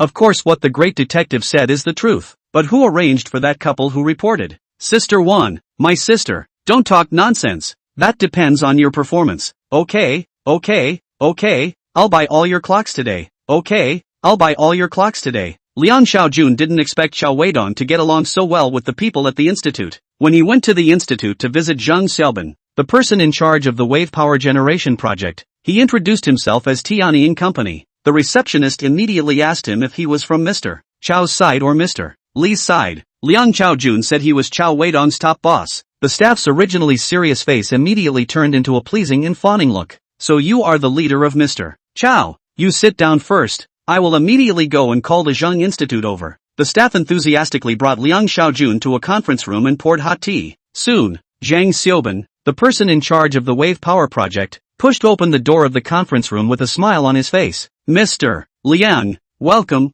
welcome. I'm sorry for not being able to greet you personally, Zhang Xiaoban said politely. Liang Xiaojun felt comfortable in his heart. This is how a vice president should be treated. Ha ha ha, Mr. Zhang is polite. I didn't greet you in advance. It's a bit presumptuous. Liang Xiaojun snorted. What are you talking about? We will become family sooner or later. No need to be so polite. Zhang Xiaoban's words were already implying the obvious. He was telling Liang Xiaojun that their institute had a positive attitude towards the cooperation with Tianning. How could Liang Xiaojun, an old fox, not hear the meaning in Zhang Xiaoban's words? Now as long as from Zhang Xiaoban's mouth to ask, the institute of those leaders, they cooperate on this matter. What are their respective opinions? And then prescribe the right medicine. That's it. Institute Zheng. I don't know what the several leaders in your institute have to say or suggest about our cooperation this time? Liang Xiaojun asked with a smile on his face. Zhang Xiaoban smiled, then replied, the leaders are all very optimistic about the cooperation with Tianning. It's just that each of them will have their own views on this matter, and it's still necessary for Mr. Liang to send someone to consult them. The meaning expressed by Zhang Xiaoban couldn't be more obvious. It was that the leaders of the institute would definitely make demands on Tianning. As for what the demands were, it could only be asked in private. Then I'll go and ask in person? Liang Xiaojun asked. Zhang Xiaoban shook his head. Mr. Liang, it's better to let someone under your hand go for this kind of thing. I think Mr. Chao is a more suitable candidate, Zhang Xiaoban added. His meaning was also expressed very clearly. Liang Xiaojun's identity was relatively special, and it was not appropriate to contact these leaders. It would be better to let Cao Weidong contact them privately. Liang Xiaojun nodded gratefully and said to Zhang Xiaoban with a smile, I see. Thank you for your advice, Mr. Zhang. You're welcome. The two ended their conversation and Liang Xiaojun left the Marine Resources Institute. Returning to Tianning Company, he called Cao Weidong. Cao Weidong, hurry up and end your vacation back to the company tomorrow. There are important things to discuss with you. Wouldn't you just find Hu Jing? Or Xiao Ma will do. Cao Weidong's lazy voice came from the other end of the phone. You don't want to see Hu Jing's bunny girl? Want to? Then hurry back. Chapter 57 Highly Knowledgeable Woman. Based on the list provided by Zhang Xiaoban, Cao Weidong was the first to look for Meng Diguang, the chief engineer of the Marine Resources Institute. Meng Diguang was the oldest senior engineer in the Marine Resources Research Institute. The main direction of his research was marine oil exploration. Although he did not have any interactions with the wave power project, if he could put in a good word or two for the project, the cooperation between Tianning and the institute would be half successful. Before Cao Weidong came, he knew from Zhang Xiaoban about Meng Diguang Meng's chief engineer's hobby, chess. This is the most common hobby of the older generation of grandmasters. Cao Weidong knew that it was definitely too late to memorize the chess game temporarily, so he racked his brain and came up with a way to use AI. Before Cao Weidong came to meet Meng Diguang, he had already downloaded the chess software in his cell phone software. He also paid for a lot of support cards in the software, just waiting for the 300 rounds of battle with Meng Diguang in a while. In the office of the chief engineer of the Marine Natural Resources Research Institute, Cao Weidong met Meng Diguang, the chief engineer, who was dressed very smartly. Good day, Chief Engineer Meng. I'm Xiao Chao from Tianning Company. I've already made an appointment before, and I'm here to pay you a visit today. Cao Weidong politely said to Meng Diguang. Yeah, it's Xiao Chao. Come, sit. I've heard Xiao Zhang talk about you a long time ago. You really are a talented person. The Xiao Zhang in Meng Diguang's mouth was naturally Zhang Xiaoban, the deputy director of the Research Institute. Only Meng Diguang could call him that. Elder Meng, you're joking. You were truly a show of talent when you were young. Cao Weidong shot fiercely. Ha ha ha. Meng Diguang was very flattered and burst into a fit of laughter. Afterwards, Cao Weidong was another pass of borderline horses ass slapping fiercely. Meng Diguang almost shot to the clouds. The old man was in a good mood, and Cao Weidong talked and laughed for a long time. Cao Weidong naturally led the topic to Meng's favorite chess. Little Cao, you also know how to play chess? Meng Diguang asked curiously. I can only be considered to know how to move. As for the level to be considered introductory, Cao Weidong said modestly. Meng Diguang did not believe what Cao Weidong said. He wanted to try it out to know the other party's true level. He took out a box of rosewood chess from his drawer and set it up on his desk. Cao Weidong also secretly opened the chess software on his cell phone. The two of them set up the chess pieces and Cao Weidong chose red. Meng Diguang played black. Cao Weidong put his phone under the table and stole a glance at the moves in the chess software. He followed the AI's move and made the first move, Immortal, pointing the way. Meng Diguang smiled with satisfaction before saying, only a general expert would open the game with the Immortal's guide. I walked blindly, Cao Weidong said back. Meng Diguang smiled, then took a pawn bottom gun as a response. Soon the two killed each other. Whenever Cao Weidong had the advantage, he purposely didn't follow the moves on his cell phone software. Generalissimo Meng would then turn a disadvantage into an advantage. Every time Cao Weidong made a few bad moves according to his own moves, he continued to follow the software's moves to make a few amazing moves. It was also the first time that Chief Engineer Meng had seen Cao Weidong as a player of this caliber, with his level fluctuating from high to low. Sometimes the young man's moves were comparable to those of a chess master, and sometimes he missed a lot of moves. Generalissimo Meng couldn't figure out Cao Weidong's chess style, but Cao Weidong didn't care. His goal was to keep the old man company. After playing 10 games, he only won 1, and in the remaining 9 games, he was killed by Meng's counterattack at the last minute. Old man Meng had had his fill of the game and had to invite Cao Weidong for dinner. Cao Weidong did not refuse. He and Chief Engineer Meng enjoyed a working meal at the institute. Cao Weidong also subtly raised Tianying's desire to cooperate in the development of the wave power project during the meal. Chief Engineer Meng was brash and said that he would support the project 100% as long as it was a project that Xiao Qiao was involved in. The chief engineer of the Marine Resources Institute was taken care of. Cao Weidong went to see their director, Hu Jinhua, the next day. A middle-aged woman in her 50s. Women who engaged in scientific research were all hot-tempered and eccentric. Even though Chief Engineer Meng had helped Cao Weidong greet him in advance, he was still left outside the office for more than an hour when he went to see Director Hu. But Cao Weidong's hour wasn't boring. He chatted quite deeply with one of Director Hu's female secretaries. The female secretary's name was Lin Yuhong, a woman in her 30s with a tall and round figure. Like Cao Weidong, she had just been divorced. Children with their husbands,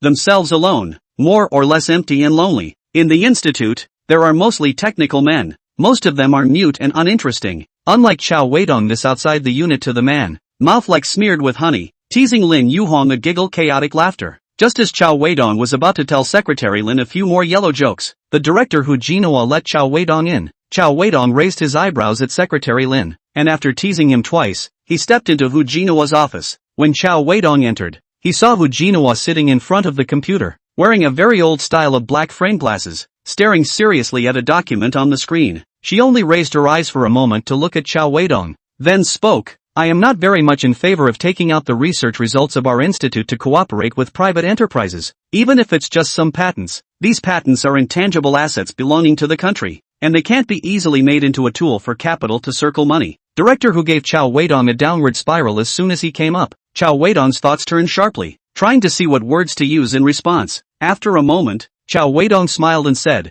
Director Hu is right. Your institute's patents are indeed the intangible assets of the country. No one and no enterprise should take the country's assets out for his personal profit. We, Tianying Company, also think the same way. So we have drawn up 2 cooperation programs. The first program is the Patent Authorization Cooperation. That is, the patent ownership is still in your hands. Just you authorize to our day surplus company. Let us use it. This will ensure that the intangible assets of the country such as the patent will not be utilized by the capital, but also allow outside companies to inject funds into the project, so that the project can continue to be upgraded and improved. The best of both worlds. After Cao Weidong finished saying this, Hu Jinhua removed her gaze from the computer screen for the first time. She pushed up her black-framed glasses and seriously sized up the somewhat handsome-looking young man in front of her. What about the second program? Hu Jinhua asked. The second option is to set up a joint venture company, where the research institute will cooperate with us, Tianying, in the form of technological equity participation. At that time,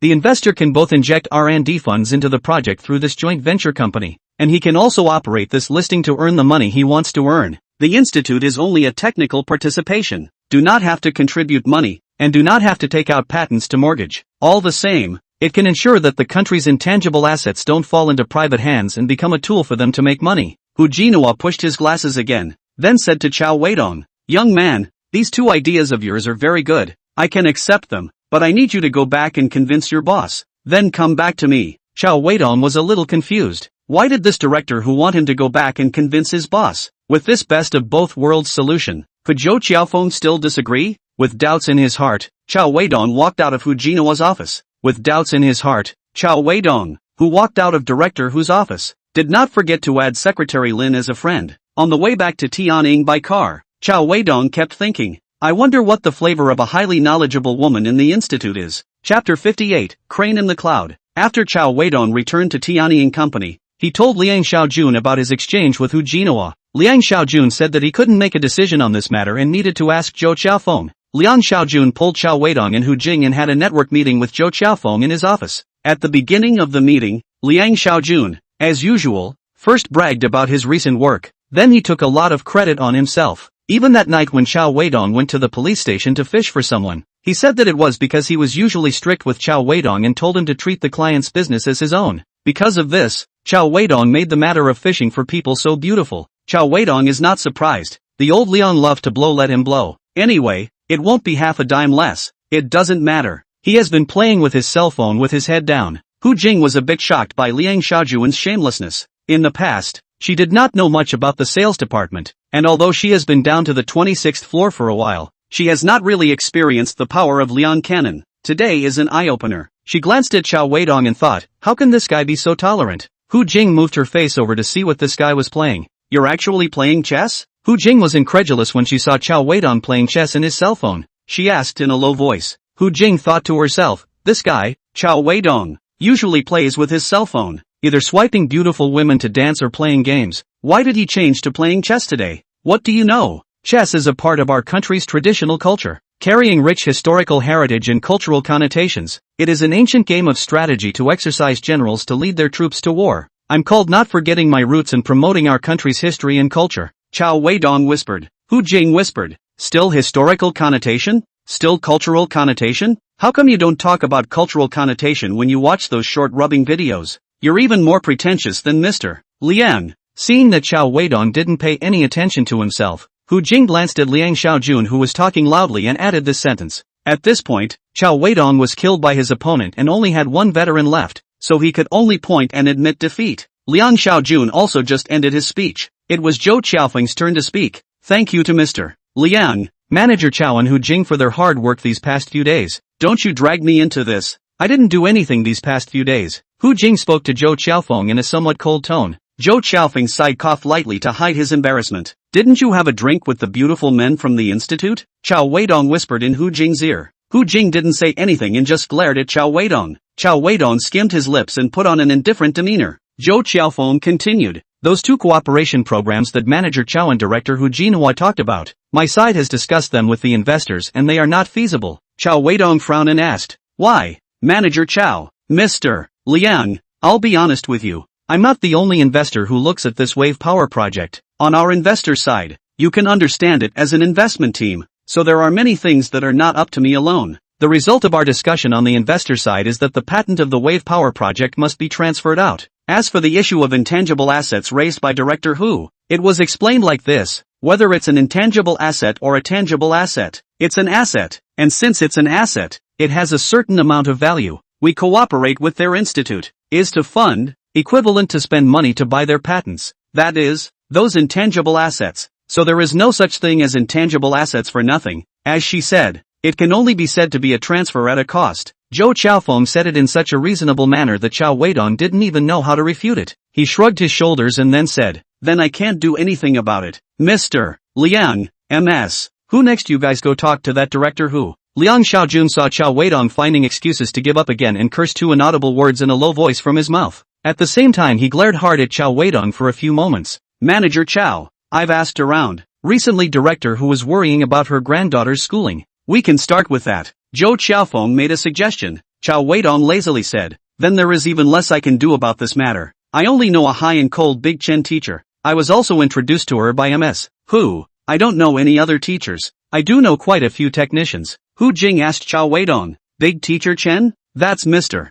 Chen. Why do you add the word big? Because she is indeed big. Hu Jing. Then Mr. Liang. Hu Jing. You two think of a way. I'll also ask the investors on my side to help find a relationship on the Yangcheng side. Okay, Dong Zhou. Liang Xiaojun responded. Hu Jing just faintly hummed. After the meeting ended, Cao Weidong and Hu Jing walked out of Liang Xiaojuan's office together and returned to their workstations. Cao Weidong said to Hu Jing, "Have you watched The Eight Dragons of Heaven yet?" Hu Jing was puzzled. "Why are you suddenly asking this?" Cao Weidong said. "This Shoudong's net name is It's Xiao Feng, not Xiao Feng. I don't think he looks like Xiao Feng." "What do you mean? He's more like Duan Yu than you are like Wang Yuyan." Hu Jing frowned at Cao Weidong. Cao Weidong continued. "The two of you are still at the stage where you haven't met for long and Duan Yu hasn't gotten his hands on you yet." Cao Weidong purposely paused, then let out a bad smile. "At this stage, Duan Yu is still Wang Yuyan's little licking dog." Hu Jing asked. "Then who are you?" "Me, naturally, I'm Wang Yuyan's cousin Morong Fu." "Cousin? Come on, give your cousin a few pointers on poses that can quickly take down a young woman." "No, it's moves." "Humph, I see you are not like Morong Fu at all. More like Yun Zhanghe, ********. At the time of the evening meal, Cao Weidong asked about the secretary of the director of the institute Hu, Lin Yuhong, and went to eat Heidileo together. Heidileo Cao Weidong hadn't been here for a long time, and there was a time when the waitresses inside gave the guests a dance during the meal. Cao Weidong is not very fond of it. You want to dance to go to the bar to invite those professional teachers to dance. You let some waitresses dancing. You give people processing wages yet? However, recently this trend is no longer. Coupled with people Lin big secretary named to eat Hai Di Lao. How could Cao Weidong bear to refuse? When Cao Weidong drove his pink Ferrari to pick up Secretary Lin, it just happened to be the time when the institute got off work. At the entrance of the institute, after the off-duty people saw Secretary Lin getting into Cao Weidong's flirty sports car, they began to murmur, "He, which rich family's son did this Secretary Lin fall in love with?" It's hard to say if it's rich or not. The tart is really tart. This car of his is no less than 20 years old. So what? It's better than your hello bike. Humph. What kind of friends does this Secretary Lin have? Driving a sports car with such eye-catching colors. He's not a decent person at first glance. As the saying goes, if you're not a family, you don't get into a bed. Flies don't bite seamless eggs. Secretary Lin must not be simple to get divorced at such a charming age. Charming? A woman is only charming when she's 18. Okay? Secretary Lin is over 30. What do you know? Little virgin? For us adult men, 18 years old is also charming. 30 years old is also charming. The main one is all you want. Do you understand, Ayu? Cao Weidong and the charming Secretary Lin naturally did not hear these people's comments. The two were stuck in traffic on Science Avenue during the evening rush hour. His Ferrari was also out of place at this time. The long-lost, ear-piercingly unpleasant tractor blah blah blah sound reappeared in the Jianhu. Chapter 59 Caddy Car Enthusiasts Group. This meal under the sea, Cao Weidong ate absent-mindedly. All he could think about was the abominable blah blah blah sound. At the end of the meal, Cao Weidong called a drop for Secretary Lin. Lin originally thought that this young man driving a flashy luxury car would ask her for more. Unexpectedly, actually did not. Quite a surprise. However, she quickly figured out that she had only met once before making further demands. What difference is there between this man and sending Secretary Lin away? Cao Weidong directly drove the car to the used car dealership. Before coming, Cao Weidong did not call the young boy in advance. After arriving, the young man who received the call ran out of the Lily footbath shop while straightening his pants and belt. "Brother, you're here? Why didn't you call in advance?" The youngster skillfully handed Cao Weidong a yushi. "The sound of the tractor in this car is ringing again. What's going on? I spent over $100,000 to have it repaired at your place. How long has it been? It just broke down again," Cao Weidong said as he took the cigarette. The young brother hurriedly smiled. "Brother, you are a luxury car after all. The new car is several million. It's not easy to spend more than $100,000 to repair it like this." Hearing this, Cao Weidong became even more angry. "You mean I should have problems because I spent less money?" No, brother, I don't mean that. I'll let the master fix it tomorrow. For free." The youngster deliberately said the word free out loud. "No need. You sell this car for me. I want a new car." This 20-something handful of luxury cars, Cao Weidong had driven enough. He didn't want to drive it anymore. If it wasn't for the gambling with Hu Jing before, he wouldn't have bought this broken Ferrari. Not to mention that he didn't get to pretend to be a bully. The blah blah blah sound made him have a heart attack. Sell. Cao Weidong made up his mind. He wants to buy his dream car Cadillac. The young man took the keys from Cao Weidong's hands and asked, "Brother, how much are you going to sell? You can't lose too much. At least I spent more than $80,000 to buy and more than $100,000 to repair. It was bought for more than $70,000. The youngster corrected. "Pretty much." Cao Weidong finished, looked at the young brother, did not zip her pants. Toward the Lilyfoot bath store new mouth. "There." "New?" The young brother understood in a second. A thief smiled. There are. "Brother, I invite you. The young little brother of the used car dealership was very powerful. Cao Weidong's pink Ferrari actually sold for $200,000. Although he lost a little, Cao Weidong didn't mind it very much. After he got the money, he went to pick up a Cadillac XT6 for WD Deluxe Edition at the first opportunity. He also customized the pink body. Cadillac's sales boy also knew how to do it. The first time to pull Cao Weidong into a Yangcheng Cadillac enthusiasts group chat. Seeing the group rules in the group announcement, Cao Weidong sighed that he came too late. This group Yangcheng Cadillac Car Friends 18 group rules. 1. The members of this group, to have love, know how to unite in love, mutual assistance and mutual benefit, promote positive and enthusiastic to help vulnerable groups, such as mechanic groups. 2. The group advocates the end of the world, shall not love a flower, group members shall not have any licking dog behavior. Once found, immediately kicked out of the group chat. 3. No matter what model you drive, in this group are treated equally. There is no open X6, C6 than open C5, X5, C4, X4 higher than the argument. This group only see who share more resources, who is the big brother. 4. On the road by the BBA owner's gripe, must return the mouth, cannot be timid, especially in the face of 34C owners. 5. Once a week must send a photo of wearing a license plate on the group clock. 6. Every 3 months, must participate in a group of friends organized by the collective store activities. 7. Found that the garbage store, Big Mom Field, pleased the first time in the group exposure, to maintain the legitimate rights and interests of the majority of group members. 8. The group for the positive energy group, is strictly prohibited to discuss ZZ topics, socially sensitive topics, once found immediately kicked out of the group chat. 9. Hope that all members, strictly abide by the group convention, the establishment of a harmonious, mutual help, friendship group chat. 10. May the 7-colored shield light up your future. Please remember our group slogan, Caddy does not hustle. Hustle only pull the beautiful women and models. Just because of this group rule, Cao Weidong came up and sent out a red packet. Newcomer report. Please take care of your big brothers. After Cao Weidong sent out the red packet, he also sent out this message. Not many people grabbed the red packet. An avatar named Floating in the South explained to Cao Weidong, we are not happy to send red envelopes in this group. If you can send a few pictures of the store or the body of the technician. At this time, a man named Qing Xiao immediately responded, right. Who cares about the red packet? Just send the technician's photo. Remember to mosaic your face. Cao Weidong was like a fresh graduate who had just joined a new company and didn't know anything. He weakly asked, why does the face have to be mosaic? Don't you look at the face value? Just after posting it, someone replied to him below, strip iron. This is the protection technician. Oh, got it. Thank you big brother for clearing up the confusion. Cao Weidong immediately replied. A man named Brother Shui replied below, newbie, learn more. The next day after picking up the car, Cao Weidong drove his pink Cadillac to work and happened to meet Hu Jing in the parking lot. She looked at Cao Weidong's flirty body color and spat. Can't you use a normal color? Isn't pink color normal? How attractive to girls? Cao Weidong said in disbelief. It also attracts S. Be careful of being tailed by them. Asterisk. The two entered the elevator together. Why are you so late today too? In the elevator, Cao Weidong glanced at his phone time and asked, you think all are like you? I've already made a trip to Yangcheng Experimental Primary School. Hu Jing gave a blank look and responded. Any gains? Cao Weidong asked. You don't care about the work. Why do you ask so much? Hu Jing stepped on her long legs and walked out of the elevator first. Cao Weidong followed closely and said in Hu Jing's ear, who said I don't care about work? I played chess until 3 a.m. last night. Playing chess? What does it have to do with work? Hu Jing did not understand. Cao Weidong explained. There is. I'm going to get closer to Chief Engineer Meng of the Research Institute. He asked me to play chess at the park near their neighborhood on Saturday. There are too many people there and I can't use the software, so I can only learn a little more in advance. Hu Jing sat down at her workstation, turned her chair to face Cao Weidong, and spoke. I've already helped director whose granddaughter talked to the school about her schooling, and the rest is up to Mr. Liang sighed. What did Mr. Liang do?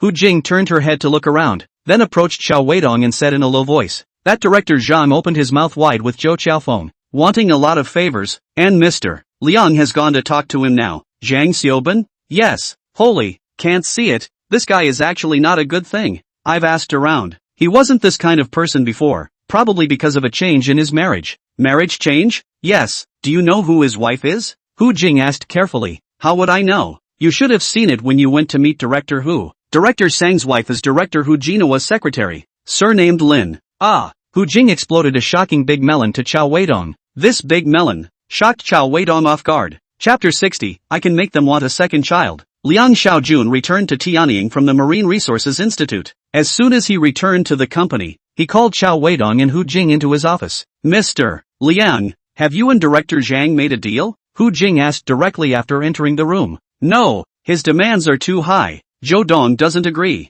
Liang Xiaojun responded. What are his demands? Hu Jing continued to ask. He asked to come to Tianying as the general manager after the cooperation. Liang Xiaojun said. Cao Weidong, who originally didn't want to speak on the side, thought, what kind of condition is this? Isn't it over to give it to him? Or is it that you, old Liang, are unwilling? A general manager's name is just a name. Give it to him and it's not over? Cao Weidong said. Liang Xiaojun shook his head. If it's just a position that's nothing, he's also asking for $1 million a year. Hu Jing, Cao Weidong said. How did he dare? Liang Xiaojun patiently explained. Zhou Dong said. The annual salary of 1 million is not to say that cannot. Outside the company also has such a high salary position, but that are more effective. The scale of the company is relatively large only. Our day surplus is a small company. Automation business profits and not high. Then there is the merger of the wave power project. Is in the research and experimentation stage. Is of only spend money does not make money project. More no profit to speak of. This general manager, as soon as he opens his mouth, he wants $1 million a year. The investors will not be willing to say anything. Then do not engage in this new energy project. We honestly do the old business is not finished? Cao Weidong does not understand why Zhou Qiaophone these investors have to do this new energy project. Liang Xiaojun thought for a moment and said, investors and we workers think differently. We just want a simple and stable job. They want to maximize profits. If we keep on doing our old job of automation, it is just like boiling a frog in warm water for the investors, with no waves and no investment value. If the introduction of wave power generation such high-tech projects, they can do high-tech concepts, and then speculation, and find ways to make the sky surplus listed. Then the investors can make big money in the stock market. All evil capitalists. Cao Weidong spat after listening to Liang Xiaojun's explanation. Hu Jing asked again. Now that Director Zhang's request is out there, what do we do? Liang Xiaojun replied back. Zhou Dong told us to find another way to do Director Zhang's job. Alright, then Mr. Liang, cheer up. You will definitely be able to handle Zhang. I won't get involved in this matter for fear of affecting you guys. Cao Weidong again tried to shrug it off. After saying this he was about to turn around and leave. Liang Xiaojun hurriedly called out to him. Stop where you are. Cao Weidong stopped in his tracks. What are you going to do? I'm going to visit our client. Bah! To see if they have any new projects that can be subcontracted out. Where else would we have the money to pay General Manager Zhang Xiaobin's $1 million annual salary? Liang Xiaojun rubbed his forehead with his hand and was speechless for a while. He held back the lump of anger in his chest and said to Cao Weidong, you sit down first. You can go after we discuss Director Zhang's matter. His matter? You guys just discuss it. What's it got to do with me? Of course it's your business. Why are you asking his wife to dinner? Liang Xiaojun was furious and exclaimed. Cao Weidong frowned and asked, you mean Secretary Lin? Liang Xiaojun grunted and said, nonsense. Could it be that you also asked Hu Jinhua out? Hearing Liang Xiaojun's words, Hu Jing on the side looked at Cao Weidong with a surprised expression. When Cao Weidong saw this look in Hu Jing's eyes, he knew what was on her mind and quickly explained. Asterisk. Why are you looking at me like that? Don't listen to old Liang's nonsense. I can't eat that Director Hu. Hard to say. Asterisk. Cao Weidong looked at Liang Xiaojun again and started to explain. First, I invited Secretary Lin to dinner because when I went to meet Director Hu, she did me a favor. What's wrong with me treating her to a meal to express my gratitude? Secondly, I didn't know at that time that Secretary Lin was Director Zhang's ex-wife and Secretary Lin said at that time that she was divorced. What's wrong with me treating a divorced and single woman to a meal? Liang Xiaojun thought about it and said, this is nothing. The main thing is that when you went to pick up Secretary Lin, you went in such a conspicuous car. The entire institute is now full of gossip about the two of you, and that Director Zhang even decided that you went to a room that night. That's why he suddenly took advantage of the situation and asked you guys for a lion's share of the money? Cao Weidong asked. 99% is this reason. Liang Xiaojun sighed. Damn. This jealousy. Cao Weidong spat out a sentence. Hu Jing, who was on the side, suddenly asked Liang Xiaojun. In that case, in fact, Director Zhang did not want to divorce Secretary Lin in the first place? Liang Xiaojun said. I've inquired with the people in the institute, and it was indeed Director Zhang who initiated the divorce in the first place. The reason was that the mother-in-law and daughter-in-law did not get along, so Director Zhang was forced to file for divorce. In fact, he still cares a lot about Secretary Lin, and has always treated her as his lover. Now that a man suddenly came and invited Secretary Lin to dinner, it would be strange if Director Zhang could be calm. So what now? Hu Jing asked again. Liang Xiaojun sighed and shook his head. There was nothing he could do. He still had a Fu Di demon's wife at home that he couldn't manage. How could he manage this mess? At this time, Cao Weidong suddenly spoke. I do have a way to solve the couple's matter. Liang Xiaojun's eyes lit up as he looked up at Cao Weidong. Hu Jing also looked at him with some curiosity. However, I have a condition. Liang Xiaojun turned his head to look at Hu Jing and smiled helplessly and bitterly. This guy, here we go again. Everything has to be a condition. I'll make this Zhang millionaire and Secretary Lin's relationship good. He will no longer mention that $1 million annual salary request. The rest of the things, I don't care. Mr. Liang, you have to let me clear my head. Cao Weidong stated his conditions. Are you not idle enough now? Liang Xiaojun asked. Not enough. Because of this new energy project, I haven't been sleeping well lately, so I'll help you guys fix Zhang millionaire and Secretary Lin, and I won't get involved in what happens next with this project. Okay? You just need to get Director Zhang and Secretary Lin to ease their relationship. We'll take care of the things behind the new energy project. Liang Xiaojun promised. I also don't want to play chess with that Chief Meng. Damn. Recently there are tiles on the road I have to go day. This chess can't be played anymore. It's fine. I'll let Shama go and learn how to play chess. Liang Xiaojun agreed again. Okay, then Zhang millionaire and Secretary Lin. You guys can leave it to me. Cao Weidong was full of confidence. Hu Jing spoke. Cao Weidong. Why do I feel that you are not reliable? Cao Weidong was puzzled. How is it unreliable? Hu Jing asked. It's hard for a clean official to resolve family matters. Director Zhang and Secretary Lin are already divorced. It's not like they're in the middle of a divorce. How are you going to ease their relationship? Liang Xiaojun heard Hu Jing's words and also looked at Cao Weidong with some skepticism in his eyes. Cao Weidong started to pretend. So what if they are divorced? Let me tell you, not only am I going to ease their relationship, I'm going to make them remarry. Remarry? You're just bull ting. Divorced for reasons of mother-in-law/daughter-in-law discord. I've never heard of a remarriage. Liang Xiaojun was married, which he knew very well. Not only can I get them remarried, I can also get them to have a second child. Cao Weidong continued to brag and said. Liang Xiaojun and Hu Jing both felt that Cao Weidong was bull ting. They still wanted to say something. Cao Weidong waved his hand and interrupted them, saying, you guys wait and see. Chapter 61. So, where exactly did you buy it? After work that day, Cao Weidong called a Juan,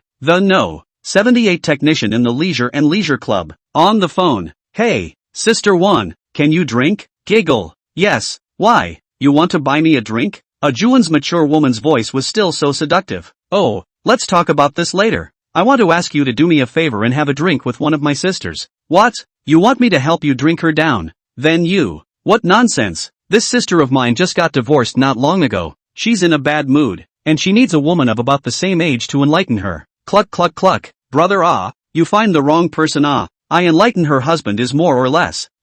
Just find a way to get her drunk. I'm going to set her up with her ex-husband. Ha, you bad thing. These days any day will do. Sister I want to eat good Cao Weidong Dao, no problem. 3 days later, Liang Xiaojun, according to Cao Weidong's intention, asked Zhang Xiaobin from the institute to come out for a drink. Originally, Zhang Xiaobin was reluctant. Liang Xiaojun said he wanted to talk to him about Cao Weidong's invitation to Secretary Lin's dinner that day, so Zhang Xiaobin reluctantly went to the appointment. Cao Weidong prepared a glass jar of briefcase wine for Liang Xiaojun in advance. The wine was soaked with several sheets of African Angora bark that Xianxian brought back to Cao Weidong. Cao Weidong told Liang Xiaojun that he and Zhang Xiaobin could only drink this tonight. Hu Jing followed Cao Weidong's request and booked a couple's hotel with the worst soundproofing on the internet. The hotel is only a 5-minute walk from where Liang Xiaojun invited Zhang Xiaobin to dinner. Zhang Xiaobin was still quite polite when he met with Liang Xiaojun. Mr. Liang, you've already explained on the phone. I don't have any problem with Manager Cao.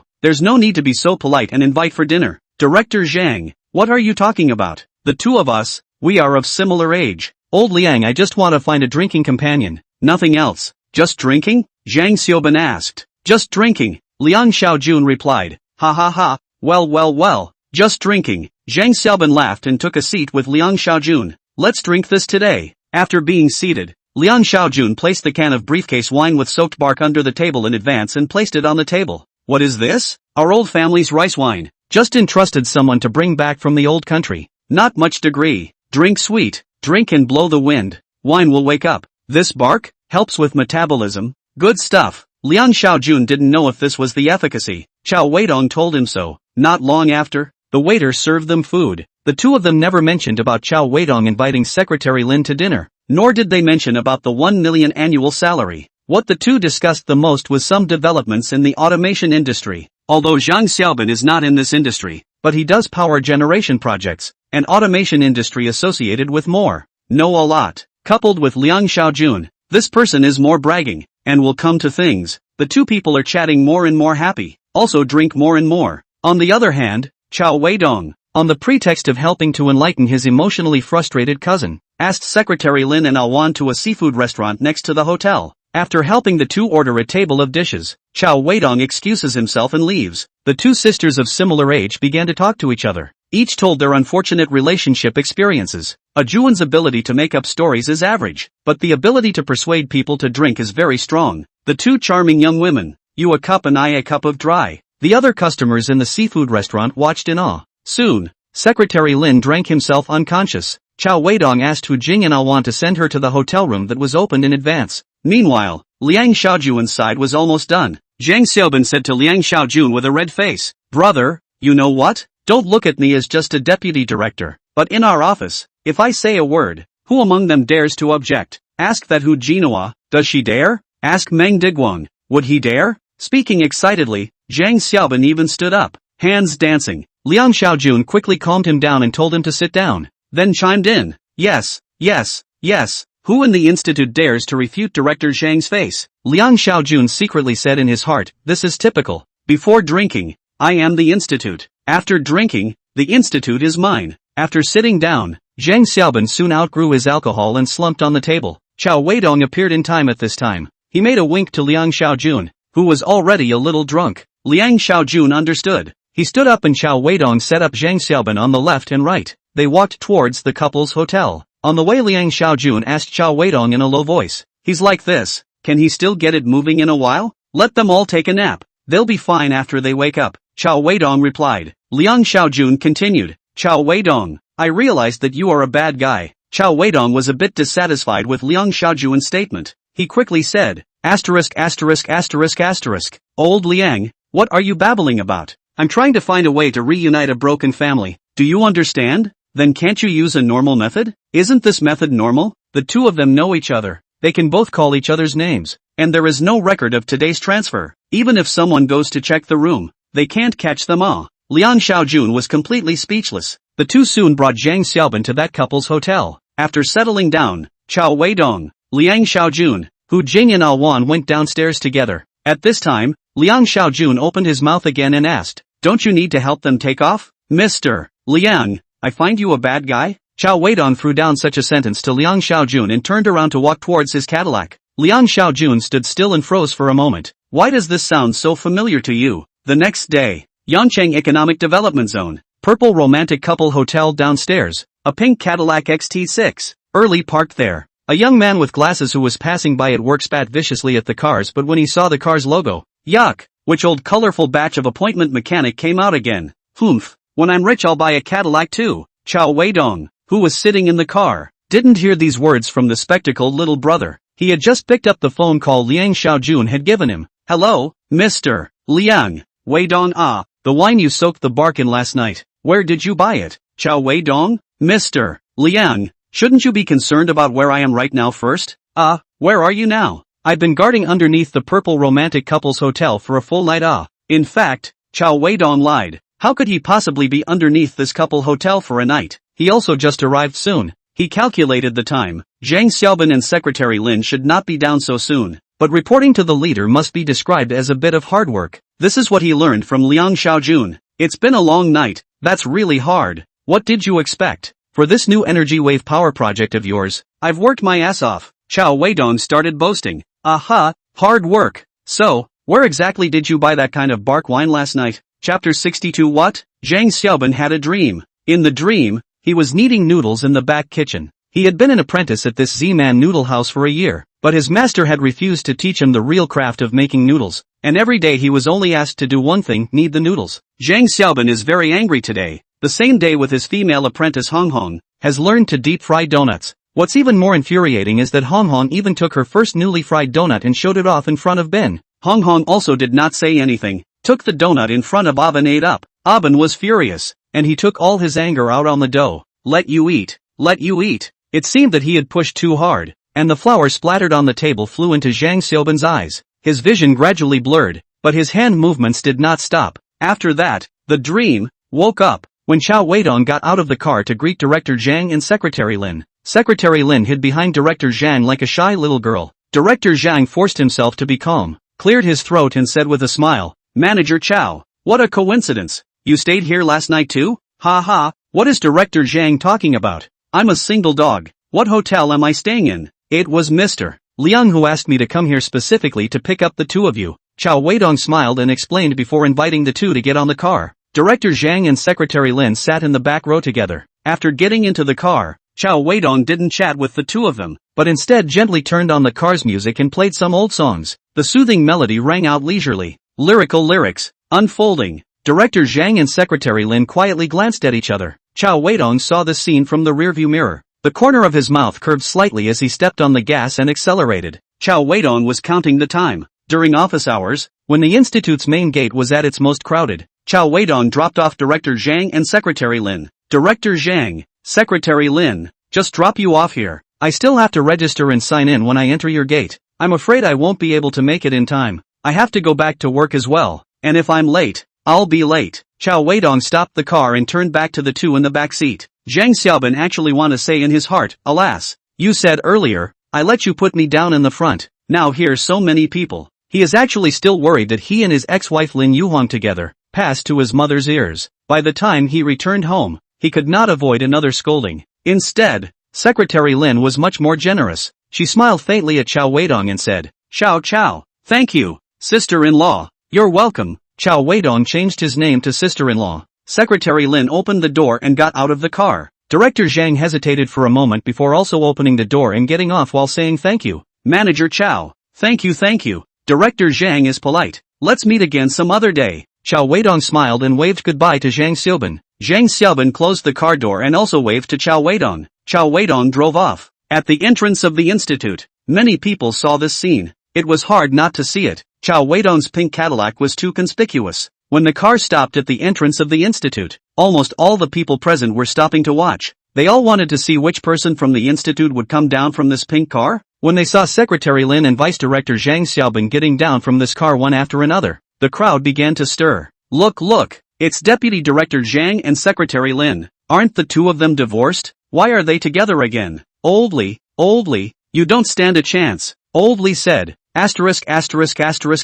off. You guys don't know, do you? Deputy Director Zhang and Secretary Lin divorced because of the mother-in-law-daughter-in-law relationship. In fact, the two of them are still on good terms. Definitely good. I want to be like Deputy Director Zhang, have Secretary Lin such a womanly wife. Death will not divorce. Do you think they are planning to remarry now with this look? Remarry? Absolutely impossible. Why? Because the reason for their divorce was mother-in-law and daughter-in-law discord. Mother-in-law and daughter-in-law do not get along. Just do not get along. Couples and on the line. Oh, young man, see you have not been here long. You do not know? Zhang Deputy Director's mom is very strong. She is still our old leader. Now the director of who are her students. So no wonder. Then the two of them are indeed difficult.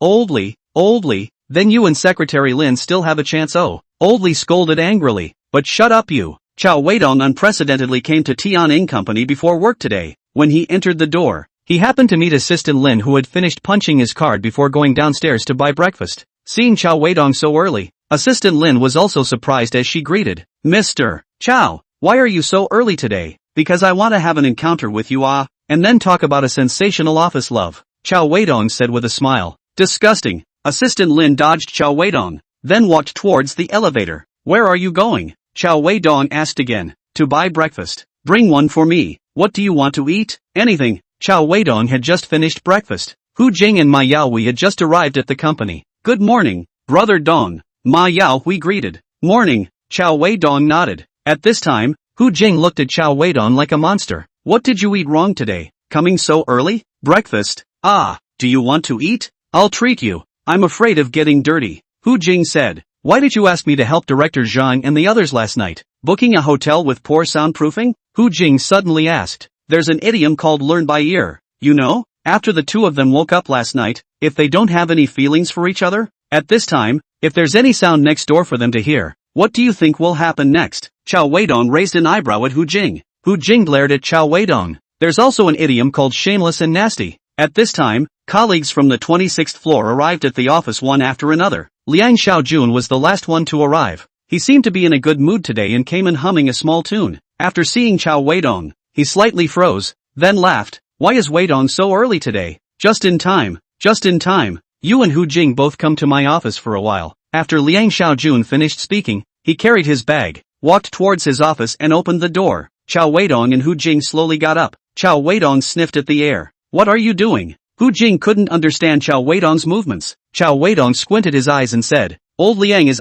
spraying perfume again today. Another day of teeness. Boring. Hu Jing gave Cao Weidong a blank look and walked towards Liang Xiaojun's office first. Cao Weidong smiled and followed. Hu Jing, Weidong, come. Sit. In the office, Liang Xiaojun greeted the two men and sat down. Then he looked at Cao Weidong and said, Weidong, you went to pick up Director Zhang and Secretary Lin early this morning. How did you feel? Did they last night? What?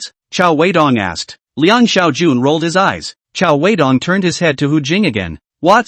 Roll. Chapter 63, encouraging them to have a second child. Hu Jing, Cao Weidong, and Liang Xiaojun redistributed their work. Cao Weidong was mainly responsible for fixing Zhang Xiaoban and Secretary Lin's remarriage. Hu Jing went to maintain the relationship with director Hu Jinhua. Liang Xiaojun was the overall coordinator. After walking out of Liang Xiaojun's office, Cao Weidong came behind Ma Yaohui. Brother Dong. Ma Yaohui greeted with a smile. There's a client who likes to play chess and needs you to maintain the relationship. You download a few chess software in the past few days and learn to learn. When the time comes, Liang will take you to meet him. Cao Weidong said. Roger, Brother Dong. Cao Weidong glanced at Ma Yaohui's computer screen and said, This statement of yours is all wrapped up. Change it. Ma scratched his head awkwardly. Cao Weidong left Tianyi & Company and drove to the Marine Resources Research Institute. Under a big tree outside the entrance of the institute, Cao Weidong and the security guard of the institute, Uncle Niu, and a cleaning lady, Big Sister Wang, stood chatting together.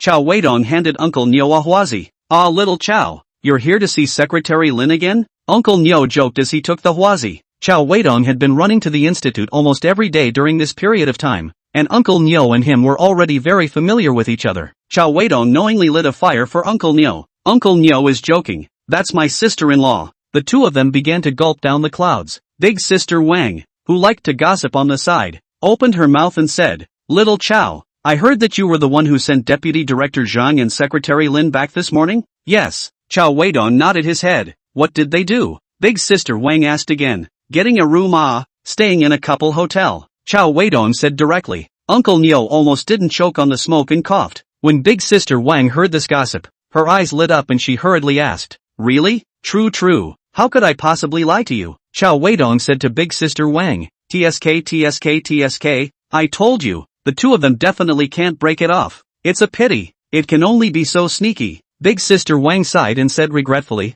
Sister Wang, why can they only sneak around? They got divorced. Wouldn't it be over if they remarried? It's impossible to remarry. Big Sister Wang shook her head with great certainty and said, Why? Deputy Director Sang's mom won't agree. Uncle Niu, who had slowed down at the side, answered Cao Weidong Dao. Sister Wang, Uncle Niu, what kind of era is this? Deputy Director Shang's mom still engages in arranged marriages. Cao Weidong asked in disbelief. Sister Wang lowered her voice and whispered mysteriously, Cao, you are not from our institute. You don't understand. Deputy Director Zhang's mom used to be the leader of the institute, a very powerful person, who was not afraid to speak her mind. Secretary Lin and Vice Director Zhang divorced because Secretary Lin bumped into her, and she let Vice Director Zhang go through with the divorce. At that time, Deputy Director Zhang didn't even dare to let out a single fart, so he dragged Secretary Lin to get the formalities done. Sister Wang, do you know what Secretary Lin bumped into her for in the first place? Cao Weidong asked. I heard that it was because of the child's matter. We don't dare to inquire about what exactly.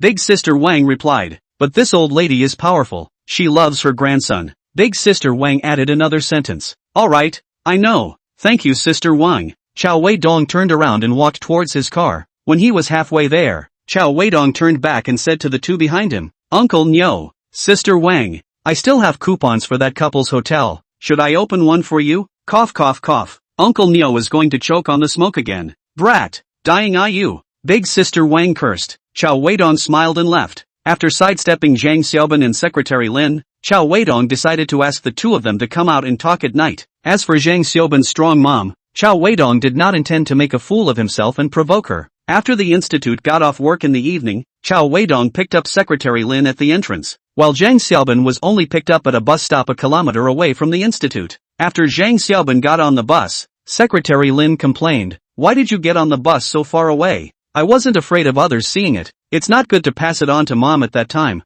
Zhang Xiaoban explained with a bitter smile. "Fear, fear, fear, you just know fear. Don't come out if you're that afraid." Secretary Lin knocked off Zhang Xiaoban's hand to touch over. Exasperatedly said. Zhang Xiaoban still forcefully grabbed Secretary Lin's hand and kept rubbing it to appease her. Cao Weidong chose a teochew-flavored beef hot pot restaurant. He knew that Secretary Lin liked hot pot and Zhang Xiaoban liked beef. After the three of them were seated, Cao Weidong directly opened the door and asked, "Director Zhang, Secretary Lin, I know that the two of you have deep feelings for each other, and that the previous divorce was for some unavoidable reasons, so I don't know if the two of you have any plans to remarry." "No, I'm annoyed when I see this wimpy face of his." Secretary Lin was still angry. Zhang Xiaoban, on the other hand, sighed and slowly said, "I want to. It's just that this matter is a bit difficult to handle." "Are you afraid that the old lady at home will not agree?" Cao Weidong asked Zhang Xiaoban. Zhang Xiaoban nodded. "If I have a way to make her agree, would you two be willing?" Cao Weidong continued. Both Zhang Xiaoban and Secretary Lin's eyes lit up when they heard Cao Weidong's words. Seeing the expressions of these two,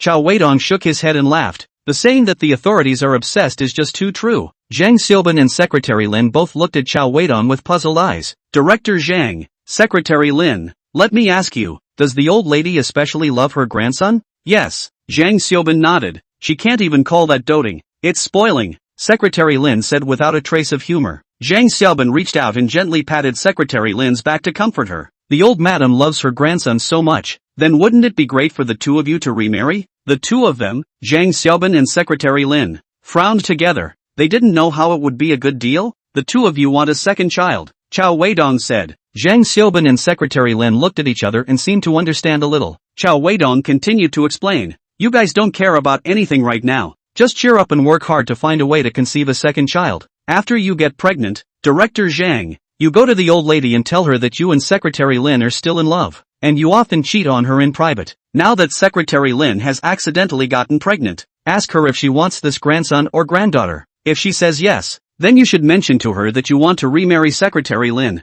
If she doesn't agree, you're saying that Secretary Lin doesn't want the child to be born without a father, so she'll find an outsider to take over. This receiver, you can report our Mr. Liang's name, he won't mind." Zhang Xiaoban frowned at Secretary Lin. Secretary Lin's cheeks were slightly flushed. Zhang Xiaoban spoke slowly to Secretary Lin. "Do you think it's feasible?" Secretary Lin was a little exasperated at Zhang Xiaoban's indecisiveness. She said coldly, "I don't know." At this time, the waiter also brought over their hot pot side dishes. Cao Weidong gave Zhang Xiaoban a sneaky wink before saying, all right, let's eat before we talk." Subsequently, Cao Weidong took advantage of Secretary Lin's inattention and slipped a room card for the nearby Wanda Jiahua Hotel into Zhang Xiaoban's hand. Zhang Xiaoban nodded gratefully to Cao Weidong. The meal ended. Cao Weidong lit a cigarette and watched as Zhang Xiaoban coaxed and tricked Secretary Lin into the nearby Wanda Jiahua Hotel. Cao Weidong took a few puffs of his cigarette in place and muttered to himself, "For the two of you to go and get a room. Ciao, I've worked my ass off." At this time, Cao Weidong's cell phone vibrated. He scratched the screen, and it was the group leader of the Cadillac car enthusiasts group at Everyone. "Tomorrow night, the group is organizing a new field to explore the store, with a veteran bird leading the group. If you are interested, please solitaire to sign up." The group owner sent out such a message. Not long after the message was sent out, there were already 3 people solitaire below. They were Brother Huan, Huadu Rolling Meat, and Jaha Ming Xiao. Cao Weidong didn't even think about it and was the 4th person to answer. Chapter 64, A man is a teenager until he dies. Cao Weidong had just finished catching the dragon. Someone in the group spoke. "This Cloud in the Crane I remember is new to the group. The first collective store visit enthusiastically signed up. Good oh. Crane in the Clouds refers to Cao Weidong. Is his nickname in the Cadillac enthusiast group? Brother Huan, take this newcomer with you, and find him a good one." The group member called Brother Shui said to the first one to sign up. Brother Huan. Cao Weidong knew that the old bird leading the group in this activity should be referring to this Brother Huan.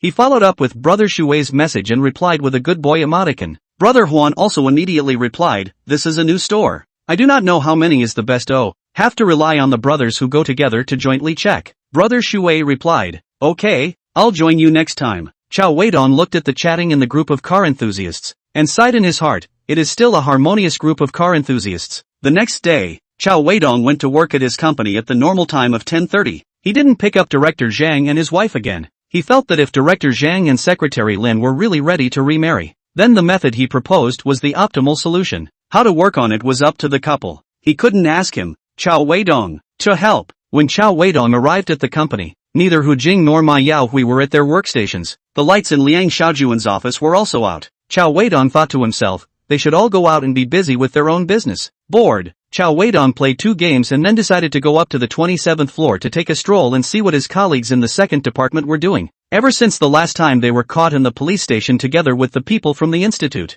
Li Huaizhou and Kai Si and the others had laid low and never contacted the people from the institute again. Li Huaizhou seemed to be giving up the competition for the general manager of Tianing Company. When Cao Weidong went up to the 27th floor, he saw that the only people on the entire 27th floor were Zhao Guowei and the 2 technicians under him dozing off at their workstations. Kai Si and the others were not at their workstations. The door to Li Huaizhou's office was also locked. Old Zhao, your business division 2 is on vacation? It's still 2 months before New Year's, right? Cao Weidong walked behind Zhao Guowei and said. Zhao Guowei, who was squinting and sleeping, was startled when Cao Weidong suddenly woke him up. Cao Weidong, why did you come in without saying hello? Shocked awake, Zhao Guowei glared at Cao Weidong. Cao Weidong said, I said hello called you 3 times Mr. Zhao, you didn't even hear me. Bull asterisk asterisk asterisk asterisk, you just didn't make a sound. Zhao Guowei didn't believe Cao Weidong's bull asterisk asterisk asterisk asterisk. You didn't even tell me where your people went? Cao Weidong looked around again and said, he always felt that there was something strange about this 27th floor, but he couldn't tell. General Manager Li and Manager Kai took the others out to run for clients. Our business department 2 is not like your business department 1.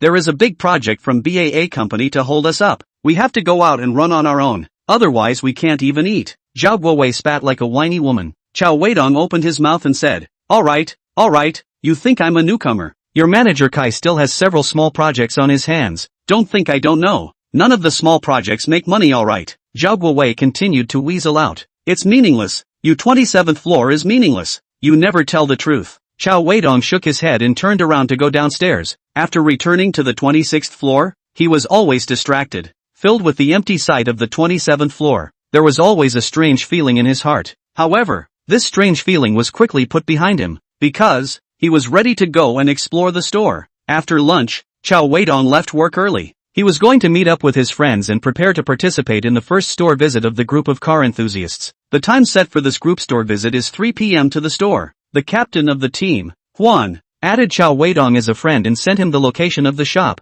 Huan also sent him a private message telling him that his teammates should drive to the store, report Huan's cell phone number when they arrive, and then wait for their teammates in the lobby with their hand sign. Cao Weidong may be the first time to participate in this kind of activities. Heart more or less a little excited. When he arrived at the venue, there was not a single car with a colorful Shengdun license plate in the parking lot. Looking at the time, he was half an hour early. However, Cao Weidong thought that it didn't matter. He could wait in the lobby first. Maybe he could meet a superb mechanic in the hall. Cao Weidong parked his car. Into the store. The front desk reported the cell phone tail number. Get a license plate. Shower and change clothes. A series of familiar process down. Cao Weidong came to the magnificent hall. This time in the hall, a guest or not, Cao Weidong found a position near the aisle to sit down, to see if he can meet the technician. At this time, a young man in suit pants and white shirt walked up to Cao Weidong and said politely, Sir, we have enough technicians now. Do you need to arrange for you now? Cao Weidong waved his hand.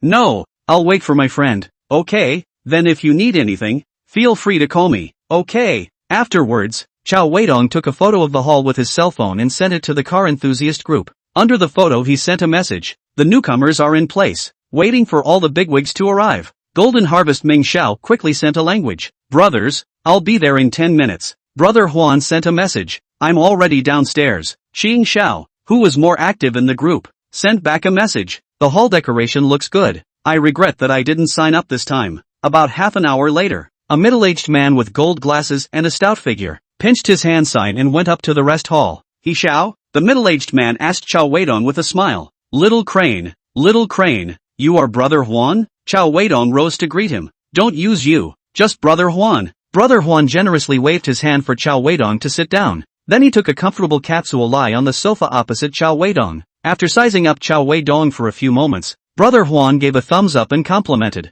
Young Crane is young and handsome. Not bad, not bad. Brother Huan is also tall and powerful. Cao Weidong knew how to be courteous and also bragged about the other party. At this time, a somewhat hoarse voice rang out, he's already old, not fierce anymore. Cao Weidong followed the voice and saw a middle-aged uncle, who was almost in his 50s or so, with his head already completely bald, smilingly walking towards him and Brother Huan. Walking next to Brother Huan, he smiled cheaply and extended his index finger to flick it towards Brother Huan. Huan instinctively contracted his body and dodged the middle-aged uncle's finger. Pouncing, Brother Huan cursed with a laugh and returned a finger to the middle-aged uncle as well. The middle-aged uncle contracted and skillfully dodged it as well. The two of them laughed. Then the middle-aged uncle wrapped his arms around Huan and sat down beside him. The two middle-aged men displayed the saying, a man is a teenager until he dies, to the fullest. This is Master Nanhai Ban. Huan smiled and introduced to Cao Weidong. Cao Weidong remembered that among the 7 people in the solitaire, there was a person nicknamed South Sea Golden Oak Floor, so he thought that it should be this Masterboard, who should be very familiar with Brother Huan. This handsome man is? Masterboard asked with a smile. Crane Xiao. Huan introduced. Welcome, welcome. Masterboard reached out and shook Cao Weidong's hand politely. As the three of them laughed and talked, the other people who had signed up for the store visit this time were also in place one after another. In addition to Cao Weidong, Brother Huan, and Master Nanhai Ban. In addition to Cao Weidong, Huan, Nanhai Panji, there are also Huadu Rolling Meat, Jaha Ming Xiao, the same language, and Taiha Lower Street Hardware Processing Factory. There were 7 of them. After everyone arrived, they bragged about each other for a few moments. Brother Huan called the welcome boy from earlier and started to bring everyone into the guest rooms one after another. Chapter 65. I heard the commotion was quite big. 7 people, each with a separate room. The hearts of the people have a joy. It seems that this store, there is a play. Entering the room, Cao Weidong reclined on the massage bed. One after another heard a burst of high-heeled shoes did sound. Into the next companion's guest room. How does this sound so pleasant to the ear? Moments later, Cao Weidong's cell phone ding dong, came several messages. He opened the screen and saw the same language on the group asked, how is your technician? I don't feel right.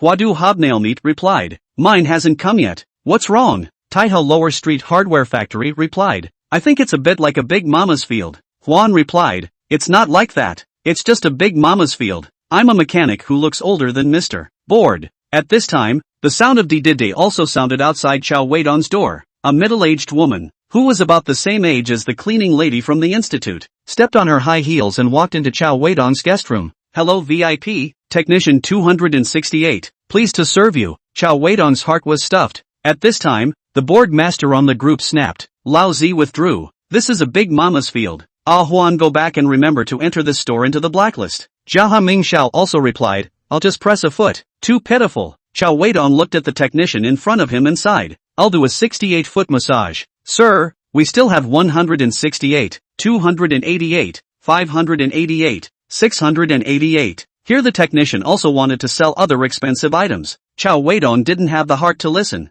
No, just the 68 pedicure. I've been walking too much in the past 2 days and I need to press my feet. Although the technician's age is a bit older, but the technique is first class. 70 minutes of foot massage. Cao Weidong pressed very comfortable. He had been running up and down for a while and was indeed quite tired, and in the end, he actually fell asleep. When the time came, the attendant was also very sensible and didn't wake him up, but instead covered him with a thin blanket, letting Cao Weidong lie down peacefully. The other teammates who were visiting the store had left early. Before he came, Brother Huan had told Cao Weidong that when everyone went to visit the store as a group, they usually went on the clock together. The next bell depends on the individual. Some may want to add bells, then the teammates who bell first can leave first. When Cao Weidong woke up, the technician had already left. He slept a little groggy. He didn't even know how long he had slept. He picked up his cell phone and looked at the time. It was almost 6 o'clock. Afterwards, he opened the group chat, and the chat in the group was already 99 plus. Everyone was discussing the experience of this store visit.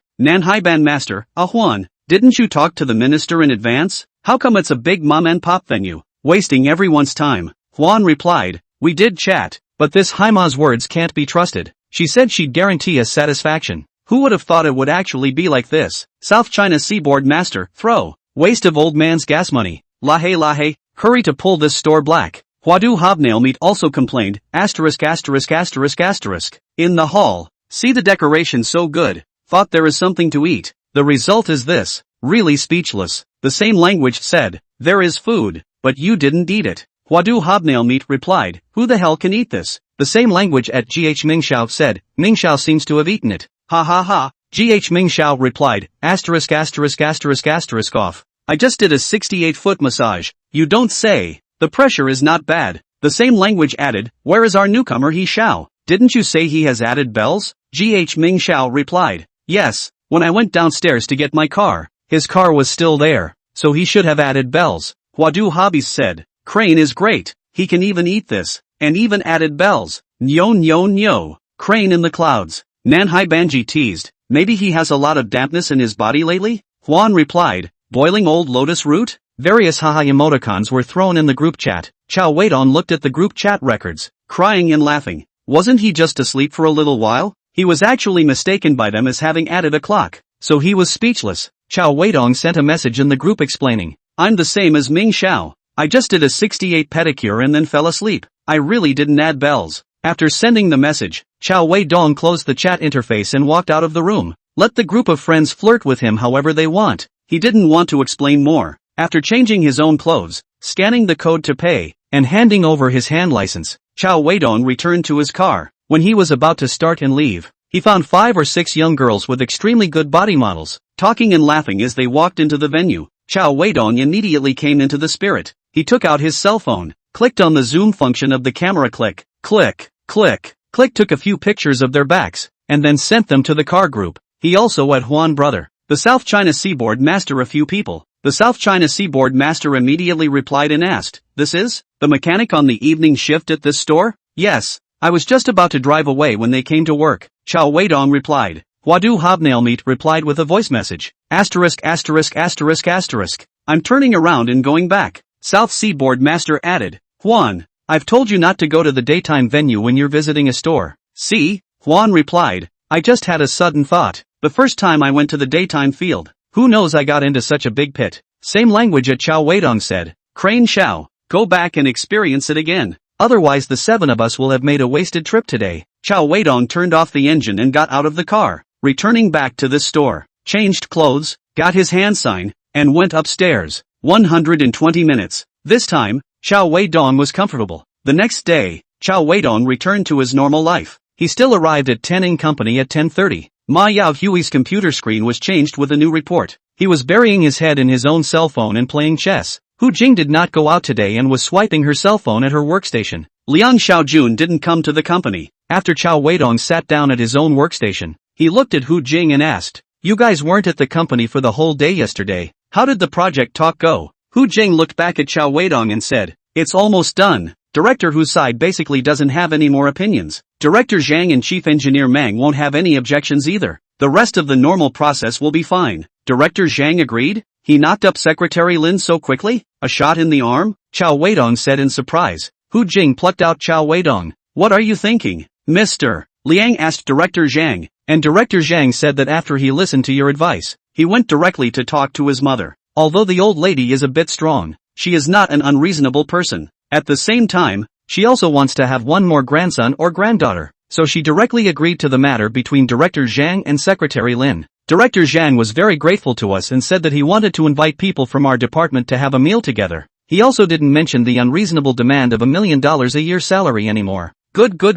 Then you can talk to your little lickspill and ask him to get us some bonuses or something. Having helped him save $1 million in annual salary, it's not too much to ask for some bonuses, right, my little lickspittle? Yes, that's Chairman Zhou, that Duan Yu of yours. Hu Jing gave Cao Weidong a blank look, not wanting to care about him. Cao Weidong licked his face again and came up and whispered, if you're willing. Yun Zhanghe is also very good at that maneuver. Marine Resources Institute. The matter of Vice Director Zhang Xiaobin and Secretary Lin making up and preparing to remarry spread throughout the entire institute. Everyone was taken aback and there was a lot of talk. Have you heard? Vice Director Zhang and Secretary Lin have made up. I've heard about it too. It's rumored that they'll be remarrying soon. Really? True. I heard that Deputy Director Zhang went to Secretary Lin's place to spend the night last night. Right. I heard that the commotion was pretty big. Oldly, it's bad. You and Secretary Lin are completely out of luck. Oldly cursed angrily. Asterisk asterisk asterisk asterisk off. Chapter 66, I have a cousin I want to introduce to you.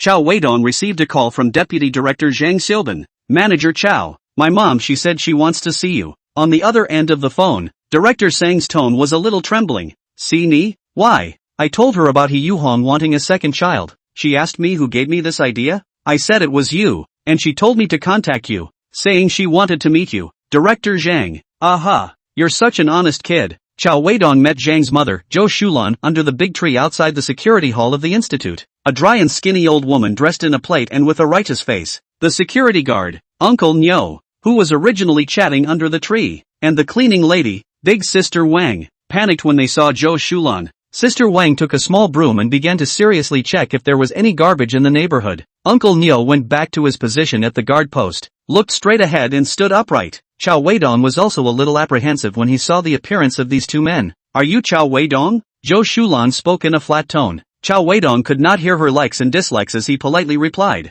Yes, leader. I came to see you because I wanted to say thank you in person. Zhou Shulan's tone eased a lot. Cao Weidong was a bit surprised. What's going on here? When Sister Wang, who was eavesdropping at the side, heard this, her sweeping motion paused for a moment. Uncle Nyo, who stood upright, turned his eyes around and glanced towards Cao Weidong and Zhou Shulan's side before turning back and continuing to stare ahead. Zhou Shulan glanced at the two men, and then looked at Cao Weidong, who had a somewhat surprised expression, and continued to speak. Xiaoban and Shaolin actually didn't need to come to this point in the first place, but I was too forceful. Later, several times I wanted Xiaoban to talk to Shaolin, but how can not open this mouth? Now that you've been able to set them back together, I'm grateful from the bottom of my heart. Leader, you're welcome. It's actually the couple's own friendship that's still there. I didn't play much of a role. Cao Weidong was modest. He knew that in front of a strong person like Zhou Shulan, showing a bit of modesty would make her talk a bit better. Zhou Shulan nodded, then continued. I'm old. I can't bring my grandchildren for many more years. The child ultimately has to be managed by the couple, and it's not a solution not to compound it.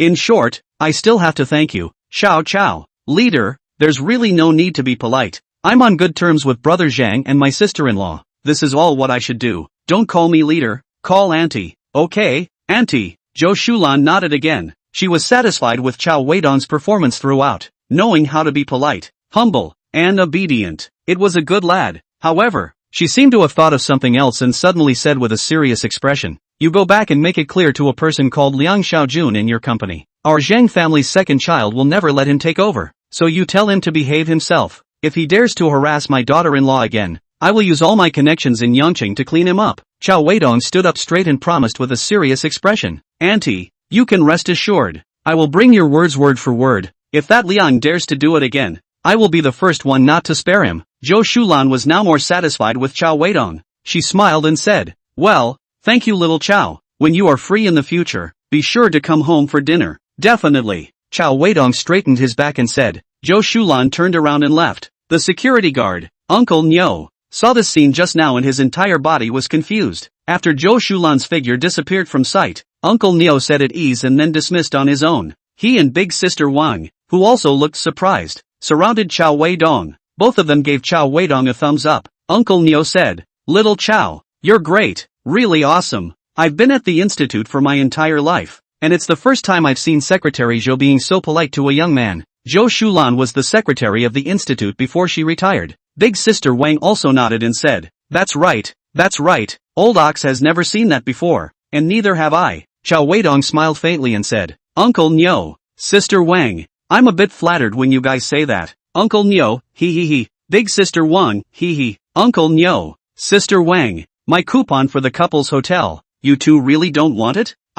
You brat, you really owe a beating. Big Sister Wang picked up the broom and hit. Cao Weidong ran away with a bad smile. The matter of Cao Weidong's meeting with Zhang Xiaoban's mother Zhou Shulan was soon spread by Big Sister Wang's big mouth. The institute was once again abuzz with talk, and there were all kinds of things to say, and the rumors got more and more evil. Have you heard? The matter of Deputy Director Zhang and Secretary Lin getting back together was set up by that young man in the pink car, and today Secretary Zhou even went to thank him. Is that so? That kid drives such a flirty car. I thought he was a hangdog master, but I didn't expect to have done a great thing. Moreover, I heard that this kid is still on good terms with Chief Engineer Meng. I've seen him playing chess in the park with Chief Engineer Meng over the weekend. That's right, I even saw him take Generalissimo Meng to wash his feet together. Hush, don't dare to talk nonsense. If Generalissimo Mang's old lady hears about it, it'll be a big deal. I heard from the security guard Lao that the last time the wave power generation project team had a collective massage and was taken out in one fell swoop. In the end, it was also this kid who helped to solve the problem. TSK, this kid is really powerful. Where exactly is he from? I've heard that at the very beginning. This guy came to our institute driving a sports car. Yes, I've seen it. It's a pink Ferrari. Very eye-catching. That's right then. This guy must be an invisible rich second generation. That's right. The next time I see him, I'll have to get closer to him. I have a niece who just got divorced. I'm going to set them up. You think so beautifully. People's top rich second generation will look at your niece with 3 children? Let's see. It's more or less the same if you introduce it to Oldly. Nonsense. Oldly only loves Secretary Lin. Ha ha ha. Oldly scolded angrily. Any more nonsense and I'll cut you. Cao Weidong didn't know that he had been mistaken for a rich second generation. He was currently meeting up with Director Zhang and Secretary Lin at a cafe near the institute. As soon as Director Zhang saw Cao Weidong, he nervously opened his mouth and asked, "How is Manager Cao?" Director Zhang, "Actually, Auntie, she also wants you guys to get back together. She just hasn't been able to argue herself out of it and hasn't taken the initiative to speak up," Cao Weidong said lightly. Zhang Xiaoban was finally relieved. Secretary Lin looked at Cao Weidong with a grateful gaze. "Thank you, Cao, sister-in-law. You're welcome. Actually, a lot of things are just the authorities. Wouldn't it have been fine if you guys had talked things out between yourselves earlier? It wouldn't have come to this at all," Cao Weidong said. "Little Cao, you are so nice. I have a cousin that I would like to introduce to you to get to know," Secretary Lin said with a smile. Great. Chapter 67 The Separation Controversy. Tianying Company. Hu Jing felt incredulous when she heard that Secretary Lin was going to introduce her cousin to Cao Weidong. She shook her head inside helplessly lamenting. Is Secretary Lin blind? To actually think that you guy is nice? Am I not handsome enough? Cao Weidong posed in front of Hu Jing. Hu Jing said in disgust. Ha, underneath the good-looking skin is a greasy and nasty soul. So, you also recognize my good looks. Ha, a man with a pair of abs. While the two of them were fighting, Liang Xiaojun brought a tall and fair young man with him and walked into Tianying Company. This person was about the same age as Cao Weidong, with a bright smile on his face, a designer suit, and on his hand was a wristwatch that Cao Weidong couldn't say the brand was, which was expensive at first glance. After he and Liang Xiaojun entered Tianying Company, the first thing he did was to look over to Cao Weidong and Hu Jing's side. He even excitedly waved his hand in this direction. Cao Weidong looked at Hu Jing with an odd expression and asked, "Your ex-boyfriend?" Hu Jing glared at Cao Weidong and said, "It's Zhou Qiaofeng." Zhou Qiaofeng walked quickly to Hu Jing's side, smiled and nodded to Cao Weidong who was on the sidelines, then smiled and whispered to Hu Jing, Jing. Cao Weidong winced and broke out in chicken skin. "What do you call this manly woman? Jing? Hu Jing's face hung frosty as she spoke coldly. "Call the name, Hu Jing, long time no see." Zhou Qiaofeng withdrew his dog-licking smile and said with a straight face, while also reaching out to shake Hu Jing's hand. Hu Jing reluctantly shook her hand, then raised her chin in Liang Xiaojun's direction. "Go on, mister. Liang is waiting for you." "Good. In a while, let's eat together." Zhou Qiaofeng turned towards Liang Xiaojun's office. Old Liang smiled and led him into his office. Hu Jing ignored the crowd of people who were eating and watching, and resumed her seat. Jing? Cao Weidong tentatively called out behind Hu Jing. Hu Jing didn't pay attention to him. Not long after, Administrative Manager Huang Qin walked into Liang Xiaojun's office with a worried look on her face. "Dong Zhou, Mr. Liang, it's not good." Huang Qin hurriedly closed the door after entering, then said in a deep voice, "What's not good?" Zhou Qiaofeng asked. "Li Huizhou just sent me a departure email." Zhou Qiaofeng's face changed when he heard this. Liang Xiaojun said incredulously, "Li Huizhou left his job. How is that possible?" "This is what I just printed out. His resignation report." Huang Qin handed a resignation report to Zhou Qiaofeng. Zhou Qiaofeng took the resignation report and glanced at it before handing it back to Liang Xiaojun. Liang Xiaojun picked up the resignation report and read it carefully. "I, Li Huizhou, joined the Tianying Company for many years, and have taken many projects for Tianying,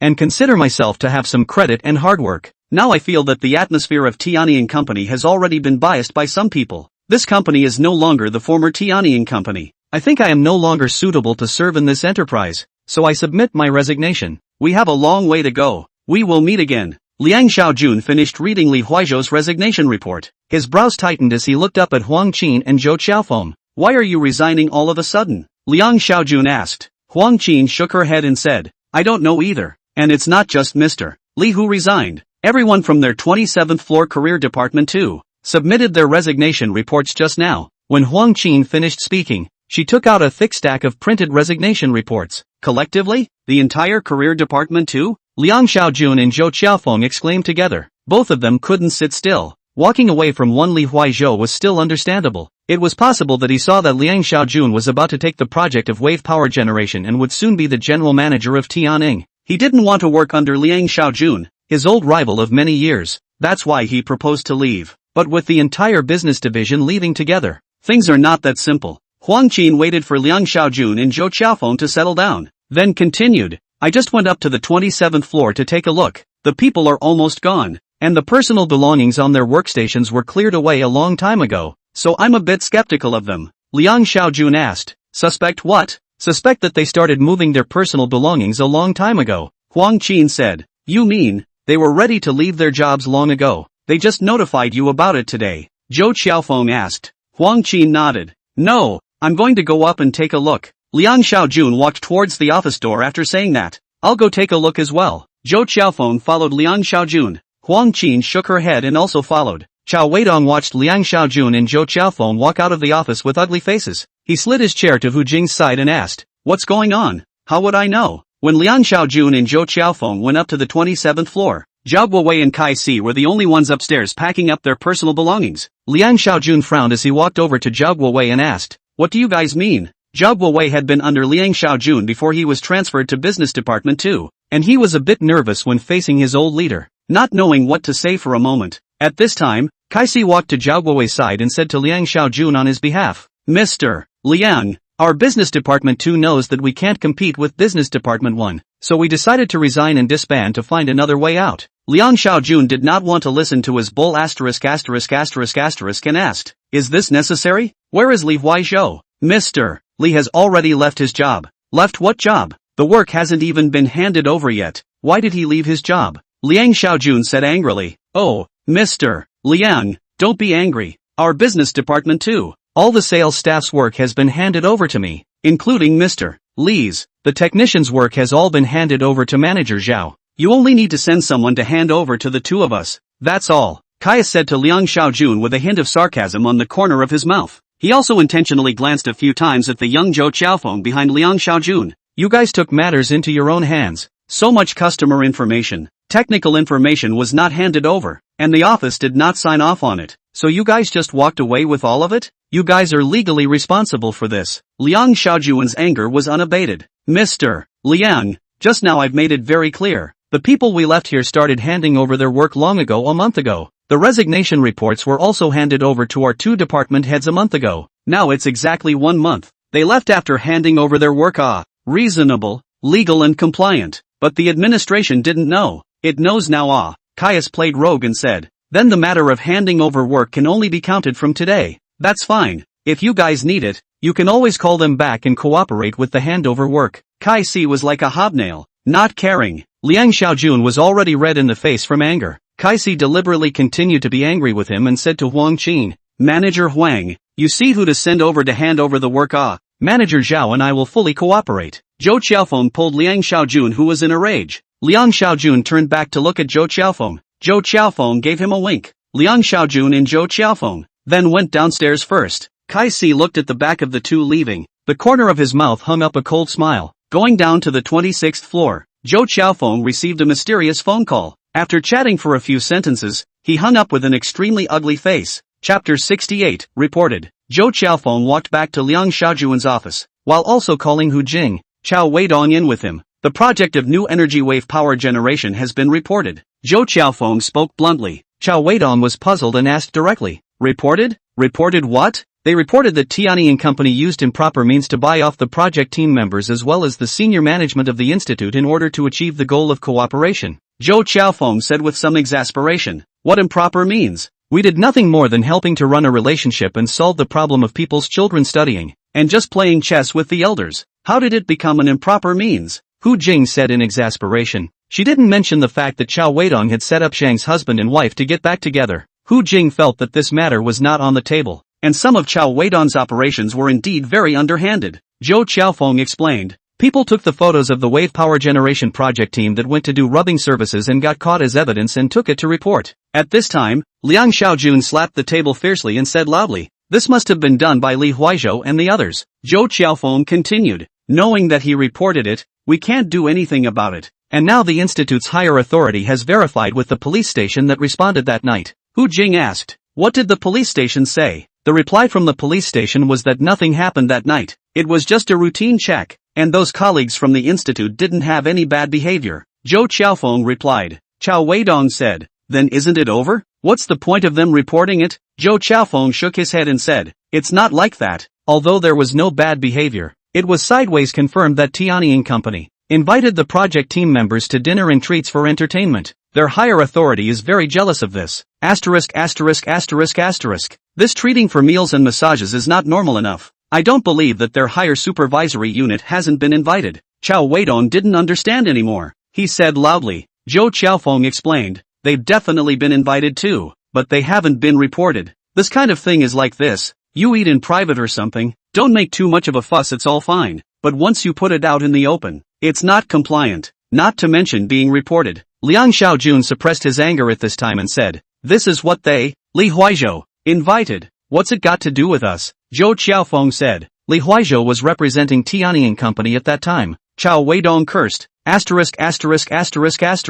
So what now? Hu Jing was calmer and asked. "Originally, we didn't need them to report to the higher authority for our cooperation with the institute, but now that it's been reported, the institute's competent unit will have to intervene. The result of this is that the competent leaders called off the matter of cooperation between Tianying and the institute." Hu Jing frowned and said, "Then wouldn't what we've been doing all these days be in vain? Then it can't be helped. Who asked it to be someone from within the Sky Profit Company who caused the trouble? But the efforts we've all been making all this time can't be said to be in vain. How? After everyone's active communication and maintenance of relations, the institute has actually accepted to be willing to take the wave power generation project and bring it out for cooperation. It's just that right now their higher authority doesn't agree to cooperate with Tianying. The investors have decided to fund a new company to continue working with the institute. What about us? Tianying Company? Tianying Company can no longer have anything to do with this wave power project. The investors will give a bonus to reward the employees of Tianying Company who have been busy working for this project during this recent period."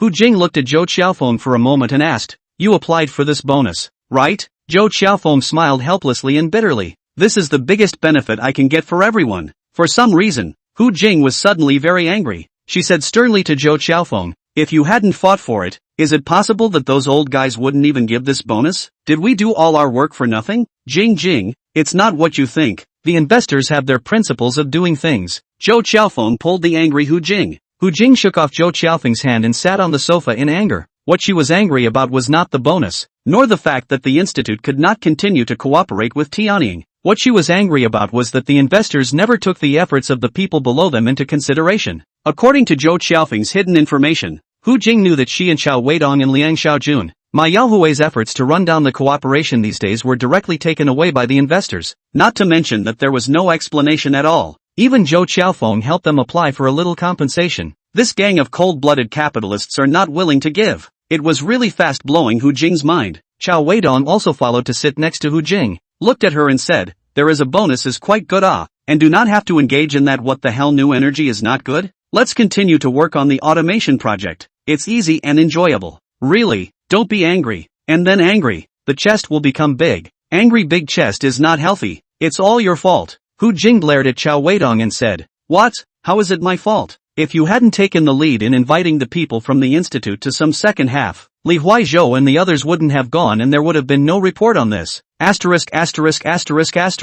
What kind of sophistry is this? So many videos on the internet that engage in scrubbing are reported to be taken down a day. You can't blame me, the person watching the video, right?" Liang Xiaojun spoke up at this time and said, "Hu Jing, you can't blame him for this. If Li Huaizhou wanted to intentionally sabotage it, there could be 100 ways to report it." Zhou Qiaofeng said, "Manager Cao, Hu Jing actually didn't really blame you. She's just angry. Don't mind. It's fine. I don't mind. Just give me more of her bonus." Cao Weidong said shamelessly. Liang Xiaojun was also convinced. He thought to himself, this guy Cao Weidong really doesn't care about the company's affairs at all. If Tianying Company succeeds in going public by speculating on high-tech concepts, with Cao Weidong's position in the company, how can he earn a few million? right? Now the new energy wave power generation project cannot cooperate. The Sky Surplus Company short-term basic farewell listing. Cao Weidong's millions will be gone. On this he does not care? Did this kid buy a lottery ticket and win the jackpot? Cao Weidong didn't know what Liang Xiaojun was thinking. He looked at Hu Jing provocatively.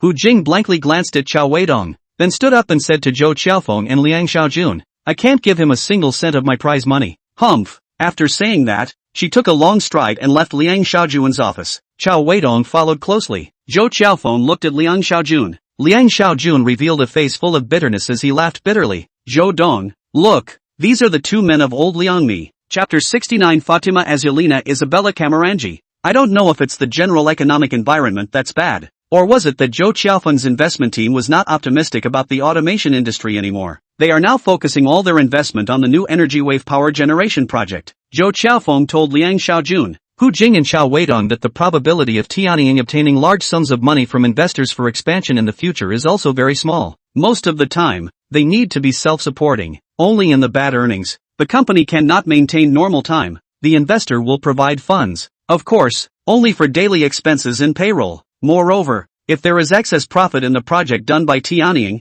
it has to subsidize the new energy wave power generation project. Liang Xiaojun was furious about this, believing that the hard-earned profits from their Tianying project should not subsidize other projects. But it's useless for him to talk. Even more ironic is that not only Zhou Qiaofeng team is not optimistic about the automation industry, even Zhu Zongjun, the automation industry old bird, is not optimistic. Zhu Zongjun wants to sell all his remaining shares in Tianying to Zhou Qiaofeng. Zhou Qiaofeng did not agree. Today's Sky Surplus Company is like a child without a mother and father, can only rely on themselves. Zhou Qiaofeng left Yangcheng before returning to Beijing, held a general meeting, announced that Liang Xiaojun is the general manager of Tianying Company. Liang Xiaojun as he wished to become the general manager of the Day Surplus Company, but he was not happy at all. Looking at the disheveled colleagues on the 26th floor and the empty 27th floor, he had an indescribable feeling of powerlessness. Li Huizhou set up Dezhou Automation Company and transferred the two industry qualifications and some brand authorizations of Tianying Company. Liang Xiaojun discussed this matter with Zhou Qiaofeng.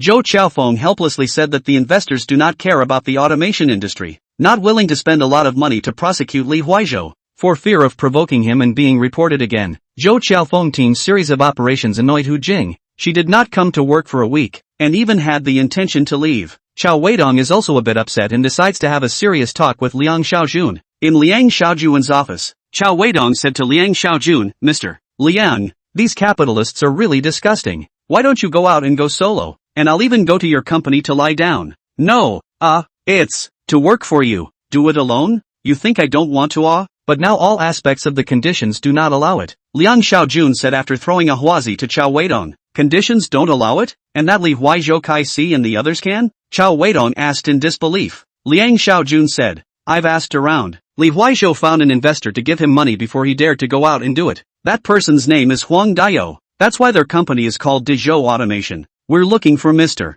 Zhu. I'll let my cousin blow off some pillow talk? Cao Weidong proposed again. I've looked for him, he doesn't want to. He even wants to sell the little shares he still has left in his hand. Is our industry so disliked now? Mr. Zhu doesn't even want to get involved? Cao Weidong was puzzled. Liang Xiaojun exhaled a cigarette and slowly spoke. It's because of the general environment. Now that the global economy is in the doldrums, the number of unemployed people in our Yangcheng city was close to 1 million last month. The roads are full of middle-aged unemployed takeaway riders and online taxi drivers. It's good to have a job now. You have to know that our company, like administrative manager Huang Qin, finance manager Zhao Xiaofei, and me, all have families. You let us go out and start a business in this economic environment now. In case we don't get it right, we might not even be able to eat. Cao Weidong also took a drag on his cigarette, and after thinking about it, he felt that Liang Xiaojun was right. Then, he should continue to stay in Tianying and vigorously grip the wool of those investors. Liang Xiaojun continued, although our major shareholders, those investors are a little ed up, but if the benefits of the Sky Surplus is not good, not much profit, they will at least give money to pay wages. This way, I won't have to go outside to beg for food. Liang Xiaojun didn't forget to tease himself in the end. Cao Weidong said, Mr. Liang, you don't need to beg for food. You can go make ducks. I'll provide you with bark. You get lost. After Cao Weidong came out of Liang Xiaojun's office, he called Hu Jing. Hey, Hu Beauty, what's going on? You haven't come to work for a week. What shift? What's so great about this Thai shift? Come on, don't get mad. Why are you angry with those capitalists? Where are you now? I'm going to find you and talk about how we can pull the wool over these capitalists. Hu Jing's side hung up the phone, and in a short while she sent an address to Cao Weidong. Cao Weidong drove there. Soon, he arrived at a tennis court. Across the net wall on the side of the court, Cao Weidong saw Hu Jing, dressed in a sports outfit, sparring with a black girl. Hu Jing was wearing a competent white sports skirt today, the hem of which fluttered slightly as she swung her hand to hit the ball. Looking at those long legs, Cao Weidong licked his lips. The black girl opposite Hu Jing had an even wow factor. The swing in front of her body after she jumped up to hit the ball made Cao Weidong feel that sometimes skin color really wasn't a problem. Snap! Hu Jing vigorously hit a ball that just hit the net in front of Cao Weidong. Hu Jing shouted from afar, "What are you waiting for? Help pick up the ball." Cao Weidong ruthlessly looked at the black girl's upper body a few more times, then walked into the tennis court from the side door and helped pick up the ball. Hu Jing and the black girl, the ball skills were about the same, but the flexibility of the black body would be a little better. The two played 3 sets. In the end, it was the black girl who won the deciding game by stealing 7. Hu Jing was a bit unconvinced. While walking off the court, she said to the black girl, "Just now the penultimate ball. You are lucky, otherwise this is my win." The black girl smiled and said in standard Mandarin, "Luck is also a symbol of strength." Hu Jing and the black girl took a left and a right and sat down beside Cao Weidong. Cao Weidong looked at the beauties wearing sports undershirts on both sides and was happy to the core. He looked to the left a few times at Hu Jing and realized that this girl was actually quite material. It was just that he had no idea before. To the right, he looked at the black girl again. More material. Cao Weidong roared loudly in his heart. "Tennis is the #1 sport in the world." I said. "What soccer, basketball? All die aside." Cao Weidong reached out his hand to the black girl, then introduced himself. "Hello, my name is Hansen. I'm Hu Jing's colleague." The black girl grinned, revealing her upper and lower rows of white teeth, reached out and shook Cao Weidong's hand, then said, "Hello, my name is Fatima Azulina Isabella Camarange." Cao Weidong said with an incredulous face. "What the hell?" The black girl seemed to have anticipated Cao Weidong's expression and burst into a fit of forward and backward laughter. Cao Weidong turned his head to look at Hu Jing. Hu Jing also had a bad smile on her face. Finally the black girl calmed down a bit, then said, "You can call me Isabella, or Bella is fine. Okay, blah blah blah Isabella blah blah." Chapter 70, I'm not in a position to do so for the next 2 days. After Isabella packed up her personal belongings, she gave Hu Jing and Cao Weidong a flying kiss and left the tennis court. Only Cao Weidong and Hu Jing were left at the court. Cao Weidong said, "Old Hu, should we discuss those investors?" Hu Jing glanced at Cao Weidong and said, "You came to me just for this? What else can I do then? Ask you to get a room, and you're not happy about it? Ha, tell me about it." This group of capitalists still want to kick us out. With the newly established new energy company and the Institute of Cooperation, think quite beautiful? Really treating our preliminary work as air? Just say how to do it. So much nonsense, Hu Jing said after taking a sip of water. Cao Weidong lowered his voice and said, "Didn't you already fix Director Hu? Let her oppose cooperation next. Then I'll handle Zhang Xiaoban and make him oppose it as well." When Hu Jing heard Cao Weidong say this, she seemed to be interested. She looked at Cao Weidong and said, "Chief Engineer Meng asked Mr. Liang to take Xiaoma to take care of it?" Cao Weidong shook his head. "It's enough that both directors are against it. It's not appropriate for old Liang to go out. He has to stay and sing." Hu Jing said after a pair of big eyes turned. "You're so bad." Cao Weidong asked. "Let's just say you do or don't do." "Dry." Hu Jing said one word dryly. "Your little licking dog Zhou Xiaofeng will be in a difficult position when the time comes. Don't mind him, alright? With your words, I'm relieved. Now you can give me Isabella's phone number." Cao Weidong, you are really not picky. You can eat anything? What are you thinking? It's just asking for a phone number. It's not like you're doing anything. That afternoon, Cao Weidong drove straight to Zhang Xiaoban's mom, Zhou Shulan. "Secretary Zhou, I've recently had a knot in my heart at work that I've been unable to untie, and I'd like to ask you, an old-timer, for advice." "Xiao Chao, no need to be polite. Feel free to ask. Other abilities Auntie doesn't have, but work matters can still help you out," Zhou Shulan said amiably to Cao Weidong. So Cao Weidong talked about the matter of Tianning Company being kicked out of the cooperation by the investors. At the same time, he utilized his skill of adding oil and vinegar to the extreme and described those investors as worthless. How could Zhou Shulan, an old leader with a sense of justice, listen to this? She interrupted Cao Weidong, who was still frothing at the mouth, and said, "Xiao Chao, stop it. With Auntie here, it's impossible for the Institute to cooperate with these capitalists who don't have an ounce of humanity." After Zhou Shulan finished speaking, she took out her cell phone and called Hu Jinawa, the director of the institute. When the call was connected, Zhou Shulan said, "Hey, Xiao Hu, Hu Jinhua on the other end of the phone said respectfully, "Teacher, I heard that the wave power project in Xiaoban's hands is going to cooperate with an outside company? Yes, there is such a thing. I don't look favorably on such a cooperation. Xiaoban is still young. There are some things he doesn't understand very well. You have to teach him." Zhou Shulan was very strong, directly stating her stance without saying any reason. She believed this student of hers would listen to her. "Yes, teacher, I will immediately call off all cooperation on this project." On the other end of the phone, in the office of Hu Jinhua, the director of the institute, Hu Jing heard this entire conversation. After Hu Jinhua hung up the phone, she smiled and said to Hu Jing,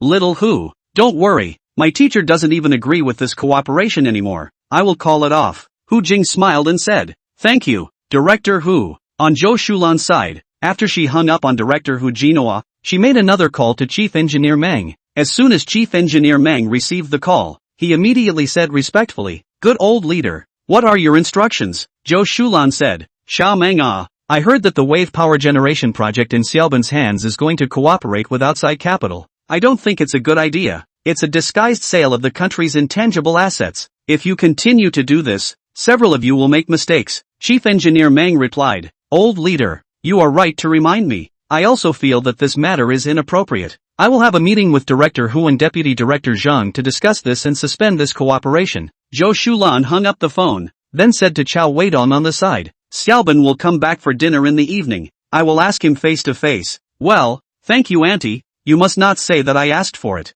Xiao, don't worry, do you want to have dinner at home tonight?" "Thanks, auntie, dinner really needs to be another day, to avoid suspicion." "Okay." Cao Weidong completely didn't expect that although Zhou Shulan had retired, her influence was still so great. The leaders of the Marine Resources Institute all gave her face. Luckily, what he did in the first place was in accordance with her wishes. If it was the other way around, then he might not even be able to enter the doors of the institute in the future. Cao Weidong picked up Hu Jing and left the Marine Resources Institute together. On the car, Hu Jing said, "Cao Weidong, I didn't expect. You're still quite good." The first time he was complimented by Hu Jing, Cao Weidong was very proud and said, "That's right, don't look at who your brother Dong is. Oh, the idol of middle-aged and elderly women." The next day, Tianing Company. When Liang Xiaojun came to work, he saw Hu Jing, who hadn't come to work for a week, reappearing at her workstation in a much better mood. Moreover, Cao Weidong also made an unprecedented arrival at Tianing Company before 10:30. He and Hu Jing started fighting as soon as they met.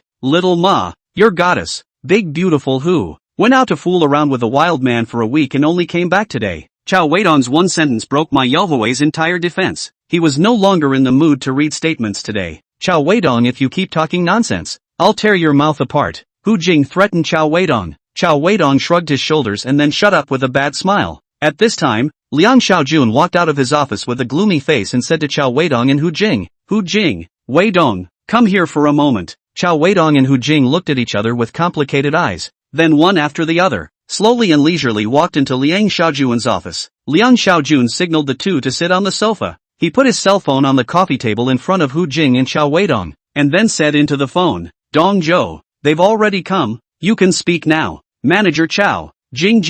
Zhou Qiaofeng's voice rang out on the phone. "Call me Hu Jing." Hu Jing directly interrupted Zhou Qiaofeng. "Manager Cao, Hu Jing, it's not good. Our side has just set up a good new company to interface with the institute." The leaders on their side changed their minds. Both directors said they are not willing to cooperate. Zhou Qiaofeng's voice on the phone was somewhat anxious. Hu Jing glanced at the calm and collected Cao Weidong, then said into the phone, "Oh, really? That would be a pity." After Hu Jing finished her sentence, she looked at Cao Weidong and said, "Manager Cao?" Cao Weidong quickly played dumb. How could there be such a thing? How bold. Two tiny directors actually dare to sabotage the development of our great high-tech cause? I want to condemn them. Liang Xiaojun's face on the side was a bit odd. He could see that Hu Jing and Cao Weidong were deliberately acting like this, but he didn't want to say anything. His current identity was rather sensitive. It was not suitable for him to blatantly sing against the investors. It was good to remain silent. After Zhou Qiaofeng on the other end of the phone was silent for a while, he still tried with difficulty to say, "Hu Jing, Manager Cao, is there any way you guys can help to go and communicate with their two directors? It's inconvenient for me in the past 2 days. My great aunt is here." Hu Jing said, "I'm also inconvenient these 2 days. My great aunt, is sick. I have to go to the hospital to take care of her." Cao Weidong said, Chapter 71 Eaten Everywhere. "Mr. Liang?" Zhou Qiaofeng on the phone asked Liang Xiaojun. Liang Xiaojun said somewhat helplessly. Dong Zhou. Before it was Manager Cao and Hu Jing who communicated with the leaders of the institute. I'm not very familiar with my side, but I can try to go and contact them. Zhou Qiaofeng said. It's useless for you to go. Our investors' side has already contacted them. They don't answer the phone at all. What I mean is, you help persuade Manager Cao and Hu Jing and the two of them? Liang Xiaojun looked at Hu Jing and Cao Weidong and said. Weidong? Who? Mr. Liang. I'm taking a vacation next week and going out on a blind date. Hu Jing spoke loudly. She was afraid that Zhou Qiaofeng on the other end of the phone didn't hear her. Mr. Liang, I'm also taking a vacation to go out for a round of traveling. I've already made a date with a foreign girl. Liang Xiaojun lowered his head and said into the phone. Dong Zhou, what do you think? Zhou Qiaofeng sighed and said. Let's do this first. I'll discuss it with the investors. He sounded a little uncomfortable after hearing Hu Jing say that he wanted a blind date. Zhou Qiaofeng hung up the phone. Liang Xiaojun smiled and pointed a finger at Hu Jing and Cao Weidong. You guys? Mr. Liang, I really asked a foreign girl out for a trip, called Isabella. Don't believe me? Ask Hu Jing. She introduced it to me. Cao Weidong said. Liang Xiaojun looked at Hu Jing. Hu Jing said, I'm not going on a blind date. I'm also traveling. With him. Cao Weidong didn't believe his ears at all. What did you say? To travel with me? Cao Weidong was a little excited. Yes, I'll also call up Bella and Mr. Chen, and you'll have to help us carry our bags. No problem. Cao Weidong was even more excited. After walking out of Liang Xiaojun's office, Cao Weidong and Hu Jing started discussing the travel destination. Hu Jing said, I want to go to Dunhuang, to the Gobi beach, and to ride camels in the desert. Cao Weidong objected. What's the fun in those places? Going to eat a mouthful of sand? I think it's better to go to Sanya. Cao Weidong's heart had long been fantasizing about what the trio of Ms. Chen, Isabella, and Hu Jing would look like in bikinis. Don't just know how to go to the beach whenever you talk about traveling. Okay, it's so vulgar. Just go to the desert. I want to play in the sand. Big beauty. There's sand on the beach for you to play with too. I want to ride a camel. I'll bring my pony and let him ride for you. Under Cao Weidong's insistence, Hu Jing finally agreed to go to Sanya. There was an extra Ma Yaohui in the accompanying crew. The reason why he was brought along. One reason was that Cao Weidong wanted him to carry the luggage of the three beauties together. Another reason was that he didn't even want to leave Ma Yaohui for the investors to use. The next day, Cao Weidong, Hu Jing, Ms. Chen, Ma Yaohui, Isabella, 2 men and 3 women gathered at Yangcheng Airport. They took the morning flight to Sanya. While they were boarding the plane, Zhou Qiaofeng had just gotten off the plane with a middle-aged man in his 40s. Xiao Li, the executive driver of Tianying Company, had been waiting in the parking lot for a long time. Zhou Qiaofeng took the middle-aged man into Xiao Li's car. They went straight to the science building in Yangcheng Development Zone. Liang Xiaojun had already been waiting in his office. Cao Weidong and Hu Jing's plane took off on time. After Cao Weidong chatted with the flight attendant for a couple of minutes, they put their cell phones into flight mode. The economic climate was bad, and the traffic on the Yangcheng Airport highway was obviously much less. Executive driver Xiao Li's speed was very steady. After an hour, they arrived downstairs at the science building. Zhou Qiaofeng and the middle-aged man got out of the car and took the elevator up to the 26th floor. Entering the Tianying Company, the two of them went straight into Liang Xiaojun's office. Welcome, welcome. I didn't expect Dong Zhou to return so soon. Liang Xiaojun smiled and let the two into his office. This is the investors Mr. Hui Jianhua Gua. Zhou Qiaofeng introduced the middle-aged man traveling with him to Liang Xiaojun. Mr. Hua, nice to meet you. Nice to meet you, Liang Xiaojun said while warmly shaking hands with Gui Jianhua. Gui Jianhua gave a soft and then took a seat on the parlor sofa in a dignified manner. Zhou Dong and I came over this time, mainly to settle the matter of the cooperation of the research institute. Gui Jianhua spoke in a deep voice. He didn't beat around the bush and directly stated his intentions. Liang Xiaojun sat down opposite him and said, with Mr. Gui and Dong Zhou, things will definitely be resolved smoothly. Gui Jianhua then said, the basic situation, I have already understood from Zhou Dong. You now call in Manager Cao and Hu Jing, who were previously involved in this matter. Liang Xiaojun's expression was a little embarrassed. He smiled and said, Mr. Hua, the two of them have been on vacation since yesterday. Gui Jianhua frowned and said, vacation? Vacation at such a critical time? What did they think? Liang Xiaojun's face was a bit ugly as he looked at Zhou Qiaofeng and said, this is something that Director Zhou knows about. Gui Jianhua turned his head to look at Zhou Qiaofeng. Zhou Qiaofeng explained, the relationship of this institute was indeed maintained by Manager Cao and Hu Jing together before, but then after the whistleblowing incident, They stopped continuing with the project in order to avoid suspicion. It was really hard for them to run up and down in order to maintain the relationship between Tianying and the research institute before this. It's only in the past 2 days that they took leave to rest. Zhou Qiaofeng spoke for Cao Weidong and Hu Jing and explained. Wei Jianhua lowered his head and pondered for a while before saying, "Call them and see if you can temporarily call them over for a bit." Liang Xiaojun took out his phone and put it on speakerphone, then dialed Cao Weidong's number. "I'm sorry, the number you have dialed is turned off. Please dial again later." Liang Xiaojun said to Wei Jianhua, "They should be on the airplane. Cao told me that he was on this morning's flight." Wei Jianhua was silent again. After thinking for a long time, he looked up at Liang Xiaojun and asked, "What's going on with this matter? Previously, the institute was willing to cooperate with us. Why did it suddenly change its mind?" I sidestepped it. It should have something to do with switching partner companies. Originally they were willing to cooperate with Tianying. Later, because of the matter of being reported, the person in charge of this project was reluctant when they switched to another company for cooperation. Liang Xiaojun analyzed. This institute's people are really something. It's not just a change of cooperation company. We didn't say that we have to lower the funds for cooperation. How can they say they won't cooperate? Wei Jianhua asked. Liang Xiaojun shook his head and said, "I'm not sure about this. Humph. I still don't believe it. The leaders of this Marine Resources Institute only recognize those 2 young sales and disregard those of us who are investors? Mr. Liang, you take me to meet those leaders of the institute." Wei Jianhua snorted coldly and proudly. The executive driver Shaoli set off again. This time he was carrying Liang Xiaojun, Zhou Qiaofeng and Wei Jianhua. When the Buick commercial car drove to the main gate of the institute, just registering for admission was made difficult for a full hour by the somewhat older security guard, Uncle Neo. When Liang Xiaojun brought Wei Jianhua and Zhou Qiaofeng to see Director Hu Jinhua,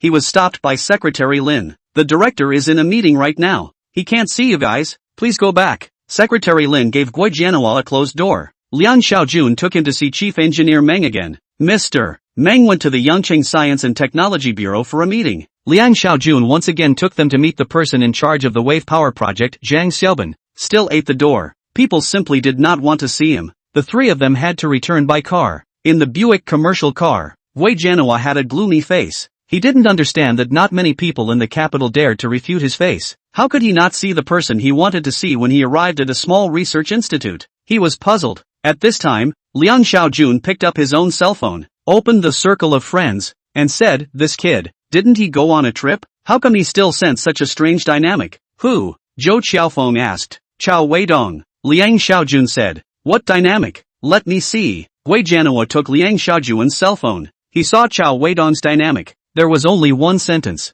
"Thou, can you unravel on the ground in a small way and illuminate yourself? Then you will be relieved of your confusion." Chapter 72, People are more angry than people. Zhou Qiaofeng, as a member of the mysterious investor team in Beijing, still had some strength. He passed through the leadership of the Science and Technology Bureau in Yangcheng and finally made an appointment with Meng Diguang Meng, the chief engineer of the institute. The next day, early in the morning, Liang Xiaojun, Zhou Qiaofeng and Wei Jianhua still arrived at the Marine Resources Institute in a Buick commercial vehicle. At the entrance of the institute, the Buick commercial car was stopped by Uncle Neo just like yesterday. Wei Jianhua was a bit stifled. He rolled down the passenger window and said to Uncle Neo, "We already have an appointment with Chief Engineer Meng. Can you make a call and ask? I'm not calling anyone's phone. No receiver, no release note. You guys just turn around and go back. There's no way I'm letting you guys in." As soon as Uncle Neo heard this man's condescending tone of voice, his heart was not happy, and he also remembers that 2 days ago, Xiao Chao from Tianying Company brought him to Huazi and instructed him to say, "In the next 2 days, our company headquarters will come to 1 or 2, and Uncle Neo remembers to help nauseate and discuss them. Uncle Neo official business. Just do not open the door to the Buick commercial car. The administrative driver Shaoli can only reverse the car to turn around, and stopped at the roadside outside the institute's main door. Wei Jianhua asked Liang Xiaojun to contact Chief Engineer Meng and ask him to arrange for someone to come out and pick him up. Sanya, Atlantis Hotel. Cao Weidong was standing on the hotel balcony with a telescope in his hand, scanning the beach below the hotel. At this time, his phone rang. It was Ma Yaoi calling him. "Brother Dong, Sister Jing, Isabella and Teacher Chen have already finished breakfast and are coming downstairs. Do you want to come over?" "What are they wearing?" Cao Weidong asked. "Draped in bath towels. Underneath the towels are swimsuits. Wait for me. Be right there." Cao Weidong put down the binoculars, put on a floral shirt and a pair of floral beach pants, grabbed his room card and went downstairs. Another hour passed, and Chief Engineer Meng finally sent a trainee to complete the vehicle release form.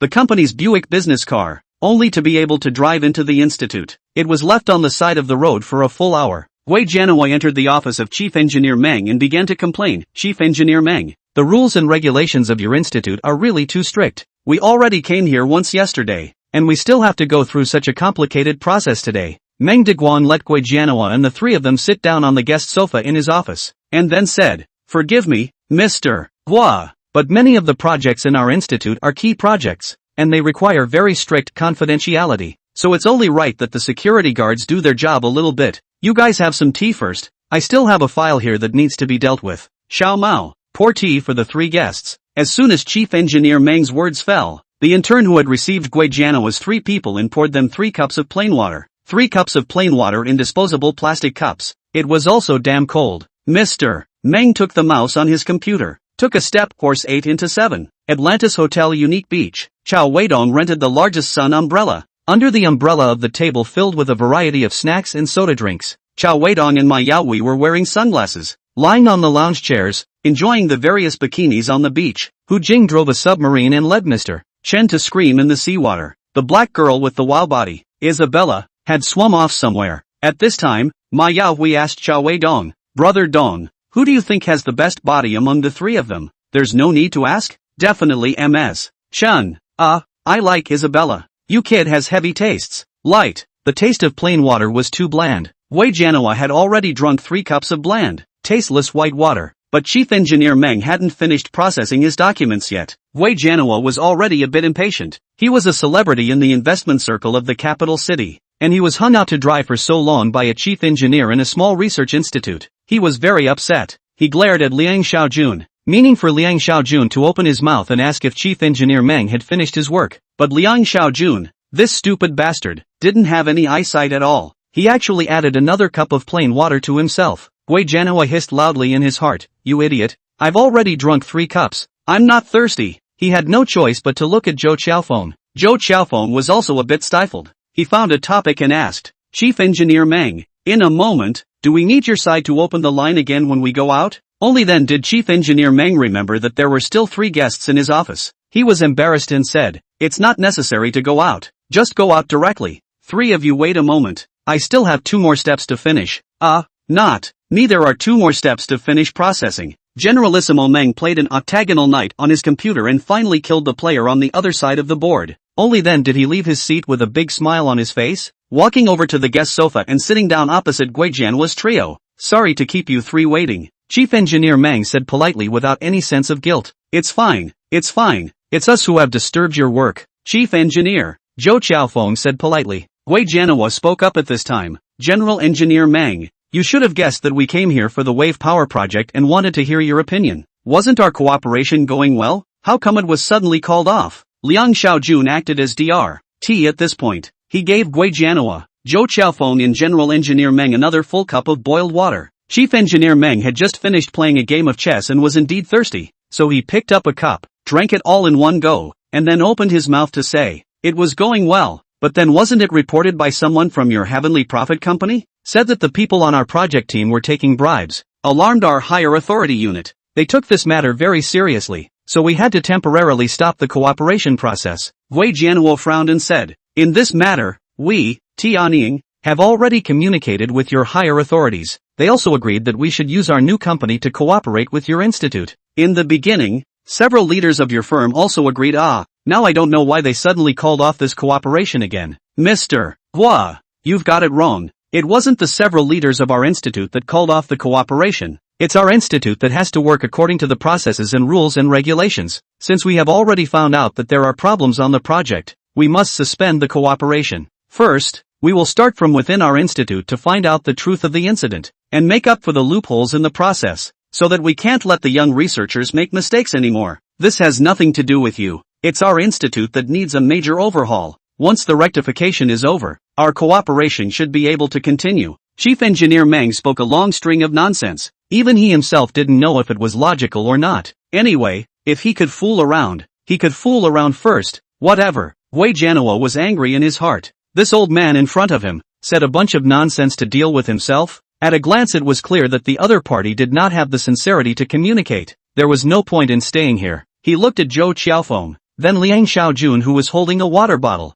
and finally looked at Chief Engineer Meng and said, "Thanks, Chief Engineer Meng, for clearing up our confusion. We'll go back to discuss and see how this is going to be handled." "Okay, Xiao Mao. See off the guests." Wei Jianhua got into the Buick commercial car with a gloomy face. The three of them left the Marine Resources Research Institute. On the beach of the Atlantis Hotel, Cao Weidong stood up with a bath towel, wanting to wipe the seawater off of Teacher Chen, who had just finished surfing the waves. Teacher Chen grabbed the bath towel and declined Cao Weidong's kindness. On the other side, Isabella was lying on the chair, letting Ma Yaohui apply sunscreen on him. It was truly a case of people being more angry than people. Chapter 73, I'm quitting. The next day, early in the morning, Cao Weidong, who was still sleeping, was woken up by a series of calls from Hu Jing. "Old Hu, we're out for a vacation. It's only a few o'clock and you gave me such a life-threatening series of calls. You're sick," Cao Weidong sleepily said into the phone. "I rented a yacht. We plan to go out to sea to see the dolphins. Only in the morning can see. Are you going?"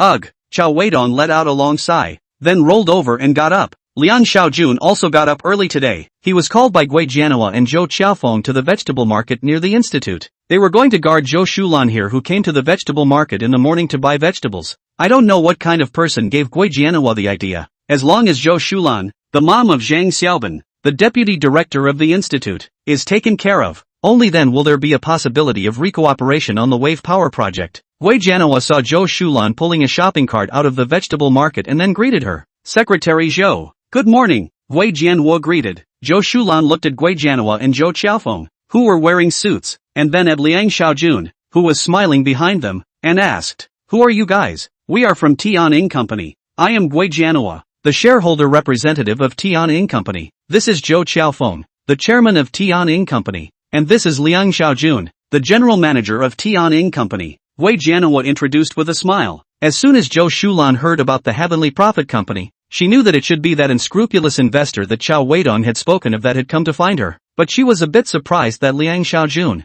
the one who had hit on her daughter-in-law, actually dared to show up. She stared at Liang Xiaojun with a look of scrutinizing a criminal. Liang Xiaojun was stared at with hairs rising all over his body. He didn't understand this old lady in front of him. Why was she looking at him with such eyes? Gui Jianhua and Zhou Qiaofeng were equally confused. Did this Zhou Shulan have a problem with Liang Xiaojun? "Are you Liang Xiaojun?" Zhou Shulan asked Liang Xiaojun in an icy and incomparable tone. "Yes. I am Liang Xiaojun of the Tian Company." Liang Xiaojun is very nervous. "Humph, you guys go away. I don't want to see you guys." Zhou Shulan huffed and pushed away Zhou Qiaofeng and Gui Jianhua, who were blocking the way in front of her before pulling the cart for groceries and leaving quickly. Liang Xiaojun, Gui Jianhua and Zhou Qiaofeng froze on the spot. At this time, Zhou Shulan suddenly stopped and turned back to say with a very serious expression, "That general manager of the Tian Company, Liang Xiaojun, I'm telling you, my son and daughter-in-law have already gotten back together. I'm now officially warning you, in the future, you'd better stay away from my daughter-in-law.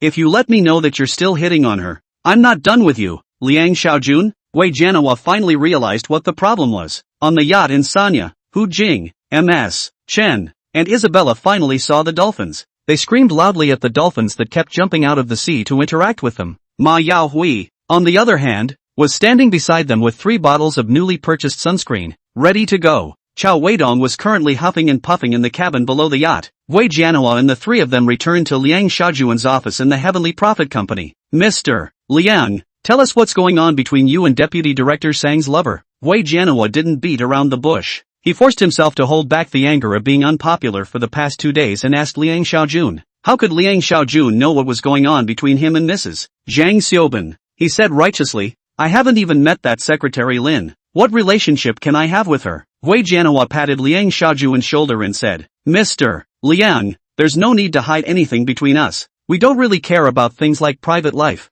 It's just that this time your love life has affected our investment, so I want to know what's going on here. Yes, knowing the various reasons for it will allow us to make countermeasures." Zhou Qiaofeng added from the side. Liang Xiaojun shook his head. "Mr. Hua, Director Zhou, I really have nothing to say. I really have nothing to do with that Secretary Lin." Gui Jianhua saw Liang Xiaojun like this, he got angry, and when he thought about the encounters in the institute for 2 consecutive days, he became even more angry. The institute's director who did not see him, Deputy Director Zhang also did not see him. It was not easy to see a chief engineer Meng, but the whole time people are perfunctory to deal with. Even entering and exiting the institute's gate was made difficult by an old security guard. Wei Jianhua's long-suppressed emotions finally exploded. Liang Xiaojun, you damn well figure out what your status is. Without our investors, can you be the general manager of this Tianying company? You're ing nothing. You can't control that thing of yours. And you went to hook up with someone else's married woman, affecting our project. And now you're telling me that you don't know anything? What are you doing? Wei Jianhua cursed so hard that Zhou Qiaofeng on the side froze. He didn't expect this guy to be so agitated. Liang Xiaojun could not stand this anger. He snapped a teacup on the table to the ground, pointing his finger at the tip of Wei Jianhua's nose, cursing. What the hell are you? When I came to Tianying was Mr. Zhu's company. If it wasn't for him selling his shares, would there be any room for you to jump around here? Who do you think you are? What's the big deal about being an investor? I quit. Liang Xiaojun threw a pile of information about the wave power project in Wei Jianhua's face, then carried his bag and left his office. Zhou Qiaofeng saw something wrong and hurriedly went up to pull Liang Xiaojun. Mr.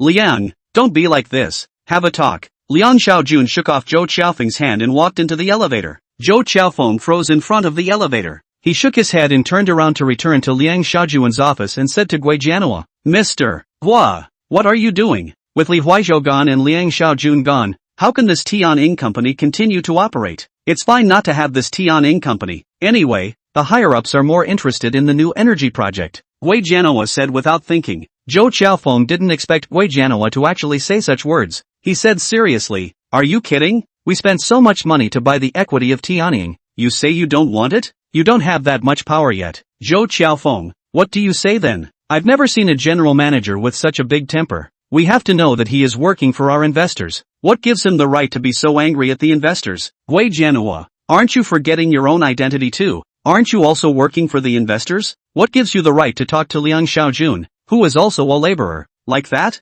Respect between people is mutual. If you don't respect Liang Xiaojun, why should he respect you? I'll report this matter to my superiors, so be careful. Zhou Qiaofeng was truly exasperated. He also turned around and left Liang Xiaojun's office. In the underground garage of the science building, Liang Xiaojun lit a cigarette in his car. After taking a few deep drags, he sent a message over to Cao Weidong. Where are you guys vacationing right now? Chapter 74. You can't just swear at the first word. Cao Weidong has no time to send a message back to Liang Xiaojun. He and Hu Jing several people rented yachts for a trip. In addition to watching the dolphins in the morning, they also ran to the deep sea area for sea fishing. Among several people only Hu Jing caught a big yellowtail. Cao Weidong caught a hand-sized sea turtle. He released the turtle after helping it pick the barnacles from its shell. After the chef on the yacht cooked a fresh seafood meal for a few of them, the yacht then started to return. The three big beauties were sunbathing in their bikinis on the small deck of the yacht. Ma Yaohui began his busy work of helping them apply sunscreen. Little Ma, are you tired? Do you want me to take over for you for a while?